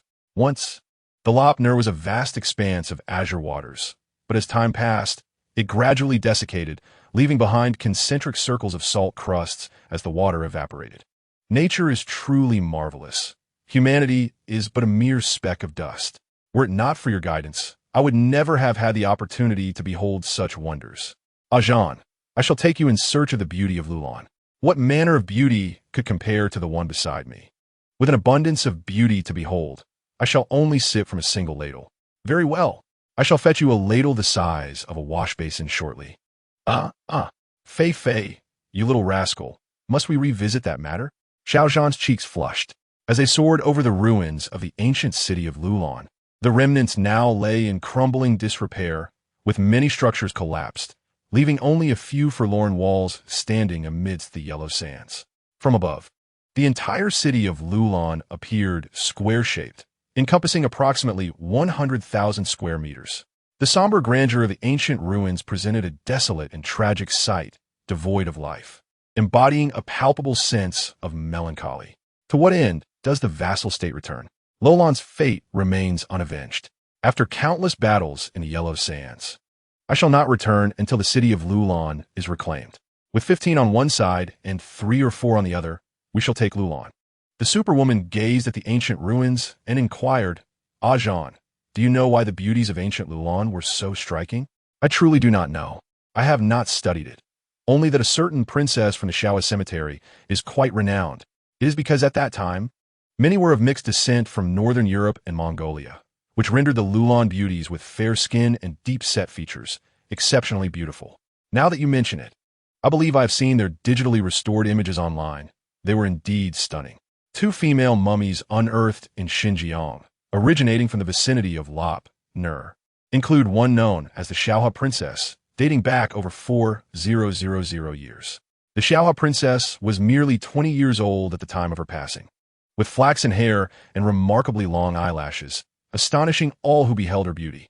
By the way, Ajahn, there exists a workstation for Lulan at Lop Nur, where guardians of Lulan are stationed. Let us visit and bring some supplies. What kind of supplies? I was unaware there was a workstation here. You shall find out when we go. Hold on tight, for I must accelerate our ascent. Chapter 35. The Enigma of the Mirage. The workstation is located deep within the uninhabited region of Lop Nur, a place seemingly isolated from the world, akin to a deserted island. There stands a lookout tower approximately 30 meters high. In addition to the tower, the compound features 2 modest houses, 2 water tanks, 2 dogs, and a few chickens. Here, there is no mobile signal to connect with the outside world. Communication relies solely on satellite phones. Their existence is marked by hardship and toil. The rice, flour, cooking oil, sanitary paper, and various consumables, along with their water, are all transported from the town of Lop Nur, situated over 100 kilometers away. As they approached the workstation, the heroine waved and released a large cargo of supplies, including daily necessities, drinking water, grains, and an array of vegetables and meats, piled high like a small mountain. Xiao Zhan inquired, Fei, are we really taking out the supplies this early? Shouldn't they be delivered directly inside? To which she replied, if I were to wait for people to bring them out, wouldn't that startle them? Would they feel safe using or consuming them? Besides, aside from you, little fool, no one else knows this secret. Xiao Zhan felt an immense happiness and contentment within. Unsure how to express it, he affectionately ruffled her hair. After organizing the supplies, the heroine informed him, I've left a space for you here. Stand in the truck. All right, Fei, he responded. Once she confirmed his safety, she grasped the cargo hold and took off, soaring directly into the workstation's courtyard. The staff inside rushed out and greeted her warmly upon recognition. Each time the heroine delivered supplies, they hesitated to accept them, feeling embarrassed, yet they could not resist her insistence. Occasionally, she would simply place the items down and leave, returning later to retrieve the empty cargo. Let's take our time organizing these supplies, but the handsome guy on this truck is not included, the heroine jested. As this was her 3rd visit, they had grown familiar with one another, yet they still declined to accept her offerings. She remarked, I happened to pass by this time and thought to bring you something. If I don't have time to come by in the future, I won't bring anything again. So please don't refuse any longer. After exchanging a few words, she seized the empty cargo, waved goodbye to Xiao Zhan, and took off. At a distance where the workstation was no longer visible, she stored the empty cargo in her space, gazing at the figure that vanished into the sky. Xiao Zhang reminisced about the first time the heroine had arrived. That day, he was observing the surroundings from the watchtower, surveying the vast Gobi Desert, where nothing seemed amiss in the distant sands. Just as he was about to descend, he spotted what appeared to be a sand eagle soaring through the air, backlit by the rising sun, moving at great speed. Fearing it might swoop down to catch a chick, he hurried down and shouted for another staff member to secure the chickens. By the time he descended, he realized that what he saw was no sand eagle, but a person flying. When that figure landed, he discerned it was a tall girl. Her face masked except for her eyes, draped in a red cloak with long, dark hair flowing like the wind. The two stood frozen in astonishment, their disbelief surpassing the tension of witnessing a sand eagle hunting. How could a human possibly fly? Was it a mirage? Yet, could a mirage be so clear and so close? During their time working there, they had observed numerous mirages, but none as vivid or as close as this one. Perhaps it was another kind of desert illusion? Due to the lack of communication, they were unaware that this was the renowned heroine. Upon witnessing the incredulous and astonished expressions of the two individuals, the Superwoman spoke. "Greetings. I am Superwoman. Do not be afraid. I merely passed through this area and, upon noticing the presence of people, felt a twinge of curiosity and decided to investigate." Although they were unfamiliar with the identity of Superwoman, her accent was unmistakably Chinese, and her raven hair and dark eyes offered a sense of comfort. Regardless of whether she might be a specter or an otherworldly being, the familiarity of her appearance assuaged their fears. Through their conversation, Superwoman learned of their dire situation. Frequent sandstorms had hindered the delivery of supplies, and they were on the brink of water scarcity. She assured them to wait a moment before soaring away. Approximately an hour later, she returned, bearing essential provisions. The two attempted to decline her generous offering, but she simply set down the supplies and departed. It was only later, upon making a phone call to inquire, that they discovered who Superwoman truly was. The existence of such a figure in the world was beyond their comprehension. They felt an overwhelming sense of gratitude and excitement for her unexpected kindness. As the two continued their aerial journey, they noticed another mirage materializing in the sky. This time, it was not the ancient pavilions of nor individuals clad in traditional attire, but rather modern-day figures. Superwoman, feeling an inexplicable familiarity with the locale, handed her phone to Xiao Zhan, urging him to capture the fleeting vision. The clarity of the scene was enhanced by their shared altitude. Just as they completed the recording, the mirage vanished, prompting them to descend to a verdant oasis for respite. Superwoman scrutinized the video intently. "What is it? Is there an issue with the footage?" Xiao Zhan inquired. "This place seems strikingly familiar. Although the scenery shifts, that landmark building, doesn't it resemble the famous skyscraper in the city?" Upon further examination, they magnified the footage and suddenly noticed something amiss. "Xiao Zhan, look at this." Xiao Zhan directed his gaze to the video, where a man and a woman stood conversing atop a high-rise. However, due to the lighting, their faces were obscured. The woman appeared frail, and the footage suggested a heated argument between them. In a moment of tension, the woman edged perilously close to the ledge, and the man pushed her, causing her to vanish from the rooftop in an instant. "What is happening?" Xiao Zhan exclaimed, glancing at Superwoman in shock. "Indeed, that is precisely what you witnessed." While the specific timing of the event remains unclear, the advertisements in the background clearly indicate that this is set in the present or very recent past. "What shall we do now? Should we report this to the authorities?" Xiao Zhan asked anxiously. "Oh, come now. You were quite astute before. Why the sudden lapse in judgment? Are we really to present a video of a mirage to the police, claiming that we have uncovered a potential crime scene?" Xiao Zhan, vexed, retorted, "Surely, we cannot allow the murderer to evade justice. Certainly, it cannot be ignored once witnessed. However, based solely on a video of a mirage, devoid of temporal and locational context, we find ourselves unable to file a report.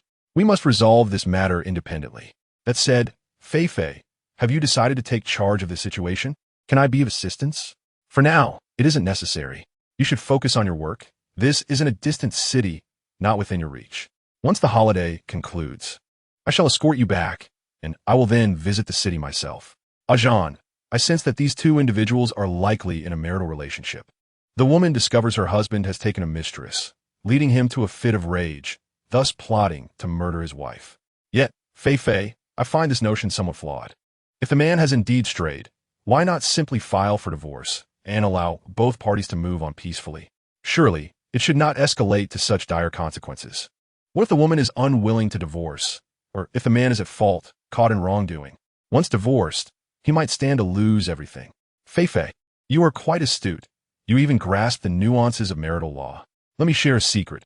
Anything I have read or deemed necessary to remember, I can recall effortlessly after a single reading."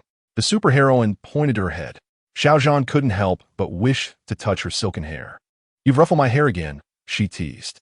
"In truth, I long to touch your face, but your mask leaves me with no place to begin." Xiao Zhan's handsome visage flushed slightly. He mused internally, wondering when she might unveil her true self, though it mattered little what she looked like. It was simply a tinge of regret. "Zhan, I believe it is quite challenging for women. From childhood, they must guard against malevolent individuals. If they manage to navigate safely into adulthood, they face the trials of marriage, where a fortunate few may find a nurturing family, leading to a peaceful and happy life." Indeed, Xiao Zhan agreed. However, should they encounter unworthy partners, they might suffer domestic abuse and persecution, feeling powerless to escape, left with only endurance and the torment of pain. Xiao Zhan gently patted her back, listening intently. "Thus, I find marriage to be rather daunting, especially for women who, after tying the knot, may lose their identity, revolving entirely around their husbands and children. One day, they may awaken to find that they possess nothing. Their children have their own lives, and their husbands may belong to others. There is even the peril of losing one's own life, recalling those who vanished, those lost in the depths of drains, or those who fell from cliffs." Sensing her distress, Xiao Zhan enveloped her in a gentle embrace. "Fei, those are merely isolated instances. Not all are like that. Many still find happiness. I understand, Zhan. I merely observed that woman earlier, striking in both figure and beauty. If her demise were truly the result of an unhappy marriage at the hands of her partner, it feels rather tragic, prompting my reflections. Moreover, the woman we rescued from Gizi village, Lu Qing, also suffered from an unhappy marriage. She sought to escape the scoundrel, yet felt powerless, ultimately fleeing with her child only to be trafficked in the mountains, enduring an unforgettable nightmare throughout her life. Fortunately, they were rescued by Fei. If she can forget the past and embark on a new life, perhaps she will encounter her own happiness in the future. I once told her that the day I saved her marked the beginning of her happiness. Coincidentally, her despicable ex-husband drowned in the river. It is said that she, along with her child and mother, returned to her hometown to open a small shop. Although life may not be affluent, it is safe and fulfilling. Fei, you are truly wonderful. Thank you. This world is a more beautiful place because of you." Xiao Zhan sincerely praised. "Emma, you startled me. I thought you were about to sing. I heard you say thank you because you have warmed the seasons." "Ha." Xiao Zhan was also amused by her. "So, Fei, do you feel any better?" "There was really nothing wrong. I was simply expressing my feelings. I sensed that they lacked the ability to combat various evildoers. As a fellow woman, since I possess this capacity, I must assist them." "Well, not too bad. I thought you were afraid of marriage." "It's not that I fear marriage. It's just unnecessary. That institution would only hinder my swiftness in drawing my sword." "Huh." Fei. Xiao Zhan hesitated, intending to ask if Fei did not wish to marry. "What is wrong, Zhan? I meant to say, if it were a good marriage with someone who deeply loves you, it shouldn't affect your ability to act swiftly, right? How could it not? You should understand how many desire the powers of a superheroine. Once they discover that the superheroine cares for someone, would they not use that person as leverage?" Xiao Zhan pondered in silence. Only someone exceptionally strong at heart could dare to marry a superheroine. They must not only safeguard their own life, but also remain discreet, living in secrecy. This is not something that ordinary individuals can endure. Just as Xiao Zhan was about to speak, the superheroine continued. "Although I fear no one and can protect those I love, I cannot bear to subject them to a life of secrecy. Unless," Xiao Zhan's eyes brightened. "Unless what? It's nothing. We can discuss it later. I cannot be certain now. Perhaps one day there will be a time when it can be open. For now, let us not dwell on it." "All right, Fei, what I want to say is if you are certain that day will come, could you consider me first?" "Huh." The superheroine tilted her head to look at him. Xiao Zhan, though his face flushed, continued, "I mean it sincerely. As long as I can be with the one I love. I do not care whether we live in darkness or light. If you decide to embrace marriage in the future, could you prioritize me?" The superheroine gazed deeply into his eyes, and, after a moment, nodded. "All right, as long as you're still single at that time, I will consider it. But I cannot guarantee when that will be." Xiao Zhan's heart raced, but upon hearing her words, he felt a sense of calm. As long as she grants him an opportunity, it would be wonderful if it lasts forever. Even if it does not, he would cherish what they once had. The superheroine was well aware of his feelings. Yet this was not the moment to contemplate such matters, for there were many tasks awaiting her attention. The night stars returned, yet they remained in slumber. relying on her to continue gathering all that exists to upgrade their realm and awaken them. Only by striving to reach level 10 could she traverse the cosmos and return to the Milky Way to reclaim the Star of Forgetfulness. Once all settled, she could then contemplate the prospect of returning to the Blue Planet. After a brief respite following their meal, the two ascended and soared out of the desert. Xiaozhan admired the vast desert landscape, suddenly recognizing a familiar stretch of land, reminiscent of the encounter with Uncle Nigdijiang. The sand dunes scattered by the winds had since been leveled. Fei, shouldn't we be departing from the desert? Yes. I merely wish to observe if there are any peculiarities along this route. Why did the caravan lose its way? The oasis is just ahead. Yet they were unable to find it. As they continued forward, a vast whirlpool emerged in the tranquil desert, and upon closer inspection, the superheroine discerned a colossal nest of sand-splitting ants. This peculiar species, a recent inhabitant of the desert, differed greatly from the soldier ants and the gold-eating ants. Soldier ants band together, rendering all creatures and humans they encounter into mere skeletons, while gold-eating ants feast solely on metal. The sand-splitting ants, however, possessed remarkable abilities, capable of fracturing and then gathering the sand, with their bodies harboring potent toxins and hallucinogens. Should a person or animal be bitten, they would meet their demise within 2 hours. Proximity to the nest would also subject them to the hallucinogenic mists released by these ants. That explains why the caravans and merchant groups have become lost along this path, with some even meeting their doom. Xiaozhan realized upon hearing the superheroine's explanation. If they continue to breed, they will pose a threat to the nearby outposts and the caravans passing through. Thus, they must be eliminated. With a wave of her hand, the superheroine unleashed her lightning power, and a massive ant nest was instantly obliterated. Wow, Fei, your lightning power has grown immensely. Indeed, after all, I have been charging in a valley of death. It's still early, Zhan. Shall we engage in something meaningful? Like what? Xiaozhan queried, feeling a bit dazed. Is it the kind of meaningful activity I'm thinking of? A faint blush spread across his face. Did happiness arrive so suddenly? The superheroine placed him upon the sandy ground, a large bulge forming in her hand. Zhan, come stand here and don't move. A certain handsome lad was lost in thoughts of what this meaningful endeavor could be, caught off guard and unprepared, even though it had always been his heart's desire. Zhan, why are you just standing there? Why is your face so red? Is it sunburned? I told you not to remove your protective shield. Come stand here. Xiaozhan, remain still.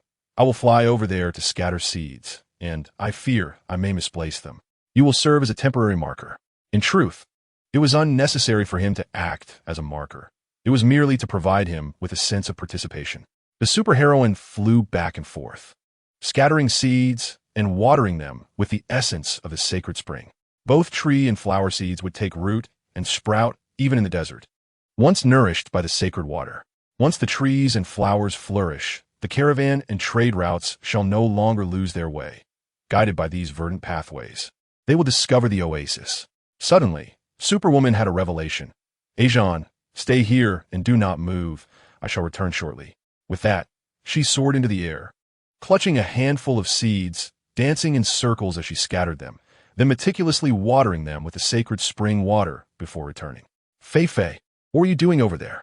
Were you dancing in the air while sowing seeds? I cannot reveal that. It's a secret. Superwoman replied with a mysterious smile. Fei, when you speak of engaging in meaningful endeavors, is it indeed about planting trees and flowers? Yes, what did you think it was? I didn't think of anything specific. Overwhelmed by a rush of absurd thoughts, he found himself playfully struck on the head by Superwoman.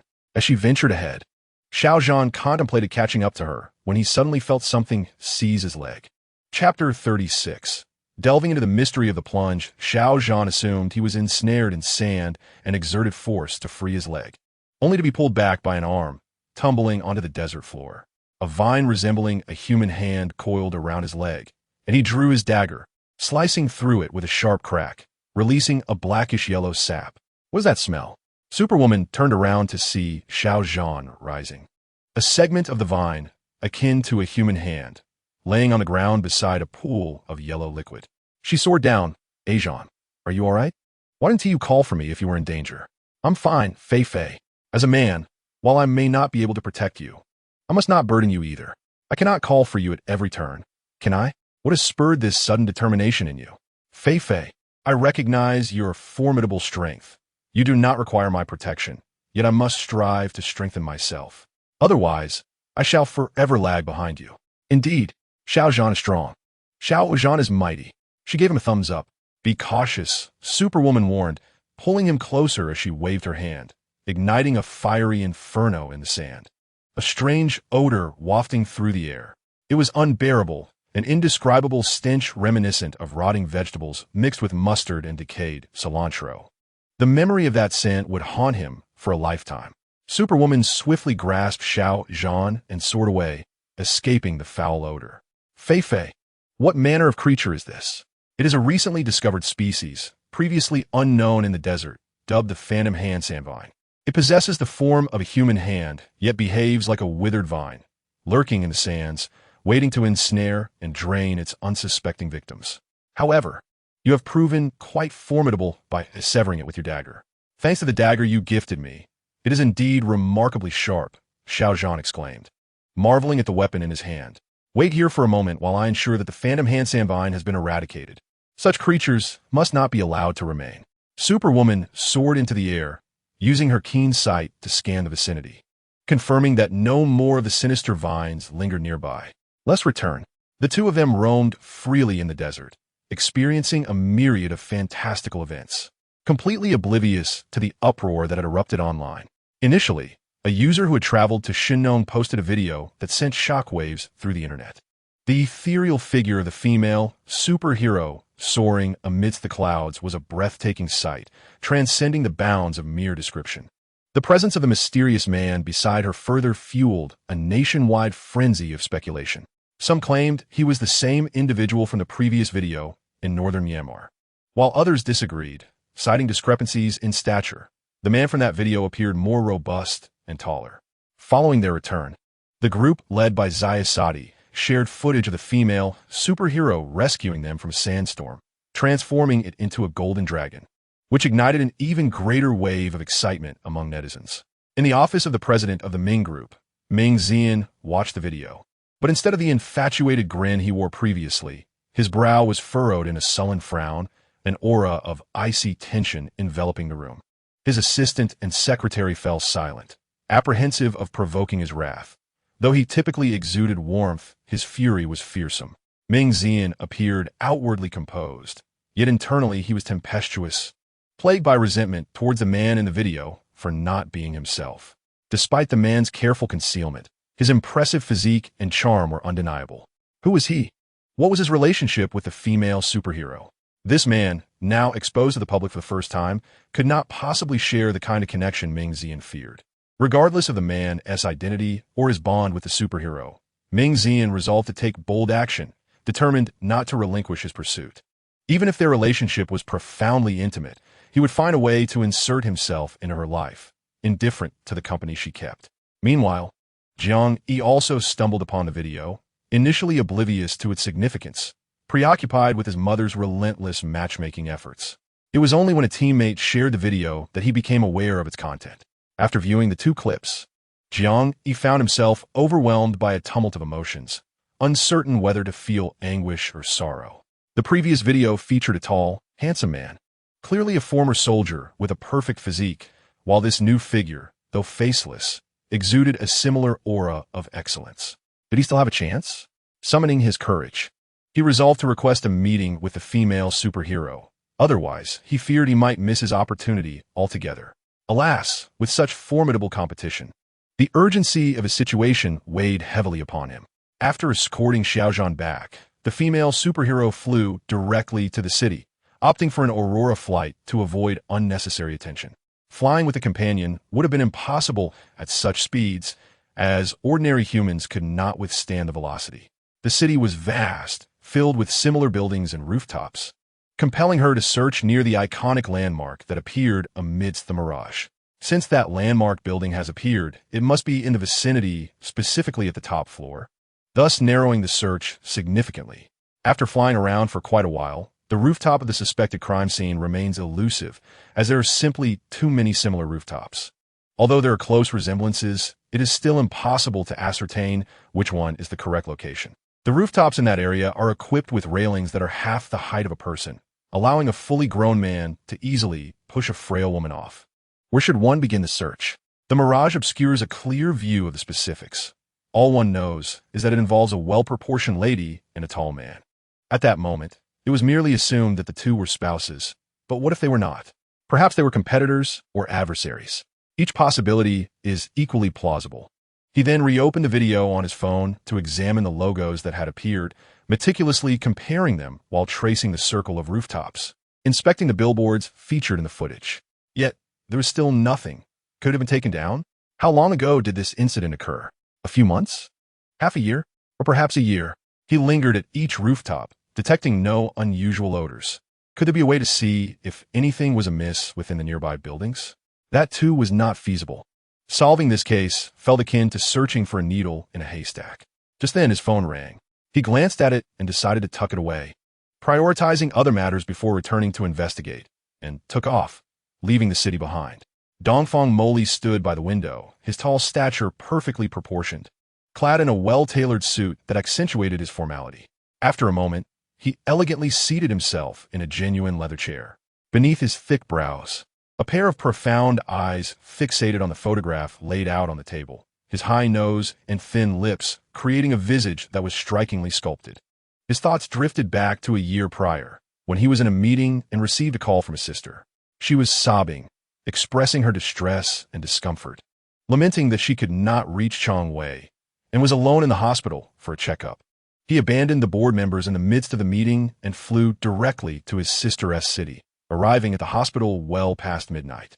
His sister had just completed her injection, sitting desolately in a chair, her frail and haggard visage a stark contrast to the vibrant spirit she once possessed. Hearing footsteps, Dongfang Moli looked up to see his brother's towering silhouette. She longed to rise and collapse into his embrace, crying, but her body felt uncharacteristically weak, and she resignedly remained seated. Dongfang Moli approached her, offering support and comfort, waiting patiently until she had wept enough before presenting her with a handkerchief to dry her tears. How have you allowed yourself to reach this state? Why haven't you returned home, even though you are at odds with the family? The door will always be open for you, he said with heartfelt concern. Dongfang Moli only wept, unsure of how to respond. Do you feel wronged by Chong Wei? He inquired, noting the stern expression on his brother's face. Dongfang Moli, in a soft voice, replied, It's nothing. I am not wronged by Chong Wei. I simply miss home. You still know what it means to miss home, yet you have not returned for 2 years, all for someone like Chong Wei. Do you think it's worth it?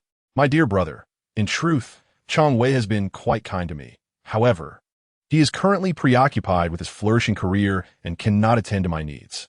Observing my sister's pallid visage, Dongfang Moli could not bring himself to chastise her, but instead inquired gently, Have you discovered what ailment the examination revealed?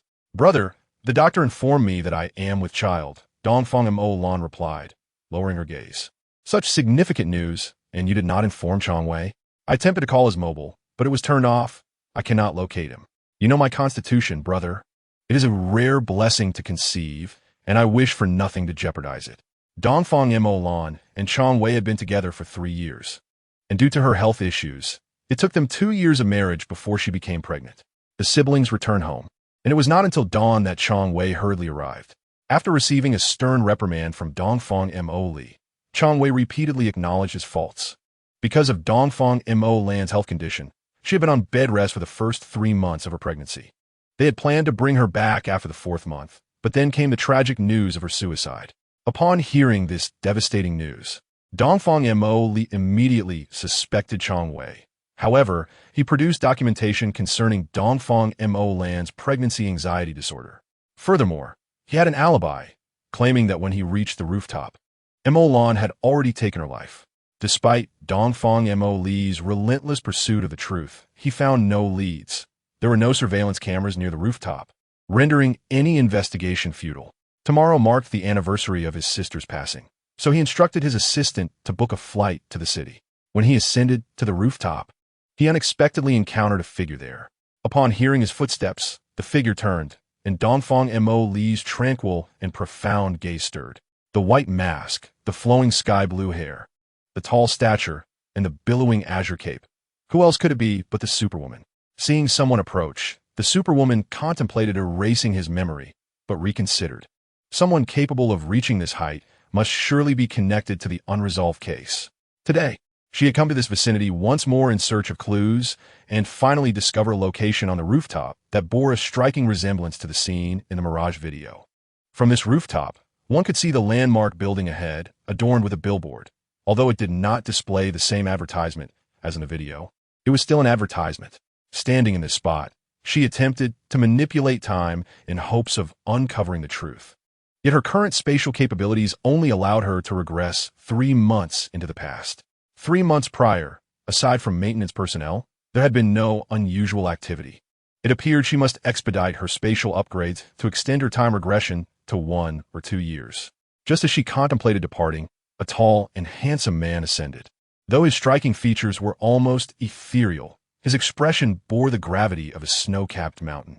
After a moment of stunned silence, Dongfang Mo Li offered a friendly smile and initiated the greeting. "Hello, Superwoman. It is an honor to meet you here." He instinctively extended his hand, only to retract it. Superwoman waved back, saying, "Hi, nice to meet you." Then, silence enveloped them. On this eerie rooftop, 2 individuals who were never meant to cross paths found themselves entwined by a singular event. Dongfang Mo Li felt a twinge of nervousness, utterly at a loss for words. Having completely lost the commanding presence of a domineering CEO, the Superwoman was entirely enraptured by the striking visage of the domineering CEO, whom she found to be the most handsome and captivating man she had ever encountered. If one were to describe Xiao Zhan as a sweet and adorable boy, whose smile could make blossoms bloom, then Ming Xian would be the rose in the desert, both thorny and fervently passionate. Meanwhile, Jiang Yi embodied the cool, solitary elegance of an orchid in a secluded valley. As for He Chen Xiao, who incessantly messaged her, he resembled a beautiful youth from a comic, akin to a poppy flower. Yet this man possessed all those qualities in one. "Allow me to introduce myself. I am Dongfang Mo Li, the head of Dongfang Group," she declared. "Well, I am Superwoman, though I'm unsure of my exact responsibilities." Hearing such an introduction for the first time, Dongfang Mo Li couldn't help but find it amusing. The Superwoman continued, "May I inquire what project Mr. Dongfang is overseeing on this rooftop?" Under the gaze of her watery eyes, Dongfang Mo Li reluctantly reopened a wound long hidden. "I have come to commemorate my sister, Dongfang Molin, who tragically fell to her death from this rooftop a year ago." "A fall?" she mused, her curiosity piqued. "Isn't that quite the coincidence? However, I must ask for further details." "My condolences," she added. "Could you share the specific circumstances?" Dongfang Mo Li was taken aback. "Mr. Dongfang, I do not wish to reopen old wounds. My inquiry serves a purpose that may soon provide you with answers," the Superwoman explained. Though surprised, Dongfang Mo Li quickly regained composure. "A skill honed through years of business warfare. My sister was 3 months pregnant at the time of her death. The doctors concluded that she suffered from pregnancy anxiety syndrome, which led to emotional instability and ultimately her suicide." "How unfortunate," the Superwoman remarked. "But please do not misconstrue my intentions. Have you never considered that it might not have been suicide?" Dongfang Mo Li's pupils dilated in shock before he replied, "I too had doubts about it being suicide. But there were no surveillance cameras in the vicinity and nothing could be investigated. So, there is no evidence to prove whether it was suicide or homicide." Dongfang Mo Li sensed the Superwoman's unusual interest in matter. "I would like to ask Mr. Dongfang to view this video of a mirage," she said, producing her phone and offering it to him. Dongfang Mo Li was increasingly perplexed. Were they not discussing the issue of his sister's suicide? Why were they now looking at a mirage? He took the phone with curiosity, and the video depicted the Superwoman and Xiao Zhan recording a mirage in the desert. Initially furrowing his brow, he scrutinized the video once more, magnifying it for a clearer view. Suddenly, his tall frame trembled, and his eyes glistened with unshed tears. His sensuous lips quivered, yearning to articulate words, yet none emerged. His hand, clutching the phone, began to shake slightly, and he closed his eyes in pain as a solitary tear cascaded down his long lashes. The Superwoman, unable to bear witnessing the handsome man's sorrow, instinctively approached him. Retrieving a handkerchief, observing him cradling the phone, lost in his grief, she gently wiped away his tears, offering solace in his moment of despair. Dongfang Mo Li was taken aback, and upon opening his eyes, he found himself gazing into the glistening, large eyes behind the mask of the superheroine, so close to him. Superheroine, I apologize for my indiscretion. Dongfang Moli's handsome face flushed. Here, clean yourself up, the superheroine said, placing a handkerchief into his palm and stepping back, while a sense of sorrow enveloped him. He also exhaled a long breath of relief. His deductions had finally borne fruit. His sister had ultimately fallen victim to Chong Wei. It was merely the absence of evidence at the time that had thwarted him. Mr. Dongfang, this video is a mirage I encountered in the desert, and I fortuitously captured it. Can this somewhat blurry footage serve as evidence? Indeed, it can. Anyone acquainted with them will be able to discern their identities upon careful inspection. Dongfang Moli asserted resolutely. Oh, splendid. This video was not captured in vain. Thank you, superheroine. I am at a loss as to how to express my gratitude. With this video, I can finally avenge my sister. I kindly ask you to send me this video. Certainly. No problem at all. The two exchanged contact information, and the superheroine promptly forwarded the video to him. Now, go and seek out that Chong Wei. Find a way to avenge your sister. They bid each other farewell. Wait, I have an additional humble request. Once I have settled matters concerning my sister, I hope the superheroine would do me the honor of allowing me to treat her to a meal. Very well. I primarily wish to hear about your sister's story. If you are comfortable sharing it, the superheroine agreed. Excellent. Superheroine, let us keep in touch. The superheroine turned and soared into the sky, vanishing from sight. Dongfang Moli gazed at the handkerchief in his hand, a faint smile playing on his lips. He then looked down below. Chong Wei, your days of ease are numbered. Chapter 37. The time-traveling machine in her bed. The superheroine opened her eyes, her heart still racing. After a considerable while, she finally managed to calm her tumultuous emotions. Just as she had drifted into slumber, she had experienced a dream where the world was barren, as if she were the sole survivor on the planet. Suddenly, an overwhelming sensation surged within her, a profound loneliness, an aching emptiness, and a terrifying sense of dread. This feeling lingered long after she awoke. Was this a foreboding sign? If she were the last person on Earth, what purpose would life hold? Imagining such a scenario sent a shiver down her spine, and the discomfort returned to haunt her. She vowed to fiercely protect this world, safeguard the blue planet, and defend her homeland. Opening her phone, she found a message from Hua Chunxiao, his daily greetings unwavering. Superheroine, today is yet another day when I think of you. Have you thought of me? This little one, ever since she had rescued him from the sea that day, clung to her like a stubborn burr, alternating between tears and playful affection. Though she was initially inclined to ignore him, by afternoon, he sent another video. He stood on a cliff by the sea, the wind tousling his hair, with an expanse of deep ocean beneath him. Tears glistened on his youthful face, enhancing the allure of his fragmented beauty. Supergirl, I bid you farewell. There is nothing left for me in this world. I have lost my sister, and my mother has gone in search of her. My father has found a new family, and that woman has borne another child. You, Supergirl, have also turned your back on me. The entire world has forsaken me. I shall seek my mother and sister as well. We shall meet again in the next life. What is this little one up to now? I shall not concern myself with him any longer. He is 20 years of age, yet behaves like an eternal child. However, upon reflection, if I disregard him, what if he truly loses hope? Oh well, I shall go and see. Perhaps I can resolve this matter once and for all. If all else fails, I could simply cast him into the sea to feed the fish. From his position, he is likely near the area where his sister drowned. He had spoken of her once, albeit in vague terms. Nevertheless, I am aware of the general vicinity.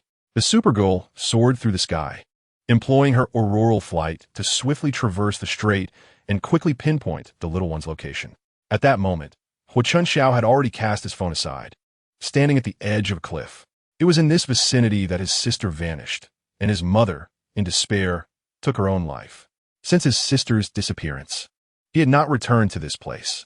After 8 long years, he found himself back at this site of sorrow. Upon arriving in these waters, he was engulfed by nightmarish memories.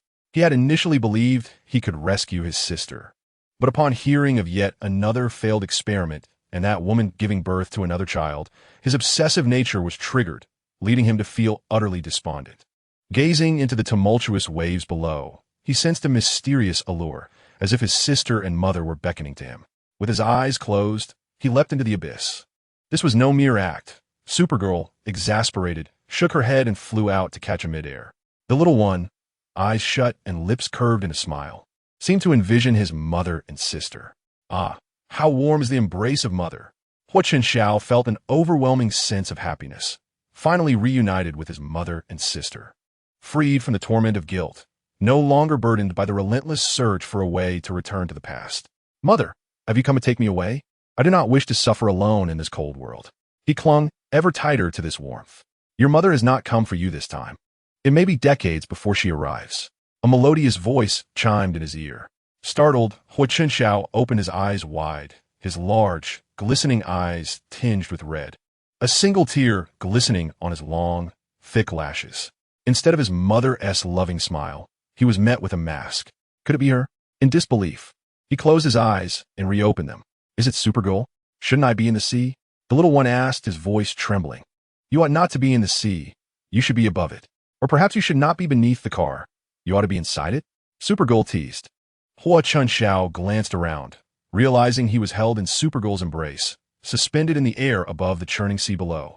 Little one, if you still wish to plunge into the ocean, I could release my grip and let you fall. The sharks below would be eagerly awaiting a fortuitous meal. Tears streamed down the large, expressive eyes of Hua Qiao, and he let out a resigned sigh, shaking his head.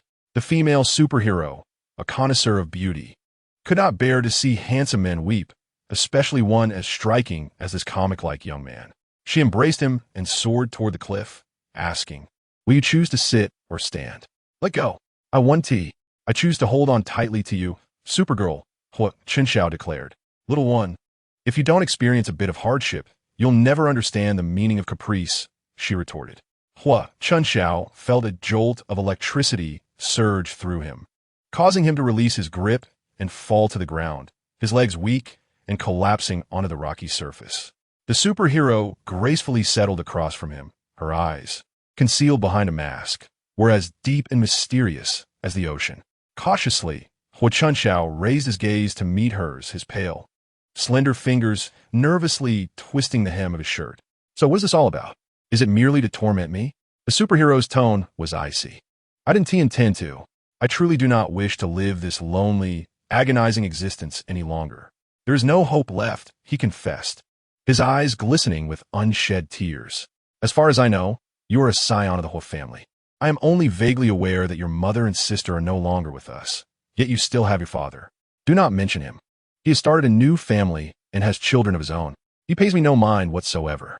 If it weren't for the shares my grandfather left me before he passed, I would have been cast aside long ago. Supergirl, please do not be angry. I truly did not intend to bring you any trouble. I genuinely wish to find my mother and sister. The superhero replied, Little one, you are already an adult. You must consider your actions carefully. If you feel calm enough now, perhaps you could share your story with me. It may reopen your wounds. But if you do not confront them, the festering pain will persist, corroding you time and again. Only by excising it thoroughly and applying the right remedy can you hope to heal. Supergirl, if I tell you, can you help me? Hua Qiao looked at her with hopeful eyes. You may choose to speak or remain silent. After hearing your story, I can assist you in erasing this painful memory. I do not wish to erase it. I want to retain it forever. Though it is a painful memory, I wish to remember the happiness of our once joyous family of 4. My parents and my younger sister, who is 6 years my junior. On her 6th birthday, we vacationed in this very place, in that coastal region. That day, my parents had prior engagements and promised to return before we ventured out to play. However, my sister, seeing the ocean for the first time, was so excited that she insisted we go out. My parents were hesitant to let us play alone, but could not resist her enthusiasm. Seeing her eagerness, I assured my parents that I would look after her. With our bodyguard accompanying us, the 3 of us began to dig in the sand, careful not to venture too close to the water. Eventually, as the heat grew intense, our bodyguard went to fetch some water. I constructed a castle, only to discover that my sister had vanished. She had dashed towards the shore, chasing after a small crab. In a flurry, I pursued her, but as I recount this, Hua Qiao's expression darkens with suppressed rage, his eyes reddened with unshed tears. The superheroine gently placed her hand on his shoulder. After a moment's pause, Hua Qiao continued, I never anticipated that my sister would be swept away by a colossal wave. Caught in a powerful rip current, I attempted to grasp her, but my efforts were in vain. As I ventured further into the sea in search of her, she eluded me completely. Soon, a bodyguard arrived, managing only to seize me while the rip current carried my sister away. I broke free from his grasp and leaped into the water, determined to find her, but ultimately succumbed to the water and lost consciousness. When I awoke in the hospital, I lay there for what felt like an eternity, wishing to remain in slumber, for in my dreams, my sister was present. We played together and raced along the shoreline. I could hear voices from the outside world and sense my parents calling for me, yet I resisted waking, fearing my sister would disappear upon my return to reality. I remained in that dream state, while my mother wept. One day, I overheard her say, "Chen Xiao, my child, if you do not awaken, I shall join you." This compelled me to force myself back to consciousness, filled with self-loathing for not protecting my sister, for being the one left behind instead of her. If I had not promised my parents to look after her, we would never have ventured to the beach, and she would not have been claimed by the sea. In the aftermath, my mother could not bear the weight of such loss. Having lost her youngest daughter, she nearly lost her son as well. Shortly after my awakening, she succumbed to madness. For years, my father and I struggled to keep afloat, our business plummeting. In a moment of desperation, we placed my mother in a care facility. But not long after, she took her own life. It was all my fault. Hua Chen Xiao clutched his hair, his eyes ablaze with despair, blaming himself, the ocean, and the injustice of the heavens. The superheroine unleashed a surge of energy, and as he closed his eyes, his body slumped. She caught him, her hand brushing over his eyelids. Hua Chen Xiao, enveloped in warmth, felt the solitude and guilt of the night dissipate, replaced by a gentle voice whispering, "This is not your fault. Sleep well for a while." It felt like a century had passed before he opened his eyes to a canvas of blue skies and white clouds. Turning, he noticed a mask and realized his head rested on the superheroine's lap, a cloak draped over him. "You're awake? Do you feel any better?" Hua Chen Xiao felt revitalized. The oppressive weight that had burdened his heart had vanished. Recalling the chaos that ensued after mentioning his sister's fate, he now felt a serene calmness, as if shackles had been lifted. He understood that the superheroine must have employed some method to aid him. "Thank you, superheroine. I feel a lightness and tranquility I have never known before." "That is good. Do you still wish to venture into the depths of the sea?" The superheroine pointed toward the surface of the water. "I shall not go, but I am determined to rescue my sister. You have repeatedly spoken of saving your sister. What are your intentions for her rescue?" I paused, uncertain whether to divulge such a secret to the superheroine. "Little one, might you share why you suddenly ran here in a frenzy to reach the sea?" "It is because this experiment has once again failed, and my sister can no longer be saved." "What experiment has failed?" "I am merely curious. You may choose not to disclose it." "I am researching a time machine." "Yes, I aspire to develop a time machine to return to my sister's birthday and save her." Hua Chen Xiao resolved to reveal everything. "A time machine? If it fails, you can always start anew with your research. There's no need to plunge into the sea, is there? Yet, it has been 8 years, and I find myself at a dead end. If I cannot produce results in 2 more years, the opportunity to save my sister will be lost." "How is that possible?" 2 more years? The superheroine questioned. It was Professor Yang from the laboratory who stated that as long as a person passes within 10 years, if a time machine can be developed, one could return to the past. If it is after 10 years, it will be too late. Now, it is already the 8th year. In 2 more years, even if I succeed in my research, I will be unable to save my sister. Did Professor Yang truly say that? The superheroine inquired. Yes, as long as my sister is alive, mother will not take her own life, and father will not establish a new family and have another child. Thus, I must develop the time machine to go back and save my sister. Hua Chen Xiao clenched his fists in determination. 2 days prior, at the Ho residence, Hua Chen Xiao gazed at videos of the superheroine on his phone. Upon witnessing a handsome man beside her in a video from northern Myanmar, he furiously shattered everything on the table. He then saw another dashing figure in a video from Shenangjia and, in a fit of rage, destroyed everything he could within the room. The 3 servants, terrified, huddled together in silence, for it had been long since the young master had exhibited such fury. They wondered what had triggered him this time. Antley, having spent the most time in the Ho residence, had witnessed the young master's bouts of rage and regarded him as her own child, yet she felt powerless. If the young master's emotional turmoil could not be resolved, no one could save him. Having exhausted his destructive urges, Hua Chen Xiao contemplated smashing his phone, but instead opted to make a call. "Old Yang, how are things progressing with the laboratory? Any advancements?" Young master, this experiment has failed again. A bunch of inept fools. I will come by shortly to examine the situation. Ho Chinxiao's expression darkened like a cold abyss. On a shadowy mountain road, a vehicle glided silently, coming to a halt at the Ho family's ancestral home midway up the slope. The gate opened, and the car drove directly inside. The entire mountainside belonged to the Ho family, and after a brief drive, it stopped before an ancient, picturesque castle. Hua Chinxiao stepped out of the car, draped in clothing, his face resembling that of a comic book youth, now marred by the frost of discontent. The driver and others around him treaded carefully, not daring to exhale. The temperament of this young master was notoriously volatile. Those who knew him were often deceived by his youthful visage, unaware that beneath lay a tempestuous, brooding, and wrathful soul. Beneath the Hua family estate lay a vast laboratory, where several scholars and experts labored diligently. Upon noticing Hua Chinxiao's approach, they bowed their heads, none daring to meet his gaze, for yet another experiment had culminated in failure.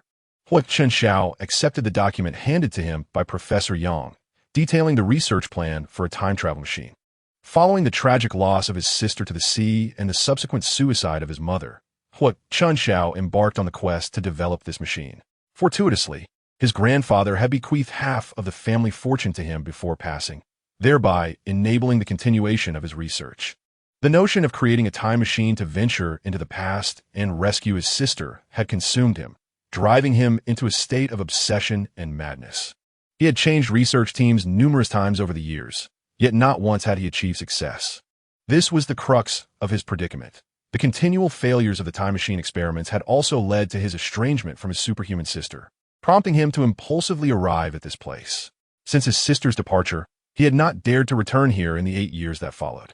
As he stood upon the precipice, gazing at the beach where his sister had perished, a sudden urge to leap into the abyss overwhelmed him, leaving him bewildered. I have questions regarding your statement. What does your failure with the time machine have to do with my negligence? The Superwoman retorted. It is precisely because I harbor feelings for you. From the moment you appeared, I was enamored, and after you rescued me from the tempestuous sea, I felt an innate obligation to repay your kindness with my very being. You saved me. How could you abandon me now? So, I have inadvertently rescued an emotional leech? If I were to save many, would they all cling to me as well? Does that seem plausible? Of course not. Only I possess the right to do so. Indeed, you have that privilege, solely because of your striking features. Is my face truly that large? They say I possess remarkable beauty, with perfectly proportioned features. It shouldn't be large. Should it? Hua Chinxiao mused, touching his face. To be frank, Superwoman, I genuinely harbor deep affections for you. Another reason is that you are superhuman and must possess the power to reverse time, enabling me to save my sister. Who told you that time reversal is possible? I haven't heard it from anyone. It is merely a thought I entertain. Is it feasible? Superwoman, if you assist me in bringing my sister back, I shall repay you in any manner you desire. I could be your devoted companion, following you at all times, or even marry you. No, it is you who should marry me. I could wed my sister. Stop. Please refrain from mentioning such things. Regrettably, I must inform you that the time reversal you speak of is currently unattainable, and thus I cannot provide you with an answer. It may be possible in the future, but for now it is simply not. Is it truly impossible, Superwoman? In the depths of disappointment, tears brimmed in Hua Chinxiao's eyes. I can only say that, for now, it is not possible. You may continue your research on the time-traveling device. Perhaps next time you shall succeed. Enough of this. An entire afternoon has slipped away. Will you return on your own, or shall I escort you? Sister, I have nowhere to go, the little one lamented, looking pitiful. Did you not book a hotel upon your arrival? No, I went straight here after disembarking the plane. Oh dear, it seems you have come with no intention of leaving. I replied, kind sister, please take me back. Can you bear to leave me here, all alone? Hua Chinxiao tugged at the superheroine's sleeve, his enchanting eyes glistening with moisture, his long lashes fluttering like delicate fans. Very well, you truly are a handful.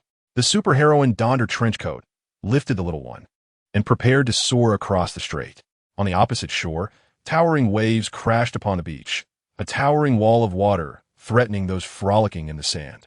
Hua Chinxiao gasped, it's a tsunami. Wait here for a moment. I shall return shortly, the superheroine instructed as she gently set him down. Don't go, sister. Hua Chinxiao clung to her in fear. Fear not, little one. This area is elevated, the tsunami will not reach us. Trust me, I will return soon. With that, the superheroine swiftly took flight towards the tumultuous seas. Chapter 38. The frozen tsunami dragon on the beach. People reveled in the sunshine, some basking, others playing beach volleyball, while a few swam in the shallow waters. Suddenly, the ocean turned wild, monstrous waves crashing relentlessly onto the shore, a tempestuous force akin to a colossal mountain charging forth. Unstoppable, the waves, in their fury, rolled like a multitude of ferocious beasts, fiercely assaulting the coastline. At the moment the titanic waves collided with the shore, the tsunami unleashed a staggering power, the waters churning and rising, the roar of the waves deafening, inducing a palpable sense of dread. Faced with this sudden calamity, countless individuals fled in panic, some near the shore vanishing beneath the relentless deluge. The superheroine flew ahead of the waves, her hands unleashing a potent surge of lightning, lifting the waters as those caught unawares scrambled in terror, finding themselves suddenly devoid of the sea, racing desperately to higher ground. The superheroine's form was engulfed by the monstrous waves, swirling and rolling, transforming all the tumultuous waters into a serpentine dragon of the sea. In an instant, the great sea dragon was encased in ice, the superheroine emerging, kneeling on one knee, her hands pressed to the surface of the water, a cracking sound resonating as a layer of ice spread and enveloped the tumultuous waves. A few who had not managed to escape were also trapped within the ice. The superheroine took to the air once more, her hands gesturing as countless thick ribbons shot forth, extracting those individuals from the icy prison and casting them to safety. Then, with a wave of her hand, a thunderous roar erupted, accompanied by brilliant blue lightning that cast the entire coastline into darkness. A colossal bolt of lightning struck the sea, causing the waters to surge and retreat like boiling liquid, transforming all frozen waves into small, shattered ice fragments. A medium-sized tsunami dissipated, and the frozen giant dragon was left intact by the superheroine, serving merely as a scenic monument. In the aftermath, the survivors, initially stunned, erupted into joyous cheers, their diverse hues and languages resonating in the air. The superheroine stood before the frozen dragon, her hands gesturing as ice shards flew in all directions, reshaping the icy creature into a translucent dragon form. Then, with one leg poised on the ground, she stood atop the ice dragon, waving to the throng of people rushing toward her on the beach before gracefully taking flight. In the sky, the superheroine felt elated, pleasantly surprised that her spatial abilities had successfully upgraded at a critical moment, unlocking a new feature known as stellar frost. This power harnessed the might of the peaks of Mount Everest and the Himalayas to effectuate freezing, rendering anything immutably frozen unless shattered by lightning. Earlier, while the small entity was in slumber, she sensed a disturbance in the space and contemplated returning it to its origin before investigating further. Little did she anticipate the sudden tsunami. However, her potent desire to rescue others had inadvertently triggered the early activation of stellar frost. Since there was no spirit within the space, Nightstar had briefly explained the principles of the upgrade before succumbing to slumber, leaving her to navigate this newfound ability alone. She sensed that the life tree in the space blossomed with 2 new branches, its vitality flourishing, perhaps linked to her frequent rescues. Could the gratitude of those she saved foster the tree's growth? Although uncertain, she felt a subtle connection. Frustratingly, Nightstar had not provided her with a manual, leaving her to explore blindly, sometimes stumbling upon success by mere chance. Determined to study the space further after returning the small entity, she temporarily set aside her concerns. Upon landing on a towering rock formation, a small figure rushed into her embrace, trembling with fear. Hua Chunxiao had been anxiously waiting, having witnessed the entire spectacle. Though at a distance, his globally limited edition custom phone captured the events with exceptional clarity. Reluctant to share the video, he wished to keep his sister's breathtaking moments for himself. Unfortunately, his hopes were misguided, as others along the coastline had already recorded her actions, likely setting the internet ablaze once again. Sister, I was so worried about you. It was too dangerous. Without you, I wouldn't want to live. You are my only source of warmth, Hua Chunxiao exclaimed, holding tightly to his one beacon of light. Supergirl gently pushed him aside, urging the little one not to dwell on his thoughts. Return to your experiments and persevere. Perhaps one day your dreams will materialize, and your sister and mother will return to your side. She spoke thus because she had unlocked the stellar frost ability, likely paving the way for further enhancements. Maybe one day, when your space level reaches 10, time could be reversed to a decade ago. First, she needed to comfort this little one. For such a beautiful youth should not be lost to the depths of the sea. He was worth cherishing. Oh no, I meant, he is certainly a feast for the eyes. The boy felt as if Supergirl's gaze resembled that of a cunning wolf, sending shivers down his spine. I shall heed your words, sister, but you must promise me that you won't ignore your little one in the future. To his surprise, he found himself accepting the title from the depths of his heart. As long as Supergirl was joyful, he would be delighted even if she called him little dog poop. This was a special bond. Others were not worthy of it. Sister, are you truly good to me? I have no family left in this world. Please, do not mention that person's father again.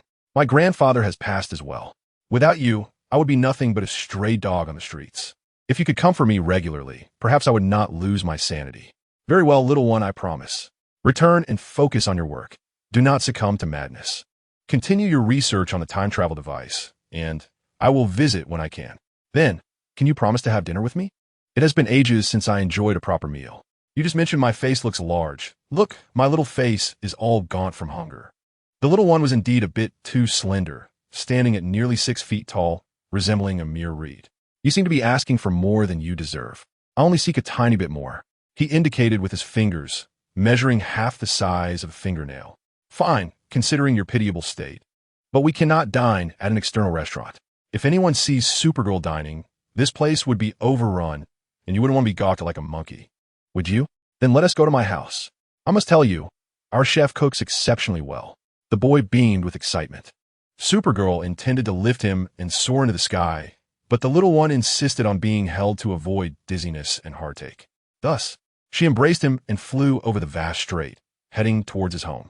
Suddenly, she recalled a certain sweet boy's remark that she could only hold him in the future. Oh my, how fortunate I didn't agree at that moment. After all, he cannot see. At that moment, the boy was enveloped in sheer bliss. Being close to his goddess was the realization of a long-held dream, now finally fulfilled. Everything felt dreamlike. He had thought he would meet his end in the depths of the ocean, yet here he was, rescued by Supergirl for the second time.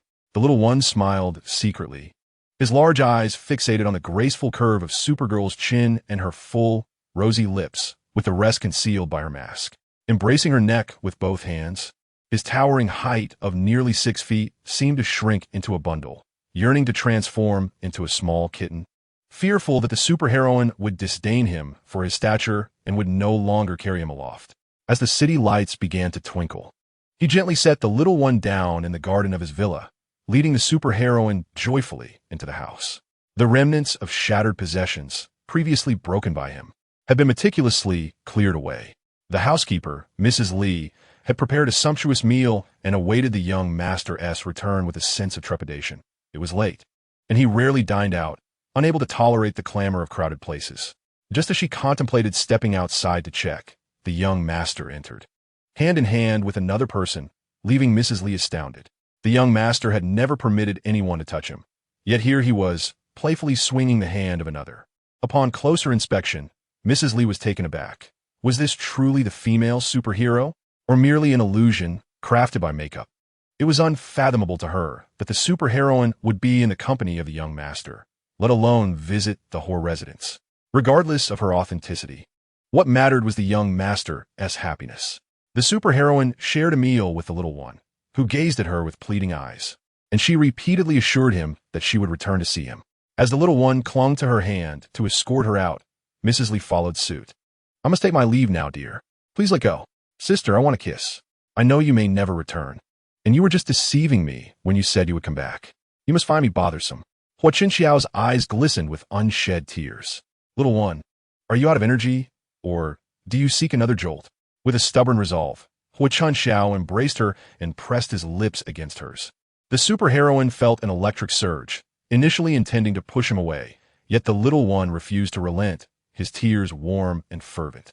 Reluctantly withdrawing the electric current, she recognized the torment the little one had endured, nearly collapsing under the weight of his suffering.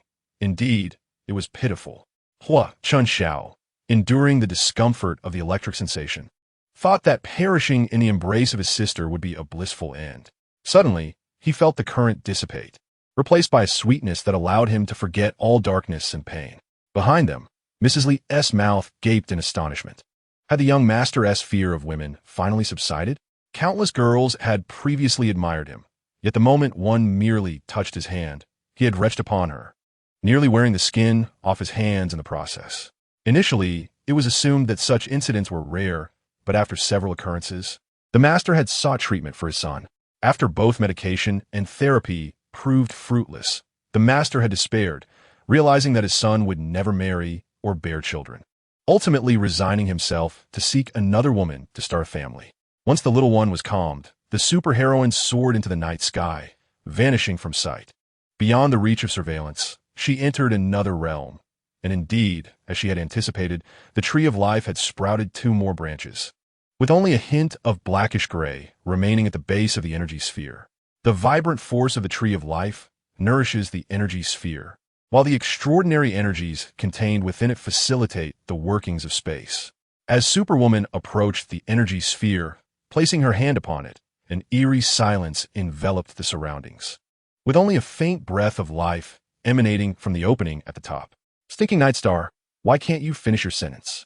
Even a manual on the workings of space would suffice. I had never truly considered the connection between saving lives and the realm of space. My intentions were purely driven by a desire to rescue, without ever contemplating the link to the cosmos. Yet, it seems that each time I save someone, the tree of life flourishes with greater greenery. Could it be that the gratitude of those I save contributes to the tree's growth? Casting her gaze upon the snow-capped peaks, she noted no anomalies. Having unlocked the stellar ice freeze, it was time to hone her skills, as she was not yet adept at wielding it. Thus, she resolved to fly towards the coast, seeking areas where seismic activity might indicate a tsunami, providing an opportunity to practice her newfound ability. She needed to thoroughly research the formation of tsunamis to effectively target and freeze these monstrous waves. A tsunami is a catastrophic wave, typically triggered by natural phenomena such as underwater earthquakes, volcanic eruptions, or submarine landslides, with underwater earthquakes being the primary catalyst. These seismic events deform the oceanic plates, causing massive backflows of water and instigating considerable oceanic movements. Additionally, volcanic eruptions can release vast amounts of ash and rock into the ocean, also instigating tsunamis. Meteorological changes, such as brief storm surges, can similarly provoke such disasters. Superwoman was now well-informed and prepared to traverse the coastline, gathering data previously uncollected for her space. The following day, videos erupted across the globe, showcasing a sudden tsunami striking a location where beachgoers were blissfully unaware, basking in the sun. The tsunami surged forth like a colossal mountain, an unstoppable force. Panic ensued as people fled, yet amidst the chaos, a fiery red figure soared through the sky. Who but Superwoman could fly? She summoned the waves, transforming them into a magnificent water dragon, which swiftly morphed into an icy dragon. Superwoman propelled herself forward, kneeling on one knee, placing both hands upon the sea. As a crackling layer of ice spread forth, enveloping the tumultuous waves, freezing them entirely. With a flourish, she unleashed a powerful clap of thunder, accompanied by brilliant blue lightning, casting the entire coastline into darkness. A tremendous bolt of energy struck the sea, causing the water to churn and retreat into the depths, reducing the once menacing frozen waves to mere shards of ice, dissipating the medium-scale tsunami. The frozen dragon remained intact, left as a stunning spectacle. Cheers erupted from the beach, a cacophony of voices in myriad hues and languages celebrating their savior. Superwoman stood atop the ice dragon, acknowledging the crowd with a wave before soaring away gracefully, leaving behind only the remnants of her heroism. The video abruptly ended, leaving the world to wonder where Superwoman had gone, knowing only that she had saved the lives along the coastline. The emergence of a tsunami was thwarted, significantly mitigating the loss of life and property. In the days that followed, sightings of the superheroine became increasingly frequent along various coastlines. Several regions that experienced minor tsunamis were frozen by her, causing the tidal waves to recede. Each coastline was left adorned with a colossal, frozen seawater dragon, meticulously sculpted to resemble a magnificent dragon soaring along the shore. These locales, now graced by the ice dragons, became popular destinations for netizens. Not having captured a photo with the ice dragon was considered quite a misfortune. Many speculated about the intentions behind the superheroine's actions. Why did she leave a frozen dragon on every coastline? Some even attempted to discreetly relocate one of the dragons, only to find their efforts futile due to its immense size and weight. A smaller dragon was once clandestinely taken, but for reasons unknown, it was soon returned, as if the perpetrators had encountered something terrifying. Consequently, no one dared to disturb these ice dragons again. In truth, they could never have guessed that the seawater dragons were merely a whimsical creation of the superheroine, who, as a descendant of the dragon lineage in China, deemed it a privilege to showcase the essence of the Chinese dragon. Moreover, one dragon seemed rather solitary. Perhaps next time, she would carve a phoenix to accompany it, embodying the harmony of the dragon and phoenix, a delightful jest indeed. Thus, the seawater dragon was soon accompanied by a phoenix, carved from the same element, sparking a whirlwind of speculation. Although the dragon and phoenix were visually stunning, the question lingered. What was the true meaning behind the superheroine's creations? Did they bear some deeper significance? The world embarked on a quest to decipher her intentions. Despite her formidable powers, the superheroine was, after all, a girl, a playful spirit who reveled in fun, gourmet delights, and attractive companions, a facet of her nature unknown to the masses. The public only beheld her as a mysterious, omnipotent figure capable of flight and wielding tremendous strength, oblivious to her true self. Yet one person held insight into her character. Chapter 39. Taking the superheroine as a mentor since parting ways in the desert, Xiao Zhan immersed himself in work. Although his schedule was tightly packed, he still found moments to message his beloved Fei Fei. He suddenly recalled the video of the mirage captured in the desert, the scene of the suspected incident. He wondered what findings Fei Fei had unearthed. Contemplating this, he decided to reach out to her. Upon opening his phone, he was greeted by sensational news headlines. The superheroine had descended upon Bali, freezing a tsunami and leaving behind a majestic ice seawater dragon along the coast. Subsequent reports revealed that in every location where minor tsunamis had occurred, there were ice dragons and frozen phoenixes. This stunning spectacle ignited a global wave of speculation. Why had the superheroine chosen to leave behind these ice sculptures of dragons and phoenixes? Watching the exhilarating footage, Xiao Zhan felt a rush of emotions, alternating between excitement and amusement. After finishing the video report, he couldn't help but chuckle, thinking of his mischievous little Fei Fei, who had once again embarked on a whimsical adventure. The world perceives the superheroine as a mysterious and formidable figure, endowed with extraordinary abilities, capable of soaring through the skies and traversing the earth. However, unbeknownst to many, she is in essence a vivacious and kind-hearted young woman, occasionally exhibiting a playful demeanor that he finds utterly endearing. This playful side, which she has revealed only in his presence, has endeared her to him immensely. Their mutual affection has led them to share countless moments of joy and happiness, evoking a sense of blissful sweetness whenever he reminisces about their time together. He cannot help but recall the dashing figure from the videos of northern Myanmar, aware that the superheroine cannot be solely his, yet he remains unfazed. As long as he can be near her, he can accept her in any form. It has been several days since he last laid eyes on her, and he longs to see her again, contemplating when she might have time to meet.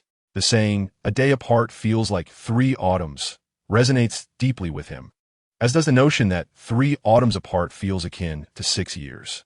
At Mingjai, Ming Xner is animatedly discussing the frozen dragon and phoenix with Ming Zian, speculating on the meaning behind the superheroine sculptures of these mythical creatures. Ming Xner's cheeks flush with excitement, eager to visit and capture the moment with photos, negotiating with her brother on when they might embark on this adventure. After watching the video, Ming Zian is equally stirred, pondering how such a mysterious, powerful, and handsome woman could exist in the world. Where did she come from? He is grateful to the heavens for bringing her into existence. Is she not the very embodiment of his dreams and desires? Having remained single and never encountering a girl who stirs his heart, he wonders if he is destined to wait solely for her, determined to find a way to approach the superheroine. He contemplates for a long time until an idea strikes him. I shall take her as my mentor, he exclaims with a chuckle. What? Brother, what did you say? Ming Xiner inquires, puzzled. I said nothing. Did you hear anything? You mentioned want to take her as your mentor, laughing deviously. Who exactly do you intend to learn from? Ming Xian, caught in his excitement, responds boldly to his sister's probing. I want to take the superheroine as my teacher. She is simply too incredible and captivating. I wish to learn from her. Brother, are you feeling all right? Ming Xiner asks, placing her hand on his forehead. You're not even warm. Aren't you fond of the superheroine? Indeed, I adore her, and not just that, I have fallen in love with her. Then why do you wish to take her as your mentor? Ming Xiner's eyes widen in disbelief. Dear sister, what does my affection for the superheroine have to do with wanting her as my teacher? Brother, are you being foolish? Once you take a mentor, they become like a parent for life. If you become her disciple, can you think of anything else? Can a disciple truly be with their master? Do you wish to date your own father? Enough of your nonsense, little one. What kind of talk is that? My father? But a romance between master and disciple is not out of the question. Aren't there countless tales of such relationships in fantasy dramas? It wouldn't hurt to be one more, would it? Besides, taking her as my mentor is merely a pretext. Only by becoming her disciple can I spend time with her frequently. Otherwise, how long would it take for me to see her again? Oh, so your intentions are not as they appear. Clever of you, brother. When shall we arrange a ceremony for your mentorship? Thus, I shall have the opportunity to meet the superheroine. I shall extend an invitation to her under the pretext of expressing gratitude for saving my life. Brother, I fear you may not succeed in your endeavor. Why is that? Am I not handsome enough? It is not a matter of looks. The superheroine is exceedingly busy and likely lacks the time. Besides, do you really think you can simply arrange a meeting with her? Dear sister, I maintain that those of esteemed lineage have ancestral teachings. One must repay a life-saving favor, or else one will find it difficult to establish oneself in this world. Ming Xian is filled with confidence. Brother, you are remarkable. So, where do you intend to invite the superheroine? Consider a restaurant with exquisite cuisine, excellent service, and a beautiful ambience. I say, dear sister, is your mind not functioning? Which restaurant could the superheroine possibly visit? If she were to be seen, the establishment would be inundated with patrons. Upon hearing this, Ming Xiner shivered at the thought. Ming Xian declared, I have thought it through. Let us invite her to our hillside villa, where it is quiet and serene, free from the prying eyes of onlookers. Indeed, how could I have overlooked that? That place is perfect.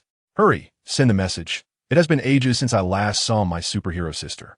What's your hurry? This matter no longer concerns you. You should step aside and not hinder my romantic pursuits. Brother, you cannot be serious. You are a true brother who forgets his sister in the face of beauty. This is akin to burning the bridge once crossed, do you not realize? I shall take my grievances to the superheroine. Go ahead and complain. If you manage to see her, I shall concede defeat. Brother, if you wish to meet the superheroine, you cannot do so alone. You must do so in my name.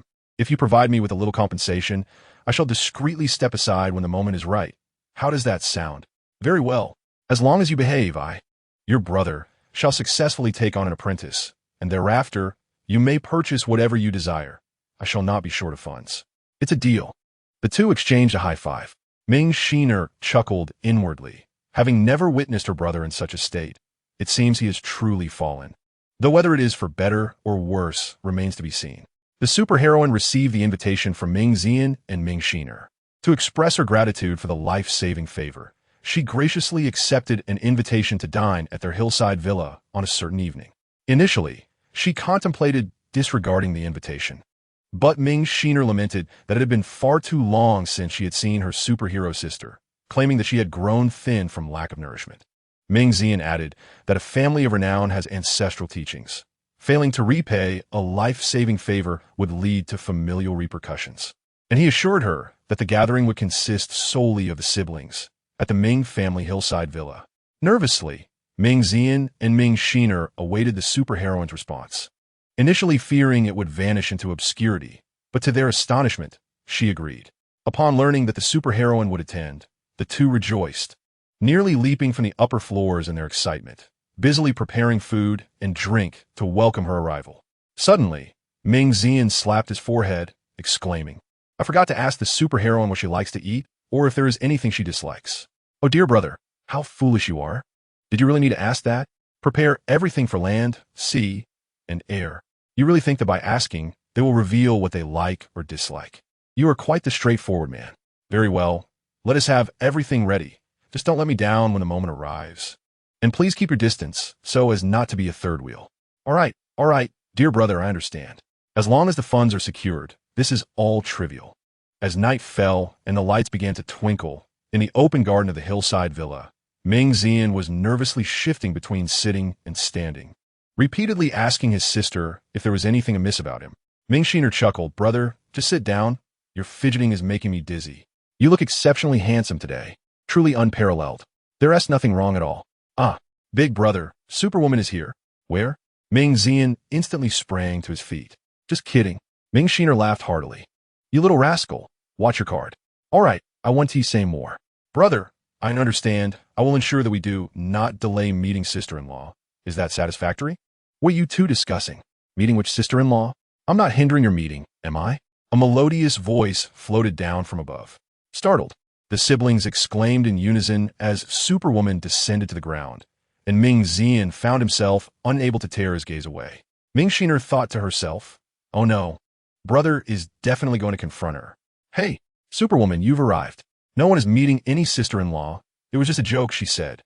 Superwoman replied, "If your sister-in-law comes, and it's inconvenient, we can always reschedule."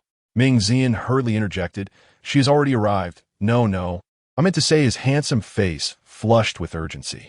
Ming Xian added, "My brother is single, a golden bachelor.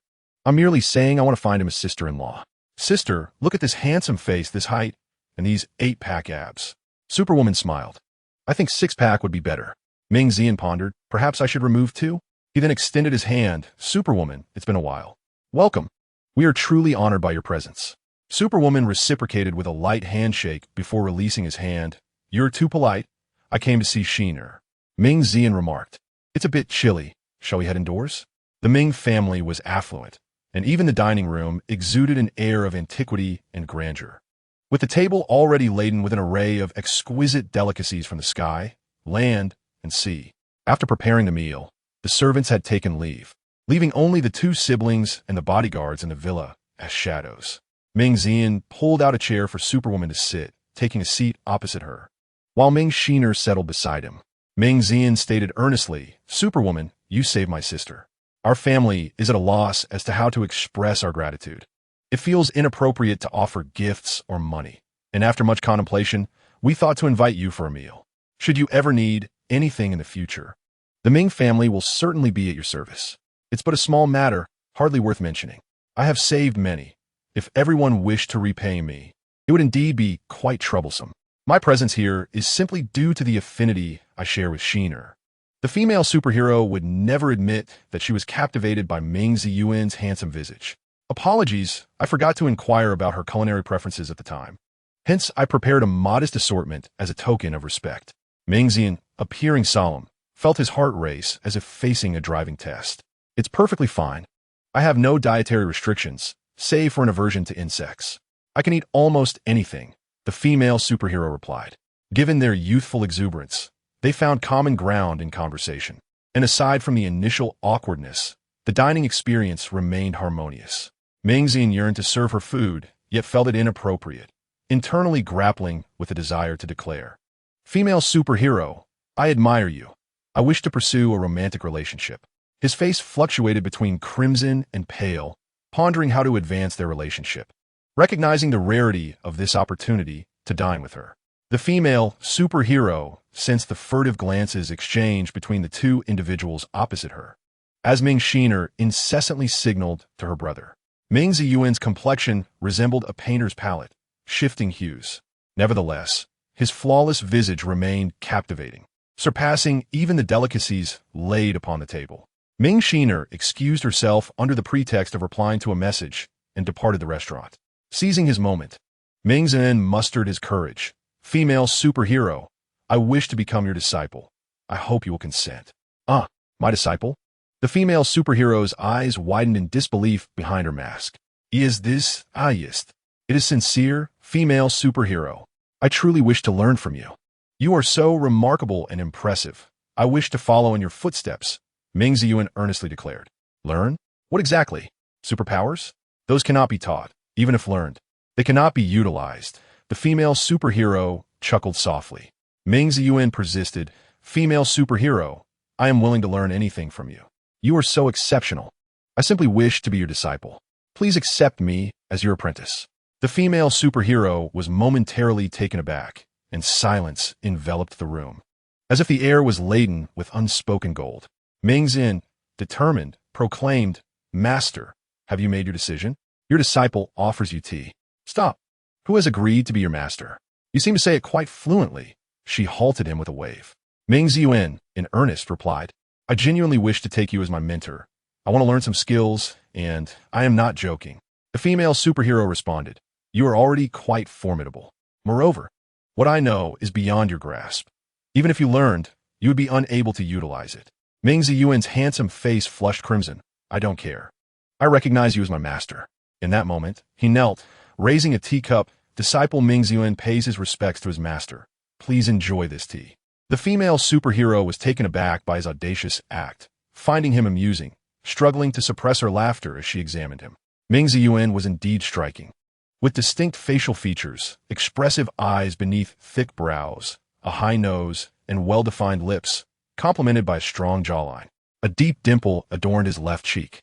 And with his towering height of 190 centimeters, broad shoulders, slim waist, and long legs, he exuded an air of striking elegance.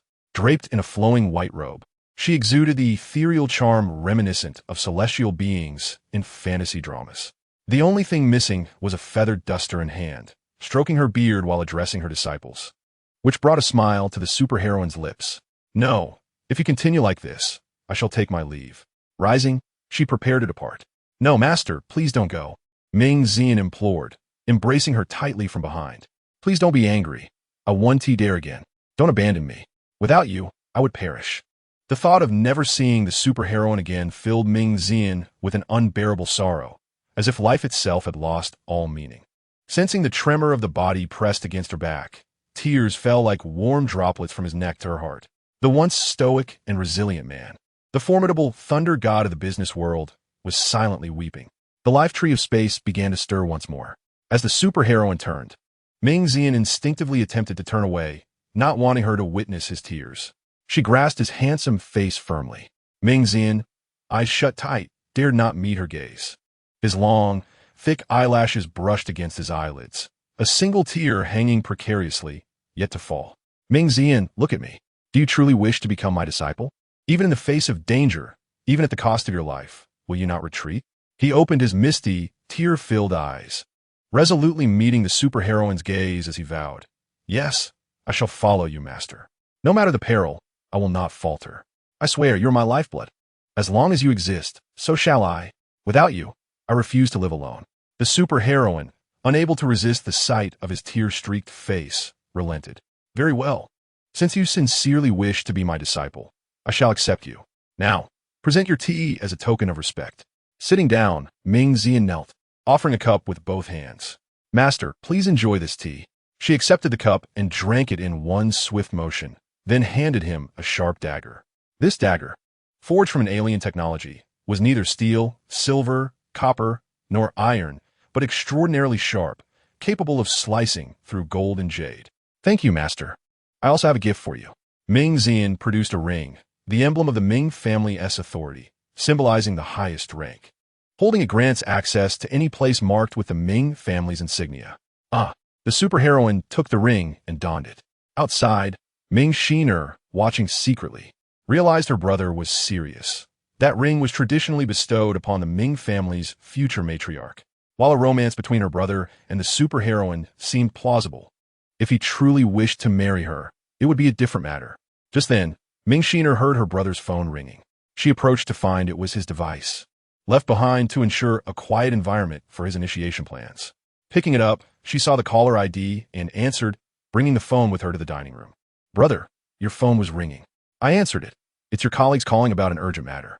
Upon hearing about the Brothers of the Fox, Ming Zian took his phone and stepped out of the restaurant to answer the call. After a moment, he returned with a solemn expression. What is it? Is there something amiss? Asked Superwoman. Master, it was my comrades, the Fox mercenaries, calling. They've recently undertaken a mission.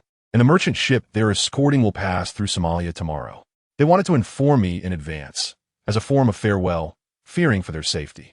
Brother, what is the matter with Somalia? Ming Sheener inquired, her large eyes brimming with curiosity. The merchant ship navigating through that region may encounter Somali pirates, Ming Zian replied. Furrowing his brow, Ming Sheener, puzzled, questioned, aren't pirates just characters from cartoons or films? Do they still exist? Ming Zian lightly tapped her head. Oh, you naive child. Aside from eating and playing, you are unaware that pirates exist in Somalia? Brother, I genuinely haven't paid attention to that. I'm not well informed, she confessed. Superwoman then asked, are those Fox brothers the same ones who accompanied you to northern Myanmar? Indeed, master. They're my steadfast brothers, having faced life and death together. Are they escorting a Chinese merchant ship this time? Ming Zian responded, my brother mentioned on the call that it is a Chinese vessel. Ming Sheener, intrigued, queried, is there a risk to life while escorting the merchant ship? Somali pirates, in pursuit of ransom, dare to risk their lives by seizing passing ships at sea. These pirates are audacious, not only robbing commercial and civilian vessels, but even daring to assault warships. It can only be said that their greed drives them to extreme measures. A moment's carelessness there could cost one their life. The geographical location of the Somali waters is highly advantageous, being a crucial passage for many maritime routes, compounded by the narrowness of the waterways. Consequently, many young individuals in Somalia have resorted to nefarious activities, engaging in robbery. They are well acquainted with the waters here, and their reckless determination compels many passing ships to pay off pirates for their safety. This behavior has yielded sweet rewards for Somali pirates, leading to an increase in their audacity. Over time, these pirates have organized into 4 major factions. In their quest for greater wealth, they have modernized, acquiring advanced weaponry and treating piracy as a profession, complete with structured ranks and daily training. Can one imagine a pirate gang being so regimented? As these Somali pirate factions have expanded, they have become increasingly brazen. Should one dare to venture into Somalia, they will dare to pillage, unperturbed even by military forces sent to suppress them. If they cannot win, they simply flee, never contemplating sacrifice, and resume their plundering once the military departs. Superwoman reflected, I had completely forgotten about them. My original plan was merely to observe, but I lost track amidst the recent tsunami affairs. I shall go see tomorrow. If it is indeed a Chinese ship, I will provide escort. Otherwise, I shall not concern myself. Master, are you truly going to Somalia tomorrow? Indeed, it is essential to witness the situation. Should a Chinese merchant vessel fall prey to pirates, one would certainly intervene. If it is not a Chinese ship, then it shall simply serve as an opportunity to explore Somalia. Master, may I accompany you to Somalia tomorrow? My Fox brethren are aboard the vessel, and I wish to see for myself. Otherwise, I cannot help but worry. Ming Xin exclaimed with excitement, I want to go too. It must be thrilling to combat pirates. You presume it is merely childish play? Those stray bullets do not discriminate. If you venture forth, will my master protect you or engage the pirates? With this, she gestured behind her, mimicking a money sign. Very well, I shall defer my visit to another time. Ming Xin quietly retreated. Then, will the master take the apprentice along? Please? Ming Xin knelt on one knee, clasping the hand of the superhero, his large eyes gazing adoringly at her, his thick eyelashes fluttering like butterfly wings. His expression, so innocent, resembled that of an eager puppy, almost as if he were wagging a tail. Enchanted by his charm, the superhero consented. All right, my apprentice. I shall come to fetch you tomorrow. As the merchant vessel approached the vicinity of Somalia, it soon detected several speedboats racing towards it. The crew, realizing the nefarious intentions of these vessels, promptly ordered an increase in speed, sounded the alarm, and deployed sharp tiger spikes on either side of the ship to deter boarding. High-voltage electricity surged through the spikes, and powerful water cannons were activated, while decoys were set to mislead the pirates. Driven by desperation, the Somali pirates navigated their speedboats closely, seeking an opportunity to board and plunder. After a while, unable to close the distance, the pirates resorted to drawing their weapons, intending to force their way onto the ship. Just then, the superhero arrived, landing on the deck and reuniting with Ming Zian and his companions. She soared above the surface of the sea, unleashing a surge of electricity that toppled the approaching pirate vessels. Meanwhile, the pirates, preoccupied with their attempts to board, remained oblivious to her presence. Ascending higher, the superhero unleashed bolts of lightning that struck each pirate boat, shattering them into fragments and sending the pirates tumbling into the water. She directed currents into the sea, electrifying the water, causing the pirates struggling to stay afloat to convulse as if subjected to an electric shock. In Somali, she warned them that any ship bearing the Chinese flag must be avoided at all costs. If you survive to return, spread the word. This is your first warning. There will not be a second. Should anyone dare to attack a Chinese vessel again, they will face total annihilation.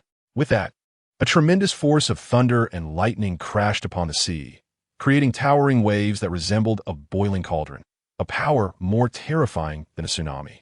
The electrified waves engulfed the pirate ships and their crews, leaving their fates to the whims of fortune. Gazing at the red figure in the sky, Ming Xian's eyes sparkled with admiration, each glimmer shaped like a heart. He was utterly captivated, overwhelmed by the sheer awe of it all. This is the person I admire. This is the person I desire.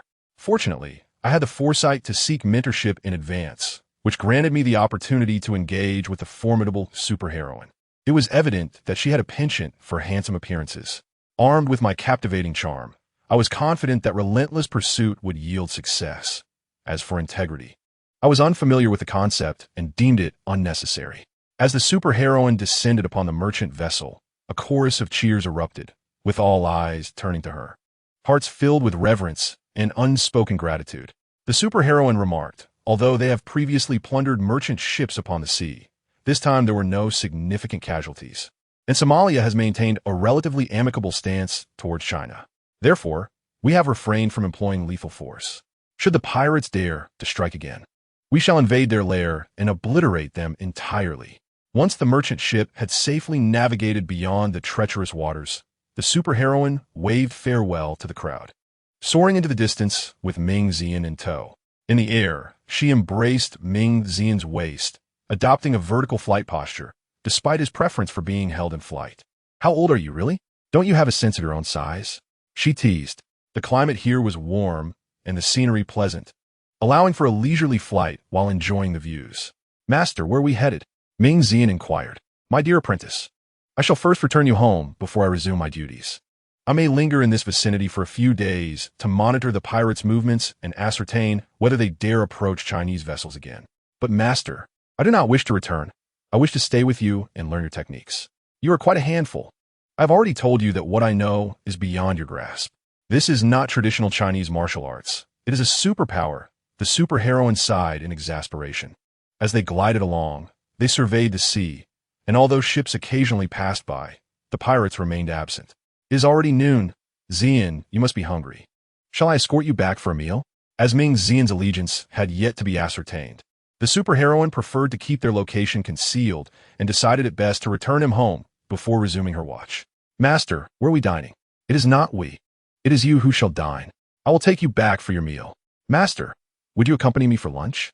If not, it feels as though you wish to abandon me. If you do not agree, I shall forego my meal," Ming Xian insisted, tightening his grip around her neck. "Should you cling any tighter, you might find yourself without a mentor," she replied. "All right, I shall join you for lunch." "Excellent. I shall call ahead to have everything prepared." Ming Xian beamed, a deep dimple adorning his left cheek, reminiscent of a chalice brimming with fine wine. After their meal, the superheroine took her koala-like apprentice back to Somalia, unable to shake him off. The moment she mentioned not bringing him along, he transformed from a fierce wolf into a pitiable puppy, feigning tears to elicit sympathy. In the afternoon, as foreign merchant ships traversed the waters off Somalia, the pirates resumed their pursuit. Upon spotting the superheroine flying at a low altitude, they dared not approach the merchant vessel, prompting her to simply soar away. "Why should I concern myself with ships that are not Chinese? You may continue."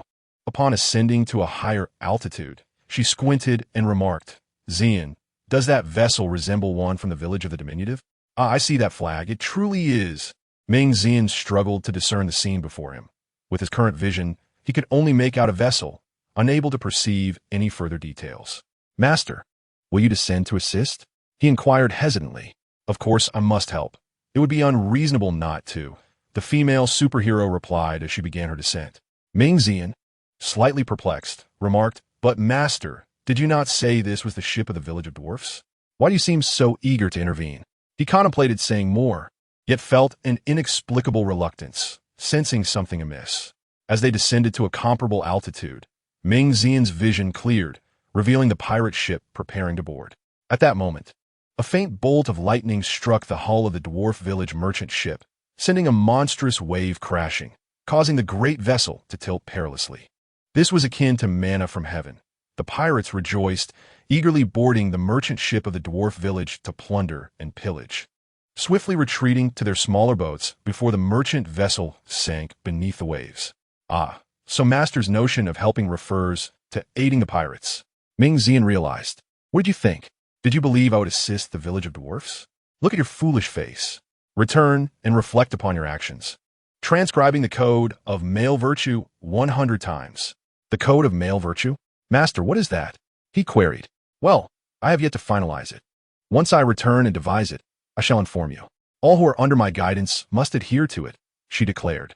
Ah, Master, you acknowledge me as one of your own. I am overjoyed. I am truly your person. Please finalize the code of male virtue. I would gladly transcribe it 1,000 times. Ming Xian exclaimed, exuberant as a monkey dancing with delight. As they traversed the sea, they encountered several pirates attempting to seize a Chinese merchant ship, all of whom were swiftly dispatched into the depths by the female superhero. Some pirates were oblivious to her identity, while others, upon recognizing her, fled in terror. The superhero pondered. The pirates were evidently uninformed, indicating that there were likely others lurking deeper who remained unaware of her protective presence over Chinese vessels. This will not suffice. The efficiency is far too slow. I cannot simply wait here indefinitely, she mused.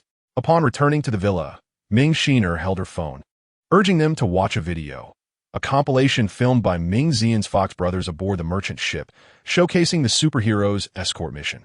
The video, now uploaded online, featured their brothers filming from various angles, culminating in a comprehensive display. In it, the superhero appeared gallant and imposing, her electric powers awe-inspiring, igniting a fervent exhilaration within viewers. As she watched the footage, an idea sparked in her mind. She instructed Ming Xian to capture screenshots, print them, and procure several large loudspeakers from the market. She would record a message in Somali, warning the Somali pirates that on these waters, any ship flying the Chinese flag must be avoided. Boarding would not be tolerated, or else their entire pirate stronghold would face annihilation without exception. Superhero sister, you speak Somali? That is truly remarkable. How is it that you seem to know everything? Super sister, how many surprises do you possess that I am unaware of? Ming Xian playfully remarked. I learned it all just by listening once. Isn't that rather simple? Upon hearing her words, the siblings nodded in unison. Indeed, it is quite simple, a straightforward feat, they agreed. The Superwoman instructed Ming Xian to hold the copied images, while she soared back to Somalia with a loudspeaker, affixing the images at their gathering point and setting the loudspeaker to loop continuously at a height. There, the matter is resolved. Xian, I shall escort you back. Master, where are you going? Did we not agree that I would accompany you? Xian protested. Listen to me. I have matters to attend to at the North and South Poles, and it is not convenient to bring you along. Master, I do not wish to return. I want to go with you. Ming Xian insisted, striving to persuade her. No, it is far too perilous. The Superwoman firmly rejected. But with you protecting me, I fear nothing. You are so formidable. What danger could possibly arise? Xian argued, sensing that his master was merely making excuses to avoid bringing him along, deeming him a burden. You possess quite the self-awareness, the Superwoman remarked with a glance. That depends on your teaching, master. If you instruct me well, I shall no longer be a burden. Regardless, I am determined to join you. Please, master, Ming Xian implored, employing his charm, a tactic he had never resorted to before, as he had always been stoic in the face of adversity. However, now that he was a disciple, he felt it permissible to be a tad more brazen. Stop. You, a tall man at nearly 2 meters, are trying to charm me. Don't you feel the goosebumps rising? Ming Xian glanced around. I don't see any. Where are they? I can't seem to find them. Having never visited Somalia before, the Superwoman intended to gather various worldly treasures needed for her space, as it was soon to ascend to level 6. Suddenly, she spotted a small island surrounded by ocean. Though modest in size, it boasted picturesque scenery. Nestled in the deep sea, unreachable by any. That looks splendid, Let us descend and explore, she suggested to Ming Xian. Just as Xian was about to negotiate once more for a trip to the poles, their lips accidentally met, and in that instant he widened his eyes, extending his right arm to cradle his master's face, deepening the unexpected and delightful kiss. The Superwoman, taken aback by his passionate gesture, felt a dizzying sensation wash over her. And as they lost their equilibrium, the two plunged swiftly towards the ocean's surface. As they neared the water, the Superwoman swiftly maneuvered herself to be beneath Ming Xian. For falling from such heights into water would be akin to crashing onto concrete. With a resounding splash, they fell into the ocean, the icy water jolting the Superwoman back to her senses. She embraced Ming Xian and propelled herself out of the water, soaring towards the small island. Landing deep within the jungle, both were thoroughly drenched, while the Superwoman could dry herself instantly. The briny scent of the seawater compelled her to conjure a small greenhouse from her space. Ming Xian stood in awe at the sudden appearance of the charming little abode, his lips slightly parted and his eyes wide open, resembling a startled bullfrog. Seeing his bewildered expression, the superheroine could not help but chuckle. What are you still doing standing there? Go inside and change your clothes. If you prefer to wear wet garments, that's entirely up to you. Ming Xian gently touched the walls of the small room and ventured inside to take a look. Astonished, he exclaimed, "Master, is this real? Is this truly a house? Pinch me, I must be dreaming."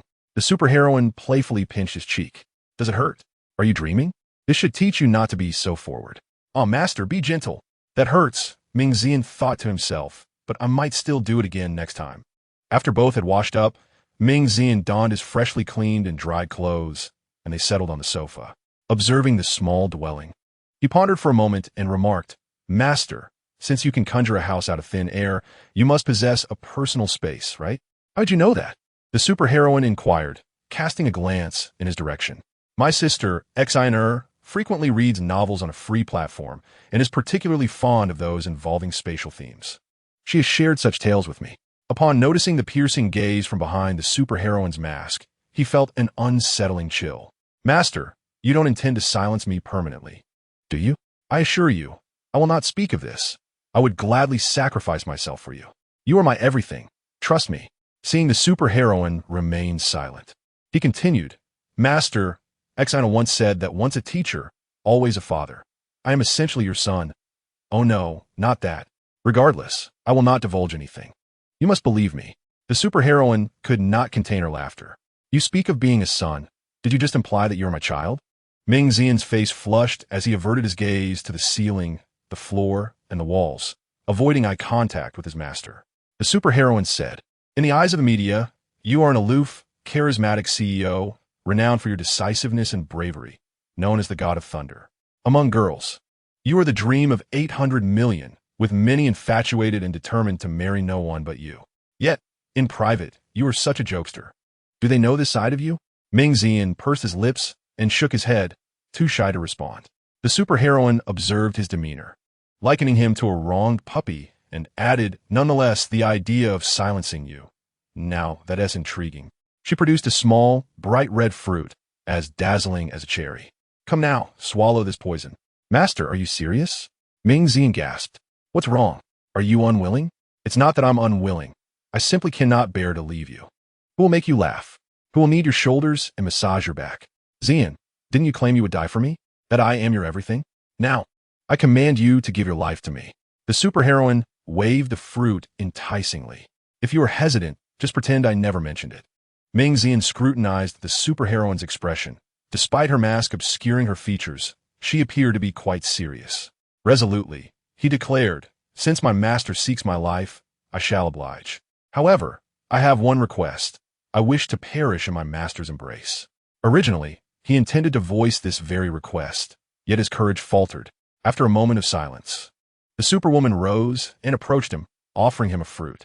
Ming Xian wrapped his arms around her waist, using her hand to guide the fruit to his mouth, swallowing it whole and gently enveloping her delicate, moist fingers. The fruit melted upon contact, its taste subtly sweet, devoid of the expected bitterness of poison. Ming Xian held her tightly, gazing deeply into her eyes, and implored, "Master, may I have one last glimpse of what lies beneath your mask? This way, as I journey to the underworld, I shall carry your visage in my heart and seek you in the next life. The Superwoman shook her head, replying no. After stealing a few more glances at his master, Ming Zin sighed, closed his eyes, and tenderly kissed her lips. Their mouths and tongues entwined passionately, as though he were trying to imprint her sweet essence in his memory. A wave of sweetness enveloped him, and, as he kept his eyes shut, 2 warm tears rolled down from beneath his long lashes, mingling between their lips. He felt a profound reluctance to part from his master, although he willingly embraced death. He lamented that he had not truly shared joyful moments with her, their time together limited to a mere 2 days, which felt regretfully brief. With siblings at home, he felt a sense of responsibility, yet the thought of never seeing his master again pierced his heart with sorrow. Sensing his salty tears, the Superwoman playfully emitted a faint electric current. Lost in sweetness, Ming Zin felt a tingling in his lips. Realizing this was a sign of the poison coursing through him, and he tightened his embrace, fearing he would never again behold his beloved. Soon, his entire body grew numb, his limbs weakened, as he murmured, "Farewell, my dearest." He succumbed to unconsciousness. The Superwoman gently laid him on the bed, covering him with a light blanket, allowing him to rest. In truth, the fruit he consumed was a silencing fruit produced by the starry space. This fruit induced a deep slumber, rendering him susceptible to commands, while preventing him from divulging secrets of the space. She had previously administered it to Xiao Zhan as well. The claim that it was poison was merely a test, a playful trick born of her irritation at his audacity to kiss her without consent, which had caused them both to fall into the sea. Gazing at Ming Ziyuan, lying on the bed with his long lashes casting shadows over his closed eyes, his prominent nose and alluring lips made him undeniably handsome, even in slumber, a true sleeping beauty. She felt a surge of emotion. She had not expected Ming Ziyuan to willingly embrace death for her sake, considering they had only met a handful of times and hardly truly known one another. His profound affection stirred her heart, and she lamented the abundance of peach trees on Peach Blossom Island, vowing to cut them down upon her return. Ming Ziyuan dreamt a beautiful dream, in which he and the Superwoman were together in a splendid world, reminiscent of Blue Star, yet even more enchanting. However, he was puzzled by the presence of others. Who were those strikingly handsome men, each unique in their charm? He did not recognize the individual, yet their visage seemed familiar, frequently appearing in television broadcasts. Just as he contemplated approaching to inquire, a voice suddenly declared, "Welcome to heaven. This gentleman, please come here to register and prepare for your next reincarnation." What? He abruptly opened his eyes, only to be greeted by a mask. Instantly, he exclaimed in delight, "Master, you too have arrived in heaven? Surely I am not dreaming. Heaven? Nonsense, wake up and get up. Get up." Ming Zian sat up and scanned his surroundings. He was still in that small room. I distinctly heard someone say, "Welcome to heaven. Come register and prepare for your next reincarnation." That was I who said it. The superheroine chuckled, rising to the window to open it. She was aware that he was on the verge of awakening and playfully teased him. It was a rare opportunity to see the illustrious Thunder God in such a state. And who better to amuse than him? "I am not dead." Ming Zian glanced at himself and touched his arms and legs, confirming their presence. He then leapt from the bed and rushed to the superheroine, lifting her in excitement and twirling around. "Master, it turns out you were deceiving me. What you gave me was not poison. You are truly mischievous." As he spoke joyfully, he leaned in for a kiss. The superheroine raised her hand to block his mouth. A jolt of electricity coursing to her lips, inducing a tingling sensation. That feeling, I thought, was a symptom of poison. What you fed me was merely a common fruit, wasn't it? Were you testing me by claiming it was poison? So, did your yenner pass the test? What do you mean, my yenner? Why are you being so sentimental? You mustn't be so affectionate, lest you disrespect your master. Yenner, is this not a demonstration of my affection for you? This is simply how I express my fondness. You shall grow accustomed to it. Ming Zian was unbothered by the prospect of embarrassment, fearing instead the solitude of a life unloved. "Zian, to be frank, how many girlfriends have you had in the past?" "None at all, not a single one." "Everyone knows. Master, you should know this as well." "Why would you ask such a thing? How could I know whether you have or haven't? The media reports that you are without a girlfriend, a golden bachelor. But can we trust what the media says? You are so adept at charming girls. You must possess considerable experience. Truly, I have not. Master, you must believe me. I am also inexperienced. Prior to this, I had never interacted with girls. This is my first kiss, he confessed, his voice lowering and cheeks flushing. Why is that? You are so exceptional. A dream for 800 million girls. Surely, in the circles of wealth and high society, there are many remarkable young women. Master, indeed there are many. Yet I remain single because none of them appeal to me. They are too delicate, spending their days purchasing designer bags, clothes, and jewelry, or indulging in princess-like whims. I simply cannot accept that. I am not fortunate enough to enjoy it. You know, I have come through the storm of bullets. They are not suited for me. I prefer someone like you, powerful and formidable. Having finished his impassioned declaration, he gazed deeply at the superheroine. She, avoiding his intense gaze, replied, "Very well. Perhaps your fate has yet to arrive. In the future, you shall encounter a person who will bring forth a beautiful destiny and boundless happiness. No, the bond with my master is already present. A splendid future and everlasting joy lie in being by the master's side, unwavering until the final breath." The superwoman cast a glance at him, her fervent and resolute gaze rendering her incapable of uttering a word of rejection, leaving her to silently turn away. Ming Xian sighed inwardly, realizing that the path to winning back his beloved would be long and fraught with challenges. He resolved to persevere. "Ming Xian, you are capable." Suddenly recalling a dream he had, he grasped her hand once more. "Master, I just dreamt of a peculiar place, a realm of extraordinary beauty, akin to our blue star, but even more exquisite, resembling a miniature version of it." A miniature blue star? Could it be my stellar space? How could he dream of such a thing? The superwoman was taken aback. "Xian, are you certain it was a dream?" "Master, I am quite certain. The beauty was overwhelming. Although I was with you, there were also several strikingly handsome men present. One of them seemed somewhat familiar, and just as I was about to inquire, I awoke." "Several handsome men? Are you certain you are not mistaken?" The superwoman asked, puzzled. "My dear master, I cannot be mistaken. Might it be that you have other disciples, or perhaps someone else?" "Someone else? What do you mean?" Her words were vague. "Someone you hold dear, or perhaps someone who loves you, with whom you have shared intimate moments." Ming Xian spoke softly, his voice tinged with hesitation. Though reluctant to acknowledge it, he felt a pang of discomfort at the thought, aware that he had mentally prepared himself for this reality.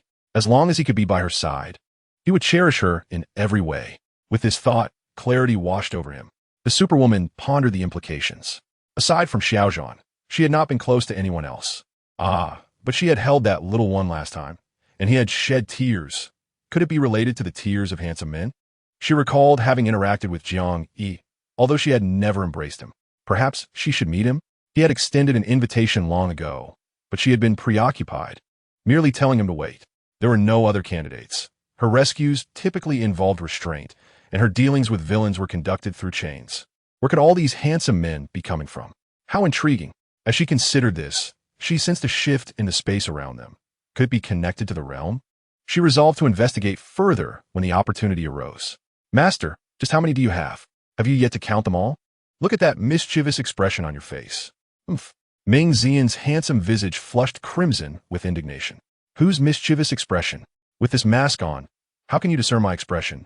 The superwoman touched her mask, still securely in place. "Master, while I may not see your expression, your sly smile is unmistakable." Ming Xian's brows knitted tightly, his heart a tumult of emotions. "There are not many, and you are well aware of how many individuals are covetously eyeing the superwoman, yearning to possess her or her extraordinary abilities. Should the superwoman find a romantic partner, it would equate to having a vulnerability, although she herself is not in peril. The men of Blue Star are merely ordinary beings, and once those envious individuals become aware of this, the extent of danger is apparent. The superwoman feels quite helpless in this regard. My disciple fears no danger and will not burden the master. As long as you allow me to accompany you, I shall sacrifice myself to ensure your safety at critical moments. I will not place you in a difficult position, and this I vow," she declares, grasping the superwoman's hand and pressing it against her heart. The rhythmic beating emanating from her palm is vigorous and full of life. The atmosphere shifts slightly. "Very well. I shall accept this heart of yours. This little island is temporarily mine. We shall see to whom it truly belongs in due time. Purchasing it is also an option. After we finish our meal, let us plant flowers, fruit trees, and vegetables on this island. Then we can come here whenever we have a chance, treating it as a vacation. I can also teach you some unique skills. Yes, indeed. Sounds wonderful. After their meal, the two circled the uninhabited island, abundant with coconut trees and surrounded by lush greenery. They decided to name this deserted, the enchanted green wilderness. They scattered seeds of various flowers near the quaint green cottage, planted a dozen types of fruit trees, and sowed an assortment of vegetable seeds nearby, all watered with the waters of a sacred spring.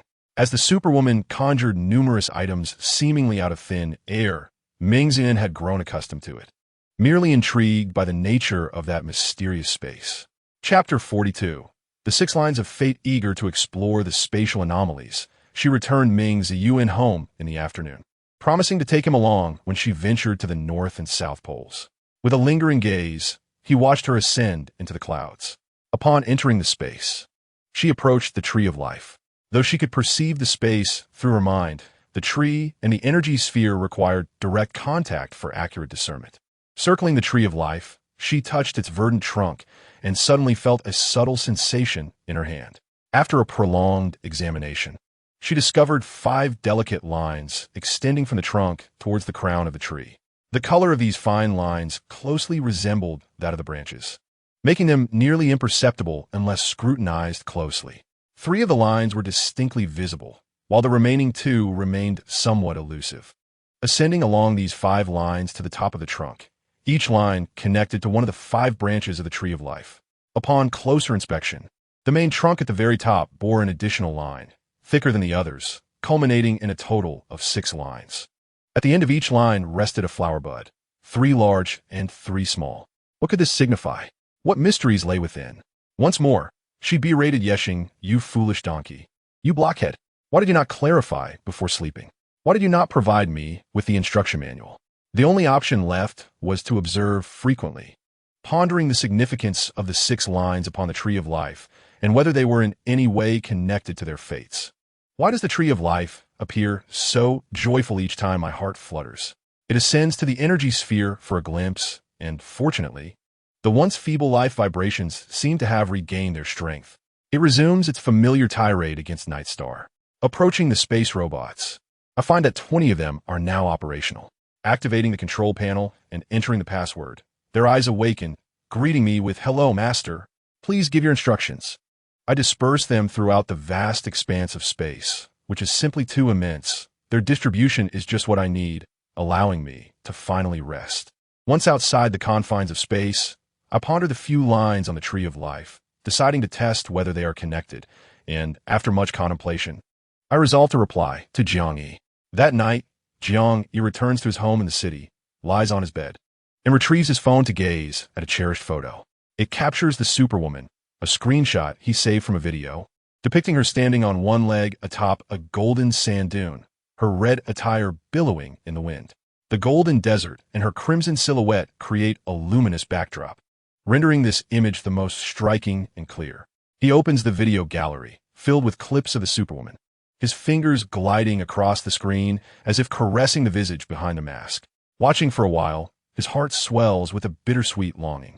When will he see the Superwoman of his dreams again? If only he could meet her in person to express his feelings. Regardless of the outcome, he would have no regrets. He hasn't dared return home for several days, knowing his mother is persistently urging him to marry. He can only tell her that he has found some prospects, fearing to provoke her further.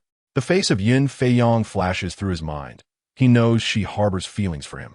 If a marriage partner must be chosen, Yin Feiyong could be a consideration, though devoid of romantic affection. Regardless, their familiarity offers a comfort that surpasses that of a stranger. And if he can take that first step, perhaps. No, he cannot hurt a girl merely to appease his mother. Though Yin Feiyong is beautiful, accomplished, and possesses a wonderful character, there is no space in his heart for her.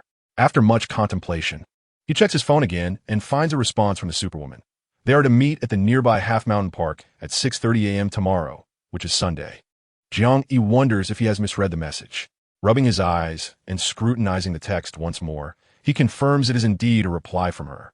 His heart races with a tumult of emotions. After such a prolonged and seemingly endless wait, he finally sees the light at the end of the tunnel. Is this real? He repeatedly asks himself, rereading the message, his excitement rendering him restless throughout the night. The following day, before 6 o'clock, Jiang Yi arrives at Half Mountain Park. having intentionally donned casual attire that accentuates his tall, elegant stature. With early risers engaging in morning exercise nearby, he steps further into solitude until he finds a deserted spot, his heart racing as he surveys the sky. Supergirl spotted him in the air. Jiang-E, clad in casual attire, appeared even more striking and handsome. Previously, he had always donned firefighting gear, but it was a pleasant surprise to see him in plain clothes. Noticing that no morning exercisers were in sight, Supergirl disabled the nearby surveillance cameras and descended before him.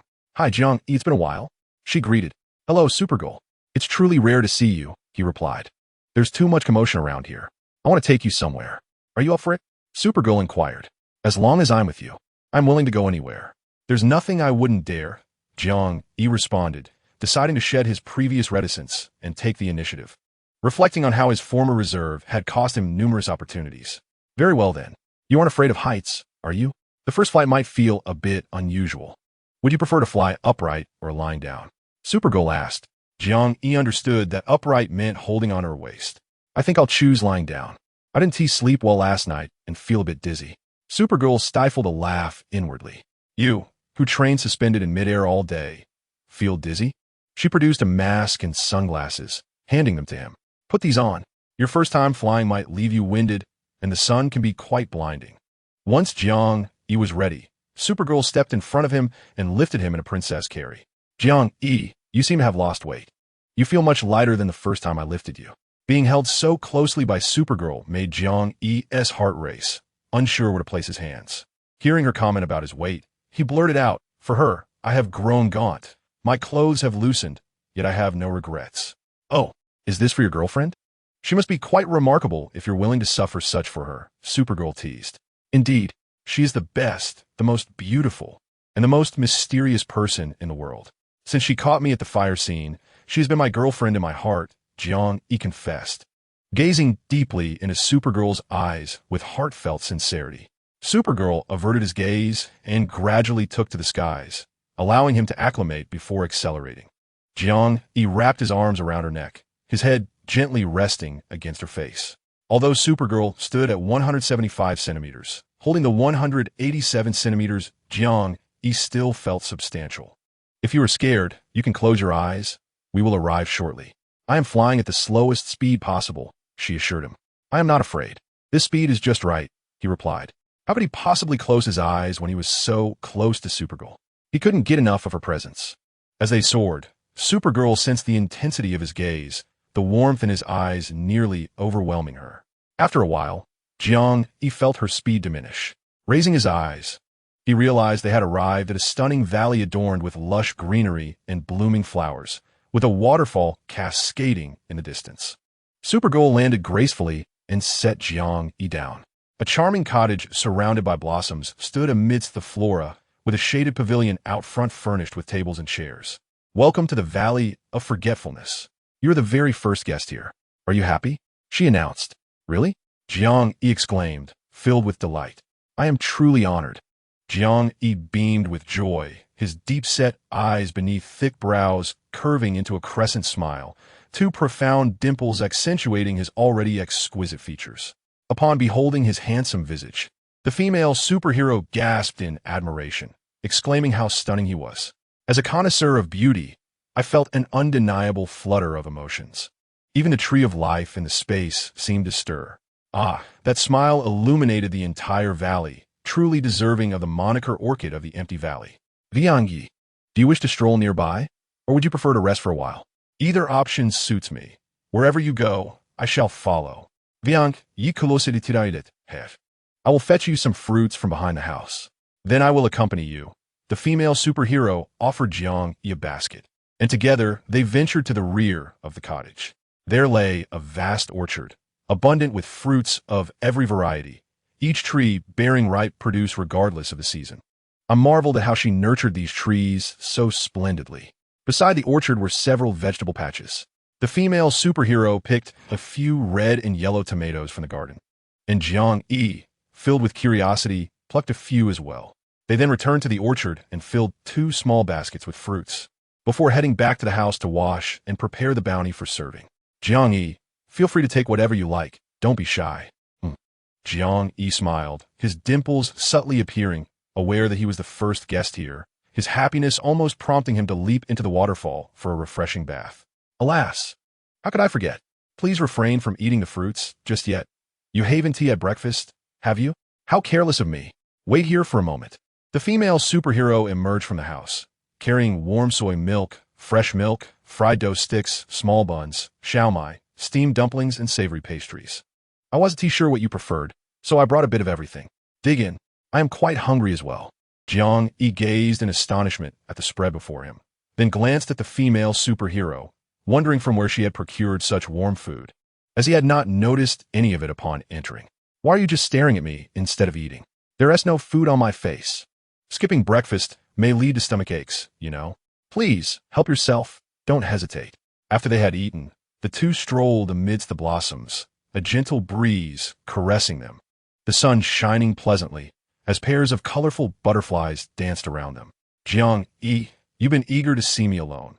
Do you have something to discuss?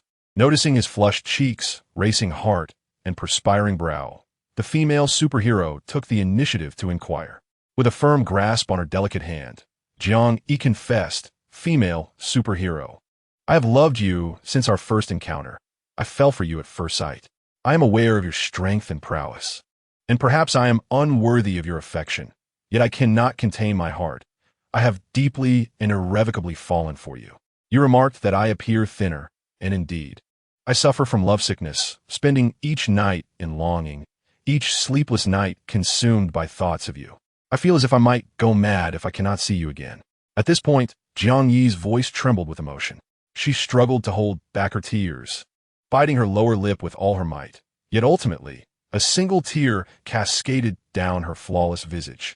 She feared the harsh rejection from the superheroine, dreaded the thought of inciting her anger, and was terrified at the prospect of never seeing her again. Emma, please, do not cry, the superheroine implored, searching her pockets for a handkerchief but finding none, resorting to using her hand to wipe away the tears instead. Stop biting your lip. It's almost to the point of bleeding, which would be a pity. If you cannot contain yourself, then let the tears flow. After all, no one is here to witness it. Little butterflies and honeybees, even if you see, do not speak of it. Just roll around in the flowers with a secretive smile. Her words elicited a smile from Jiang Yi, the tears still glistening on his cheeks, and his laughter was akin to an orchid blooming with dewdrops. All right, a man should not shed tears easily. Let's cease the weeping. The superheroine exhibited a tenderness she had never shown before as she gently dried his tears. Jiang Yi, I understand that what you admire is the strength and mystery of the superheroine, not the person behind the mask. Whoever dons this mask, capable of soaring through the skies and possessing such immense power, would undoubtedly garner your admiration. Therefore, your affection lies not with me, but with the image of the superheroine.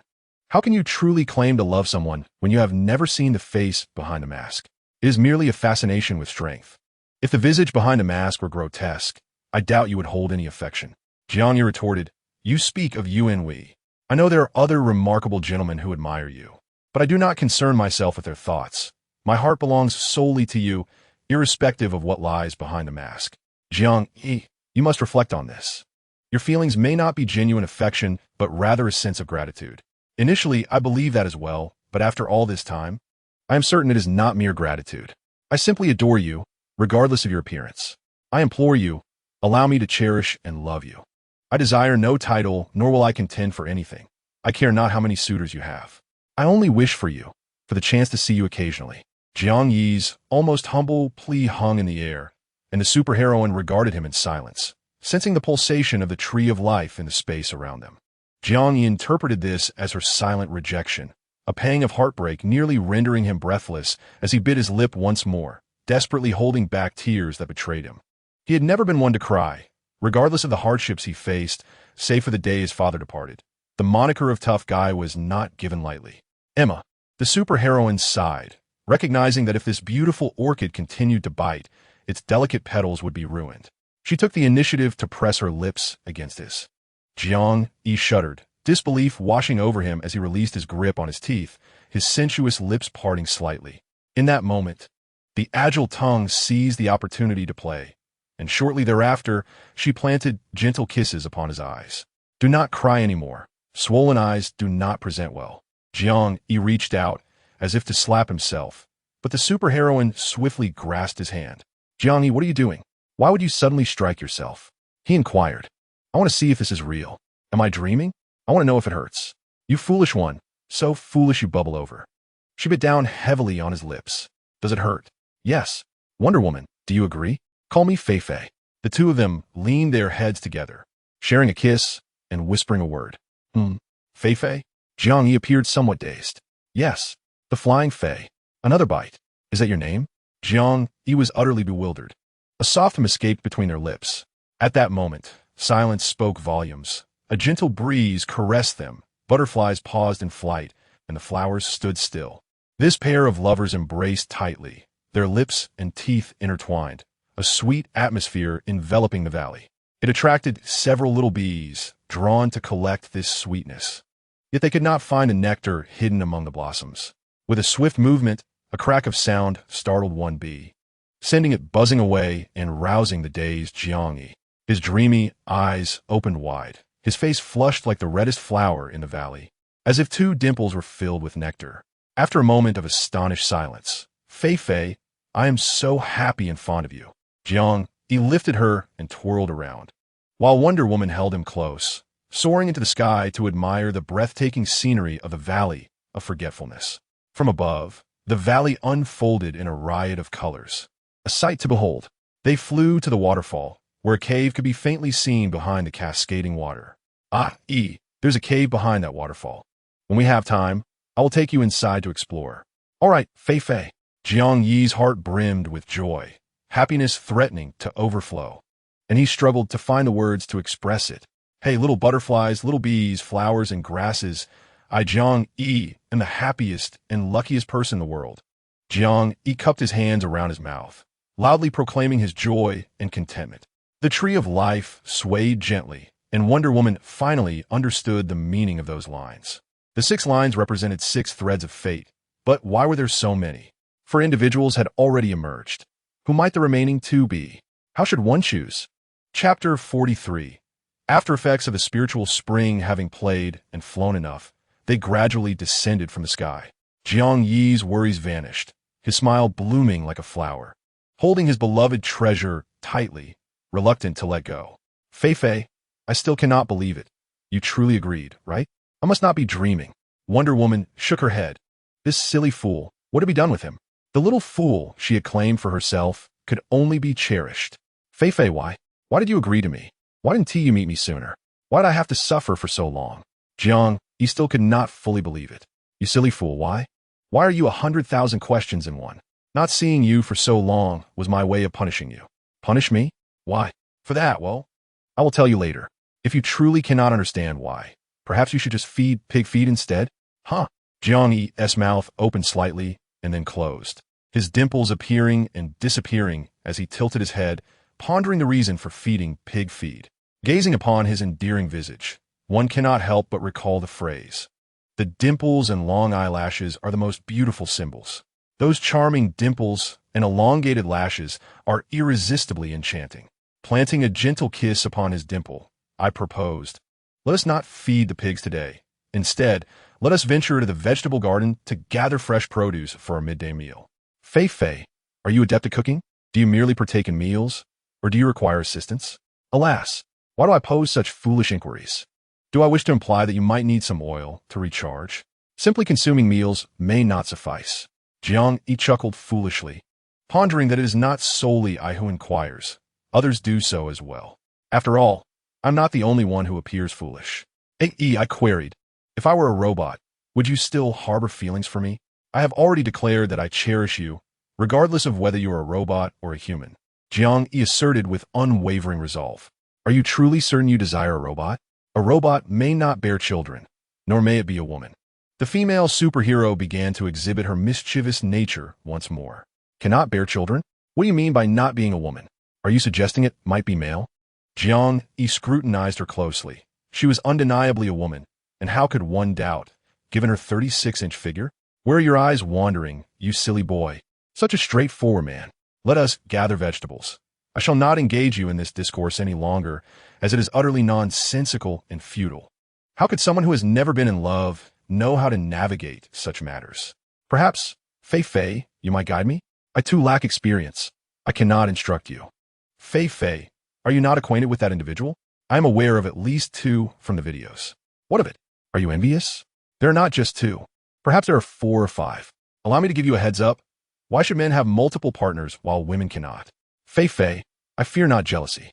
I have stated that as long as you allow me to adore you, I care not about the rest. This indifference does not stem from a lack of love. Rather, it is the depth of my affection that permits such an outlook. I comprehend. Can you indeed cook, Jiangyi? Certainly. My culinary skills are quite commendable. Oh, I would not have guessed. Then let us prepare 2 or 3 dishes each. If yours is delicious, make a larger portion, and we shall store it for future occasions when time does not permit cooking. Make more? Should we refrigerate it? It may not taste as good after a prolonged period. Fei, should you enjoy it, I shall gladly cook for you anytime. You will then know where to find it. For now, let us focus on preparing our meal. We shall discuss the rest later. Aside from the act of dining, Jiangyi held her closely, fearful of her sudden disappearance, as if this were but a dream. And his heart ached for this innocent child. The female superhero produced a vial of spring water, instructing him to drink it in the bathroom, promising that it would help eliminate impurities from his body before bathing. Jiangyi, whose work was perilous, understood that fortifying his body was essential for safety. Curiously, he wondered if this small bottle contained nothing more than pure water. Could drinking it truly cleanse impurities and bolster his health? Superwoman said, "Do not ask anything. Do not utter a word. If you can endure the pain, drink half a bottle. If not, dilute it with water. This will benefit your body." Jiangyi obediently entered the bathroom, and soon the muffled sounds of his labored breathing reached her ears, becoming increasingly heavy. Could this foolish boy have consumed it all? Peering in, she saw Jiangyi kneeling on one leg, enduring the cleansing of the mystical water, an empty bottle lying on the floor. Indeed, this foolish boy had drunk it all. In the presence of Superwoman, every man yearns for strength. No one wishes to be left behind. This foolish boy, with his steadfast and stubborn nature, had already shed his clothes, and his body began to expel impurities, dark filth slowly enveloping him. Even he could smell the odor. He hurriedly turned on the water to wash himself, the flowing water carrying away the grime, revealing a robust physique. Wow, ups, goodness, a V-line. Below, cough. Not suitable for viewing, not suitable for viewing. Superwoman averted her gaze, straining her ears to listen, fearing he might stumble and fall, constantly monitoring his movements. Unaware of the potency of the water, Jiangyi, wishing to grow stronger, had consumed it without hesitation, thinking the small bottle posed no danger. Yet, he did not anticipate the discomfort it would bring. Observing the expelled filth from his body, he endured the unease to cleanse himself, when another wave of intense pain struck, causing his hands to tremble as he struggled to dress. Superwoman contemplated entering the bathroom to assist him, but he was completely bare. She wished to help, but it was not appropriate. In her moment of anxiety, the stellar space unexpectedly upgraded at that instant. The space had finally reached level 6. Could she now use telekinesis? Thus, she attempted to dress him with her mind. He was a perfect, free test subject. Why not take advantage? Jiangyi's clothes were beyond salvage, so she retrieved a suitable set of men's attire from the space, holding it in her hands, activating her thoughts. The underwear appeared on Jiangyi, followed by the outer garments, each piece materializing upon him. Jiangyi, startled by the sudden appearance of clothing on his body, began to question his reality. Yet, he quickly recalled her mysterious and formidable nature. Anything peculiar was no longer surprising. How could he not fall for such a person? He would eventually grow accustomed to it, finding it less strange with time. Superwoman, having confirmed that he was dressed, finally entered the bathroom, scooping him up and carrying him to the bed. "Ai, what am I to do with you, you foolish boy? You drank the entire half bottle. Are you trying to kill yourself? Are you still feeling unwell?" "Just a bit, but the worst seems to have passed. I want to grow stronger. I do not wish to be left behind by you. This discomfort is nothing. A kiss from you would make it all better. Fortunately, your natural constitution is quite good. You managed to endure. If it were someone with a weaker constitution, they could easily perish. With Fei around, I fear nothing. I know you have a way. You won't let me perish. Rest for a while," Superwoman said, as currents of energy coursed through him, instantly making his body feel much better. He covered her with a light blanket, and Jiang Yi grasped her hand. Fei Fei, where are you going? Where else could I go? Just lie here and rest for a moment. I've thrown your clothes into the washing machine. Fei Fei, did that outfit just appear on me automatically? Was it you who dressed me? Jiang Yi felt a tinge of embarrassment. You guessed correctly, 10 points for you. Clever little darling. Jiang Yi's face flushed even more. Then, did you see my body? I didn't see it. I was closing my eyes while dressing you, she replied playfully. Fei Fei, you're lying. It's impossible to dress someone so accurately with your eyes closed. I don't care. Since you saw my body, you must take responsibility. I'm already yours. I've given you my first time. Goodness, Jiang Yi, please don't say such frightening things. What do you mean by first time? I just dressed you from a distance. I mean the first time a woman has seen my body. My mother doesn't count. That was when I was a child. From childhood to now, you're the first to see my body, so you must take responsibility. Otherwise, you should take me now. The female superhero nearly jumped up. What did you just say? Take you? The essence from the spiritual spring should have purified your body, making you smarter and stronger. How come you're getting more foolish? Your skin has certainly thickened. Have you perhaps overindulged in the spring water? Really, Fei Fei, you must take me now. Otherwise, I fear that when I return, it will all have been a dream, and I may never see you again. Jiang Yi's face felt as if it were on fire. The female superhero produced a small, cherry red fruit and offered it to Jiang Yi. Fei Fei, what is this? Is it poison? Will you eat it? The female superhero's expression was serious. If it's from you, I'll eat it without hesitation. Jiang Yi opened his mouth and consumed it, the fruit melting in his mouth with a sweet flavor, leaving no other sensation. The female superhero kissed him gently and said, Take a nap. You've had too much spring water. It has been quite a strain on you. If I want you, I must wait until later. You don't have the strength for that now. Jiang Yi drifted into a deep sleep, and after what felt like an eternity, he opened his eyes. He felt invigorated, his body light and filled with boundless energy.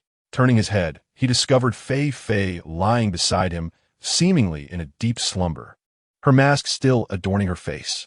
He reached out to touch the mask, yearning to know what lay beneath it. Jiang Yi was not one to judge by appearances. He simply wished to understand the true visage of the one he loved, yet he hesitated to unveil it. He gently kissed her soft lips, one hand slipping under her neck while the other tenderly embraced her slim waist. Being able to be this close to her filled his heart with contentment.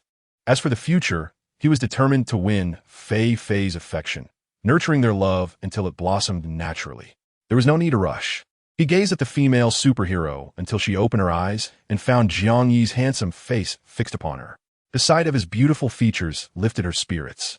Jiang Yi, you're awake. How do you feel?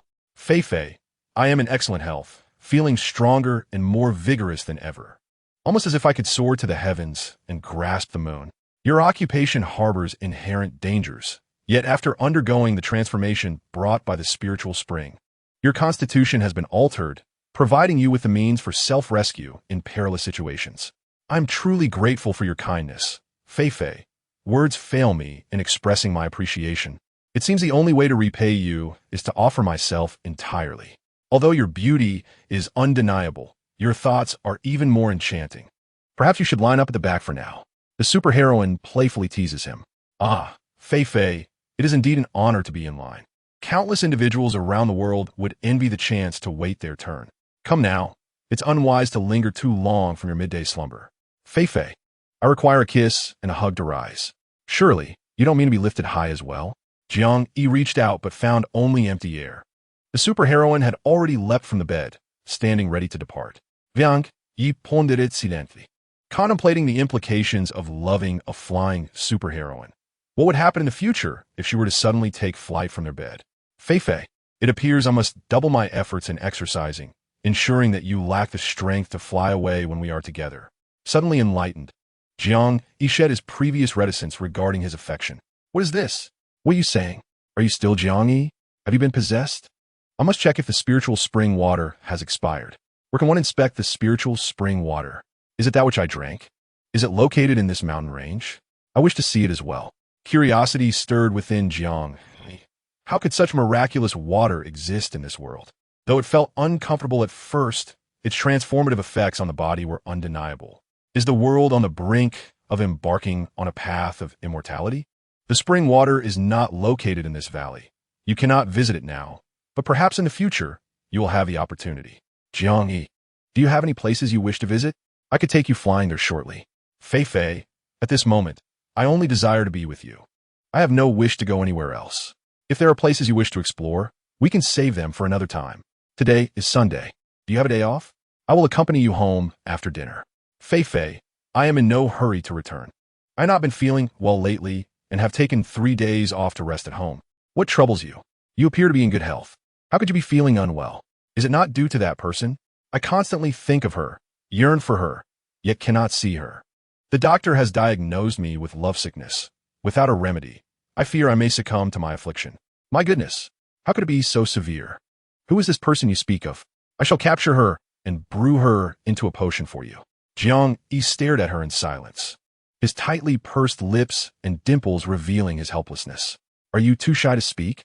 Let me guess, is she a classmate, a colleague, or perhaps a secretly admired celebrity? If only you reveal her name to me, I could find her for you. Just how should this remedy be consumed? Is it to be brewed, or... Before she could finish her sentence, Jiang-yi swiftly embraced her, confining her in his arms, and pressed his lips against hers, growling, "This is how my remedy is consumed. You know full well whom I long for. You are doing this on purpose. Fei-fei, do not evade me." For a brief moment, Fei-fei, I sense that your voice and tone are somewhat familiar, reminiscent of someone I know. Is it true? Who do I remind you of? It's merely a feeling. Surely it cannot be. Perhaps it is just a resemblance, evoking a sense of familiarity as if we were acquainted in a past life. Fei-fei, from which planet do you hail? Take a guess. A correct answer brings rewards, while an incorrect one incurs penalties. The universe is vast. Where would one even begin to guess? Surely, it cannot be outside the Milky Way. Jiang-yi is eager to discover who has brought this girl, whom he cherishes deeply, into his life. Fei-fei, the cosmos is too expansive for accurate guessing. I shall refrain from it. When you wish to reveal your origins, I shall naturally come to know. Indeed, Jiang-yi, everything is predestined in the grand tapestry of fate. What is meant for you will not elude you, and what is not yours will remain out of reach. The two spent 3 joyful days in the Valley of Forgetfulness, and as Jiang-yi reluctantly bid farewell, the Supergirl promised to return for him when he was off duty. Soaring above the city, they were nearing their destination when suddenly, a piercing alarm echoed, the sound of a fire truck. Jiang-yi remarked it was a fire alarm. There was a blaze nearby.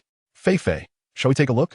The Supergirl swiftly flew to the vicinity of the burning building, assuring Jiang-yi that he need not accompany her, as she could extinguish the fire on her own. However, Jiang-yi, concerned for her safety and that of his team, insisted on going. He was set down along the route the fire truck would take, despite being on leave. His sense of duty compelled him to spring into action upon hearing the call for help. The Supergirl rapidly approached the burning building. Their 3 days together had fostered sweet interactions, and her powers had escalated dramatically, soon reaching level 7, allowing her to test the might of her stellar freezing ability from a distance. Hovering in midair, she unleashed her powers, instantly freezing the flames and smoke that engulfed the building. A wave of cheers and applause erupted from the crowd below. The Supergirl performed admirably. Her presence instilled a profound sense of security, and it seemed her abilities were growing stronger by the day. When Jiang-yi and his comrade arrived, they were met with a scene that filled his heart with overwhelming joy. His Fei-fei was remarkable, strikingly heroic, her superpowers having intensified. He recalled their first encounter amidst the flames when she lacked such formidable abilities. Now, the same scenario unfolded, yet she had transformed beyond recognition. His love for the red figure in the sky was boundless. She was the brightest star in the night sky, the very light of his world, and he would cherish her unwaveringly until the end of time. After rescuing all trapped individuals from the building, the Supergirl waved goodbye in Jiang-yi's direction before soaring into the night sky. "Wow, Captain, look! The Supergirl waved at me. I'm so happy!" exclaimed team member Xiao Li, excitedly tapping his captain. "Get back to work? Surely, the Supergirl was not waving at you. Go dream instead." Jiang-yi gazed at the night sky, a sweet smile gracing his lips. Chapter 45. The zero-cost purchase in Dwarf Village at present. There is nothing left. This is all that has transpired. Ajan, what thoughts occupy your mind now? Will you accept or part ways? The decision rests solely with you. After the superheroine uttered these words, she gazed intently into Xiao Zhan's eyes, awaiting his response. Initially, she anticipated that he would remain in a daze for an extended period. However, he promptly declared, "Fei Fei, I cherish you and love you. I shall embrace all that you are. I understand you are a formidable superheroine, not meant to belong to any one individual.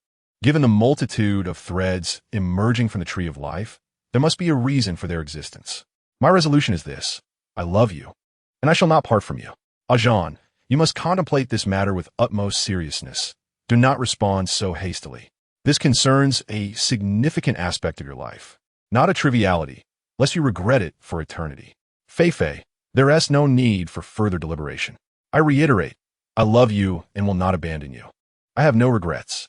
Had this been before, I might have hesitated, but now that I possess superpowers, I shall assist you in critical moments.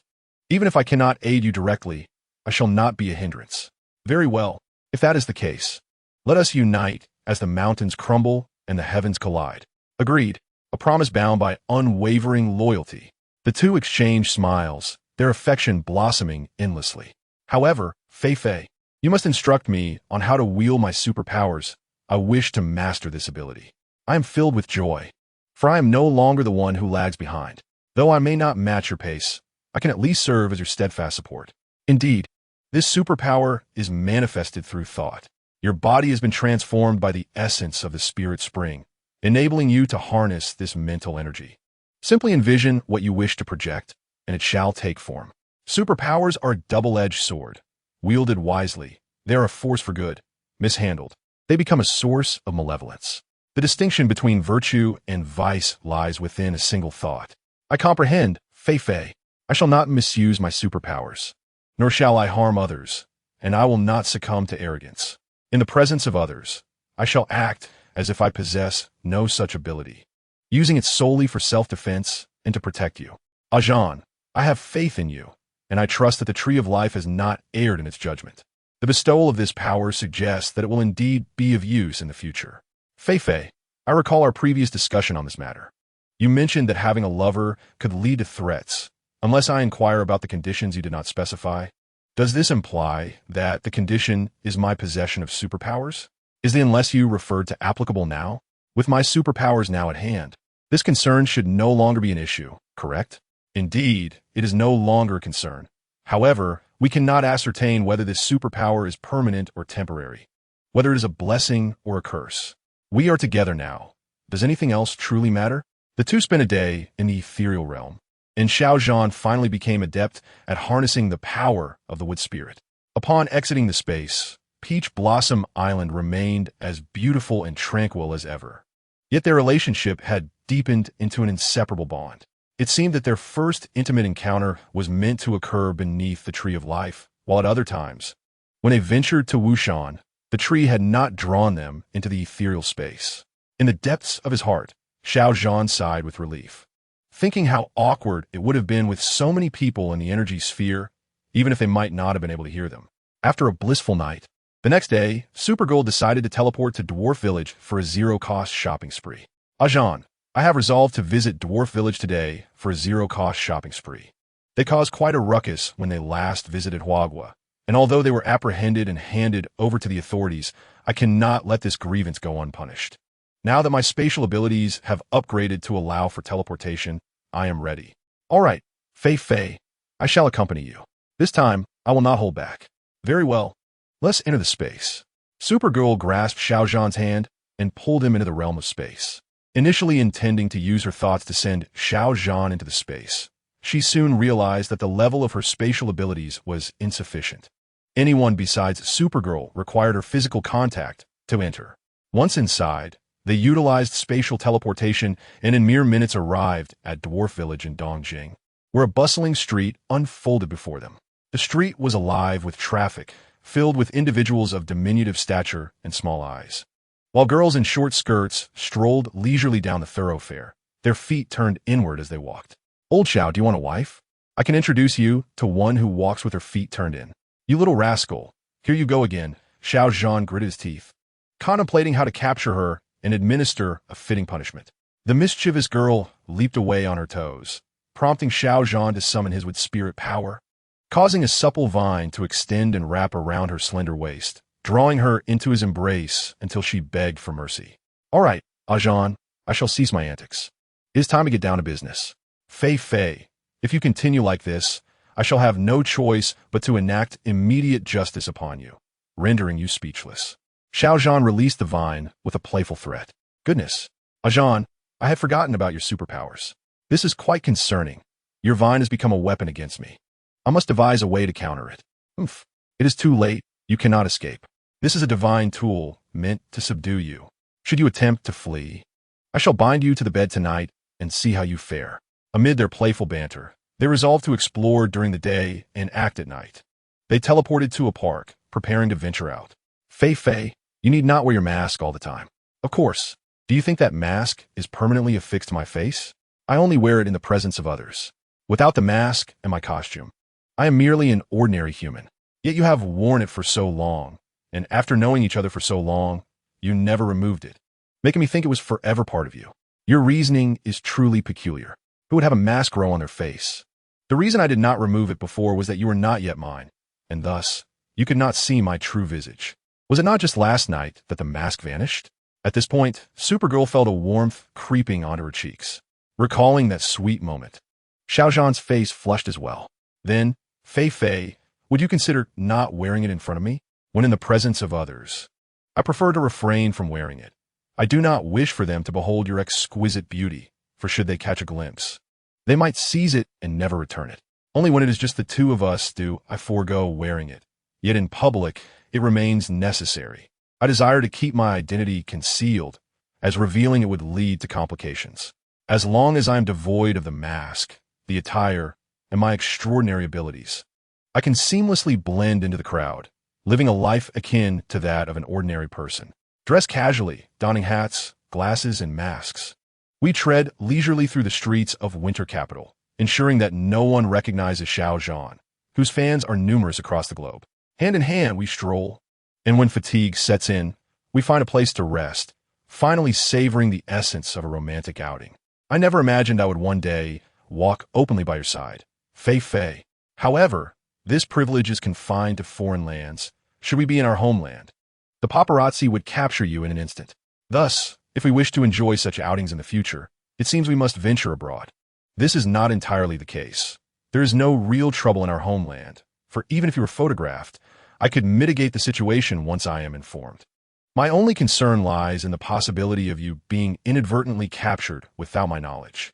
As night fell, we sought refuge in our space. By midnight, most shopping malls had closed. We instantaneously transported ourselves to a grand shopping center, where the superheroine opened a portal and everything within her gaze vanished. We then shifted to another large mall, where all items disappeared, and proceeded to the next, until, in a single night, every significant shopping venue in Winter Capital was left barren. Our journey continued to various automobile dealerships, where all vehicles vanished as well. With a mere glance, we made everything disappear, as if a swarm of locusts had swept through, leaving nothing behind. Next, we arrived at the arsenal of the dwarf village, where all weapons, including nuclear bombs and various fighter jets and aircraft carriers, were absorbed into our space, which was ample enough to accommodate them, occupying merely a small corner. Xiao Zhan observed as items swiftly entered the space, aligning themselves neatly, while a dozen robots emerged to organize those that had fallen out of place. Despite my desire to assist, I found myself of little use, and when I beheld the nuclear devices and explosives, my composure faltered. It must be said that the dwarf village had overstepped its bounds by provoking a superheroine, especially by encroaching upon Huagua. They have learned their lesson now. In truth, collecting these items took only a matter of minutes. By the time the dwarf village realized what had transpired, they could only stand in shock before their empty bases. We then instantaneously traveled to various cities within the dwarf village, such as Dabin and Minggu House, collecting everything within sight into our space. This entire endeavor took less than half an hour. News of the inexplicable disappearance of items from shopping malls in Winter Capital and other cities would soon follow. In the areas from which items vanished, surveillance either failed or captured footage of objects disappearing, leaving everyone perplexed as to the cause. Within our space, the superheroine and Xiao Zhan continued their leisurely exploration of the mall. Ah, Zhan, all of this belongs to us. Take whatever you fancy without hesitation. Fei Fei, I can comprehend your affinity for collecting items from a mall, but what utility do those nuclear missiles truly serve? To speak candidly, gathering such artifacts holds little significance. The Stellar Armory is already stocked with extraterrestrial technology, rendering blue planets' antiquated weaponry obsolete. Yet, I yearn to collect them for sheer amusement. Otherwise, they would merely be surrendered to the state. Indeed, Fei Fei, your suggestion is commendable. You have become immensely powerful, and since these items are of no use to you, their presence in the space feels somewhat precarious. In truth, I should have arrived much earlier, but the space had not been upgraded at that time. Now, the rapid upgrade is largely thanks to you. I had anticipated a much longer wait. Ah, Fei Fei, how is the space upgrade attributed to me? What is the underlying principle? I am uncertain of the specifics. Perhaps our close proximity has expedited the space's enhancement. Initially, we could only teleport for 24 hours, yet after our union, the duration has extended to 48 hours. Oh, so it can work in such a manner. Then, Fei Fei, let us continue to cultivate our closeness. Allowing the space to advance swiftly, I shall exert myself doubly. A moment later, Xiaozhan remarked, Fei Fei, I sense that the life tree within your space possesses a certain allure, as if it enjoys observing us. Otherwise, it would not have ushered us into its realm at such a pivotal moment. Silly goose, it requires mutual affection. If we were devoid of genuine feelings, it could not draw us in. Perhaps the life tree has an affinity for handsome individuals. Contemplating this, the superheroine felt a pang of melancholy, fearing that her charming companions might be sacrificed to the life tree. Why, upon their first exchange, were they brought beneath its boughs? Is it a right for all first encounters, or merely for Xiaozhan? Is there a particular reason behind this? Who are the other threads? What sort of seeds will bloom from the buds? Chapter 46. The overbearing CEO is also a little admirer by day. The superheroine and Xiaozhan explored various cities, and by night, they embarked on their mission, nearly stripping the village of Dwarf's Bear before teleporting back.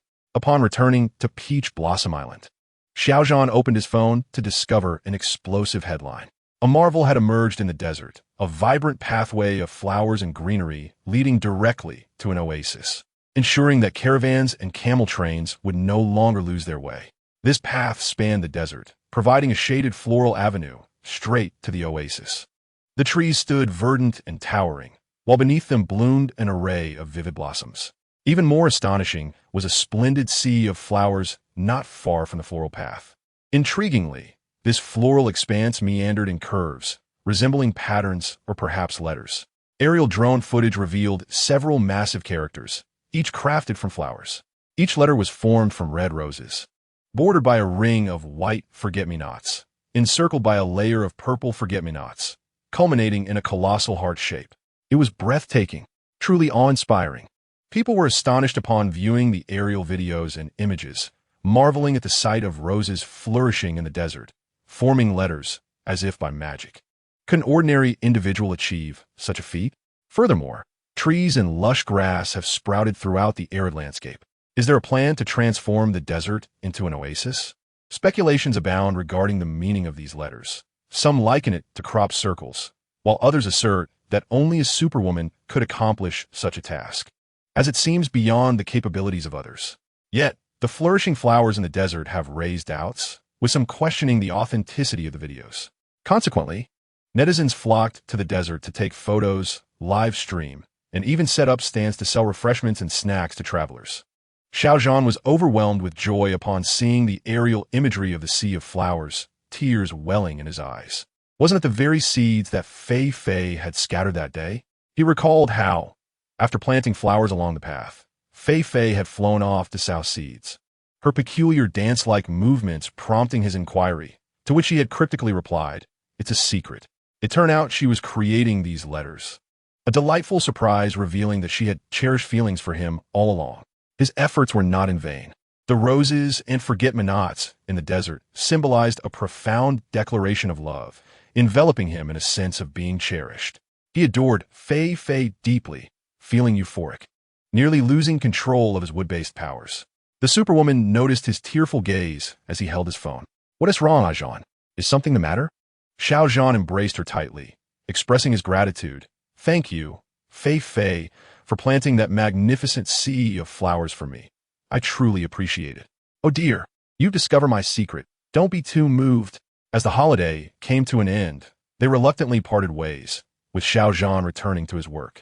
They took a moment to soar over the vast desert, gazing down at the stunning sea of flowers, which heightened Xiao Zhan's sense of happiness.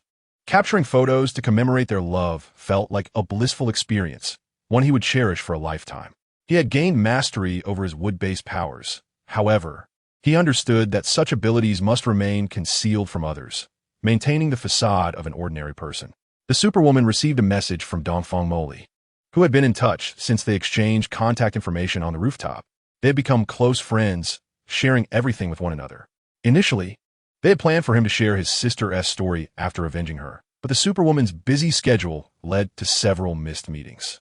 Finally, she found time for their rendezvous, and they agreed to meet at the rooftop of Dongfang's office building, which boasted a panoramic view and a charming garden with tables and pavilions. Dongfang Moli sat on the rooftop, gazing vacantly at the sky, clad in a tailored suit that accentuated his long legs and exuded an air of noble elegance, making him appear almost unreal.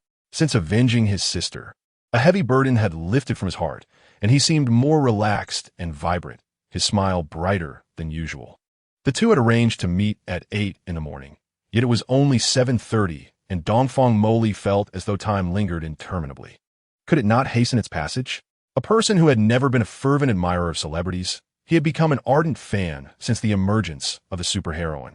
Yet his infatuation was singularly directed toward her.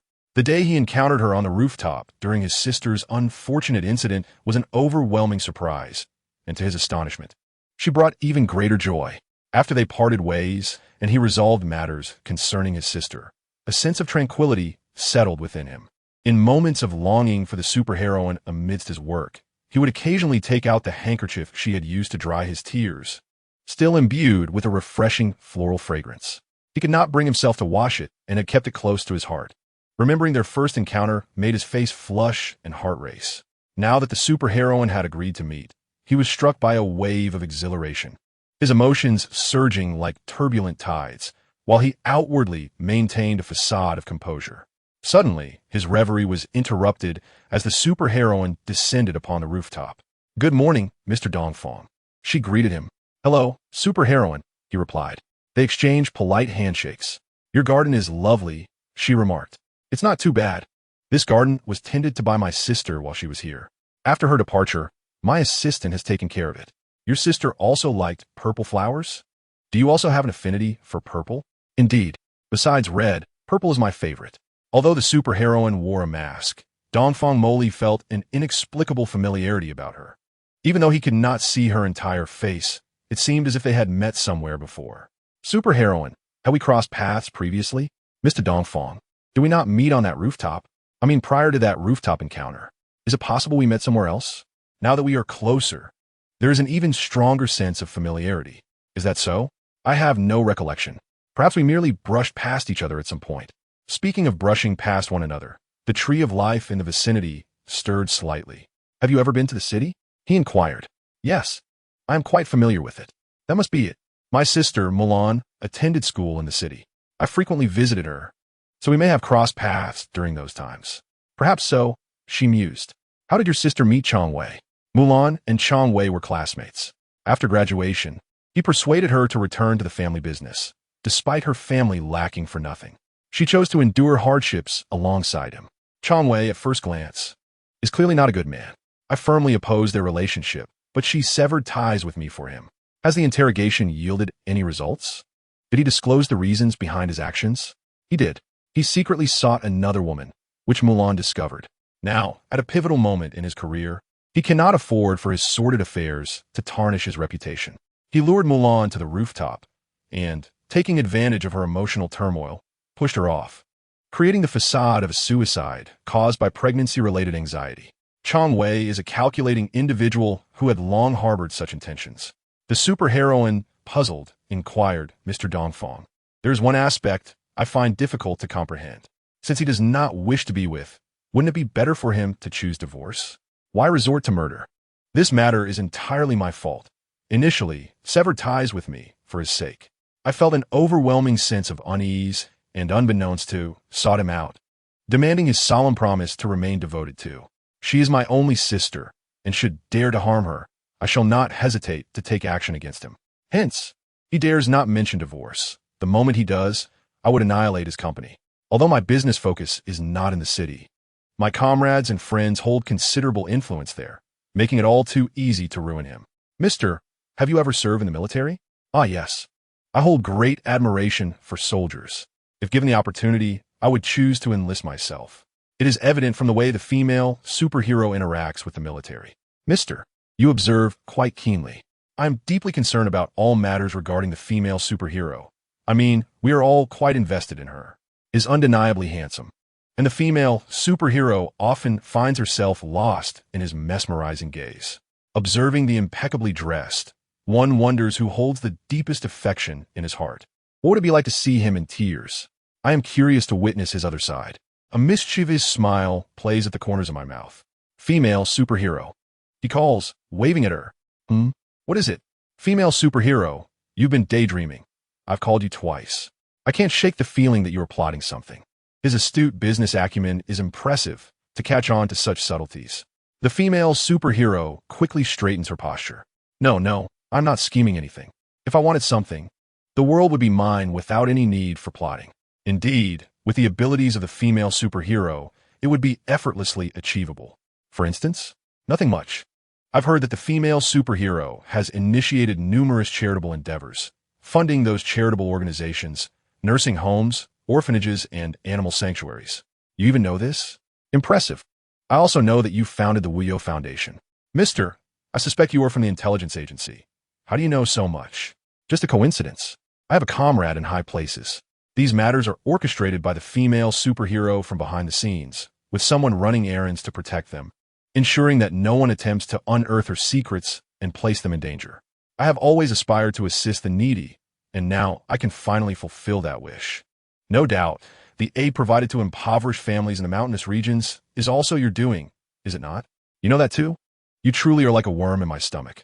Only understands me. With a solemn expression, finally broached the subject. Female superhero. I too wish to experience the sensation of flying in the sky. Would you be able to take me for a few laps? Are you asking me to take you flying? Is that permissible? I hope it won't inconvenience you. Not all. However, your formal attire may not be the most suitable. Perhaps you could change into something more casual? All right, please wait for me a moment. I have some in my office. Dongfang Moli returned to the office, donning a casual outfit. With his naturally handsome features, impressive height, and well-defined physique, he appeared even more youthful and charming in casual attire. The superheroine, a notorious admirer of beauty, felt a delightful stir in her heart. Mr. Dongfang Moli, this is your first time flying in a two-piece secret mirage outfit with a mask. I won't fly too fast. You should be fine, right? I have no issues. Just call me Moli. It will be more convenient. All right, Moli. Where'd you like to go? Anywhere is fine. Being with you is joyous. Shall I sell you then? You'd fetch quite a sum. Sell me. As long as it makes you happy. Moli, will you be flying upright, or how will it be? Superheroine, I have a slight fear of heights. I might not adjust well initially. Is that all right? Since you have a bit of acrophobia, let's avoid the upright position at first. I'll hold you as we fly. Are you ready, Moli? The superheroine lifted him effortlessly, and as Dongfang Moli wrapped his arms around her neck, he felt an exhilarating thrill from the close proximity. The unattainable superheroine, a figure of mystery and fantasy for many, was now within reach. He had never imagined such a day would come, yet here he was, having met her by chance while visiting the rooftop to pay homage to his sister. The photograph taken by the superheroine served as evidence for avenging her. Life is indeed a circle, intricately connected. The superheroine ascended slowly before gradually increasing speed. Dongfang Moli was not entirely dishonest. He did possess a slight fear of heights, but was not overwhelming.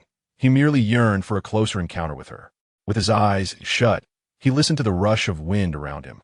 Upon opening his eyes, he beheld the superheroine's perfect jawline and her full, rosy lips. At that moment, all he wished was to steal a kiss, albeit a mere thought. The esteemed Dongfang group was well known, and Dongfang Moli, handsome and affluent, remained unmarried at over 30. Yet, unbeknownst to others, the illustrious chairman secretly harbored a crush on the superheroine, a devoted admirer. As they soared over mountains and plains, A tiny, tracking device stealthily followed them. Chapter 47. Molly shields the superheroine from bullets. The duo flew leisurely until they reached a vast prairie, expansive and sparsely populated, an ideal setting for their activities. The superheroine set Dongfang Molly down. "Molly, stay here quietly while I take care of those pesky mosquitoes." Mosquitoes? In broad daylight? Dongfang Molly was puzzled. "When we left the city, a tracking drone followed us. It's the size of a mosquito, so you obviously couldn't see it." "A tracking device the size of a mosquito? Who created it?" "I don't know at the moment. I intended to take you back first and then deal with them, but I fear they might trace you back to your company, so I had to bring you here gradually." "Will you be in danger from that Supergirl? Are they foes or allies?" Easter Emoli expressed his concerns. "They are foes, not allies. However, do not fear. I shall protect you. No one can harm you as long as you remain still and obedient. Allow me to ascertain who is following us. Had I not intended to expose the one behind, I would have already dispatched that mosquito." As Supergirl paused, a single tracking mosquito had transformed into 5. It seemed the pursuer was closing in. With her right hand, she conjured an electric bow, while her left hand materialized 5 arrows of lightning, knocking them onto the bowstring. With a swift release, the 5 lightning arrows soared, striking down the 5 tracking mosquitoes. The elegance of her archery was breathtaking, a seamless display of skill that left Eastern Mo Lee in awe. Noticing his admiring gaze, Supergirl stifled a laugh. She was merely putting on a show, knowing she could have handled it without such theatrics. After a moment, a swarm of Reaper drones descended, unleashing indiscriminate fire. Unfazed, Supergirl continued to draw her bow, effortlessly taking down the drones one by one. Suddenly, a warning cry erupted as she was pushed aside. A figure shielded her, and a bullet struck Eastern Emoli. He fell to the ground, blood staining his attire. "No more games," Supergirl declared, unleashing a series of freezing thunderbolts that illuminated the sky, obliterating the remaining drones. She rushed to lift Eastern Emoli into her embrace. "Why did you act so foolishly? Did I not instruct you to stay put?" "I saw the machine behind you," he replied. "I feared you wouldn't notice and might be in danger. I only thought of saving you, not of anything else. I apologize for the trouble I have caused. Was my intervention unnecessary?" In truth, had he not intervened, the bullet would have posed little threat to Supergirl, as it would have been absorbed by her spatial abilities. Yet, he was unaware of this. His singular focus was her safety. "No, thank you for saving me, or else my life would have ended. Yet now, your life hangs by a thread. Do you regret your choice? Are there any unfulfilled desires you wish for me to assist you with?" Eastern Mo Lee's complexion paled as he felt the chill of impending death. Though he bore no regrets, a hint of sadness lingered in his heart. "Supergirl, I must confess, I have a fondness for you. Thank you for capturing that video. It avenged my sister, and I harbor no regrets. Nonetheless, the thought of never seeing you again saddens me. I fear I'm nearing my end. May I have a kiss from you as I depart?" "Very well. I grant you this wish. It is a pity that such a handsome soul must perish for my sake. Do you truly have no regrets?" "This is only our second meeting. I have no regrets. Although this is our second encounter, it feels as if we have known each other for ages. Let us consider ourselves old friends reunited." As she gazed upon his deteriorating state, the Superwoman leaned in to press her lips against his pallid ones, their mouths entwining in a tender embrace. Dongfang Molly felt a sweet warmth flowing into his mouth and down his throat. In that moment, he perceived a profound happiness. To perish in the arms of the Superwoman, to be kissed by her, rendered his life devoid of regrets. His eyelids grew heavier, tears of reluctance streaming down his cheeks as he struggled to utter, "Superwoman, I have just fallen in love with you, and now we must part. Until we meet again in the next life." With that, he forever closed his beautiful eyes. The life tree swayed, and the Superwoman sensed its excitement. How absurd! Even in death, it seemed pleased, making her wish to sever it from existence. As she felt the nearby breaths fade away, the silhouette of the person who had come to ride in the meadow vanished. That individual had pulled out a phone to record her descent, and only when the death drones had disappeared did he stow his device and ride away swiftly, escaping before the Superwoman could devise a means to remove him. The Superwoman cradled Dongfang Molly and soared deep into the prairie, to a realm unreachable by humans. There lay a dense forest intermingled with vast grasslands, where wildflowers bloomed abundantly, revealing a colorful cottage that mirrored the hues of the trees and blossoms. She laid Dongfang Moli upon a bed and first extracted the bullets from his body. Placing her hand upon him, as strands of life force nourished his wounds, coursing through him. During their earlier kiss, she had administered a reviving elixir. He had merely succumbed to unconsciousness, not death. If the Superwoman desired his survival, even the King of Hell could do nothing to prevent it. Sensing his body gradually returning to normalcy, she produced a crimson fruit of silence and placed it in his mouth, then stripped away his bloodied garments, leaving him clean and bare. Ah, quite the physique, she mused, her excitement palpable as she fetched warm water to cleanse his body, covering him with a blanket while sitting at the foot of the bed, watching him lie there like a slumbering beauty, entering the realm of the life tree. She observed that the line connected to Dongfang Moli was swelling. Could it possibly contain a seed? What might it be? Why could it not be open now? Was it necessary to wait? Did only the Superwoman possess the power to awaken their latent abilities? Yet, the sudden emergence of powers among the inhabitants of the Blue Planet, was it not for the sake of sacrifice? Would the Blue Planet soon witness a zombie outbreak? After all, only those in zombie tales seem to possess such powers, did they not? Dongfang Moli should awaken soon. Perhaps it was best to step outside, allowing things to unfold naturally. After all, the dashing man was of utmost importance, while everything else was secondary. Sitting beside him, the slumbering beauty had been in repose for quite some time. She anticipated his awakening with a devilish smile. Mr. Dongfang Moli, you have arrived at Heaven's Gate. Kindly register here before proceeding to the next station for reincarnation. As Dongfang Moli slumbered, he was suddenly roused by a voice that seemed oddly familiar, causing his long lashes to flutter as he gradually opened his deep-set eyes. He surveyed his surroundings, noting the exquisite beauty of this heavenly abode. Yet, he pondered the absence of a certain superheroine. Would he be able to find her in the next life? Perhaps he could discuss with the staff the possibility of being reincarnated near her. What absurd thoughts were these? Moli? At that moment, a masked figure abruptly approached him, startling Dongfang Moli into a sitting position. Realizing he was unclothed, he hastily dove back under the covers. What was happening? Was one expected to arrive in paradise completely naked? No, this could not be heaven. He had clearly seen the superheroine's mask. Her laughter was melodious and enchanting. All right, Moli, you've been sleeping for quite some time. Do you wish to awaken? Superheroine? Am I not dead? How could I be here? Who permitted you to die? The superheroine, had not yet spoken, and you dare to leave this world? Do you truly believe anyone would dare to compete with me for your life? Have you reached the end of your days? Am I truly alive? Was I not shot? He touched the spot where the bullet had struck, finding it smooth and devoid of any mark. Assessing his body revealed no discomfort. In fact, he felt even better than before. Did you save me, superheroine? How can this be? What is impossible about it? In my presence, everything is possible. But why are you unclothed? Where are my clothes? The superheroine's face flushed a fiery red. Your garments had bullet holes and were unwearable. So I removed them and cleaned the bloodstains. Hence, you find yourself in this state. What? You have seen all of me? You must take responsibility. This is my first time. That kiss was also my first. Dongfang Moli's face turned crimson as he muttered, careful not to voice too loudly for fear of rejection. Very well, I will take responsibility. But first, please put on some clothing, the superheroine said, tossing him a casual outfit before turning her back to spare him further embarrassment.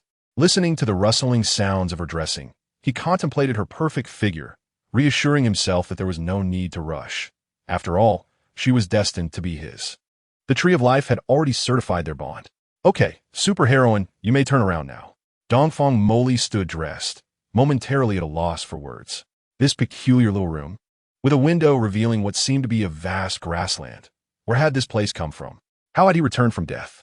Reflecting on that sweet, blissful kiss before his demise, he wondered how the superheroine felt about him. Would she harbor feelings for him? He resolved never to love another woman again. But could she truly be responsible for him? If she were merely indulging him, would he choose to cling desperately or embrace solitude for the rest of his days? What was Moli thinking? After experiencing the brink of life and death, why do you remain somewhat daft? Come here. Dongfang Moli strode forward, his long legs covering the distance to stand before the Superwoman. Gazing into the captivating eyes behind the mask, he summoned his courage and declared, Superwoman, I admire you. My earlier confession of love was sincere. I hope you will not turn me away. If you do, I shall choose a life of solitude. Goodness, Is this your idea of confession? How amusing. You are not merely a straightforward man. You are akin to Iron Man, Superwoman chuckled. I wish to convey my determination. She continued. This is my genuine sentiment. Molly, poised and composed, responded, how long have we known each other? This is merely our second encounter. Let us not act impulsively. Consider your decision carefully. You may feel we have just met, yet I have the sense that we have known each other for ages. I have been following you closely, though I cannot explain why. I simply find myself drawn to you. At the moment I shielded you from the bullet, I was in love. Otherwise, I would not have risked my life. My resolve is unwavering. But Molly, it is impossible for me to have only you by my side. Are you certain you can accept this? There may be dangers even greater than this one ahead, and immense responsibilities may fall upon you. Are you still steadfast in your feelings? I am certain. I comprehend everything. Did you not say that only Dongfang Molly understands me? As long as I can be your confidant and be with you, everything else is secondary. Very well. I am at a loss for words, Superwoman sighed, raising her hands in surrender. Seizing the moment, Dongfang Molly stepped into her embrace, intertwining his fingers with hers around his waist, drawing her close and kissing her directly. In that silence, their connection spoke volumes. After a lengthy pause, Molly's magnetic, husky voice broke the stillness. Superwoman, I am genuinely happy and fulfilled. Indeed, then let us continue to be happy and fulfilled.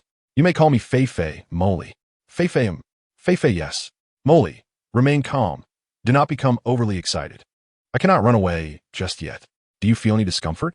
I shall tend to your wounds shortly. Fei-Fei, I am fine. I am simply overwhelmed with joy and happiness. Unsure of how to express it. Please do not mock me.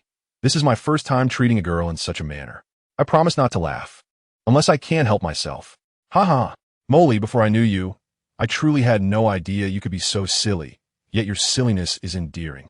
Due to Dongfang Molly's injury and blood loss, Superwoman decided to nurture him back to health.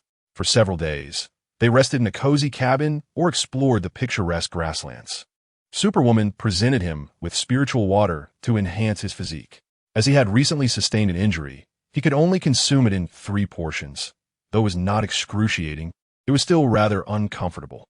Aware that time was of the essence, and sensing that significant events were on the horizon, she prepared them by refining their bodies with the spiritual water, ensuring they were always ready. Fortunately, Dongfang Molly was obedient, asking few questions and following her instructions without hesitation, which endeared him to Superwoman even more. Due to the necessity of embarking on a journey to the polar regions, the joyous holiday must be concluded prematurely. The protagonist bids farewell to Dongfang Molly, promising to take him on a vacation once his health improves. Swaying in a daze from Dongfang Molly's parting kiss, the superhero ascends into the clouds. In Chapter 48, Love Under the Aurora, the life tree within the space reveals 5 distinct lines, with the enlarging buds indicating that the seeds are nearing maturation. However, the identities of these seeds remain unknown as they lack names. Only by consuming them can their attributes be revealed. The superhero resolves that as long as the life tree does not demand sacrifices, all is well. The emergence of their superpowers may not be detrimental.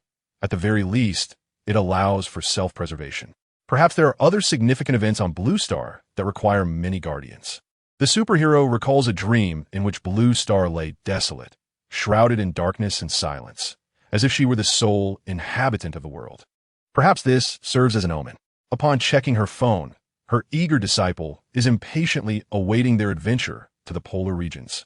Fearing she may embark on the journey without him, he inquires daily. She sends him a message stating they will depart for the polar regions the following morning. But before that, he must consume the essence of the spirit spring to enhance his physique. Thus, she visits the Ming family's mountainside villa. Ming Sheener is still at school, leaving only Ming Zian present. Excited after not seeing his master for several days, Ming Zian rushes forward, nearly losing his balance. Once his excitement subsides, the superhero presents him with the spirit spring water, instructing him to drink it in the bathroom and then take a bath. Zian, your body should withstand the power of this bottle. You may drink it all, but if you cannot bear the pain of the spirit spring's transformation, half a bottle will suffice. Go ahead. Your master awaits your metamorphosis. Without further questions, Ming Zian, as the sole disciple, dutifully obeys his master's commands, for her words are akin to decrees. Only by being obedient can he earn her utmost favor. The superhero considers that his constitution is quite similar to Jiang Yi's. Perhaps even stronger. Since Jiang Yi managed with one bottle, Ming Xian should have no issues. Indeed, after drinking, Ming Xian experiences considerable discomfort, yet is far less arduous than Jiang Yi's ordeal. After a period of struggle, his body purges impurities, and he emerges from the bathroom radiant and invigorated. The superhero had anticipated witnessing his struggle to don clothing, hoping to catch a glimpse of his fine physique, but Ming Xian grants her no such opportunity. Master, it is astonishing. That water is simply exceptional. I feel extraordinarily light and powerful. I believe I could fell a bull with a single punch. Ming Xian exclaims, eagerly demonstrating his newfound muscle, his excitement palpable. Seizing a moment when his master is unprepared, he lunges forward, affectionately pressing against her. The superhero finds herself at a loss. This young disciple has completely liberated himself. The stern and serious thunder god of the business realm has vanished entirely. All right, Xian, it's time to rest. We shall see each other in the morning. No, master, you should sleep here. I want to watch you sleep, or else I won't be able to rest and will have nightmares. Xian, my master, having known you for so many years, I observe you sleep soundly, untroubled by nightmares. Oh, please, master, grant your disciple this wish. Very well. As long as you refrain from being overly coy, I shall oblige. His goosebumps have grown as large as corn kernels. Contentedly, Ming Xian watched as his master drifted into slumber. The following day, they prepared to depart, with the superheroine escorting Ming Xian directly to Antarctica. Due to the recent rapid upgrades of the space, the polar regions have yet to be integrated, leaving the boundary areas of Antarctica and the Arctic in a gray state. Thanks to Ming Xian's consumption of the spiritual spring water, he is now capable of withstanding the auroral flight, and soon they arrived at the South Pole. Master, this place feels shrouded in mystery. Are there many legends here? Do you know any? To some extent, yes. Antarctica is famously referred to as a no-man's land, rich in mysterious tales, tales of resonant tones, enormous staircases, hidden volcanoes, and enigmatic ice lakes, among others. Master, what is this resonant tone?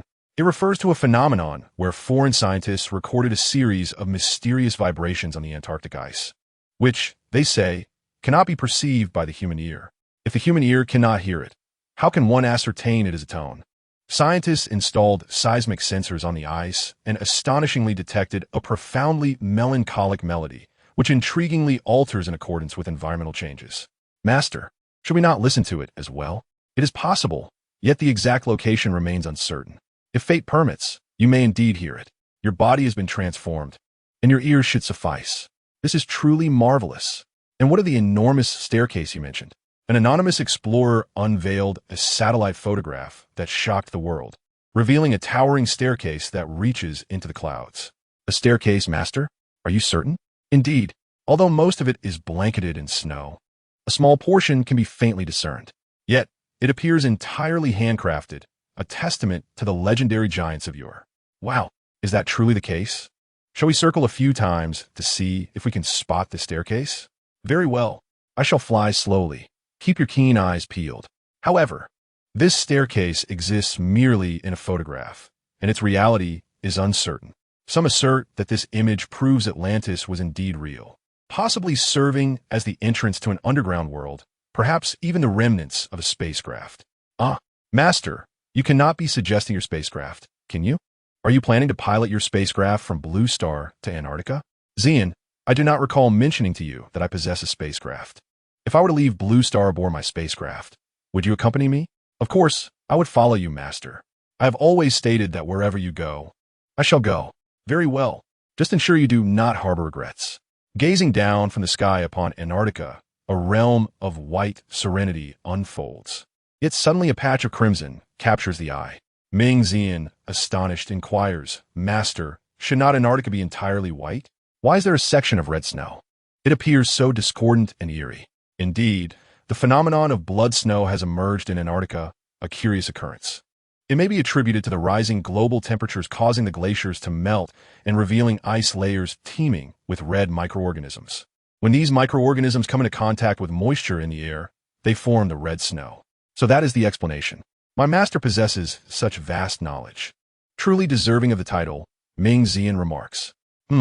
While praising your master, you do not forget to commend yourself, the master retorts playfully. Hee, master, has this blood snow appeared recently? It likely has. I have not heard of it before. The Antarctic ecosystem is rich in iron, and, as the glaciers melt, iron-rich groundwater surfaces, interacting with the red microorganisms to create blood snow. Then, master, will this red snow have any repercussions for Antarctica? Antarctica is the last pristine land on Earth. The occurrence of blood snow signifies that the ecological environment of Antarctica is undergoing severe degradation, which could have profound effects on the global ecosystem. I see. Let's keep our distance. It appears quite glaring. We can maintain our distance. But these red microorganisms may harbor harmful viruses and bacteria. As the glaciers continue to melt, these pathogens could re-enter the ecological environment, posing a threat to humanity and flora and fauna. Upon finishing her explanation, the superheroine waved her hand, unleashing currents of electricity and starlight frost to disintegrate the microorganisms and bacteria within the blood snow into ash, ensuring that anything that could not be turned to ash would remain eternally frozen. They traversed the crimson expanse, seeking a pristine location, where a small patch of Antarctica vanished into the void. They continued their search for penguins. For what is Antarctica without its iconic inhabitants? The continent is home to 18 species of penguins, with the emperor, Adlai, and king penguins being the most renowned. They also collected a portion of seals, sea lions, blue whales, and Antarctic krill, encountering Antarctic foxes, seabirds, and albatrosses, only gathering a fraction into their space. However, the elusive celestial ladder remained unseen, perhaps concealed beneath the snow and ice. Let's depart, Xian. There will be opportunities to explore further. For now, we must journey to the Arctic. Understood, master. The flight towards the aurora was swift. The Arctic ice was thicker, enveloped in a blanket of white, and snowflakes danced through the air amidst the fierce Arctic winds. Undeterred by the biting cold, Ming Xian reveled in the snow, while the superheroine gathered what she needed for her space. Beneath a snow hill, a crystalline white flower bloomed, glistening in the frosty air. Ming Xian, intrigued, reached out to pluck it for his master, but the moment his fingers brushed against the flower, ice rapidly crawled up his arm. Master, he shouted, and in an instant he was encased in ice. Hearing his cry, the superheroine swiftly approached, finding Ming Xian transformed into a frozen statue. She unleashed her lightning power, shattering the ice that encased him. Oh my heavens, Xiang, what have you touched? Ming Xiang found himself frozen, speechless, as the superheroine enveloped him in her cloak. A wave of warmth surged through him, followed by a tender kiss upon his pale lips, igniting a thrilling current throughout his being. Ming Xiang felt as though he had emerged from an icy chamber into a cozy boiler room, warmth gradually returning to his senses. The sensation of warmth on his lips and the gentle electric currents filled him with joy, a bliss so profound that he yearned to slip back into unconsciousness, feigning sleep even upon awakening. Suddenly, he perceived a light approaching from afar. Opening his eyes, he beheld a splendid array of colors, blue, green, yellow, and cyan, gradually painting the sky. The beams of light grew brighter, saturating the night sky with vibrant hues, a breathtaking spectacle that stirred the soul. Master, it's the aurora. How exquisite! I never imagined I would witness the aurora in my lifetime, especially alongside you. I am overwhelmed with joy and happiness. I love you, my superhero master. Fool! Call me Fei-Fei. The superheroine's delight mirrored his own as they gazed upon the beautiful aurora. Huh, Fei-Fei, I love you. Let the aurora bear witness to my eternal love for you. Ming Xiang, unwavering till the end of time. The two shared another kiss beneath the enchanting aurora, embracing tightly like the prince and princess of ice and snow in the Arctic. Suddenly, a powerful force pulled them away, vanishing from the snowy landscape, leaving the magnificent aurora swaying and transforming, a witness to their tumultuous love. Chapter 49. The Soul of the Starry Flame in the Realm of Existence. The two tumbled onto the grand bed beneath the Tree of Life. The superheroine, incensed, exclaimed, "Could the Tree of Life not give a heads up? Must it always pull this stunt? If not for my quick reflexes, we would have certainly fallen." A green vine on the Tree of Life swiftly turned crimson, reaching towards a budding flower. The blossom opened, releasing a red fruit that the superheroine caught in her mouth. The familiar ritual unfolded, the well-known formula in play. As Ming Ziyang entered, he removed his mask, leaving the fool in awe. "Mother, I see a fairy. I see a deity." The rest of his exclamation was stifled. Inside the vast tree of life, silence reigned supreme. Time was indeterminate, and Ming Ziyang felt as if he could die, a blissful demise. Until the following day, a gasp echoed from within the tree of life, followed by several singed leaves. To avoid being entirely consumed by flames, the tree unfurled its leaves. The superheroine led Ming Ziyang to the snowy mountains of their realm. "Ian, calm yourself here. Do not unleash your thoughts, or I shall have to bind you again to restrain your fiery energy." "Master, no. Fei, what has happened to me?" Ming Ziyang gazed at his hands, still his own, yet inexplicably emitting flames. "You have acquired superpowers, but you currently lack the control to wield them. For now, focus on restraining your thoughts. Do not dwell on it, and I will teach you how to harness your abilities." "Fei, it seems my master was not in vain. You can finally instruct me in the art of power. But how is it that I possess superpowers? It's utterly incredible. Is it because of what we experienced together? Is this superpower a gift from you?" "Indeed, your extraordinary abilities are a result of my influence. Yet the reason behind your newfound powers remains a mystery to me. Even Superwoman is perplexed, and we can only wait for Night Star to awaken to unravel this enigma." Against the backdrop of the snowy peaks, Superwoman radiates like Snow White, captivating Ming Zian once more, who embraces her passionately and confesses his feelings. "Fei, you are stunning. I adore you. At last, I have glimpsed the visage behind a mask. Do you realize, Fei, that you are as beautiful as I had imagined? No, you surpass my expectations. Ian, what if the face behind the mask is horrendously ugly? Would you still cherish me? Fei, I have declared my affection for you, and that love remains unwavering, regardless of your appearance. Even if you were unappealing, I would accept you. Yet, naturally, beauty is an added delight. Let us speak candidly. Who does not prefer beauty in people and things? Thankfully, Superwoman possesses a certain charm. Otherwise, it would be a disservice to the heartfelt emotions of a handsome man. Is this your realm, Fei? It truly resembles the beauty I envisioned in my dreams, even more splendid than what I had imagined. It feels akin to Blue Star. Of course, I painstakingly collected every detail to mirror Blue Star. But here lies the life force of the Tree of Life, untouched by pollution and degradation, offering a far superior environment for humanity's existence. What is that enormous floating sphere in the sky? Fei, it appears so vast and impactful. That is a spacecraft, housing the Prince of the Forgetfulness Star, Night Star, along with his subjects, all in a state of slumber within their cryogenic chambers.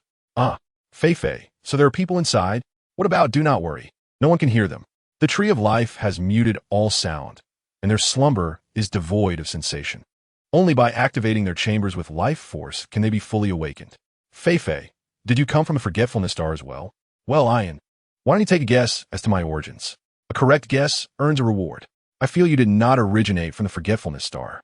If you had, you would be sleeping like them, not roaming about. You must belong to another planet that is particularly friendly to the Forgetfulness Star, coming here to assist them. But the universe is so vast, I cannot fathom which planet you hail from. You've guessed correctly halfway, my clever little disciple. Then, Master, is there a reward for my partial correctness? Indeed, I grant you a grand apple. Enjoy. With a wave of his hand, an apple floated before Ming Zian. Master, I do not wish to nibble on an apple. I want to taste this, he exclaimed as he leapt forward. Moments later, Ian ceased his antics. Now, let us attend to the matter at hand. Fei, I am particularly curious about this vast expanse. Before we proceed with our tasks, may I explore and admire it? Certainly, Ian, but allow me to guide you. This place is so immense that you would tire before reaching its end. Superwoman, accompanied by Ming Zian, soared through the vast expanse of the space, taking the better part of the day to explore its entirety. She then guided him to the supermarket and armory within this realm. The nuclear missiles and other military assets deemed useful had already been entrusted to the relevant authorities, as Superwoman's own powers rendered such weaponry unnecessary, relegating them to mere decoration in her domain. Ming Zian felt overwhelmed, both mentally and visually, by the wonders of this expansive world, marveling at the extraordinary existence of such a space. When he first learned of his master's possession of this realm, He had been eager to discover its nature, wondering if it resembled the fantastical depictions found in novels. To his astonishment, Superwoman's space was vast and boundless, akin to a miniature version of the blue star itself. He felt immense gratitude for the heavens that had sent Superwoman to the blue star, reflecting on the fortunate fate that allowed him to be by her side. Together, they spent countless moments of sweetness and joy in this space. Ian, it is time for you to practice your superpowers. We are currently in the Arctic, where the icy expanse is devoid of human presence, making it the perfect environment to train your stellar fire soul power. Upon exiting the space, Superwoman first sought out the frozen Arctic snow orchid hidden beneath a snow mound, retrieving it to the Arctic area of her realm. She also discovered numerous other Arctic snow orchids in different locations, which represented a newly emerging species with formidable freezing capabilities, rivaling even the stellar ice abilities. Superwoman guided Ming Xian in harnessing his superpowers. Initially, he struggled to control them, resulting in erratic fireballs. However, after several days of practice, he began to grasp the fundamentals, though he remained somewhat unrefined. Master, I saw a video online from a travel blogger who encountered you on the prairie. It featured you using your lightning bow to shoot down a drone. I would love to witness you wield that bow in person. It looks incredibly cool. Mayan wishes to see it. I shall arrange it, Superwoman replied. Hee. Master, you are so wonderful. I adore you. With one hand drawing the bow, Superwoman unleashed 3 lightning arrows in rapid succession towards the sky. Whoosh, whoosh, whoosh. The arrows, imbued with a blue luminescence, soared like bolts of lightning into the clouds, igniting a thunderous explosion. It was indeed magnificent. Ming Xian applauded and cheered, feeling utterly mesmerized by his master's prowess. Can I rush over for a couple more kisses? He jested. Superwoman mused to herself, realizing that such displays of charisma could easily captivate handsome admirers. It seemed prudent to cultivate more such skills. However, Master, who was that man in the video? Ming Xian inquired, unable to suppress his curiosity. Though I hesitate to admit it, he was quite dashing, only slightly less so than myself. Ultimately, Ming Xian could not resist asking this question. Superwoman smiled at her little disciple, recognizing that he could no longer contain his curiosity. His ability to refrain from asking for so long was quite remarkable.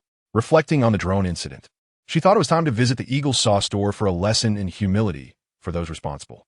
Clearly, she had been too complacent lately, allowing others to encroach upon her territory. Master, who is he? Ming Xian persisted, shaking her hand for more answers. Just a friend. You may meet him in the future. Shouldn't you already have an inkling? Superwoman replied. Well, I shall refrain from asking further, Master. Ming Xian pouted, his expression tinged with disappointment.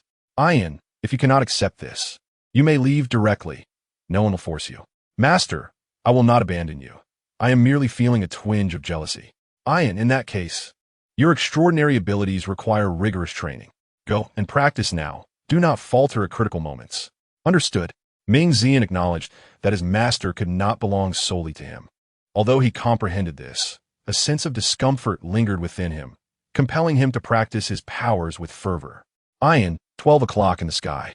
With that, Ming Xian conjured a massive fireball, causing an Arctic owl to plummet to the ground, merely dazed and unharmed. Ian, henceforth do not show mercy. Should it be an enemy or a creature that threatens you, a single misstep may invite retaliation, and you may not have a second chance. Yes, Master. I understand and shall not repeat this mistake. As the adage goes, a strict teacher yields excellent students. Without refinement, one cannot become a gem. Under the demanding training of the Superwoman, Ming Xian's abilities advanced by leaps and bounds, allowing him to wield them with proficiency. The two teleported directly from the Arctic to Eagle Sauce Country, engaging in daytime leisure and nighttime escapades, unfettered by the fear of being photographed. Ming Xian and the Superwoman strolled hand in hand like an ordinary couple, exploring their surroundings. Once night fell, they embarked on a spree of zero-cost acquisitions, sweeping through major cities, military bases, ports, and various exhibition halls and museums across Eagle Sauce in a single night. By the time the authorities caught on, the Superwoman had already teleported to the land of Oz, where they were undisturbed, allowing their bond to flourish and their space to evolve rapidly. The Tree of Life had grown immensely, with all energy orbs transformed into a vibrant green, yet remained unopened. Did it require all the lines to turn red? The Superwoman resolved to act decisively, no longer allowing herself to be mired in uncertainty. An ominous premonition loomed over her, hinting at impending events, whether concerning the blue star or the space itself. Neither outcome was one she desired. She could only strive to protect the blue star and those she cherished, hoping for Night Star's swift awakening, thus granting herself a measure of closure. The emergence of wood spirit power and fire spirit power had occurred, but she remained unaware of what seeds the remaining fruits would yield. Chapter 50. The Disappearance of the Superwoman. To expedite the upgrade of the space and hasten the opening of the energy orb, the Superwoman resolved to act swiftly, no longer dwelling on the issue. It had reached this point, and she was indifferent to a few additional complications. Nightstar had once mentioned that once the space reached level 10 and the Tree of Life grew into a towering entity, the Starshine spaceship, now the energy orb, would turn deep green, thus allowing them to awaken. However, despite the Tree of Life returning to its full glory and the energy orb attaining its deep green hue, the Starshine spaceship remained closed. The issue seemed to lie with the lines on the Tree of Life. Jiang-Yi, feeling light and carefree, reveled in the training grounds. Since consuming the spiritual spring water and enhancing his physique, he had become as formidable as a tiger in its domain, mercilessly pushing his teammates to their limits during training. During several rescue missions, I narrowly escaped numerous dangers, thereby saving my teammates' lives on multiple occasions. My heart swells with gratitude towards the superheroine, and I feel an overwhelming sense of happiness. I have always adored Fei Fei, and my affection for her runs deep within my very being. With a day off approaching, I eagerly anticipate a date with Fei Fei, which imbues me with renewed vigor. As my teammates plead for mercy, they jest, "Captain, have you consumed a strength potion? We can't endure any longer. Please, spare us." Jiang-Yi sent a message to Fei Fei. Coincidentally, the superheroine was also seeking him. In an instant, she teleported to his residence, appearing before him just as he had finished showering and was drying off. Astonished by his physique, Jiang-Yi was taken aback.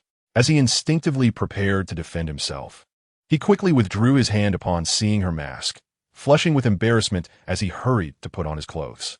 The superheroine covered him with her cape, saying there was no need to dress, as he would only have to undress again shortly. She leaned in and kissed him. The Tree of Life sensed their mutual feelings and swayed joyfully, pulling them in with great force. The same familiar process ensued, as a thread from the tree turned red and reached the flower bud, which then blossomed into a semi-transparent fruit. As the leaves of the tree curled inward, Jiang-Yi was left in awe as the mask vanished. The following day, Jiang-Yi awakened with the extraordinary power of the starry water soul. Gazing at the enchanting woman before him, whose smile radiated beauty akin to flowers, he marveled at the water flowing from his hands, feeling utterly bewildered. The superheroine presented him with an outfit, and together they stepped out of the Tree of Life into a vast expanse. Observing the wonders of this new realm, Jiang-Yi was rendered speechless, questioning whether he was dreaming. He pinched his arm until it turned red, and then his thigh, only to have the superheroine grasp his hand. "You silly fool. Even if you pinch yourself to death, it won't change a thing. This is not a dream. It is all real. Fei Fei, where are we? This colossal tree, and that immense sphere. Is that Everest in the distance?" Jiang-Yi stammered in astonishment. Among all who entered this space, Jiang-Yi was the most astounded, slowly absorbing the reality of it all. His life had revolved around work, training, and longing for the superheroine. The last time he felt such shock was after the effects of the spiritual spring, and this experience was yet another monumental upheaval. This is my personal space, also known as the starry space. Everything you see here is genuine, and your superpower is authentic, bestowed upon you because of me. As a firefighter, this starry water soul ability suits you remarkably well. It seems that fate has its design. Fei Fei, I understand now. You are the superheroine. Being with you means embracing the impossible. But, Fei Fei, could you not enlighten me a little? Who exactly are you? Jiang-Yi asked, pulling her into a tight embrace. I am a superheroine. Have you completely lost your wits? She replied with a smile. You little rascal, don't think I'm truly oblivious. The moment the mask disappeared, I sensed it was you. Although your appearance has changed significantly, you remain fundamentally the same, only more refined and beautiful. Are you punishing me for this? I apologize, Fei Fei. For nearly missing you. I truly did not recognize you. Please forgive me, will you? As he spoke, Jiang Yi tenderly kissed her, as if he had regained a precious treasure. Jiang Yi, what do you mean? She inquired, confusion etched on her face. What have you done to wrong me? What am I supposed to forgive? And what if I choose not to? Then I shall continue to kiss you, until you plead for mercy. I will show you my genuine affection. I truly like and love you. I cannot bear to be without you, as you well know. Jiang Yi's eyes glistened with unshed tears. Enough of this. Let's speak no more of it, although I'm unaware of whom you speak. Our immediate concern is to hone your extraordinary abilities. I am now your instructor, and failure to comply or to learn will result in penalties. The female superhero feigned seriousness. Sighing, Fei Fei remained unyielding, indicating that there was still a lingering resentment. Thus, it would take heartfelt love and action to touch her soul. In time, she would open her heart to him. Under the stringent guidance and training of the female superhero, Jiang Yi mastered the essentials within 2 days, transitioning from a mere trickle to a powerful torrent. Once the holiday concluded, Jiang Yi returned to work, gazing at the remaining threads on the Tree of Life. The female superhero fell into deep contemplation. This frustrating predicament, though Dongfang Moli was quite handsome, their acquaintance was limited, and their feelings had not yet reached that level. The crux of the matter lay with that obstinate little being, making it difficult to act decisively. Never mind, I shall address it later, she resolved, continuing her daily routine of rescuing others. Wherever there was need, there the female superhero would be busy enough to forget that vexing thread. In this world, calamities and disasters occur daily, and the task of saving others is never-ending. One can only do their utmost. During one significant rescue operation, she was unable to save everyone. Consequently, unfavorable remarks about the female superhero began to circulate online. The notion of an eye for an eye emerged. Those who had been saved felt entitled, while others criticized her for not saving everyone, demanding explanations for those who had perished. Why should they survive while others do not? They questioned. With her immense power, shouldn't the female superhero offer compensation to the families of those she could not save? Does she not feel guilt when witnessing the loss of life? They wondered, is it wrong for her to assist those grieving their loved ones, just because she possesses extraordinary abilities that others lack? They argued, as a representative of Huagua, shouldn't she extend her help to her fellow countrymen? Under the influence of certain instigators, including individuals from other nations, a narrative took shape that aimed to destroy rather than uplift. They added fuel to the fire, spreading baseless rumors and slander. Gradually, the public's admiration for the female superhero began to wane. Jealousy distorted their perceptions. Why should she be so extraordinary when we cannot be? They lamented, as they observed the relentless efforts of the female superhero, soaring through the skies. Xiaozhan and others felt a pang of sympathy. They yearned to harness their newfound powers and join her in her noble battles. Initially, Wonder Woman contemplated revealing the existence of those endowed with superpowers. Yet upon reflecting on the vitriolic discourse circulating online, she resolved against it, opting instead to shoulder the burden alone. She issued a stern admonition to those with abilities, warning that any disobedience would render them forever estranged from her. As the online sentiment escalated, spurred on by the families of those who had not been rescued, even the very individuals she had saved began to turn against her. Although Wonder Woman remained unperturbed outwardly, a veil of sorrow enveloped her heart, compounded by the stubbornness of the energy sphere that refused to open, leaving her in a state of profound despondency until the fateful day arrived. On that day, a woman, driven to despair, ascended to the rooftop with her twin daughters, calling for her husband to come forth. The relentless scorn from her mother-in-law regarding the birth of her daughters had left her beleaguered, and her husband, angered by the news of their daughter's arrival, had chosen to remain away, exacerbating her postnatal depression and compelling her to contemplate suicide. Below, a crowd gathered, murmuring their opinions. Some speculated that Wonder Woman would arrive, while others dismissed the notion, questioning how she could save anyone when the woman was prepared to throw her children in opposite directions before leaping herself. Desperate calls were made to emergency services, and the woman's mother-in-law chose to provoke rather than console, uttering harsh words that inflamed the woman's already fragile emotions. In a moment of sheer despair, she hurled her children from the rooftop and followed suit. By the time Wonder Woman arrived, she was only able to catch the two infants, as the mother had already plummeted to her demise. The truth was that Wonder Woman had the capacity to save them all, yet she felt an inexplicable heaviness, as though a great weight bore down upon her. On a previous occasion, she had even fallen from the sky, and this time, it took immense effort to reach the scene. No one witnessed the beads of sweat on her brow hidden behind her mask, nor did anyone notice her unsteady flight. The crowd erupted in a cacophony of blame, particularly the woman's mother-in-law, who wept and cursed, writhing in a dark display of grief and rage, demanding justice for her daughter-in-law and a staggering sum in compensation. The onlookers debated fiercely, questioning why Wonder Woman, who possessed such formidable powers, had not saved everyone. Once a celebrated hero, she was now derided as a coward, with some even suggesting that her ability to fly marked her as a monster deserving of capture and execution. Why, they asked, could she soar through the heavens while others could not? She must be a monster that has devoured humans, a sorceress who concocts elixirs. Since then, the heroine has not reappeared, and no one knows her whereabouts. Whenever misfortune strikes again, the people recall the heroine, calling out and praying for her return. Yet that crimson figure has not materialized once more. Some individuals begin to feel regret, others self-reproach, while some express joy and others experience worry and sorrow. A few even start to attack those who malign the heroine, plunging the online realm into chaos once again. Several handsome men are unable to reach her.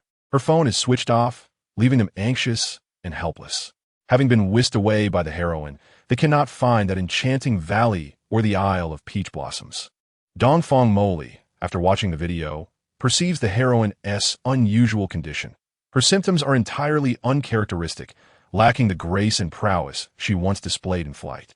His heart aches incessantly, a foreboding sense of impending calamity gnawing at him. In the depths of night, he dreams of the heroine soaring only to plunge into a quagmire. Unable to rise again, he awakens with a start, his heart racing and throbbing painfully, unable to return to slumber. Rising from his bed, he heads to the garage and drives aimlessly. As he ventures further, a sense of familiarity washes over him. Is this not his own half-mountain villa?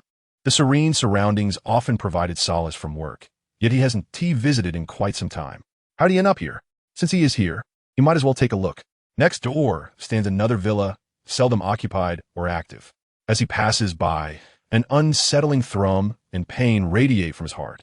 Could the heroine be here? Could his beloved Fei be within? Surely not. Perhaps he is merely longing for her, succumbing to illusions. Yet why does his heart ache so fiercely? Parking his car in front of his own door, he approaches the neighboring house for a glance. The front door is tightly shut, locked from within, indicating no one is home. Just as he contemplates leaving, his heart races once more. Alas, he resolves to investigate. What if by chance Fei is inside? If not, he shall apologize to the owner, regardless of the cost. Dongfang Moli possesses some martial skills, and since drinking the elixir, he has become extraordinary. With agile movements, he swiftly scales the wall and lands in the garden, where numerous purple flowers bloom, his heart pounding fervently. Pushing open the door cautiously, he enters and shuts it behind him. The living room is pristine and orderly, seemingly devoid of signs of habitation. He ascends the stairs with care, pausing briefly to press his ear against the door, detecting no sound. Resolute, he pushes the door open. The room is shrouded in curtains, and a figure lies motionless upon the bed. Dongfang Moli hesitates, then speaks. Hello. I apologize for intruding. Can you hear me? I am truly sorry for my uninvited presence. It is urgent that I confirm something. The figure stirs slightly, but remains silent, seemingly brushing its face. Apologies for my intrusion. I assure you I mean no harm, as I am merely your neighbor, here to ascertain the situation. Dongfang Moli entered the room, his heart racing as he approached the bed. The darkness enveloping the space was profound, prompting him to illuminate the area with his phone's flashlight, directing it towards the figure on the bed. Chapter 51. We cannot be without you. As the light fell upon the person, a mask materialized on their face at the merest thought. Startled, Dongfang Moli's heart raced, and his phone slipped from his grasp, clattering to the floor. He paid no heed to retrieving the device, his eyes brimming with tears as he lunged forward, enveloping the figure in a tight embrace, his lips seeking hers in a desperate kiss, tears streaming down his face, intensifying the ache within his heart. Sensing her heated forehead, he realized she seemed to be burning with fever. He recalled her assertion that she would never fall ill or feel weak. What had transpired? Gripped by anguish, Dongfang Moli cursed himself for not arriving sooner, for not having come earlier. He struck himself firmly on the face. Moli, you've come. Please, do not chastise yourself. This is not your fault. I am merely grappling with my emotions, wishing to experience the depths of my frailty. I, too, am not invincible. I can be hurt. The superheroine rasped, gesturing to turn on the light. Fei, please refrain from speaking. I have regrettably arrived too late. I loathe myself for not having found you sooner. What of my reputation as Dongfang Moli? I am a fool. I should have come to you much earlier. Here I stand, a grown man, rendered speechless by my own tears upon witnessing your state, and my heart aches terribly. Fei, do you want some water? What would you like to eat? I shall prepare it for you. Are there any medicines? I can fetch them, Dongfang Moli exclaimed, desperate to alleviate her distress, wishing he could bear her burdens in her stead.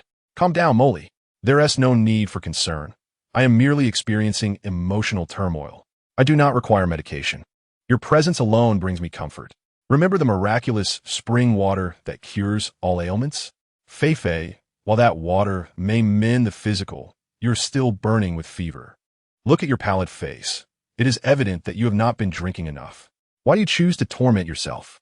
Dongfang Moli chastised, his frustration evident. Moli, please do not be angry or anxious. I merely wish to test whether I am like an ordinary person. I have endured the rain without consequence. Yet recently, certain matters have weighed heavily on my mind, leaving me in a melancholic state. I do not wish to fly. I simply desire to rest, she explained. Very well. You must drink some water. I will watch you as you do so. Where is it? Bring it forth, he insisted, searching her person, but finding nothing after an exhaustive effort, leaving both of them momentarily stunned. Oh dear, Moli, propriety dictates that men and women should not be so familiar. You have touched me. You must take responsibility, or I shall not comply, she teased. Alas, I shall bear the responsibility. It appears that if we can jest, all must be well. I shall refrain from further touching. You may retrieve it yourself, he replied, resigned. With a mere thought, a bottle of water appeared in her hand. As the superheroine gazed at the spring water, she knew it would remedy her physical ailment, yet her heart remained heavy. Noticing her stillness, Dongfang Moli removed his shoes, pulled back the covers, and nestled beside her. He took the bottle, opened it, and pressed it to her lips, feeding her sip by sip until the entire bottle was empty. Embracing her tightly, I paused for a moment, unable to contact you and feeling increasingly restless without proper rest lately. If I cannot find you, I fear I might lose my sanity. I implore you, please do not frighten me like this again. Surely, you would not wish to encounter a madman upon your return. I promise I shall not let it happen again. Do you understand, Fei? Perhaps the world does not need you, but we do. I need you. For your sake, I would betray the entire world without you. Life loses its meaning. Please do not vanish again and cause worry and distress to those who love you. It must weigh heavily on your heart as well. I acknowledge my folly. Moli, I should not have been so willful. Now, be a good girl and take out your phone. Send a message to those who care for you, to those who love you, assuring them that you are well and will meet them soon. After all, you and T want to encounter a multitude of frantic souls, would you?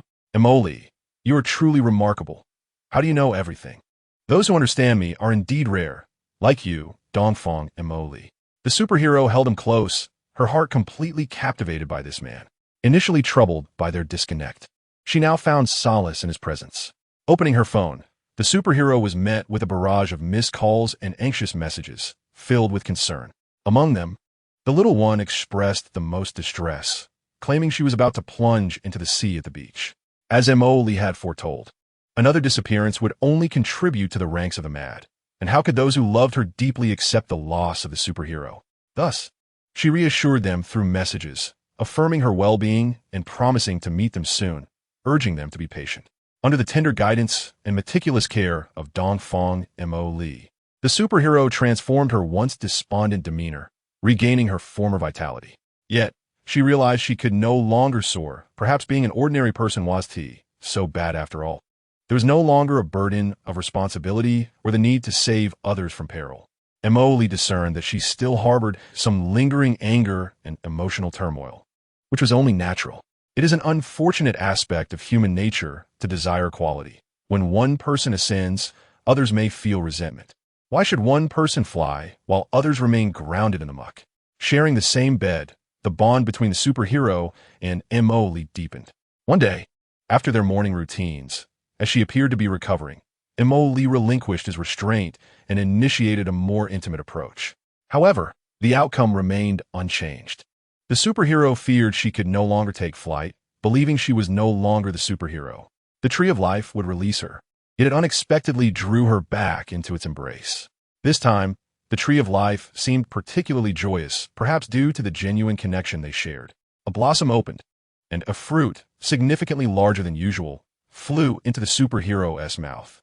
Resigned to follow her instincts and desires, she felt a profound stillness wash over her as the mask vanished, leaving her momentarily bewildered and lost in silence.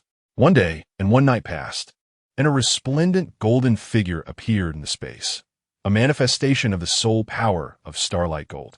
Indeed, you did not misread. It seemed that the longer one possessed this power, the mightier the abilities became. Dongfang Moli transformed himself into pure gold, radiating brilliance even more dazzling than the 18 bronze warriors. The female superhero was in stitches, her laughter causing her to tremble with mirth as she pointed at him. Dongfang Moli, despite becoming a golden entity, remained strikingly handsome. The female superhero remarked, "Oh my, such beauty and charm in gold must be worth a fortune. Let's keep it this way. No need to revert." Dongfang Moli shook his head in resignation. After a moment of contemplation, he summoned his formidable willpower and reverted to his original form. Wow, Al, you're incredible. You can control your powers effortlessly without any training. You are the most powerful among us. I truly admire you. The female superhero clasped her hands together, gazing at him with adoring eyes. Fei, your man is indeed remarkable. How else could he match a superhero? However, this extraordinary power was bestowed upon him by none other than the superhero herself, a truly precious gift. Al, aren't you the least bit surprised? You accepted it so calmly? Foolish Fei, I have told you, our hearts are in sync. What is there that I cannot accept calmly from the superhero? That is true. Come on, Al, let me show you off and take you flying. With that, she scooped up Dongfang Moli and soared into the sky. Little girl, how old are you to be calling me sister? Dongfang Moli teased as he playfully tapped her nose. Together, they glided through the air, gazing down at the breathtaking scenery below. Fei, haven't you realized? You can fly now, Moli said softly, cradling her. Huh? Really? I hadn't noticed. I thought I couldn't take off. Perhaps I can fly in this space, but not in reality? Then why not give it a try? How will you know if you don't? The female superhero embraced Dongfang Moli and flew out of the space, heading toward the vast grasslands. Wow, the feeling of riding the wind is exhilarating. Moli, I'm back in action. I am no longer a mere bear. I am a superhero, a national hero. Shouting these words, all her earlier gloom dissipated. However, she resolved that she would no longer indiscriminately save others. She would care only for those who loved her in return. They arrived at the small cabin on the grassland where they had first stayed, tending to the trees and flowers surrounding the house, planting vegetables and fruit trees, and naming it Lingxi Grassland, a homage to their unspoken bond, akin to the harmonious flight of the colorful phoenix. Fei, I also want a sea of flowers like that. What did you say, Al? The superhero asked, puzzled. I said, Fei, I want a sea of flowers just like the one you planted in the desert. The one you confessed your feelings with, right? Wow, you know about that? Al, you are truly remarkable. Your brilliance is almost frightening. I'm glad you're not my enemy. Fei, I love you. For life and eternity, I shall love only you. I will never be your enemy. I will stand against the world for you, Dongfang Moli declared earnestly. Yes, I believe in you. Thanks to you, I can soar once more. Thank you, Al. I will go and create that sea of flowers for you right away. Supergirl, with a heart full of affection, carefully planted seeds, eagerly anticipating the day when they would blossom into breathtaking beauty. After indulging in their playful escapades, the two bid farewell to Dongfang Mo, who departed to offer them comfort. Despite their reluctance, Dongfang Mo understood her sentiments. After providing solace to each, collecting a multitude of tears and kisses, Supergirl resolved never to repeat this emotional ordeal. Look at how they have all grown frail. Even if the entire world were to disregard my existence, what of it? Their presence is sufficient for me. At that moment, A news report ignited widespread panic. A colossal meteor, scarcely smaller than Blue Star itself, was on a collision course with the planet. Should it strike, the consequences would be catastrophic, leading to humanity's extinction. In this dire hour, people longed for Supergirl, their prayers echoing across the globe, especially from those who had previously wronged her, filled with regret and wishing they could undo their actions. Yet, Supergirl did not appear. As the meteor approached, some closed their eyes, bracing for death, while others wept, bidding farewell to loved ones. Just as despair and terror enveloped the populace, a crimson figure streaked through the meteor like a beam of light, shattering the immense rock into fragments that vanished. It was Supergirl. She had returned to save Blue Star. The world erupted in jubilant cheers, celebrating their national heroine's triumphant return. However, their joy was short-lived. With the meteor's destruction, Supergirl too vanished, and her presence was never to grace Blue Star again. In the void of space, gazing at the line on the trunk of the Tree of Life, Supergirl came to a profound realization. That line must belong to Yeshing. Once he emerged, everything would become clear. Yet there was another line, a far more vexing one. The mere thought of that little entity brought a smile, but it was utterly unmanageable, beyond her grasp. Sitting beneath the tree, she resolved to negotiate with the Tree of Life. Dear Tree of Life, may we come to an agreement? Shall we not eliminate that line? Would it be acceptable for it to disappear? The Tree of Life swayed gently, and words appeared upon its bark. When the 5 elements converge, the energy orb will open, returning to the Milky Way and reclaiming the worry-free star. Upon reading this, Supergirl finally comprehended that they were not being asked to make sacrifices. Rather, the energy orb required the powers of the 5 elements to unlock. This embodies the essence of life. Only from the source of life can vitality emerge, giving birth to all things. It is the absence of a manual in this realm that proves disadvantageous, despite her extensive efforts. Nothing seemed to progress as swiftly as this revelation. Supergirl was left speechless, vowing to impart a sound lesson to Yeshing upon his return. Once Yeshing and the others returned to the Milky Way and reclaimed the worry-free star, she envisioned herself as a carefree, ordinary individual, no longer burdened by the delusion of capability and responsibility. Yet, that little entity was indispensable. What to do? Though she cherished him dearly, he was but 18, a delicate flower. How could she bear to harm such beauty? With no other recourse, he could only seek solace in the small creature to cultivate their bond. Upon seeing the arrival of the Superwoman, Hu Chunshao wept profusely, lamenting that if she tarried any longer, he might leap into the sea in Bali. Understanding that his sister was missing, he was consumed by an urgency that nearly turned the city upside down, neglecting even the laboratory. She was his sole source of warmth in this world, and now she was all he had left. After much coaxing, he finally calmed down. Since meeting the Superwoman, he had clung to her as if becoming a mere trinket, fearing that if he opened his eyes, she might vanish again. Little one, how is the shuttle experiment progressing? Sister, it remains stagnant with no advancements. They are merely a waste of resources.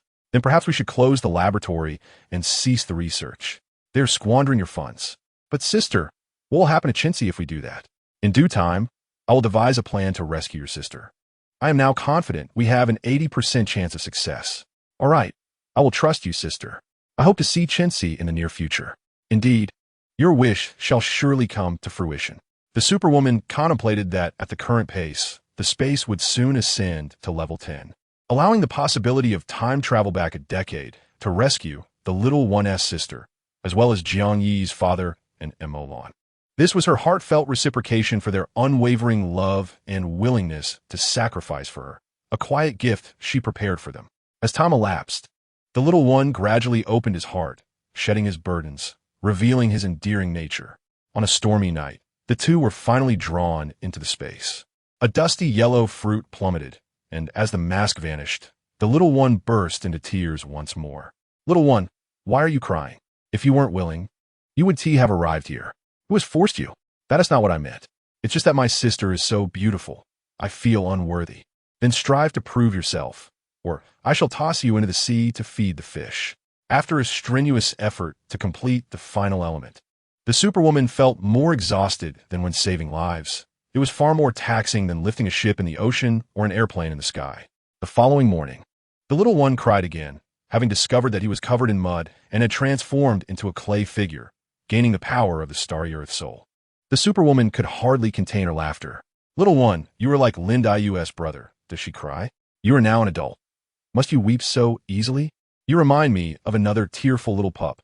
I suspect you two are brothers. Whimper, whimper. Enough. Silence. If you cry again, I shall toss you into the Pacific to feed the fish. I tell you, if you do not desire the superpower I've bestowed upon you, I will retract it and give it to someone else, and you need not accompany me any longer. All right, sister, but I do not wish for this muddy power. Could you grant me another superpower? This is the only one available. Love it or leave it. If you wish to retract it, you must control it with your will. You must master it and not allow it to control you. Do you understand? Yes, I will give a try. Through relentless efforts and learning, the little one finally found his rhythm, discovering a certain charm in the process, and decided not to abandon it. Having completed the final task, the energy sphere remained unopened, and the superheroine resolved to abandon all pretenses. After returning the little one, she would encourage him to practice diligently, promising to inform him in advance when his abilities would be needed, explaining that the return of his sister, Dawn, hinged upon the mastery of his superpowers. It was the only way to console her, lest the little one become overly attached. Upon entering the space, the magnificent life force of the world tree gathered around the energy sphere, which spun as it absorbed this vitality. The energy sphere had 6 outlets, and, as one opened, a sleep pod emerged, landing before the superheroine. She pressed the switch, and with a resounding click, the pod door swung open. Inside lay a man, eyes closed, resembling a deity, with a towering stature exceeding 2 meters, green hair, bushy green eyebrows, and long, thick eyelashes veiling his eyes. His visage chiseled like a statue from ancient Greek mythology. Why has only one emerged? She pondered, as the others remained sealed. After a prolonged wait, the man remained still, eyes shut. The superheroine contemplated her next move, wishing for a hint or guidance. Growing increasingly frustrated, she prodded him, then gave a few slaps, followed by an electric jolt. Yet to no avail. Was she to resort to a sleeping beauty tactic? Exasperated, she leaned down and bit his cold lips, drawing blood. Suddenly, a pair of emerald eyes snapped open, startling her. "Ah, Your Highness, Nightstar, welcome back," she greeted. Nightstar felt a pang in his mouth, and spoke, "Fei. Thank you for your hard work and dedication." His voice was enchanting, akin to a celestial melody. Rising from the pod, he surveyed the vibrant space and nodded appreciatively. Upon seeing the grand world tree, tears welled in his eyes. This was the life tree of the worry-free star, now revived and more robust than ever. The tree swayed gently, as if welcoming the prince's return. "Fei, thank you. Without you, there would be no Nightstar, nor the entire worry-free star. You have endured so much," he expressed. Overcome with emotion, she lamented, "Oh, my dear mother, I have finally completed the mission. You foolish donkey, you clumsy pig. Why didn't you provide a manual for this space, leaving me to stumble around like a blind cat?" The superheroine, usually so strong, finally broke down in tears. Nightstar gently wrapped his arms around her shoulders, allowing her to weep freely in his embrace, understanding her struggles and helplessness. Unbeknownst to her, he had overheard her grievances within the energy sphere. He had merely been unable to respond. "Fei, I am sorry. I was gravely injured and fell asleep without providing clear instructions. This space lacks a manual. It is newly developed, and I too am unaware of its workings. I comprehend your intent, which revolves around a sense of unrestrained freedom." The superhero bestowed a gentle punch upon her. Nightstar tenderly wiped away her tears. "Fei, thank you. Without you, none of this would exist. From this moment forth, you shall be the queen of the land of forgetfulness." "What? What did you say?" The superhero leapt up with astonishment. "I said, from now on, you are the queen of the land of forgetfulness. Once we return to the Milky Way and reclaim the land of forgetfulness, you shall be its sole sovereign," Nightstar reiterated solemnly. "I refuse. I shall not go. I do not wish to be a queen. I do not even aspire to be a superhero, let alone a queen.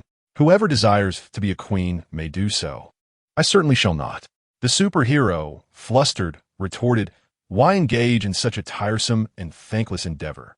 Wouldn't it be delightful to live leisurely every day? Fei, only by becoming a queen can you marry the handsome men you adore, myself included. I belong to you as well, Nightstar blushed. The superhero, resembling a cat whose tail had been stepped on, let out a startled yelp and darted up the snowy mountain. What nonsense is this? I refuse. Nightstar, I do not want you. It is terrifying, a prince of a planet, a future king. I cannot handle it. I cannot aspire to such heights. Nightstar followed him to the snowy peak. What troubles you, Fei Fei? Do you not fancy handsome men? Am I not appealing? Or is there something about me that falls short? Speak, and I shall amend it. Gazing into his mesmerizing emerald green eyes, the superhero avoided his gaze. Your Highness, you are exquisite. You are perfect as you are. There is no need for change. I am unworthy and dare not be with a prince. I am afraid. Fei Fei, you shall be the queen. The entirety of the land of forgetfulness will belong to you. What is there to fear? Nightstar continued to tempt her.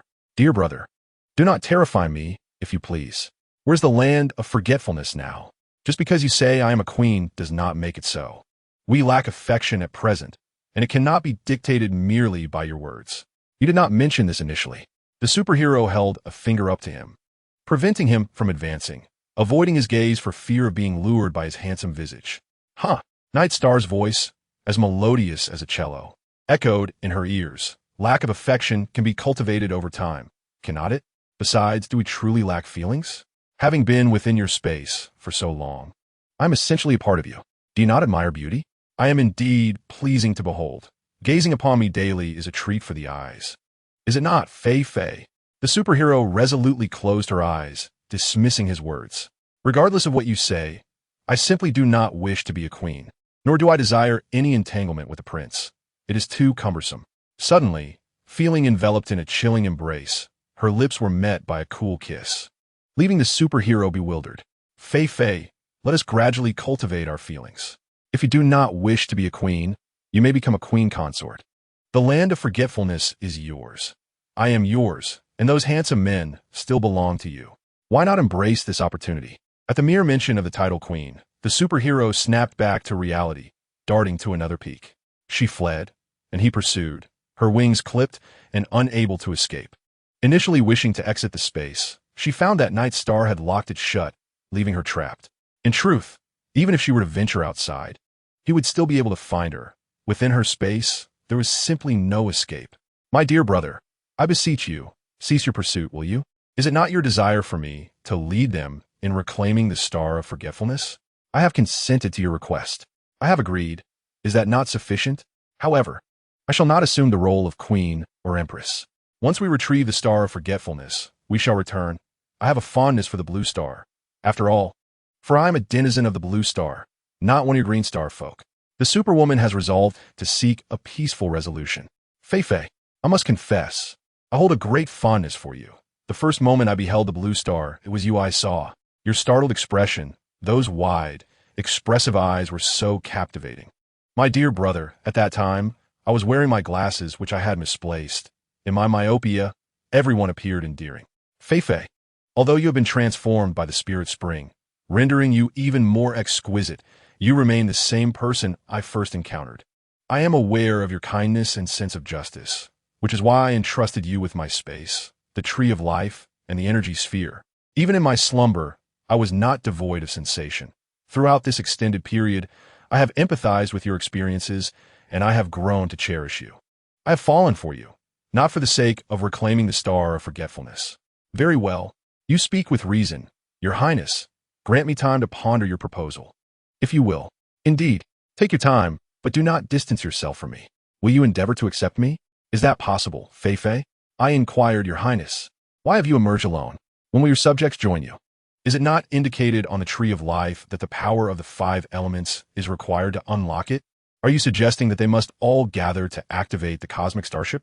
Indeed, during our last conflict with the Dark Demon Star, they sustained considerable damage and are lacking in elemental power. If they combine their elemental forces to unlock the starship, will they retain their superpowers? Will their bodies endure any harm? No, their superpowers will remain intact, and their bodies will sustain no damage. They will merely require a few days of rest. Is that truly the case? You are not deceiving me, are you? I assure you, should any of them be harmed, I shall hold you accountable. Regardless of your princely status, I will pursue this matter to the very end. Where are your thoughts leading you, Fei Fei? Am I truly the kind of person who inspires mistrust? Such sorrow fills my heart. Very well. I shall temporarily place my trust in you. I will gather them immediately to unlock the starship. Hurry, you must depart swiftly. I am eager to relinquish this burden. Fei, there is still one element missing, which is mine, the thickest branch of the main trunk, the largest bud. Night Star Huey's face flushed, and her heart raced as she lowered her gaze. The Superwoman sank to the ground, declaring, "Let it all be destroyed. I am weary." She lay upon the grass, staring vacantly at the azure sky, pondering this absurd life. Encountering Night Star Hui felt like a fateful calamity. Had I known it would lead to this, I would have refrained from visiting that valley, perhaps still leading an ordinary human existence. Night Star Hui, too, began to question her existence. Was it my appearance that was unappealing? Was it my physique that was lacking? Why does Fei refuse to agree? Reflecting on the handsome figures I have encountered, I find myself equally worthy. So where does the issue lie? Chapter 53. The Launch of the Stellar Spaceship. Very well, Your Highness, I consent to give it a try with you, though I cannot guarantee success. I also agree to bring them to activate the stellar spaceship. All right, Fei, I shall heed your words. Should you require our assistance in reclaiming the Forget-Me-Not star, I can discuss it with them. However, I have a condition that must be accepted before we proceed. State your condition, Fei. As long as you do not evade me, I am amenable to any terms. My condition is that you do not compel me to become the queen of the Forget-Me-Not star, for I have no desire for that role. I will not be your queen, nor will I reside on the Forget-Me-Not star. I may visit occasionally, but my primary home remains on Blue Star, where my family and friends reside, and I do not wish to leave. Very well, Fei. If you choose not to be queen, I shall refrain from marrying another. That position shall always be reserved for you, for in my heart, you are my one and only queen. Do as you wish. Once you ascend to that throne, you will have no say in the matter, and at that time, you shall be surrounded by many wives and concubines. You may not believe my words now, but just wait, Fei. Observe whether I shall indeed have many wives as you predict once I claim that throne. With their terms settled, the two began to engage in a normal courtship, which under typical circumstances would take a year or two to cultivate feelings. However, time was of the essence. The heroine wished to expedite matters, to rid herself of this burdensome dilemma and embrace a future of ease. After half a month, their bond flourished remarkably, propelled by Night Star's striking beauty. His captivating emerald eyes could drown anyone in their depths, exuding an irresistible charm. Initially, the heroine was mindful of his princely status. But over time, she became lost in his otherworldly allure, and everything fell into a harmonious and natural rhythm.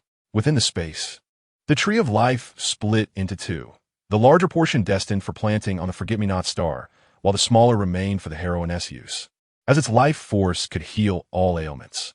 During this period, she also informed the 5 companions about the activation of the stellar spaceship, and they naturally complied with her plans, for whatever she dictated was to be followed. When a moment was ripe, the heroine teleported to various rooms, ushering them into the space. At last, they met, each more handsome than the last, equally matched in charm. Only the little one pouted in displeasure, either glaring at someone or staring blankly. Upon the heroine's utterance of Pacific Ocean, he immediately quieted down, leaving the others puzzled about its meaning. She introduced Night Star to them, and his appearance, distinct from that of the Blue Star inhabitants, left them in awe. Night Star instructed them to position themselves at the 5 points of the energy sphere, which corresponded to the 5 exits, while he and the heroine stood in the center. In an instant, the powers of the 5 elements, red, blue, green, gold, and ochre, radiated forth, while the ability of Night Star returned, manifesting as a kaleidoscope of colors. Coupled with the lightning prowess of Superwoman, the spacecraft spun rapidly, illuminating its interior. The spherical vessel transformed into a rectangular form, unveiling a colossal spaceship with 5 exits that swung open. One by one, the cryogenic pods glided out, with a flick of Night Star's hand. The elemental powers surged toward the pods, producing a cacophony of clicks as they all released. The 5 individuals emerged, somewhat fatigued but in good health. Superwoman, filled with affection, comforted each one, wiping the sweat from their brows. Each was a cherished gem, deserving of no harm. They gathered before the pods, revealing strikingly handsome youths with green hair, both male and female. Night Star explained, our planet Forgetfulness Star resides in the Milky Way, a verdant world, warm as spring, with an oxygen level surpassing that of Blue Star. Thus, we cannot acclimatize to the atmosphere of Blue Star and must enter hibernation in space. However, he added, there exists a disparity in the gender ratio on Forgetfulness Star, with more males than females. Superwoman mused silently, realizing why Night Star had mentioned that all could take partners. The green-skinned inhabitants had a skewed balance, allowing for more than one wife. Within the spacecraft lay numerous smaller cryogenic pods, each containing an egg. Night Star elaborated, these eggs are infants. The life tree of Forgetfulness Star bears a special fruit. Couples wishing for children consume this fruit before uniting. Upon conception, the offspring forms an egg, which is expelled and nurtured in a rearing chamber until fully developed, sparing women the trials of childbirth.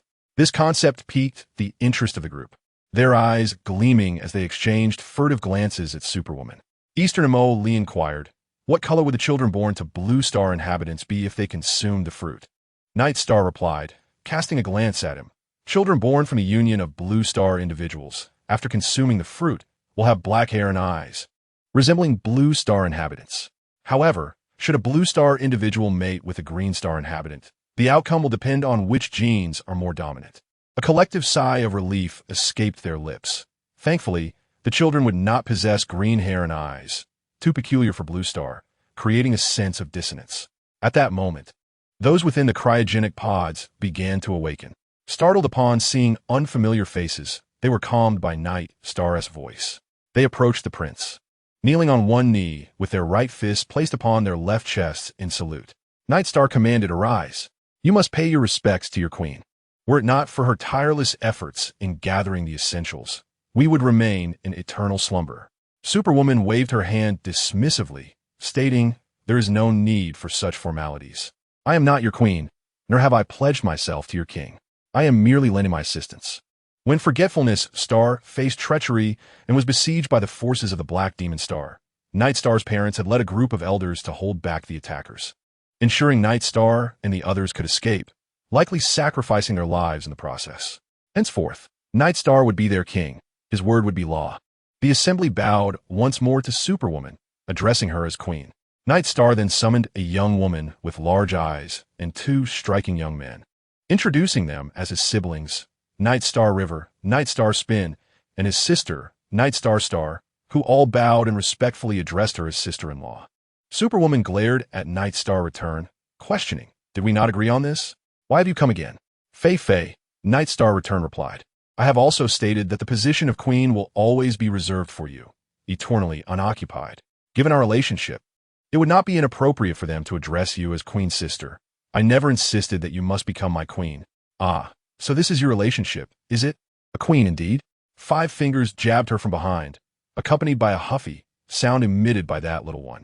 Superwoman hastily diverted the topic. All right, Night Star Return. Let us discuss how to reclaim the Forgetfulness Star. The sooner we accomplish this, the lighter my burdens will be. At present, they had just awakened and required time to adapt, and their physical conditions were lacking. The super abilities of your 5 handsome men needed to be honed. Individual skills were insufficient. Only by uniting could they unleash their maximum potential. Night Star Return, you shall act as their chief coach, guiding them, understood? If possible, we must double the training. My subjects shall align with their respective attributes in each of your teams, with each of the 5 leading a squad. They can synergize to achieve extraordinary results. However, they all have their own jobs and families on Blue Star. Time is a constraint. A day or 2 is manageable, but beyond that, it may prove challenging. This is easily resolved. Night Star Return waved his hand, and 5 lifelike robots emerged from the spacecraft, positioning themselves across from the 5 individuals. These robots are akin to real humans. If you are willing, they can substitute for you until the matter of the Forgetfulness Star is resolved. I assure you, they will perform even better than you would. Superwoman turned to them, saying, you 5, listen closely. I am going with Night Star Return to the Celestial River System to assist him in reclaiming the Forgetfulness Star.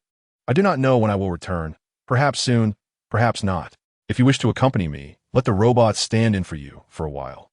If you prefer not to go, I will return you to your homes. When I initially possessed super abilities, I mentioned that I might need you in the future. If you are unwilling, I will not force you. Take your time to consider." In unison, the five replied, "We are willing to follow Fei. We will not leave, regardless of the distance or dangers we may face." Oh, such a decisive response. Have you not considered the potential dangers? No consideration. We shall not part.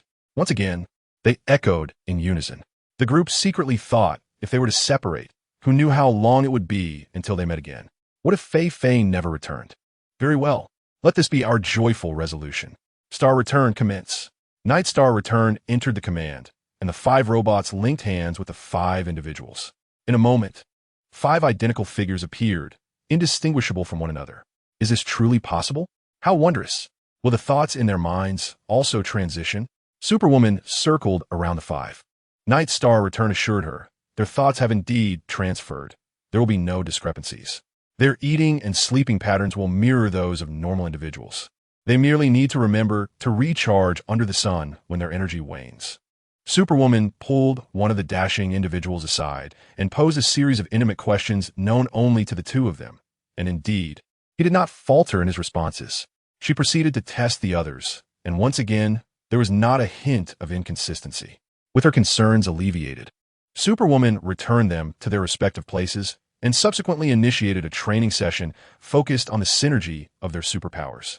Each member of the Forgetfulness Star's populace was assigned to a team corresponding to their elemental attributes, perfectly forming 5 teams.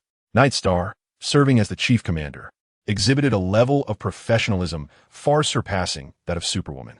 Under his guidance, everyone's abilities flourished remarkably. Even the weeping little ones ceased their tears, demonstrating rapid progress. As the night enveloped them like a gentle stream, Superwoman and Night Star found themselves seated on a swing. Night Star expressed a moment of confusion, pondering aloud. Your extraterrestrial technology is so advanced that utilizing those sophisticated weapons should suffice. Why then do you possess elemental superpowers? The advanced weaponry you speak of may appear cutting-edge on Blue Star, yet within the Milky Way, such technology is commonplace. Moreover, the inhabitants of the Black Demon Star are impervious to conventional armaments. Only the elemental forces can vanquish them. I can't shake the feeling that the beings you describe from the Black Demon Star bear a striking resemblance to the zombies depicted in our narratives. What are they truly like? Could you enlighten me? They possess a unique constitution, with crystalline structures within their brains, their height and weight diverging from the norm. They are bloodthirsty, combative, devoid of emotions or sensations, driven solely by primal instinct. Huh, that sounds eerily like zombies. How did they manage to seize control of Forgetfulness Star? It was orchestrated by my treacherous uncle. My grandfather bequeathed the throne to my father, which left my uncle seething with resentment. Despite sharing the same mother, he and my father were sired by different fathers. Due to his malevolent intentions, my grandfather denied him the throne. When my father fell gravely ill, he exploited that vulnerability, breaching the gateway to Forgetfulness Star and ushering in the denizens of the Black Demon Star. At that time, I was training a portion of our populace on another celestial body, while my younger siblings, piloting a small spacecraft with some of our youth and a group of eggs, finally located me. Forgetfulness Star had already succumbed to their control. We sustained severe injuries while attempting to break free, and our initial plan was to seek refuge on another planet. However, fate intervened as we encountered a meteor shower, leading us to Blue Star due to a miscalculated trajectory. So that is how it transpired. It seems that everything is divinely orchestrated. Perhaps it is you, Fei, who has been drawing me in. I was initially drawn towards your lightning. Had it not been for that brilliant flash, I might not have ended up here at all. Night Star bestowed a gentle kiss upon her, his emerald eyes shimmering like emeralds against the night sky, captivating all who beheld them. Fei, where shall we venture today? What are you saying? I'm going nowhere. I shall simply rest within my own abode. Isn't it based on age? Whose turn is it today? Goodness. Night Star, you still dare question? A surge of lightning erupted, which Night Star deftly blocked, stealing another kiss before soaring away. Superwoman reflected on the fact that the 5 of them still lacked the ability to fly, an oversight that could prove disadvantageous. She resolved to devise a plan to enable them to soar by the morrow. But how did she herself first take to the skies? Chapter 54. Time rewind to the past on the following day. The melodious chirping of birds in the space awakened all that was slumbering. The superheroine opened her eyes to behold the handsome slumberer, Jiang-yi, and took a moment to admire this sleeping beauty before quietly rising and soaring to the tree of life. She pondered how she had once learned to fly, harnessing the powers of lightning and space, and later, consuming a fruit left by Yexinghui that granted her the freedom to fly at will. However, there was nothing on the tree of life. Could it be that her level was insufficient? She was on the verge of reaching level 9 and expected the tree to bear numerous fruits, such as the fertility fruit. Determined to inquire, she sought out Yexinghui and wondered which room he occupied. Ascending to a higher altitude, she entered Yexinghui's chamber, where he still lay in slumber. Yexinghui awakened. "Do not sleep any longer. I have matters to discuss." A hand emerged from beneath the covers, pulling her into the warmth of the blanket. "What troubles you, Fei? Did you miss me so early in the day?" "Not at all. I merely wish to ask you a question. What is the name of the blue fruit you gave me? Why has it not yet appeared on the tree of life?" "I shall tell you, but only if you kiss me. Otherwise, I shan't divulge a thing." Yexinghui, having captured the attention of the fair maiden, resorted to this playful bargaining. "If you refuse to tell me, then I shall not inquire further. Release me, for I must take my leave. Agree to one request of mine, and I shall share the information with you." Yexinghui, seeing a chance, opted for a compromise. "What request? Do not attempt to be unreasonable." Yexinghui whispered a secret into her ear. It became clear that the Tree of Life's capabilities would only unlock at level 10. To expedite her ascension, the superheroine yearned for a quicker upgrade, enabling her to utilize Time Rewind. There were several tasks she needed to accomplish before venturing to the Milky Way, as the journey promised peril and an uncertain return. Only upon completing these tasks could they follow her unencumbered into the vastness of outer space. For the sake of their ability to soar, for the fruits of the Tree of Life, and for the power of Time Rewind, she was determined. Who could fear whom in such a pursuit? Through their relentless dedication and hard work, they finally elevated their space to level 10, with the Tree of Life bearing ripe fertility fruits, flying fruits, and other vital yields. The superheroine ascended to the pinnacle of the Tree of Life, plucking the flying fruits that corresponded to their attributes and distributing them among the 5 individuals, complemented by their respective star-radiant soul powers. After a period of rigorous training, they mastered the art of gliding through the air, albeit not as swiftly as the superheroine's luminous flight. Nevertheless, she felt elated, for in battle, her comrades would not be at a disadvantage. Otherwise, when confronting adversaries in the Milky Way and the Black Demon Star, those who could not fly would inevitably suffer. She was determined to protect her own, ensuring none would endure even the slightest harm. The group shared in the joy, for they could now soar alongside their beloved Fei, no longer the ones lagging behind. The superheroine first led the little one out of the space, presenting him with a mask before they both flew to the maritime region where Hua Chenxiao's sister, Hua Chenxi, had encountered misfortune. The superheroine did not reveal the purpose of their outing, merely stating that she wanted to take him out for a little adventure. The primary intention was to surprise him. Upon arriving in this maritime expanse, the two halted mid-air. Hua Chenxiao, somewhat puzzled, inquired, "Sister, why have we come here?" "Ah Xiao, I am about to present you with a gift. Please close your eyes." Hua Chenxiao obediently complied. The superheroine initiated a temporal rewind, and the tumultuous clouds above the sea mirrored the swift passage of time, reverting to the fateful day when Hua Chenxi had fallen into the ocean. "All right, Ah Xiao, open your eyes. Your sister is in that very sea. You can go rescue her now." Hua Chenxiao could scarcely believe his ears. Peering ahead, he indeed saw the beach where his sister's birthday was celebrated, and there was his 6-year-old sister, chasing after a small crab towards the water's edge, only to be knocked down by a crashing wave. Without a moment's hesitation, he leapt down, enveloping her tightly in his embrace, before soaring back to the awaiting bodyguard, entrusting his sister to him. The younger Hua Chenxiao observed in astonishment as this unfolded. Ascending to the clouds alongside his sister, the temporal rewind concluded. "Sister." The small one collapsed in her arms, weeping uncontrollably. The burdens, guilt, and repression accumulated over the years had nearly driven this young boy to despair. The superheroine allowed him to cry and vent his emotions, transporting him into a different realm until he nearly lost consciousness from his sobs, at which point he finally succumbed to slumber. Hua Chenxiao seemed to drift through an interminable dream, where he struggled and screamed, feeling helpless and on the brink of collapse. ensnared in a dark abyss from which he could not escape. He had feared being consumed by that darkness until the day he encountered his superheroine sister, who became his beacon of light. Sister? He awoke in alarm, his large eyes fluttering open, a solitary tear clinging to his long lashes. His sister was right beside him, cradling him in her embrace, and his heart finally found solace. Sister, I had such a long dream. Did I manage to save my sister?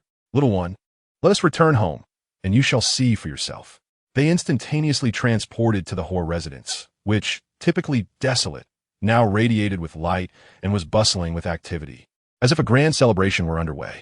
Observing the lively scene from their vantage point, Chun Xiao pondered, what is this festivity about? If my sister were still alive, today would mark her 12th birthday. Could it be a celebration in her honor? They then instantaneously ascended to the upper floor where, indeed, a young girl resembling a little princess, donned in a beautiful gown and adorned with a floral crown, was preparing to descend. Their parents, as affectionate as ever, were free from any third parties or other women, embodying a harmonious family of 4. Sister, may I stay and celebrate my sister's birthday today before departing? Of course, I shall retrieve that lifelike robot to bring into our realm. You enjoy the celebration with your sister, and I shall return to fetch you. Hu Qianxiao spent the day at the Hoare residence, celebrating his sister's birthday, as the superheroine brought Dongfang Moli out of the realm. Fei Fei, are you here to have a date with me alone? I am so happy. Indeed, today is your birthday, and I wish to present you with a gift, spending this unique day solely with you. Thank you, Fei Fei. I thought you had forgotten. How could I possibly forget your birthday? I remember each and every one of yours. Hand in hand, the two soared through the skies, journeying to the vast grasslands to retrieve that colorful little cottage. For the uncertainty of their return from outer space left them fearful of it being found and destroyed by others. They then indulged in a typical date, shopping, dining, and even watching a film. The superheroine gifted him a precious birthday present, and Dongfang Moli felt as if the past 30 years of his life had been in vain. Fei Fei, it turns out, had a beloved, and such sweetness and happiness were attainable. He truly wished that every day henceforth would be filled with such joy. Indeed, Ali, as long as we drive away the denizens of the Dark Magic Star and assist Night Star in reclaiming Forgetfulness Star, we shall return to Blue Star, where we can revel in this happiness every day. The superheroine brought him to the rooftop of a building where M.O. Lan had fallen. Dongfang Moli wondered how they had arrived here. Ali, close your eyes. I have another birthday gift for you. All right, Fei Fei. Dongfang Moli closed his eyes, eagerly anticipating the superheroine's surprise. One must say, these men truly excel at being obedient. The superheroine activated the time reversal, and time swiftly rewound. Ali, you may open your eyes now. Upon doing so, Dongfang Moli beheld his sister M.O. Lan standing on the rooftop with Chong Wei beside her. The two engaged in a heated argument as M.O. Lan stepped back, visibly agitated. Without needing the superheroine's prompt, Dongfang Moli flew over, seized M.O. Lan, and with a swift kick, sent Chong Wei crashing to the ground. Before M.O. Lan could discern who had come to her aid, she fainted. Dongfang Moli cradled his sister, while Chong Wei lay unconscious from the blow. Carrying M.O. Lan in one arm and hoisting Chong Wei with the other, he positioned him at the rooftop's edge to create the illusion of a suicide. With M.O. Lan in his embrace, they flew back to the Dongfang residence, where he placed her gently on the bed and instructed the lifelike robot to tend to her, while he conferred with the superheroine on how to handle the situation. The child in M.O. Lan's womb, fathered by Chong Wei, could not be allowed to remain. The superheroine suggested, why not terminate the pregnancy, then provide her with spirit spring water to regenerate her body? In the future, she may marry and have children. However, they would need to erase her memories of Chong Wei, as if they had never met. That sounds reasonable, Dongfang Moli agreed. The superheroine then plucked a memory-erasing fruit from the Tree of Life. Those unwilling to bear children need only consume this fruit, and the child would dissolve and exit the body without pain or harm.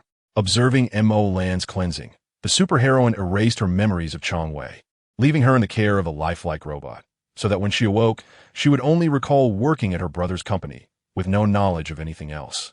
Dongfang Moli then returned to the city to erase all traces of M.O. Lan, while the reason behind Chong Wei's suicide remained a mystery. It was only at this moment that Dongfang Moli comprehended the true nature of the superheroine's gift and he felt an overwhelming sense of gratitude, which he sought to express through profound love. As for how to repay her, that would be through a paid program. There remains but one final task before venturing to the Andromeda Galaxy. The superheroine summoned Jiang Yi for a private meeting, and he was overjoyed by the rare opportunity for solitude, blissfully unaware of the surprise that awaited him. After a day of revelry, as night descended, she blindfolded Jiang Yi and led him near the building where his father had sacrificed himself, initiating a time rewind. The moment they arrived, flames engulfed the structure, thick smoke billowing into the night. Removing the blindfold, the superheroine said, "Ai, I have brought you back to the moment just before your father's sacrifice. He is here. Hurry and save him. I will await your return."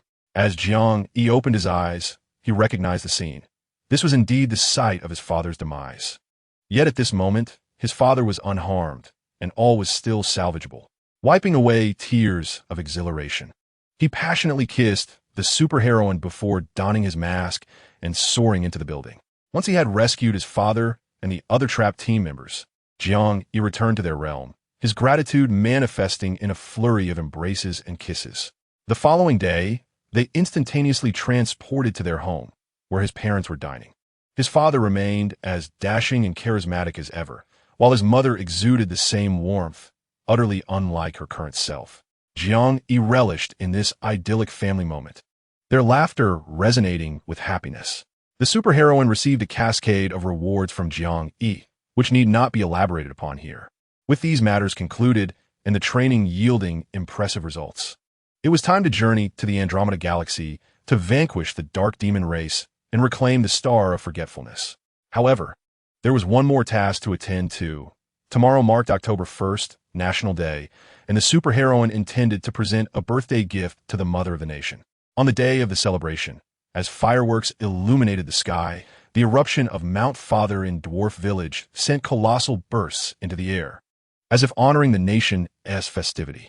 Accompanied by 5 handsome companions, the superheroine gazed at the magnificent display, a smile gracing her lips. The items cast into the volcano had been enhanced by her, and it was likely that Dwarf Village would soon vanish from Blue Star. Chapter 55, a serendipitous encounter in space. With all preparations complete, everyone boarded the Starry Universe spacecraft. The interior was vast, resembling a moving city, clad in interstellar armor. All were invigorated, particularly the 6 handsome men whose presence was akin to celestial beings. Nightstar relocated the Tree of Life from their realm into the spacecraft. Another Tree of Life remained in their domain, providing vitality essential to the vessel's operations. The spacecraft's propulsion also relied on meteorites, akin to gasoline for automobiles. The superheroine had secured a massive meteorite for the ship's use, as the Green Star inhabitants could not acclimate to the air of Blue Star. Once they were all aboard the spacecraft and preparations were finalized, the Starry Universe vessel ignited its engines and soared into the clouds, vanishing into the vast expanse of space.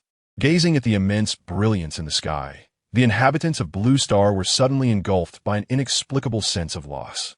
Though they could not articulate what had been taken from them, an emptiness gnawed at their hearts, as if their guardian had departed forever. The Starry Universe spacecraft soared at an astonishing speed, evading detection by Earth's radar, which merely caught a fleeting glimpse of its shadow. None could fathom what had transpired or what had been relinquished. In the vastness of space, devoid of light, the Starry Universe ship glided silently, occasionally deflecting meteors with its protective shield. Amidst the infinite darkness, Superwoman remained resolutely silent, her thoughts unspoken. A circle of men surrounded her, acutely aware of her troubled spirit. Yet none dared to break the silence. Despite having arranged matters back home and bidding a quiet farewell to friends, a heavy weight lingered in her heart. She grappled with whether bringing them along was a blessing or a curse. If their journey to the Milky Way went smoothly, all would be well. But if any were to encounter peril, she knew she could never forgive herself. Perhaps her initial impulsiveness clouded her judgment, and her disappointment in certain individuals on Blue Star made her wish to evade rather than confront the reality. Yet, Blue Star was undeniably her home, and the majority of its people were good at heart.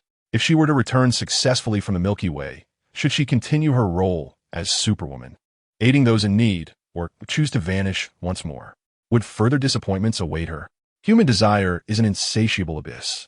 She believed that as long as she persisted in her identity as Superwoman, those whom she helped would eventually heal, forgetting their past pains. As the spacecraft neared the edge of the galaxy, the screen displayed a report indicating an aircraft adrift in space. Upon hearing of the plane, Superwoman quickly turned her gaze to the display. "Isn't that Flight 370? She exclaimed. "Come quickly. Is that not the aircraft that vanished?" The men gathered around, peering closely, confirming indeed it was the lost plane. How could it have ended up here? The occupants, trapped in a vacuum, should still be alive. Superwoman instructed the ship to decelerate. Flying alongside the aircraft and peered inside, noticing the passengers appeared to be in a deep slumber. Can the Starry Universe spacecraft alter its flight path? Nightstar inquired. The ship has yet to leave the galaxy, so it can change course at any moment. However, once we depart, it will be impossible. Do you have a plan? I wish to return Flight 370 to Blue Star. Is that feasible? Absolutely, as long as it brings you joy. Your wishes can be fulfilled, came the affirmation. Nightstar, having observed Superwoman's silent distress, was at a loss on how to ease the tension. With a long arm, the Starry Universe spacecraft grasped the aircraft, embarking on a direct course back to Blue Star. As they approached their destination, Superwoman transferred the life force from the Tree of Life into the plane, a delicate stream of vitality flowing through each passenger. Subsequently, the aircraft was delivered near the airport, while the Starry Universe ship swiftly returned to the cosmos. When the relevant personnel discovered the plane, they were astounded. The aircraft that had been missing for so long had mysteriously reappeared, with all aboard still exhibiting signs of life. Having completed this task, Superwoman finally breathed a sigh of relief. Little did she expect to encounter 370 here, a matter that had long weighed on her heart. But now was finally resolved. A smile graced Superwoman's face, and seeing her joy brought happiness to everyone around. They chatted and laughed, indulging in food and drink, as if they were on a cosmic vacation. The Starry Universe spaceship had departed from the Milky Way, venturing into the galaxy of heaven, where celestial bodies moved without any discernible pattern, spinning freely as they pleased. The expanse of space was cluttered with debris and abandoned planets, while countless black holes awaited to consume any unwary objects that strayed into their vicinity. As the ship's speed decreased, it began to navigate around those erratic celestial bodies and black holes. For moments lapse could lead to a disastrous collision. Although the spacecraft was equipped with an energy shield to deflect impacts, it was not immune to occasional turbulence. A particularly treacherous stretch lay ahead, where a careless misstep could result in being drawn into a black hole, plunging into a void devoid of time and light, an abyss of nothingness from which there was no escape. The expansive screens within the ship displayed all the wonders of space. Some planets glimmered in a striking red hue for reasons unknown, while others shone white, resembling honeycombs riddled with holes. "Look, sister, that planet is covered in gold," exclaimed the little one. "If we could take it, wouldn't we be rich? Do you truly desire it?" "Yes, sister. I wish to gather the gold to craft jewelry for you." "Very well. Nightstar, my little one wishes for that golden planet. Let us ensnare it." Nightstar commanded the ship to extend a net-like apparatus, capturing the planet adorned in gold and towing it behind. The little one, overjoyed, showered her sister with affectionate kisses, earning several playful eye rolls in return. "Do you see that small planet sparkling? Could it be entirely composed of diamonds?" queried Dongfeng Moli. "Al, do you want it? If it truly is diamonds, I wish to gift them to Fei Fei." "Nightstar, my Al desires the diamond planet. Let us capture it." Nightstar, with a fond smile, nodded in agreement, and soon the ship was also towing a diamond-laden planet behind it. Then, Xiaozhan spotted another small planet, rich in jadeite. "Azon, do you wish for it?" "Fei Fei, I too wish to gift you some jewelry." "Nightstar, did you hear that? My Azon wants the jadeite planet. Let's seize it." Nightstar leaned over to plant a kiss on him, securing their prize as Superwoman reciprocated with a gentle kiss. Thus, the ship trailed yet another planet brimming with jadeite. The subjects of the Weo star looked on in astonishment. Was this truly their prince? Typically, he was so stern and intimidating. Yet now he behaved as obediently as a puppy, almost wagging a tail in delight. Witnessing their king's affection for this woman, they could not afford to underestimate her. Originally, there were dissenting voices upon learning that their king intended to reserve the position of queen for this woman. She was merely a resident of the diminutive blue planet, and although she possessed extraordinary abilities, they held her in little regard. Particularly, those women who had once harbored affections for the king regarded her with disdain. For the inhabitants of the green planet, regardless of gender, towered over her at 2 meters tall, with women characterized by their statuesque and voluptuous figures. The female superhero. Those standing at 175 centimeters with commendable proportions, paled in comparison to the towering, robust green women. They looked down upon the blue planet's diminutive inhabitants, utterly perplexed as to why their handsome and formidable king would find favor in this petite woman. They had long contemplated seizing an opportunity to assert their dominance over her. Despite the king's assertion that it was thanks to this woman that they could awaken, their sentiments remained unchanged. Green Planet residents were possessive, believing if one had affection for another, they too could vie for their attention. A fair duel could ensue, allowing the victor to decide the fate of the beloved, or perhaps share a night of passion. Once the Black Star invaders were vanquished, they would certainly devise a plan to challenge her for the king's affections, even if it merely meant sharing a fleeting moment with their dashing monarch. The Blue Planet woman was already surrounded by numerous attractive suitors. Why should they compete for their singular king?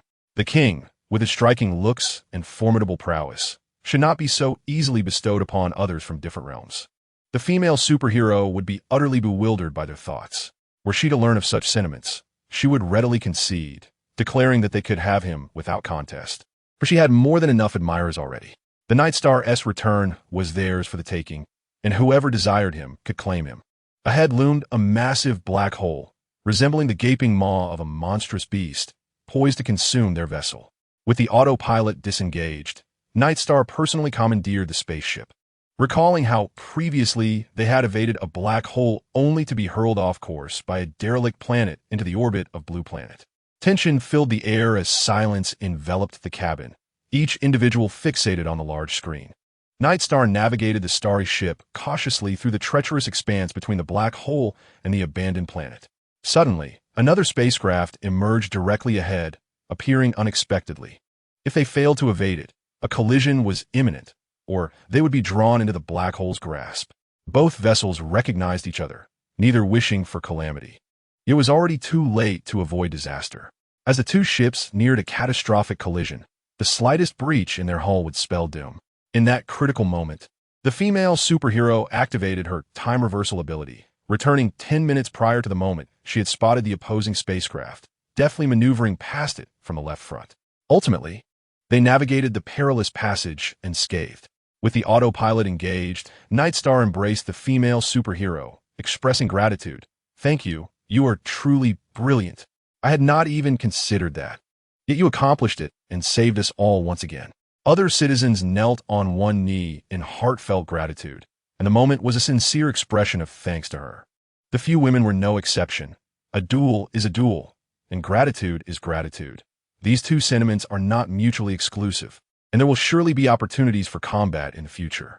Several men approached Fei, their hearts swelling with pride. She was indeed their woman, a force to be reckoned with. After sailing for several days, they were finally nearing the planet of Worry-Free Star. Everyone aboard the spaceship readied themselves for battle. Tremble, Dark Magic Star inhabitants. Your days of comfort are numbered. Chapter 56. Assault on the Dark Magic Star inhabitants. The Star Glory spaceship first halted at an abandoned planet adjacent to Worry-Free Star, as the situation there remained uncertain. A reconnaissance ship was dispatched to assess the conditions on Worry-Free Star. Were there any survivors? Had they all been exterminated by the Dark Magic Star inhabitants? Or were they enslaved? After sending out the reconnaissance vessel, everyone disembarked from the ship. Although the planet was desolate, life was still possible, albeit without a protective shield. The landscape bore the scars of numerous battles. The inhabitants had either been vanquished or had emigrated elsewhere. The female superhero approached the glimmering gold, diamonds, and jade on the planet, collecting them into her space pouch. Transporting these celestial treasures aboard the spaceship proved cumbersome, and they needed to be prepared for battle without being weighed down. After gathering the valuables, the superhero attempted to kick one of the celestial bodies away, succeeding with ease. Indeed, Night Star's advice had proven correct. The technique effectively augmented her power and strength. "Wow, Fei, you are incredible. Your superpowers are growing stronger." The 5 admirers gazed at her with starry eyes, utterly in awe. "Master, how is it that your abilities are developing so rapidly? Is there a secret?" You must share it with your disciple. Do not keep it hidden, Ming Xian implored. Come closer, and I shall tell you, the female superhero whispered into his ear. Really? I, too, wish to enhance my powers swiftly, Ming Xian exclaimed with excitement. The others were puzzled by their exchange. What had she said to elicit such enthusiasm? They resolved to inquire further when they were alone. The reconnaissance ship returned with a report of those who remained on Worry-Free Star to resist the Dark Magic Star inhabitants. Only a small fraction were still alive, enslaved and forced to serve. Contact had been established, and an agreement was made for the following morning. They would open a gap in the protective shield, allowing Nightstar and his team to launch an attack. A coordinated effort would eliminate the Dark Magic Star inhabitants in one fell swoop. The protective shield of Worry-Free Star could only be accessed from within. Attacking from the outside would be arduous. If the shield were damaged, it would complicate future repairs and usage. Everyone made sure to eat, drink, and rest well, readying themselves for the ultimate battle to reclaim their homeland and avenge their fallen kin. The female superhero gathered the five of them for a brief meeting, emphasizing that their safety was paramount. Should anyone sustain injuries, they were to seek her out, for she possessed the life force necessary to heal them. Each individual was bestowed with a resurrection pill, a precaution for unforeseen circumstances. One by one, I kissed them and uttered an apology, expressing regret for the impulsive decision that brought them here. A few conveyed their willingness, declaring that they would follow Fei anywhere without remorse. They were determined to face life and death together. The following day, the spaceship soared above the desolate realm of Forgetfulness Star, once a verdant and warm planet. It had succumbed to hues of gray and black, littered with refuse and bloodshed. The dark demon inhabitants enslaved the surviving citizens of Forgetfulness Star, treating them as mere tools for their own gratification.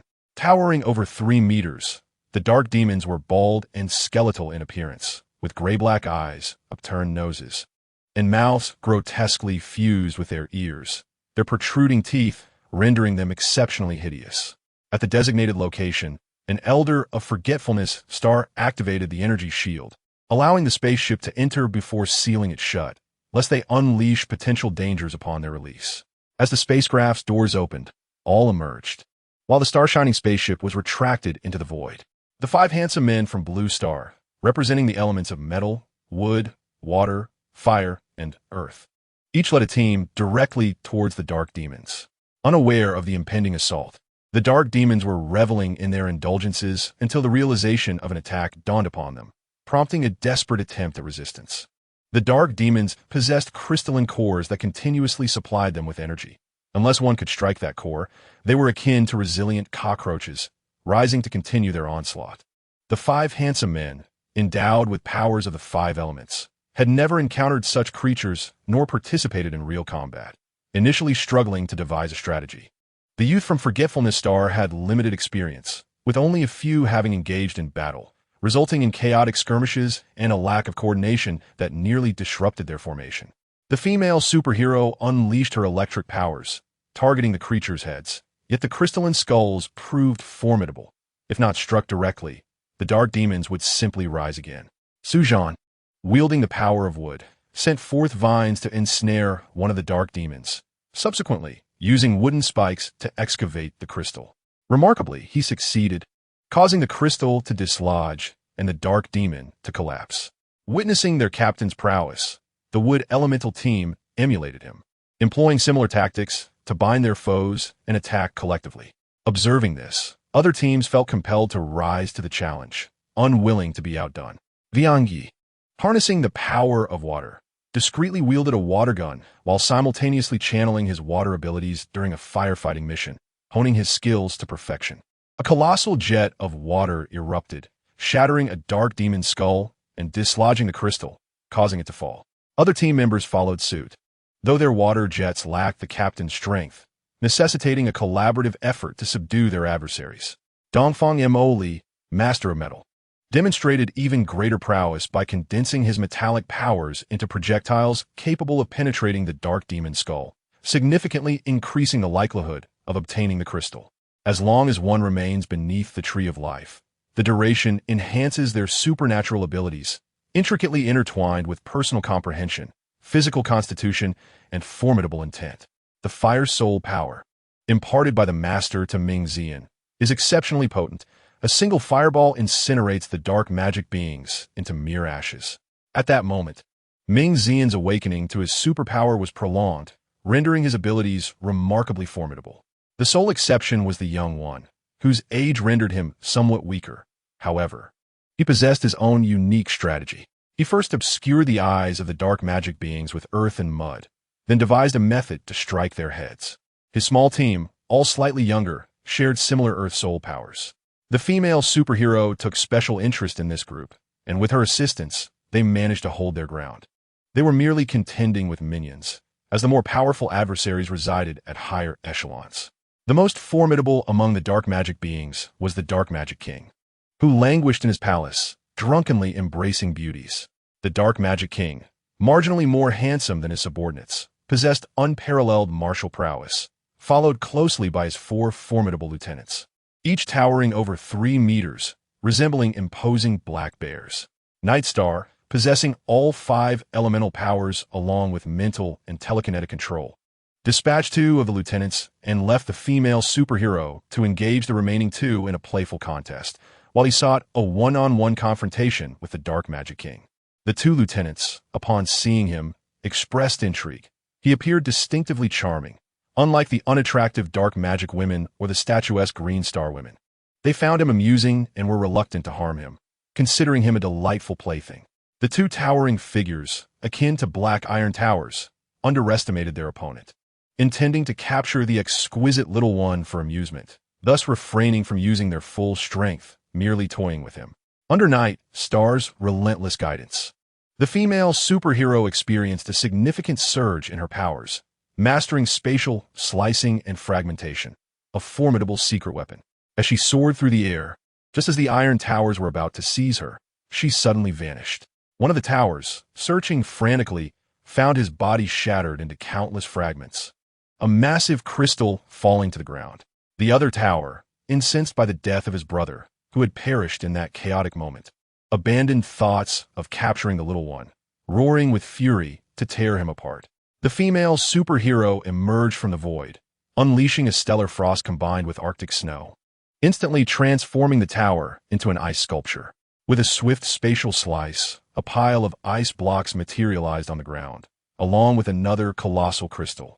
The Arctic snow proved exceptionally powerful, remaining usable upon re-entry into the void. She soared above the ongoing skirmish, having just unlocked the combination of stellar frost and Arctic snow, ready to put it to the test.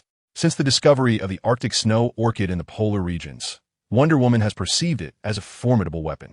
After relocating it to a different dimension, it has taken root and flourished into millions of blooms. Soaring through the skies, she unleashed the Arctic snow orchid above the battlefield, compelling the 5 handsome warriors of Blue Star to retreat to the protective barrier's edge. The Black Demon inhabitants remained oblivious to the unfolding events as the snow orchid descended. The starry freeze activated, instantly encasing the entire battleground in ice, transforming the Black Demons into shattered ice fragments. A myriad of colorful crystals sparkled on the ground. Cheers erupted from the crowd, celebrating the regal might of the Queen. Wonder Woman's display of power left the citizens of Forgetfulness Star in awe, particularly those who had once underestimated her, now rendered utterly reverent. This combination of starry freeze and Arctic snow orchid was a stroke of genius, made possible by Ming Xian's initial discovery in the Arctic. While the minions had been significantly weakened, the pursuit was far from over. These were merely the lower-tier minions, with more formidable second- and third-tier black demons lurking. Despite the prowess of the 5 handsome warriors of Blue Star, their heights paled in comparison to the average 2-meter Green Star inhabitants, with the tallest, Ming Xian, measuring only 1.90 meters. However, their striking appearances, in contrast to the green-haired, green-eyed Green Star beings, had won them the affection of many Green Star beauties. Although these women knew the warriors belonged to the future queen, the prospect of dueling for their affections was tantalizing. What if one were to succeed?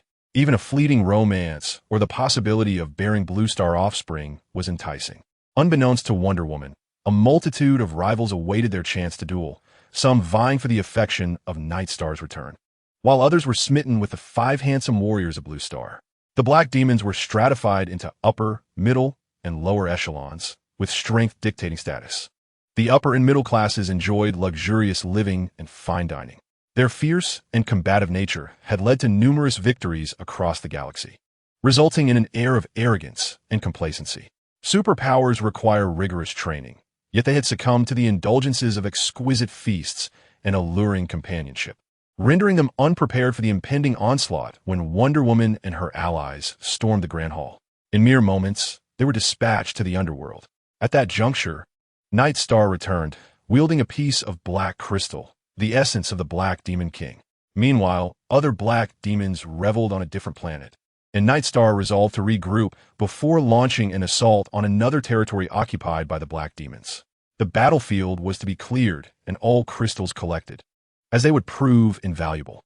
The purpose of these crystals would soon be revealed. Chapter 57. Assault on Bud Star after obliterating the black demons on Forgetfulness Star. The battlefield was cleared, and the fallen crystals were gathered. These crystals would be absorbed by the Tree of Life, purifying their energy, and subsequently placed at the entrance of Forgetfulness Star's energy shield, instilling fear in any black demons contemplating unrest. The Forgotten Star, once vibrant, now resembles a desolate wasteland due to the actions of the dark magic beings. The road to restoration appears long, and for now, we can only clear a small area for respite. The Tree of Life has been planted on the Forgotten Star, its gentle essence gradually permeating the surroundings, healing those injured in battle. To expedite the rejuvenation of the Forgotten Star, the Superwoman has also relocated a Tree of Life from another realm. After a night of nurturing, the Forgotten Star is slowly regaining its verdant hues. Withered flora and fauna are beginning to thrive once more, and the spring of spiritual water has also flourished. The inhabitants of the Green Star possess unique resilience. As long as a flicker of vitality remains and they receive the Tree of Life's healing, they can restore their health. After a few days of recuperation, a portion of the populace remains to guard their homeland, while the others board the Stellar Radiant spacecraft, embarking towards the budding star. This celestial body is a satellite of the Forgotten Star, and it is here that Night Star seeks vengeance against the treacherous uncle who betrayed them. This uncle, having unleashed the dark magic beings by deactivating the energy shield, now faces the consequences of his actions. Initially, he had promised that once the dark magic beings breached the defenses of the Forgotten Star, he would reign as its king and bestow favors upon them. However, once they conquered the Forgotten Star, they unceremoniously ousted him, leaving him no choice but to retreat to the Budding Star with a band of loyal sycophants. The Queen of Budding Star, a distant cousin of Night Star, was deceived by this treacherous uncle, unaware of his betrayal. She unwittingly opened the energy shield to welcome him, only to have her realm easily overrun. The two stars are not far apart, and they soon arrive at what was once a paradise of blooming flowers and harmonious melodies. Now, however, the budding star lies in ruins, its vibrant colors faded, and the once blooming flowers have been obliterated, leaving only remnants of its past beauty. Night Star commands the spacecraft to halt near the budding star, deploying smaller vessels designed for combat. These nimble ships, engineered specifically to breach energy shields, hover above the budding star, activating their assault mode to directly target the energy barrier. The inhabitants of the budding star, sensing the impending attack, swiftly engage their defenses, reinforcing the energy shield against the oncoming onslaught. As the fierce confrontation unfolds on the colossal screen, a breach remains elusive. Superwoman and Night Star engage in strategic discussions, contemplating whether a combined elemental assault could penetrate the energy shield. If they could create even a single opening, it would suffice. The five handsome men of the Blue Star, eager for action, have rapidly evolved since reclaiming the Forgotten Star. Their inherent warrior instincts surge forth, irrepressible once unleashed. The previous battle left them yearning for more, particularly Ming Xian and Dongfeng Moli. Ming Xian thrives in the heat of conflict, while Dongfeng Moli, a veteran, feels the exhilarating call to return to the battlefield. For the Blue Star has known peace for far too long, leaving little room for martial prowess. Now endowed with extraordinary abilities, I have arrived in this war-torn galaxy, where I stand shoulder to shoulder with the Superwoman, reclaiming my former vigor and fervor. During our spatial training, the Superwoman and the five handsome men for Blue Star have discovered a profound connection, a mode of mutual affection. Whenever they are together, Their shared emotions intensify their powers, rendering them invincible. Having devised a strategy, the five men ascend from the spacecraft. Hovering in midair, their gazes fixed upon the Superwoman, their boundless love surging forth. As they unleash their respective stellar energies, the Superwoman activates her stellar ice freeze, and 6 beams of vibrant light emanate with tremendous, inexhaustible power. Empowered by her stellar ice freeze, the energy shield of the Bud Star shatters, revealing a large breach. The subship seizes the opportunity to enter. Where only a handful of black demon star beings remain, alongside a few outcasts from other planets, with the rest being the loyal subjects of his uncle. The forgetful star beings. Night Star leads his team into the Bud Star, igniting a fierce battle. The 5 wield elemental powers against the black demon star beings, while others resort to advanced weaponry from their arsenal, as their armor possesses formidable defensive capabilities, necessitating the use of armor-piercing weapons. Those banished from various planets are ruthless fugitives, making it difficult to discern which side may triumph. The forgetful star beings and the 5 handsome men from Blue Star, each armed and empowered, exhibit enhanced efficacy in combat. The Superwoman's lightning power is formidable. With a mere wave, her foes are reduced to ashes. Night Star's unscrupulous uncle wields considerable abilities as well, leading to a stalemate in their aerial combat, as the Superwoman observes both the 5 men and Night Star. Suddenly, a cry of sister echoes, a small one in distress. The Superwoman rushes to his side. Her little companion, who fears pain above all, fights through his injuries without shedding a tear. The Superwoman's heart aches for him. Though she initially joined them for spatial advancement, the bonds forged over time have deepened their connection. Each injury felt like a dagger to her heart. Upon seeing his sister approach, the small one relaxes and begins to plummet from the sky. The Superwoman swiftly catches him with her Aurora flight, activating the life force. In moments, he recovers, albeit still slightly weakened, prompting her to place him in a safe space to rest. Scanning the surroundings, she notices blood on Xiaozhan and Jiang. She hastens to check on them, relieved to find their injuries are minor. A quick infusion of life force heals them, but the two, adamant about continuing the fight, refuse to rest. In the best condition is Ming Zian, who feels invincible on his home turf, his blood surging with excitement. He muses inwardly about how splendid it would be if his fox brother were present to fight alongside him. Nonetheless, his temporary partnership with Dongfang Moli proves equally potent, evolving from initial adjustments to seamless collaboration. As Ming Zian beheld his master approaching, his excitement intensified. Seizing a moment amidst the battle, he stealthily bestowed a kiss. For his master's kiss served as a potent stimulant, significantly amplifying his fiery essence. Following the blaze of blue flames, the battlefield lay barren, symbolizing a level up. In a crucial moment, his latent potential was ignited. Observing this, Dongfang Moli, emulating his actions, also stole a kiss, resulting in an elevation of his golden essence, causing the golden light to shine even more brilliantly. Once the little one had sufficiently rested and emerged from the spatial realm, the 6 of them, intent on a swift resolution, once again initiated a heartfelt connection, their combined power obliterating all foes in their path. Meanwhile, Yixing Hui continued to duel with the sinister Uncle Blackheart. Their confrontation transcended mere spectacle, enveloped in a cocoon of luminous orbs. As their figures flickered in and out of visibility, punctuated by explosive sounds reverberating through the air. Yixing Hui's ire grew with each instance the 5 radiant men of Blue Star and Fei Fei engaged in their heartfelt connection. He felt a pang of jealousy and anger, wishing to join them. Yet, Fei Fei still harbored reservations towards him, her affections not nearly as profound as those for the others. After all, he was not of Blue Star, but rather an outsider in her eyes. Although they were together, Fei Fei's love remained shallow, precluding him from participating in the heartfelt connection. Thus, he channeled all his fury into his superpower, gradually overpowering Uncle Blackheart. As Uncle Blackheart found himself faltering, he noticed the gaze of his beloved nephew drifting towards the exquisite extraterrestrial woman. He had long recognized her, black-haired, black-eyed, adorned in a crimson cloak. Sensing his impending defeat, he resorted to psychological tactics. "Dear nephew, I am your uncle. Let us cease this conflict. It was my fault, and I seek your forgiveness." In a fit of rage, Yixing Hui retorted, "Who is your nephew?" The enmity between our families is irreconcilable. Do you think a mere apology suffices? Ah, nephew, that alien beauty must be your heart's desire, correct? Have you yet to earn her true affection? If you spare me, I could offer you a suggestion that will ensure she thinks solely of you. Get lost. If you dare harm her, I will stop at nothing to rend you to pieces. Alas, dear nephew, I am merely trying to assist you. Do not be hasty.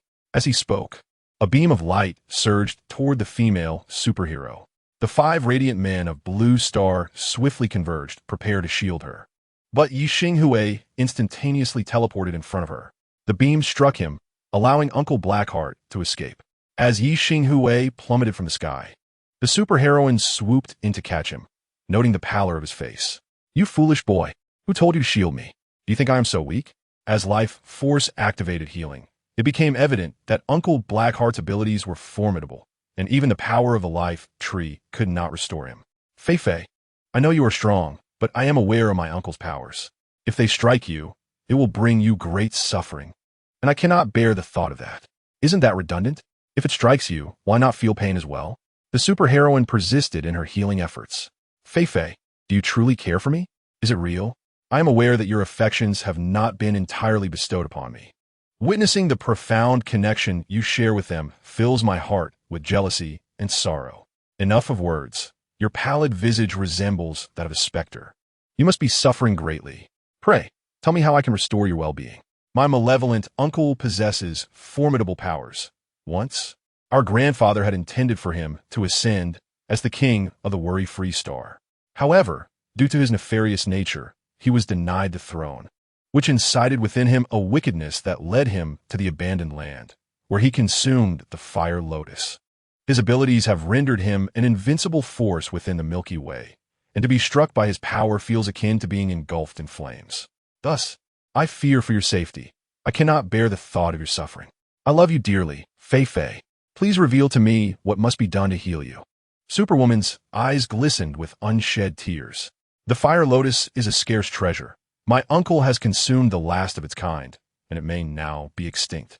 The only antidote to the fire lotus is a plant known as the ice snow pearl, which must be harvested at the peak of its bloom. Very well, Star Return. Direct me to the abandoned land, and I shall seek it out immediately. No, it is far too perilous. The abandoned land is rife with danger, populated by exiled outlaws. The terrain is treacherous, and the ice snow pearl may also be extinct. I cannot permit you to take such a risk. What then? Shall we simply watch you perish? Superwoman's eyes brimmed with tears. Fei, your tears for me stir my heart. Do you not feel a pang of sympathy, perhaps even a flicker of affection? Just a hint would suffice. Nightstar Return trembled as he wiped away her tears. What time is it, and you still linger on such matters? Tell me, where's the abandoned land? How much longer can you endure? Superwoman's urgency was palpable. Fei, I shall not succumb so swiftly. I merely must endure the searing agony of flames. As long as this torment does not befall you, I find solace. Nightstar Return bore the torment of the fire. By the way, Star Return, I possess Arctic Snow Orchid. I wonder if it might alleviate your affliction? Superwoman produced the Arctic Snow Orchid and pressed it into his mouth, applying the petals to his wounds. How do you fare, Star Return? Is there any improvement? It is not quite as though I'm being scorched by fire, and the wound is less fervent. Yet, this Arctic Snow Orchid provides only temporary relief, not a complete cure. Any respite is welcome. Now, please tell me where the abandoned land is located. Should you withhold this information, I shall seek it out myself. Fei, let's venture forth together. The 5 handsome men of the Blue Star echoed in unison. Seeing their resolve and Superwoman's reddened eyes, Nightstar Return acquiesced. They summoned a spacecraft and set their course for the abandoned land. Chapter 58. Journey to the abandoned land in search of the ice snow pearl. Assigning the task of clearing the battlefield of Flower Bud Planet to his younger brother, Nightstar River. Superwoman and the 5 handsome men of the Blue Star escorted Nightstar Return aboard the spacecraft, heading toward the abandoned land. The abandoned land lies in the distant Black River Galaxy, a realm permeated with darkness and filth, where derelict planets and space debris are ubiquitous, and numerous dilapidated spacecraft float aimlessly. Bodies of grotesque appearance drift through the void, each bearing the marks of a grim fate. The vessel, compact and agile, deftly navigated the myriad of obstacles while traversing the dark expanse of space. Within the cabin, an eerie silence prevailed. Even the most vivacious of creatures had sealed their mouths. The Arctic snow lotus could only stave off the worsening of wounds, unable to restore Night Star's health. The superheroine remained vigilantly by his side, his hand firmly grasping hers as he succumbed to slumber. In this moment, she realized the profound depth of her feelings for him, feelings she had previously restrained due to his status and identity. Night Star had risked his own life to shield her from the Fire Lotus's harm, illuminating the extent of his affection and love for her, even to the point of prioritizing his own life, letting go of concerns regarding his identity and extraterrestrial origins. She resolved to open her heart and embrace her emotions. The vessel skillfully avoided perilous obstacles and traversed numerous treacherous zones, ultimately landing in a forsaken realm. After securing the vessel, she laid Night Star upon the spacious bed, and with the 5 handsome companions of Blue Star, followed the guiding robot into the deserted land. This place was an expansive, abandoned planet, adorned with mountains, trees, and rivers, yet all were shrouded in darkness. The entire world exuded an oppressive gloom, riddled with traps and sinkholes, bearing witness to countless battles fought in the past. The atmosphere was thick with silence, enveloped in dense mist. In this forsaken land, flight was impossible. They could only proceed on foot. The Fire Lotus lay in a deep valley at the northernmost point of the planet, requiring them to navigate a lengthy and perilous route to reach it. The climate here was capricious, shifting from ominous storm clouds to torrential downpours, with moments of black rain swiftly followed by acid rain. Fortunately, the 6 donned armor and helmets that shielded them from both black and acid rains. However, the terrain proved treacherous, riddled with pits, remnants of past battles, some of which were deceptive, revealing themselves only upon contact. The 6 joined hands to prevent any from falling into the chasms, and after half a day of laborious travel, they had made but a small portion of progress. Suddenly, a serpent, as thick as a barrel and peculiar in appearance, slithered towards them. The superheroine unleashed a bolt of lightning, which fragmented the serpent into hundreds of smaller snakes, only for them to reassemble into a single large serpent that slithered away. Xiao Zhan, astonished, exclaimed, Fei, isn't that the same type of fragmented snake we encountered in Shenanjia? They seem to belong to the same species, capable of disassembling and reconstituting. Indeed, it appears to be a similar species, albeit differing in color. The fragmented snakes in Shenanjia were red, while this one is black. Yet, they are fundamentally alike. How is it that such fragmented snakes exist here as well? Ah, so the mysterious celestial connection pertains to you too, sister and Zhangge? How vexing. You both went to Shenanjia without me. The little one pouted in irritation, clearly displeased. We shall take you next time. You can play to your heart's content there. Won't that be sufficient? The superheroine pinched his cheek playfully. This light-hearted banter dispelled the heavy atmosphere, and as noon approached, they retreated into the vessel to dine and rest for a while, finding Night Star still enveloped in slumber. A few individuals ventured outside once more, embarking deeper into the valley, where they encountered a variety of peculiar flora and fauna, all of which they swiftly vanquished. The robot cautioned them that ahead lay the valley inhabited by beings from other planets, urging them to exercise utmost vigilance. The group steeled themselves, prepared for battle at a moment's notice. As they passed a withered tree, a cluster of 5 or 6 dark alien beings emerged. Without hesitation, they unleashed their extraordinary abilities, and soon the foes collapsed, encased in crystalline forms, which they subsequently stowed away as they pressed onward. Within the valley, numerous dilapidated structures dotted the landscape, with various extraterrestrial beings frequently entering and exiting. The superheroine adopted a philosophy of non-aggression. As long as they did not provoke her, she would refrain from hostility. However, should they threaten her, she would retaliate. Most of the inhabitants coexisted peacefully despite their diverse appearances, merely casting indifferent glances before returning to their pursuits.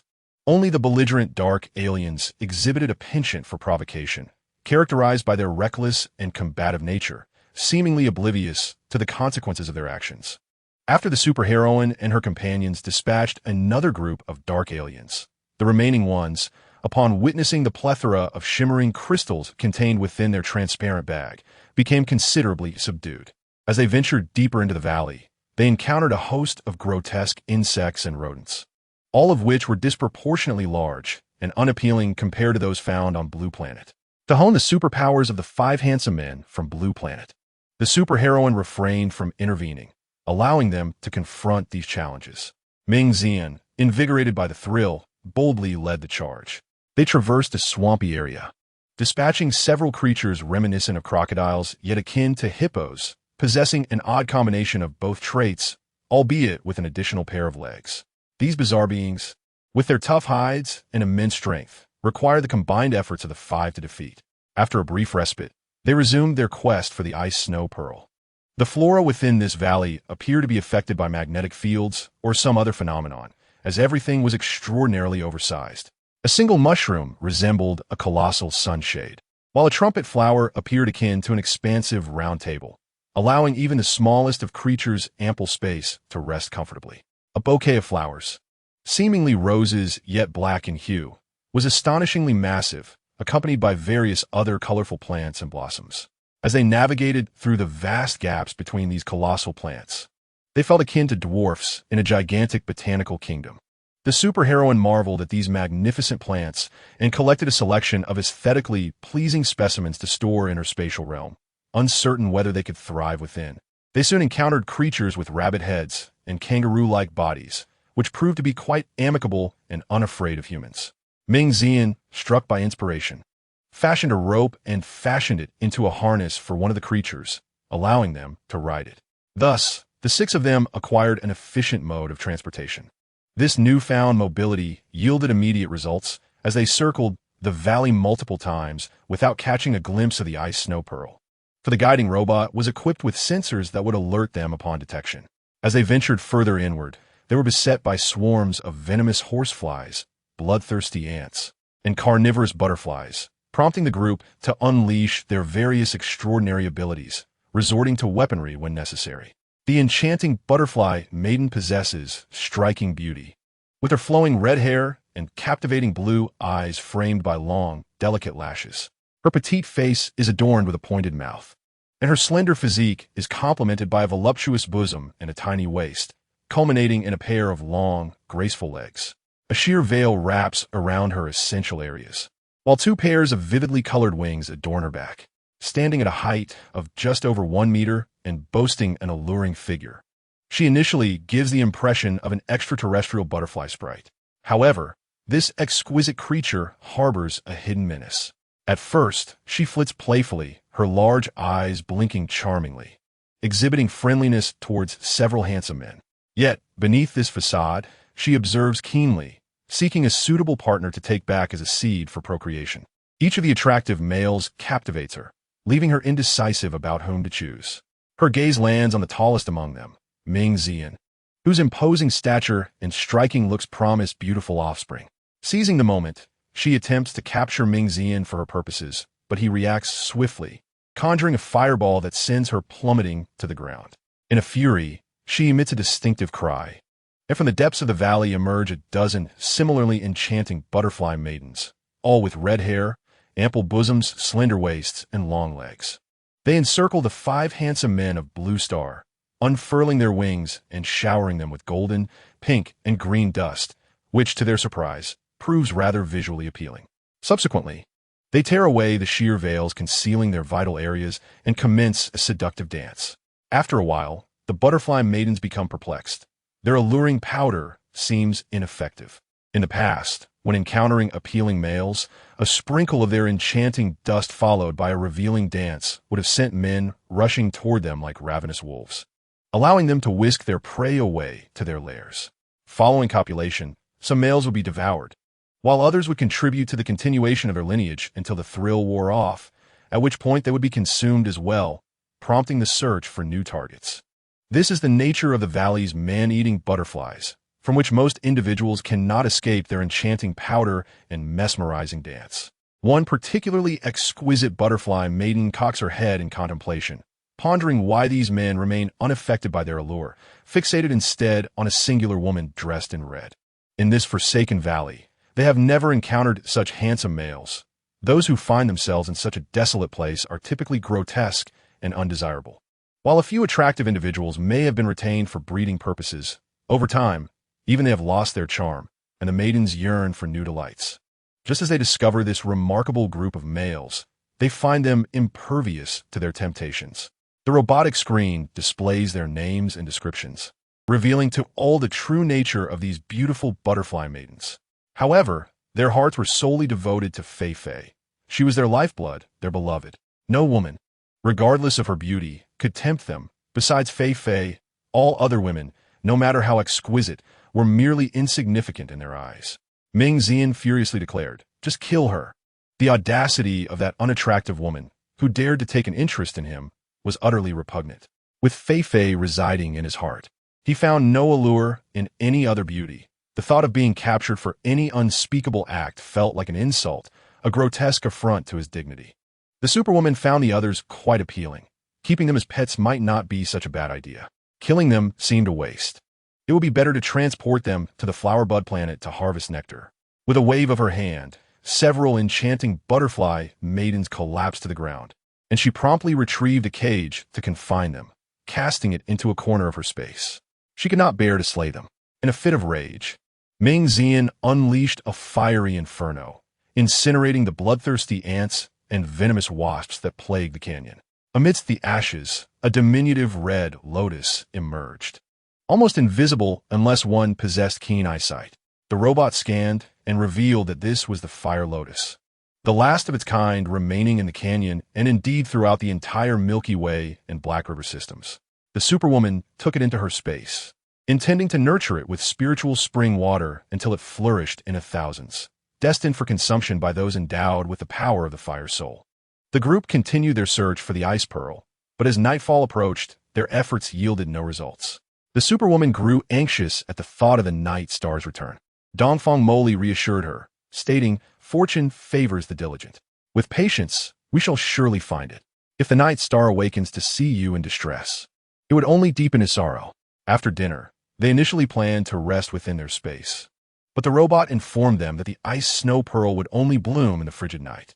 Thus, they abandoned their rest and ventured deeper into the canyon. The further they progressed, the colder the air became, with the immense flowers and trees adorned with a layer of frost, appearing as if sculpted from ice, transporting them into a fairy tale world of snow and ice. The robot jubilantly proclaimed that the colder the environment, the more it indicated the presence of the ice snow pearl, which would only release its ice and snow moments before blooming. Surely it was nearby. Suddenly, an alarm signaled. The ice snow pearl was indeed close. They ascended a slope, revealing a hazy white light ahead, where two peculiar plants thrived within a narrow ice layer.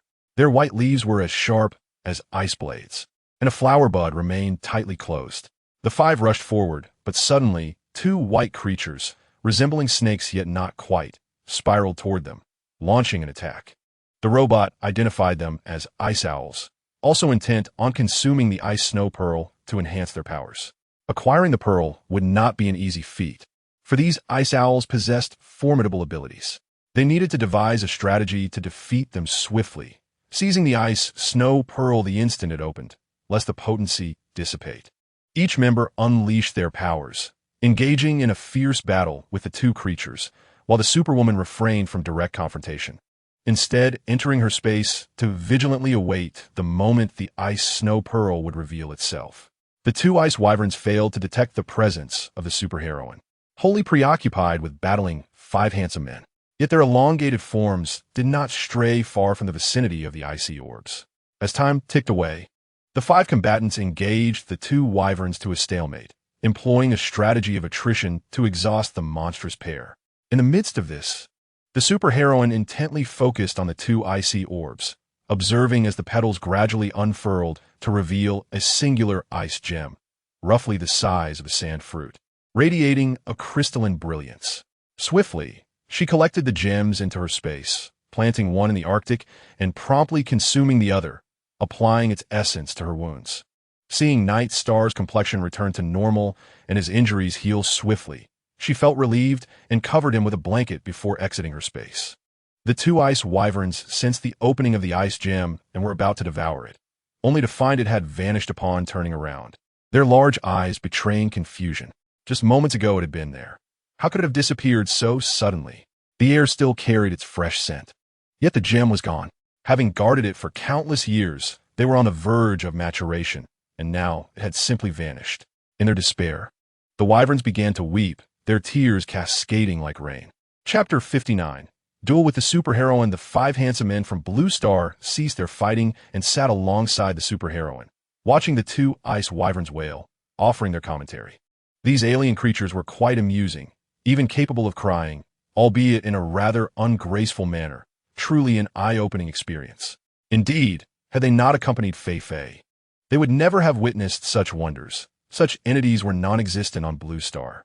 Upon hearing this, the crying wyverns abruptly halted, pondering whether their tears were indeed unattractive, questioning whether to continue their lamentation. Sensing that they could comprehend human speech, the superheroine decided to engage them in dialogue. If you two accompany me, once I cultivate the icy orbs, I shall grant each of you one to consume. The wyverns pondered this proposal and nodded in agreement. However, she continued, you must work for me. If you perform well, there shall be more icy orbs for you. Work? What does that entail? Although uncertain about the nature of work, the prospect of consuming icy orbs motivated both wyverns to nod in assent. Wait a moment, Dongfeng Moli interjected. Doesn't taming these creatures require a blood oath? Otherwise, how can they heed your command? Brother, this is an alien world. Do you think this is a realm of cultivation? What blood oath are you imagining? I am merely concerned for your safety, fearing they may pose a threat to you. I appreciate your concern, Ali. As long as I possess the icy orbs, they will obey. Should they resist, I will find ways to compel their compliance. After successfully taming the wyverns, everyone inquired about Night Star's condition. Learning that he was fine after ingesting the ice gem, they rejoiced, preparing to conclude their expedition and return home. With the two ice wyverns in tow, their journey back proceeded smoothly. It seemed that the inhabitants of the abandoned planet were acutely aware of the wyverns' formidable nature, as they kept their distance upon sighting them. Upon boarding the spacecraft, one returns to the blooming Bud planet, now impeccably cleansed of all debris. News of the superheroine's successful retrieval of the Ice Pearl and the salvation of Night Star has filled the populace with immense gratitude, compelling them to kneel in reverence, to express their appreciation, wholeheartedly acknowledging their future queen. The audacity to venture into the Forsaken Lands in search of the elixir to save their king, and to return unscathed while taming the formidable ice owl, is no ordinary feat. It is evident that the queen possesses extraordinary talents. In a society that venerates martial prowess, those with great skill earn the highest respect. No issue is insurmountable through strength, and if one method fails, another confrontation may ensue. Night Star has fully recovered, his robust constitution allowing him to regain his former vitality within mere hours. After consuming the Ice Pearl, he has become even stronger, capable of subduing the Fire Lotus. Through this harrowing experience of life and death, Night Star has shielded the superheroine from the malignant powers of the Fire Lotus, leading her to relinquish her notions of status and identity, forging a genuine bond of trust between them. Finally, Night Star can connect with Fei and the others with heartfelt understanding, bringing him joy. Once he is entirely healed, he resolves to seek vengeance against Uncle Blackheart. After several days of investigation, he learns that Uncle Blackheart has fled to Shima Star, a region that lies beyond the reach of authority. With this knowledge, Night Star decides to claim Shima Star as a vassal of his own worry-free star, and to capitalize on this momentum by annexing several nearby minor celestial bodies, in order to alleviate the constant strife and suffering of the inhabitants. Thus, the newly crowned king of worry-free star, Night Star, embarks on an extraordinary journey to conquer various planets alongside his people. Upon capturing Uncle Blackheart on Shima Star, the villain resorts to his notorious technique once more, only to be vanquished by Night Star, whose Ice Pearl specifically counters the Fire Lotus's dark arts, reducing Uncle Blackheart to ashes. Through countless battles, Night Star successfully incorporates all nearby ungoverned or abandoned planets into his realm, executing those with treacherous intent and exiling the lesser offenders to the Forsaken Lands. All celestial bodies are drawn into the orbit of his worry-free star, creating a harmonious system where worry-free star is at the center, surrounded by subordinate planets, each overseen by loyal administrators dispatched from worry-free star, unyielding in their allegiance. Initially, Night Star intended for the five handsome men from Blue Star to govern 5 of the planets, but they declined, wishing instead to return a blue star. Not wanting to part from Fei Fei. In a gesture of affection, Nightstar gives his beloved Fei Fei the blooming bud planet, elevating the superheroine to the status of queen of this celestial body. Although blooming bud planet is encircled by numerous smaller planets, it remains an independent entity, situated not far from Worry-Free Star. Upon receiving this gift, the Superwoman felt a surge of joy. Together, they meticulously restored the energy shield and adorned the bud planet anew, planting the flowers, herbs, and fruit trees brought from the blue star, as well as some vegetables. The people of Wagwa have an enduring love for gardening, a habit that seems unchangeable. They also transplanted the magnificent flowers and a variety of exotic plants salvaged from the wasteland onto the bud planet, revitalizing it with a vibrant floral display reminiscent of its former glory. Then, they released the butterfly maidens into the garden, where they flitted gracefully from bloom to bloom, collecting nectar amidst a kaleidoscope of colors, creating an exquisite spectacle. The little butterfly maidens, having arrived in such a beautiful place, no longer feared being devoured by those who had abandoned them, nor did they worry about being captured. The butterflies declared their intention to live normal lives, choosing their own partners freely. For the time being, the Superwoman hosted the 5 handsome men from the blue star on Bud Planet. Nightstar returned on an auspicious day to formally declare himself the king of the Wuyo Star and its affiliated planets. However, he did not appoint a queen, choosing instead to wait for the Superwoman's acceptance of his proposal. Until she agreed to be his queen, his throne would remain unoccupied. In the midst of his duties, Nightstar would often visit Bud Planet to court Fei Fei, pursuing her in hopes of making her the queen of Wuyo Star. With everything settled, the women of Green Star, enamored with the king, sought to duel the Superwoman for his affection. They believed that if they could defeat her, even if they did not win the king's heart, they would still gain the right to enjoy his companionship. Additionally, a faction of Green Star women had set their sights on the 5 handsome men for Blue Star and also wished to challenge the Superwoman. Should she refuse to fight, it would signify her relinquishment of rights, allowing them to pursue their desires. Ming Xiang felt deeply insulted by the attention he received from other women. His heart and allegiance were solely devoted to his master. He loved only her and regarded no one else.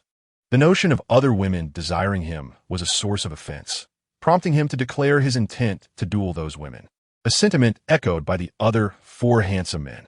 Thus, a propitious day was chosen for a duel at the Duoxing venue on Shima Star. Neither Wuyo Star nor Bud Planet were suitable for such confrontations. The beauty of the scenery must not be marred. News of the challenge against the Superwoman of Blue Star drew spectators from various planets, though Shima Star could scarcely accommodate them all. Only important figures could attend in person, while others opted to watch the live broadcast. The Duoxing venue on Shima Star was bustling with excitement, filled to capacity with spectators. In the center of the arena stood the Superwoman, poised against the Green Star women who sought to duel her. She was the only contender, standing at a height of 175 meters with a well-proportioned and alluring figure. Her skin was as smooth and fair as a freshly shelled egg, and her long black hair was elegantly tied in a high ponytail adorned with a golden hairpin. Beneath her thick black brows, her large, captivating eyes, framed by long lashes like delicate butterflies, sparkled with determination. Her high nose and slightly upturned small nose complemented her full, rosy lips. Today, she donned a silver outfit and boots, with a flowing red cape draped over her shoulders. Today, it was Xiaozhan who styled her hair. Ever since the arrival of the 5 handsome men from Blue Star, she hardly needed to lift a finger for her long locks, as they took turns crafting various exquisite hairstyles for her. Upon observing the individuals across from her, the female superhero appeared as delicate as a porcelain doll, seemingly fragile enough to be shattered by a mere squeeze of their large hands. There were over 30 towering women from Green Star, each exceeding 2 meters in height, with voluptuous figures and dark skin, clad in snug tank tops. They deliberately flaunted their impressive busts, casting flirtatious glances towards the men they favored. Some admired Wang, while others unabashedly fixated on the 5 handsome men from Blue Star, whistling and throwing coy looks at their preferred targets. Ming Xian was so incensed he felt like gouging out his own eyes. The sight was utterly appalling. They stood there like grotesque green bears, utterly revolting, and he found his own Fei Fei to be far more enchanting and pleasing to the eye. The young ones beside him were on the verge of retching. If not for his sister, he wouldn't want to cast even a glance their way, too sickening to bear. Yet, a few of those towering green star women seemed to have a penchant for delicate, fair-skinned creatures like him, finding them particularly delectable. They had never encountered a beauty as captivating as this flower-like young man, utterly entranced, with drool nearly forming a river. Yisheng returned to sit beside the female superhero. His eyes filled with indulgence as he gazed at Fei Fei.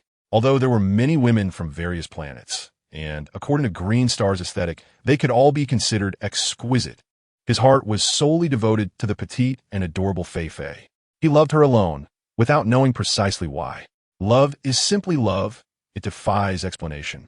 Yet, the customs of Green Star dictated that whether one was of noble birth or a commoner, any challenge issued must be met.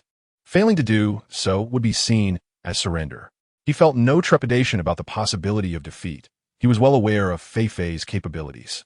Through their intensive training sessions, her superpowers and spatial abilities had reached their zenith, rendering her an invincible presence among the celestial bodies. However, Fei Fei preferred to be understated, and given her average height and build on Blue Star, she appeared diminutive among the towering Green Star inhabitants, leading to her being underestimated, which was quite natural. The female superhero, observing the swaying bosoms of those women, found the sight equally distressing and wished for a swift conclusion to the spectacle. Thus she proposed, "Why not all come at once? Battling one by one is far too tedious. It would be much livelier if you all joined in together." The women who favored the 5 handsome men for Blue Star declared that they were united in their admiration for them and preferred to engage in 2 separate rounds rather than mix with those who fancied one. The 5 handsome men from Blue Star chimed in, "We will fight with you. We wouldn't dream of exhausting our Fei Fei." "Splendid. Wonderful," cheered the Green Star women, elated at the prospect of battling the handsome men while seizing the opportunity to indulge in some playful mischief. Such an opportunity was rare indeed, and they were all filled with delight. Thus, the first round commenced with the 5 handsome men from Blue Star facing off against the Green Star women, followed by the female superhero battling against the group of Green Star women. Superwoman settled back into her chair to observe the match, only to be pulled into Night Star's embrace. The women who admired Wong glared daggers at her, their animosity palpable.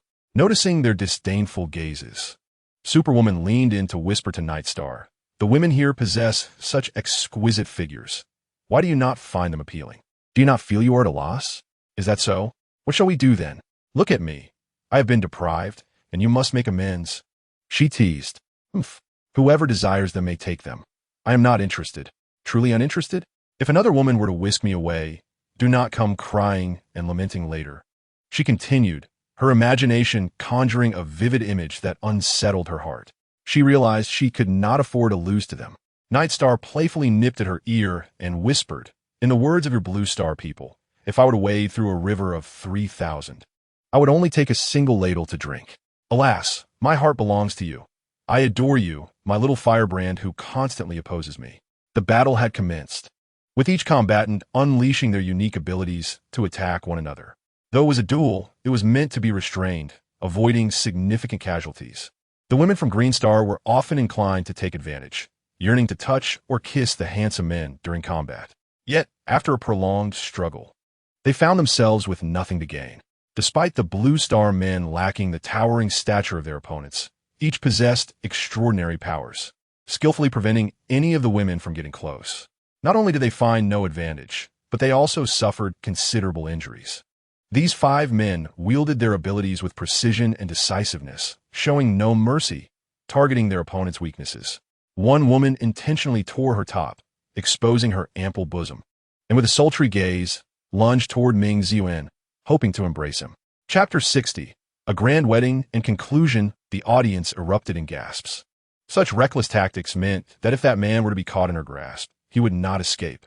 Once he made contact with her, his virtue would be compromised, and he would have no choice but to be with her. In the galaxy of Tianhe, where the male population vastly outnumbers the female, the limit for a woman to marry is 10. The expectations for women are low, while those for men are exceedingly high, a topic too intricate to delve into here. The spectators, being from the Tianhe system, were aware of these customs, yet the Blue Star individuals were oblivious.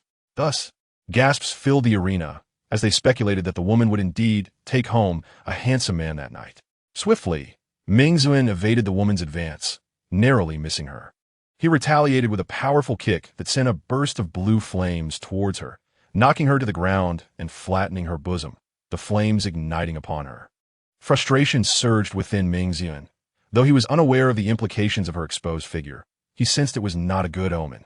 His years of military training had honed his reflexes, allowing him to narrowly avoid disaster.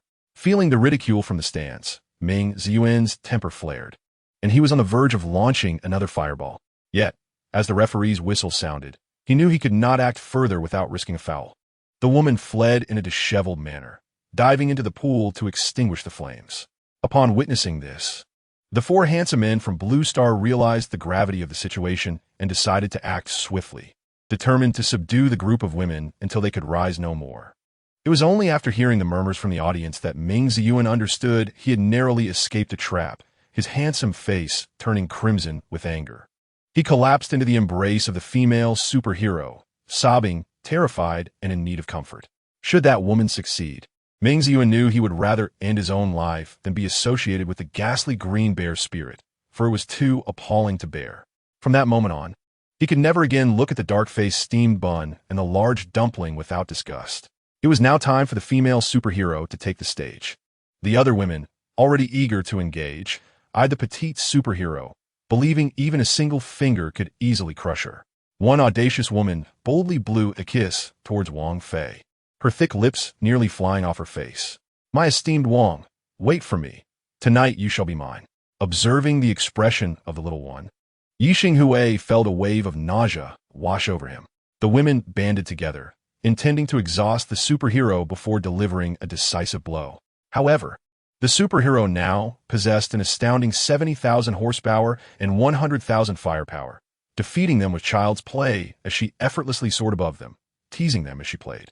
These women, towering and robust, were hampered by their lack of agility, their diverse abilities manifesting in an array of vines, torrents of water, and flying stones. Yet, the superhero remained unscathed, cleaving through the attacks with ease or simply absorbing those she could not destroy into her spatial realm. Unbeknownst to them, the concept of space was foreign. The life tree had borne only one spatial fruit in millennia, which the superhero had consumed. Without her lightning abilities, she would have been unable to harness the powers of space, a gift bestowed upon her by Yixing Hui. Now, her spatial abilities had ascended to level 10, all functions unlocked, allowing 6 individuals connected to her to enter the space at will, unbound by time or location.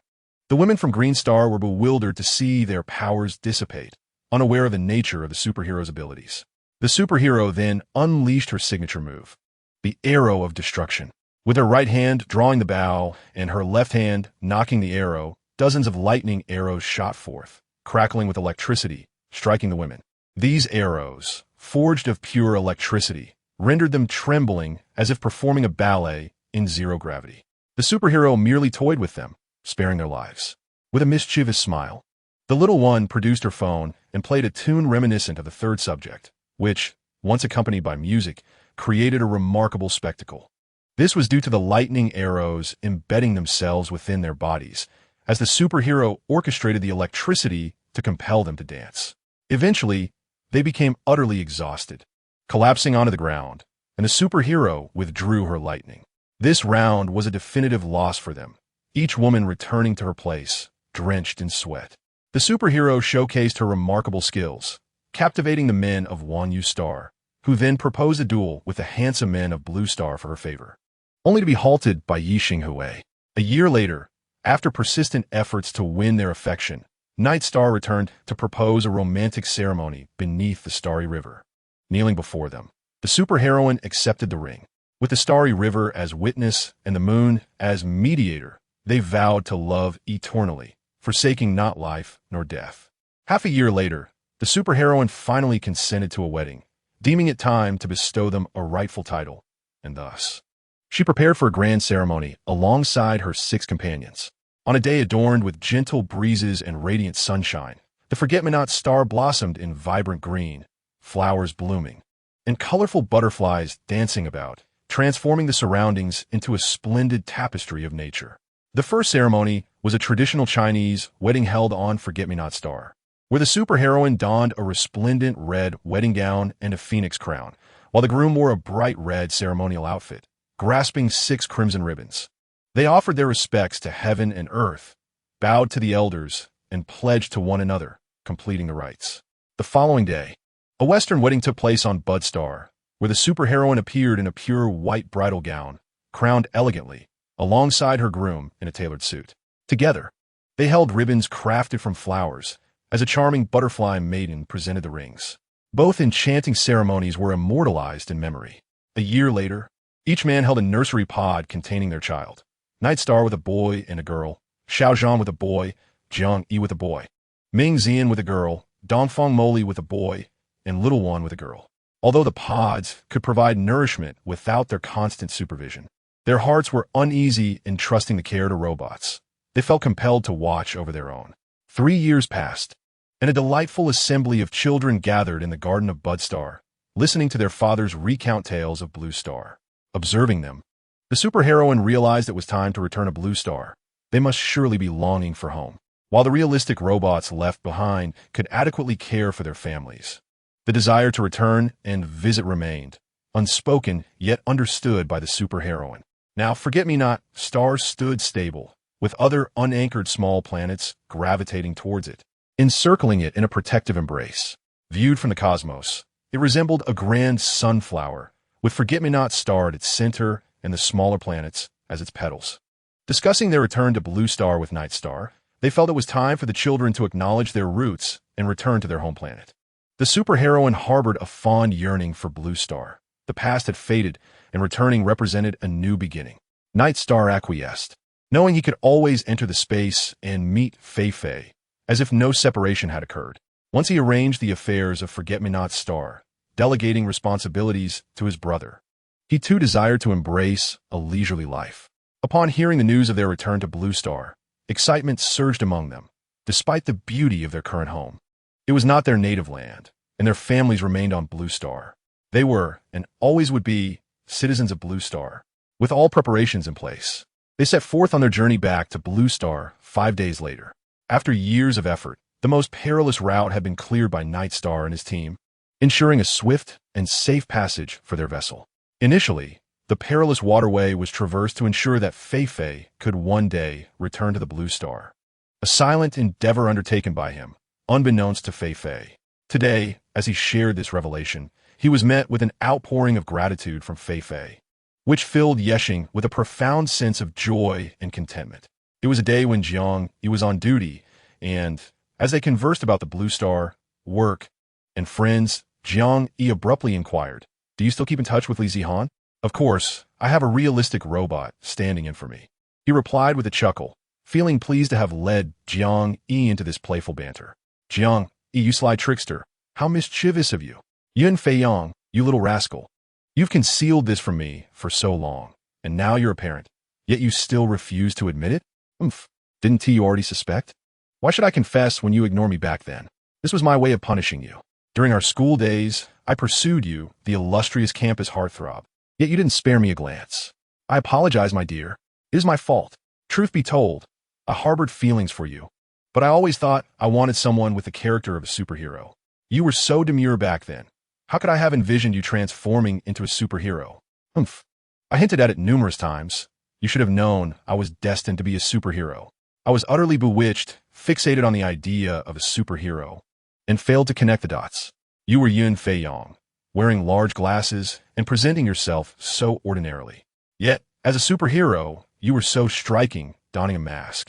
How could I reconcile the two? Can't you see the difference in height and weight? Our voices are quite similar, you silly goose. I did have my suspicions. Didn't I mention that I felt an uncanny familiarity with you?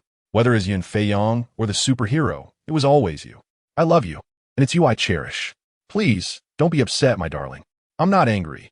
If I were, you wouldn't even notice. I would have long since ignored you. Fei-Yang, does Li Zihan know that you are the superhero? She certainly does not. That loudmouth would cause a stir if she found out. But imagine if she were to discover that her most admired superhero was right beside her. How would she react? Just a thought is amusing. Fei-Yang, is your so-called punishment for me the reason behind our prolonged absence from each other? Indeed, what do you wish to know? What more can I say? The child has grown so much. What can I do? Well, Let us not dwell on anger. I am merely curious. How did you become a superhero? This tale is lengthy. In my youth, I was struck by lightning, and at that moment, I felt electricity coursing through me. However, a high fever caused me to forget that memory, leaving my powers dormant. During thunderstorms, I sensed currents within me, which frightened me. One night, while camping in the mountains, I was struck again, and since then, I frequently felt the electric energy within me. I began to delve into research on extraterrestrials and UFOs, having heard tales of sightings in a nearby valley. I wondered if it was somehow connected to me.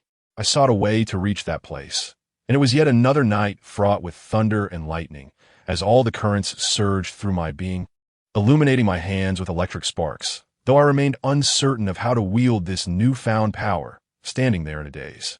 As the night stars returned to their spacecraft, they were drawn to me by my electric aura, landing beside me in their weakened state. They offered me the soul space fruit, born from the life tree over millennia, granting me the essence of space itself. They relocated the life tree into this new dimension, their energy spheres akin to cosmic vessels hovering in the expanse. My sole task was to gather the myriad treasures of the world, revitalizing the life tree to awaken them once more. As the space evolved at an accelerated pace, my abilities grew in tandem. Initially, I was utterly inept, for the night stars had not imparted the knowledge of how to harness this space.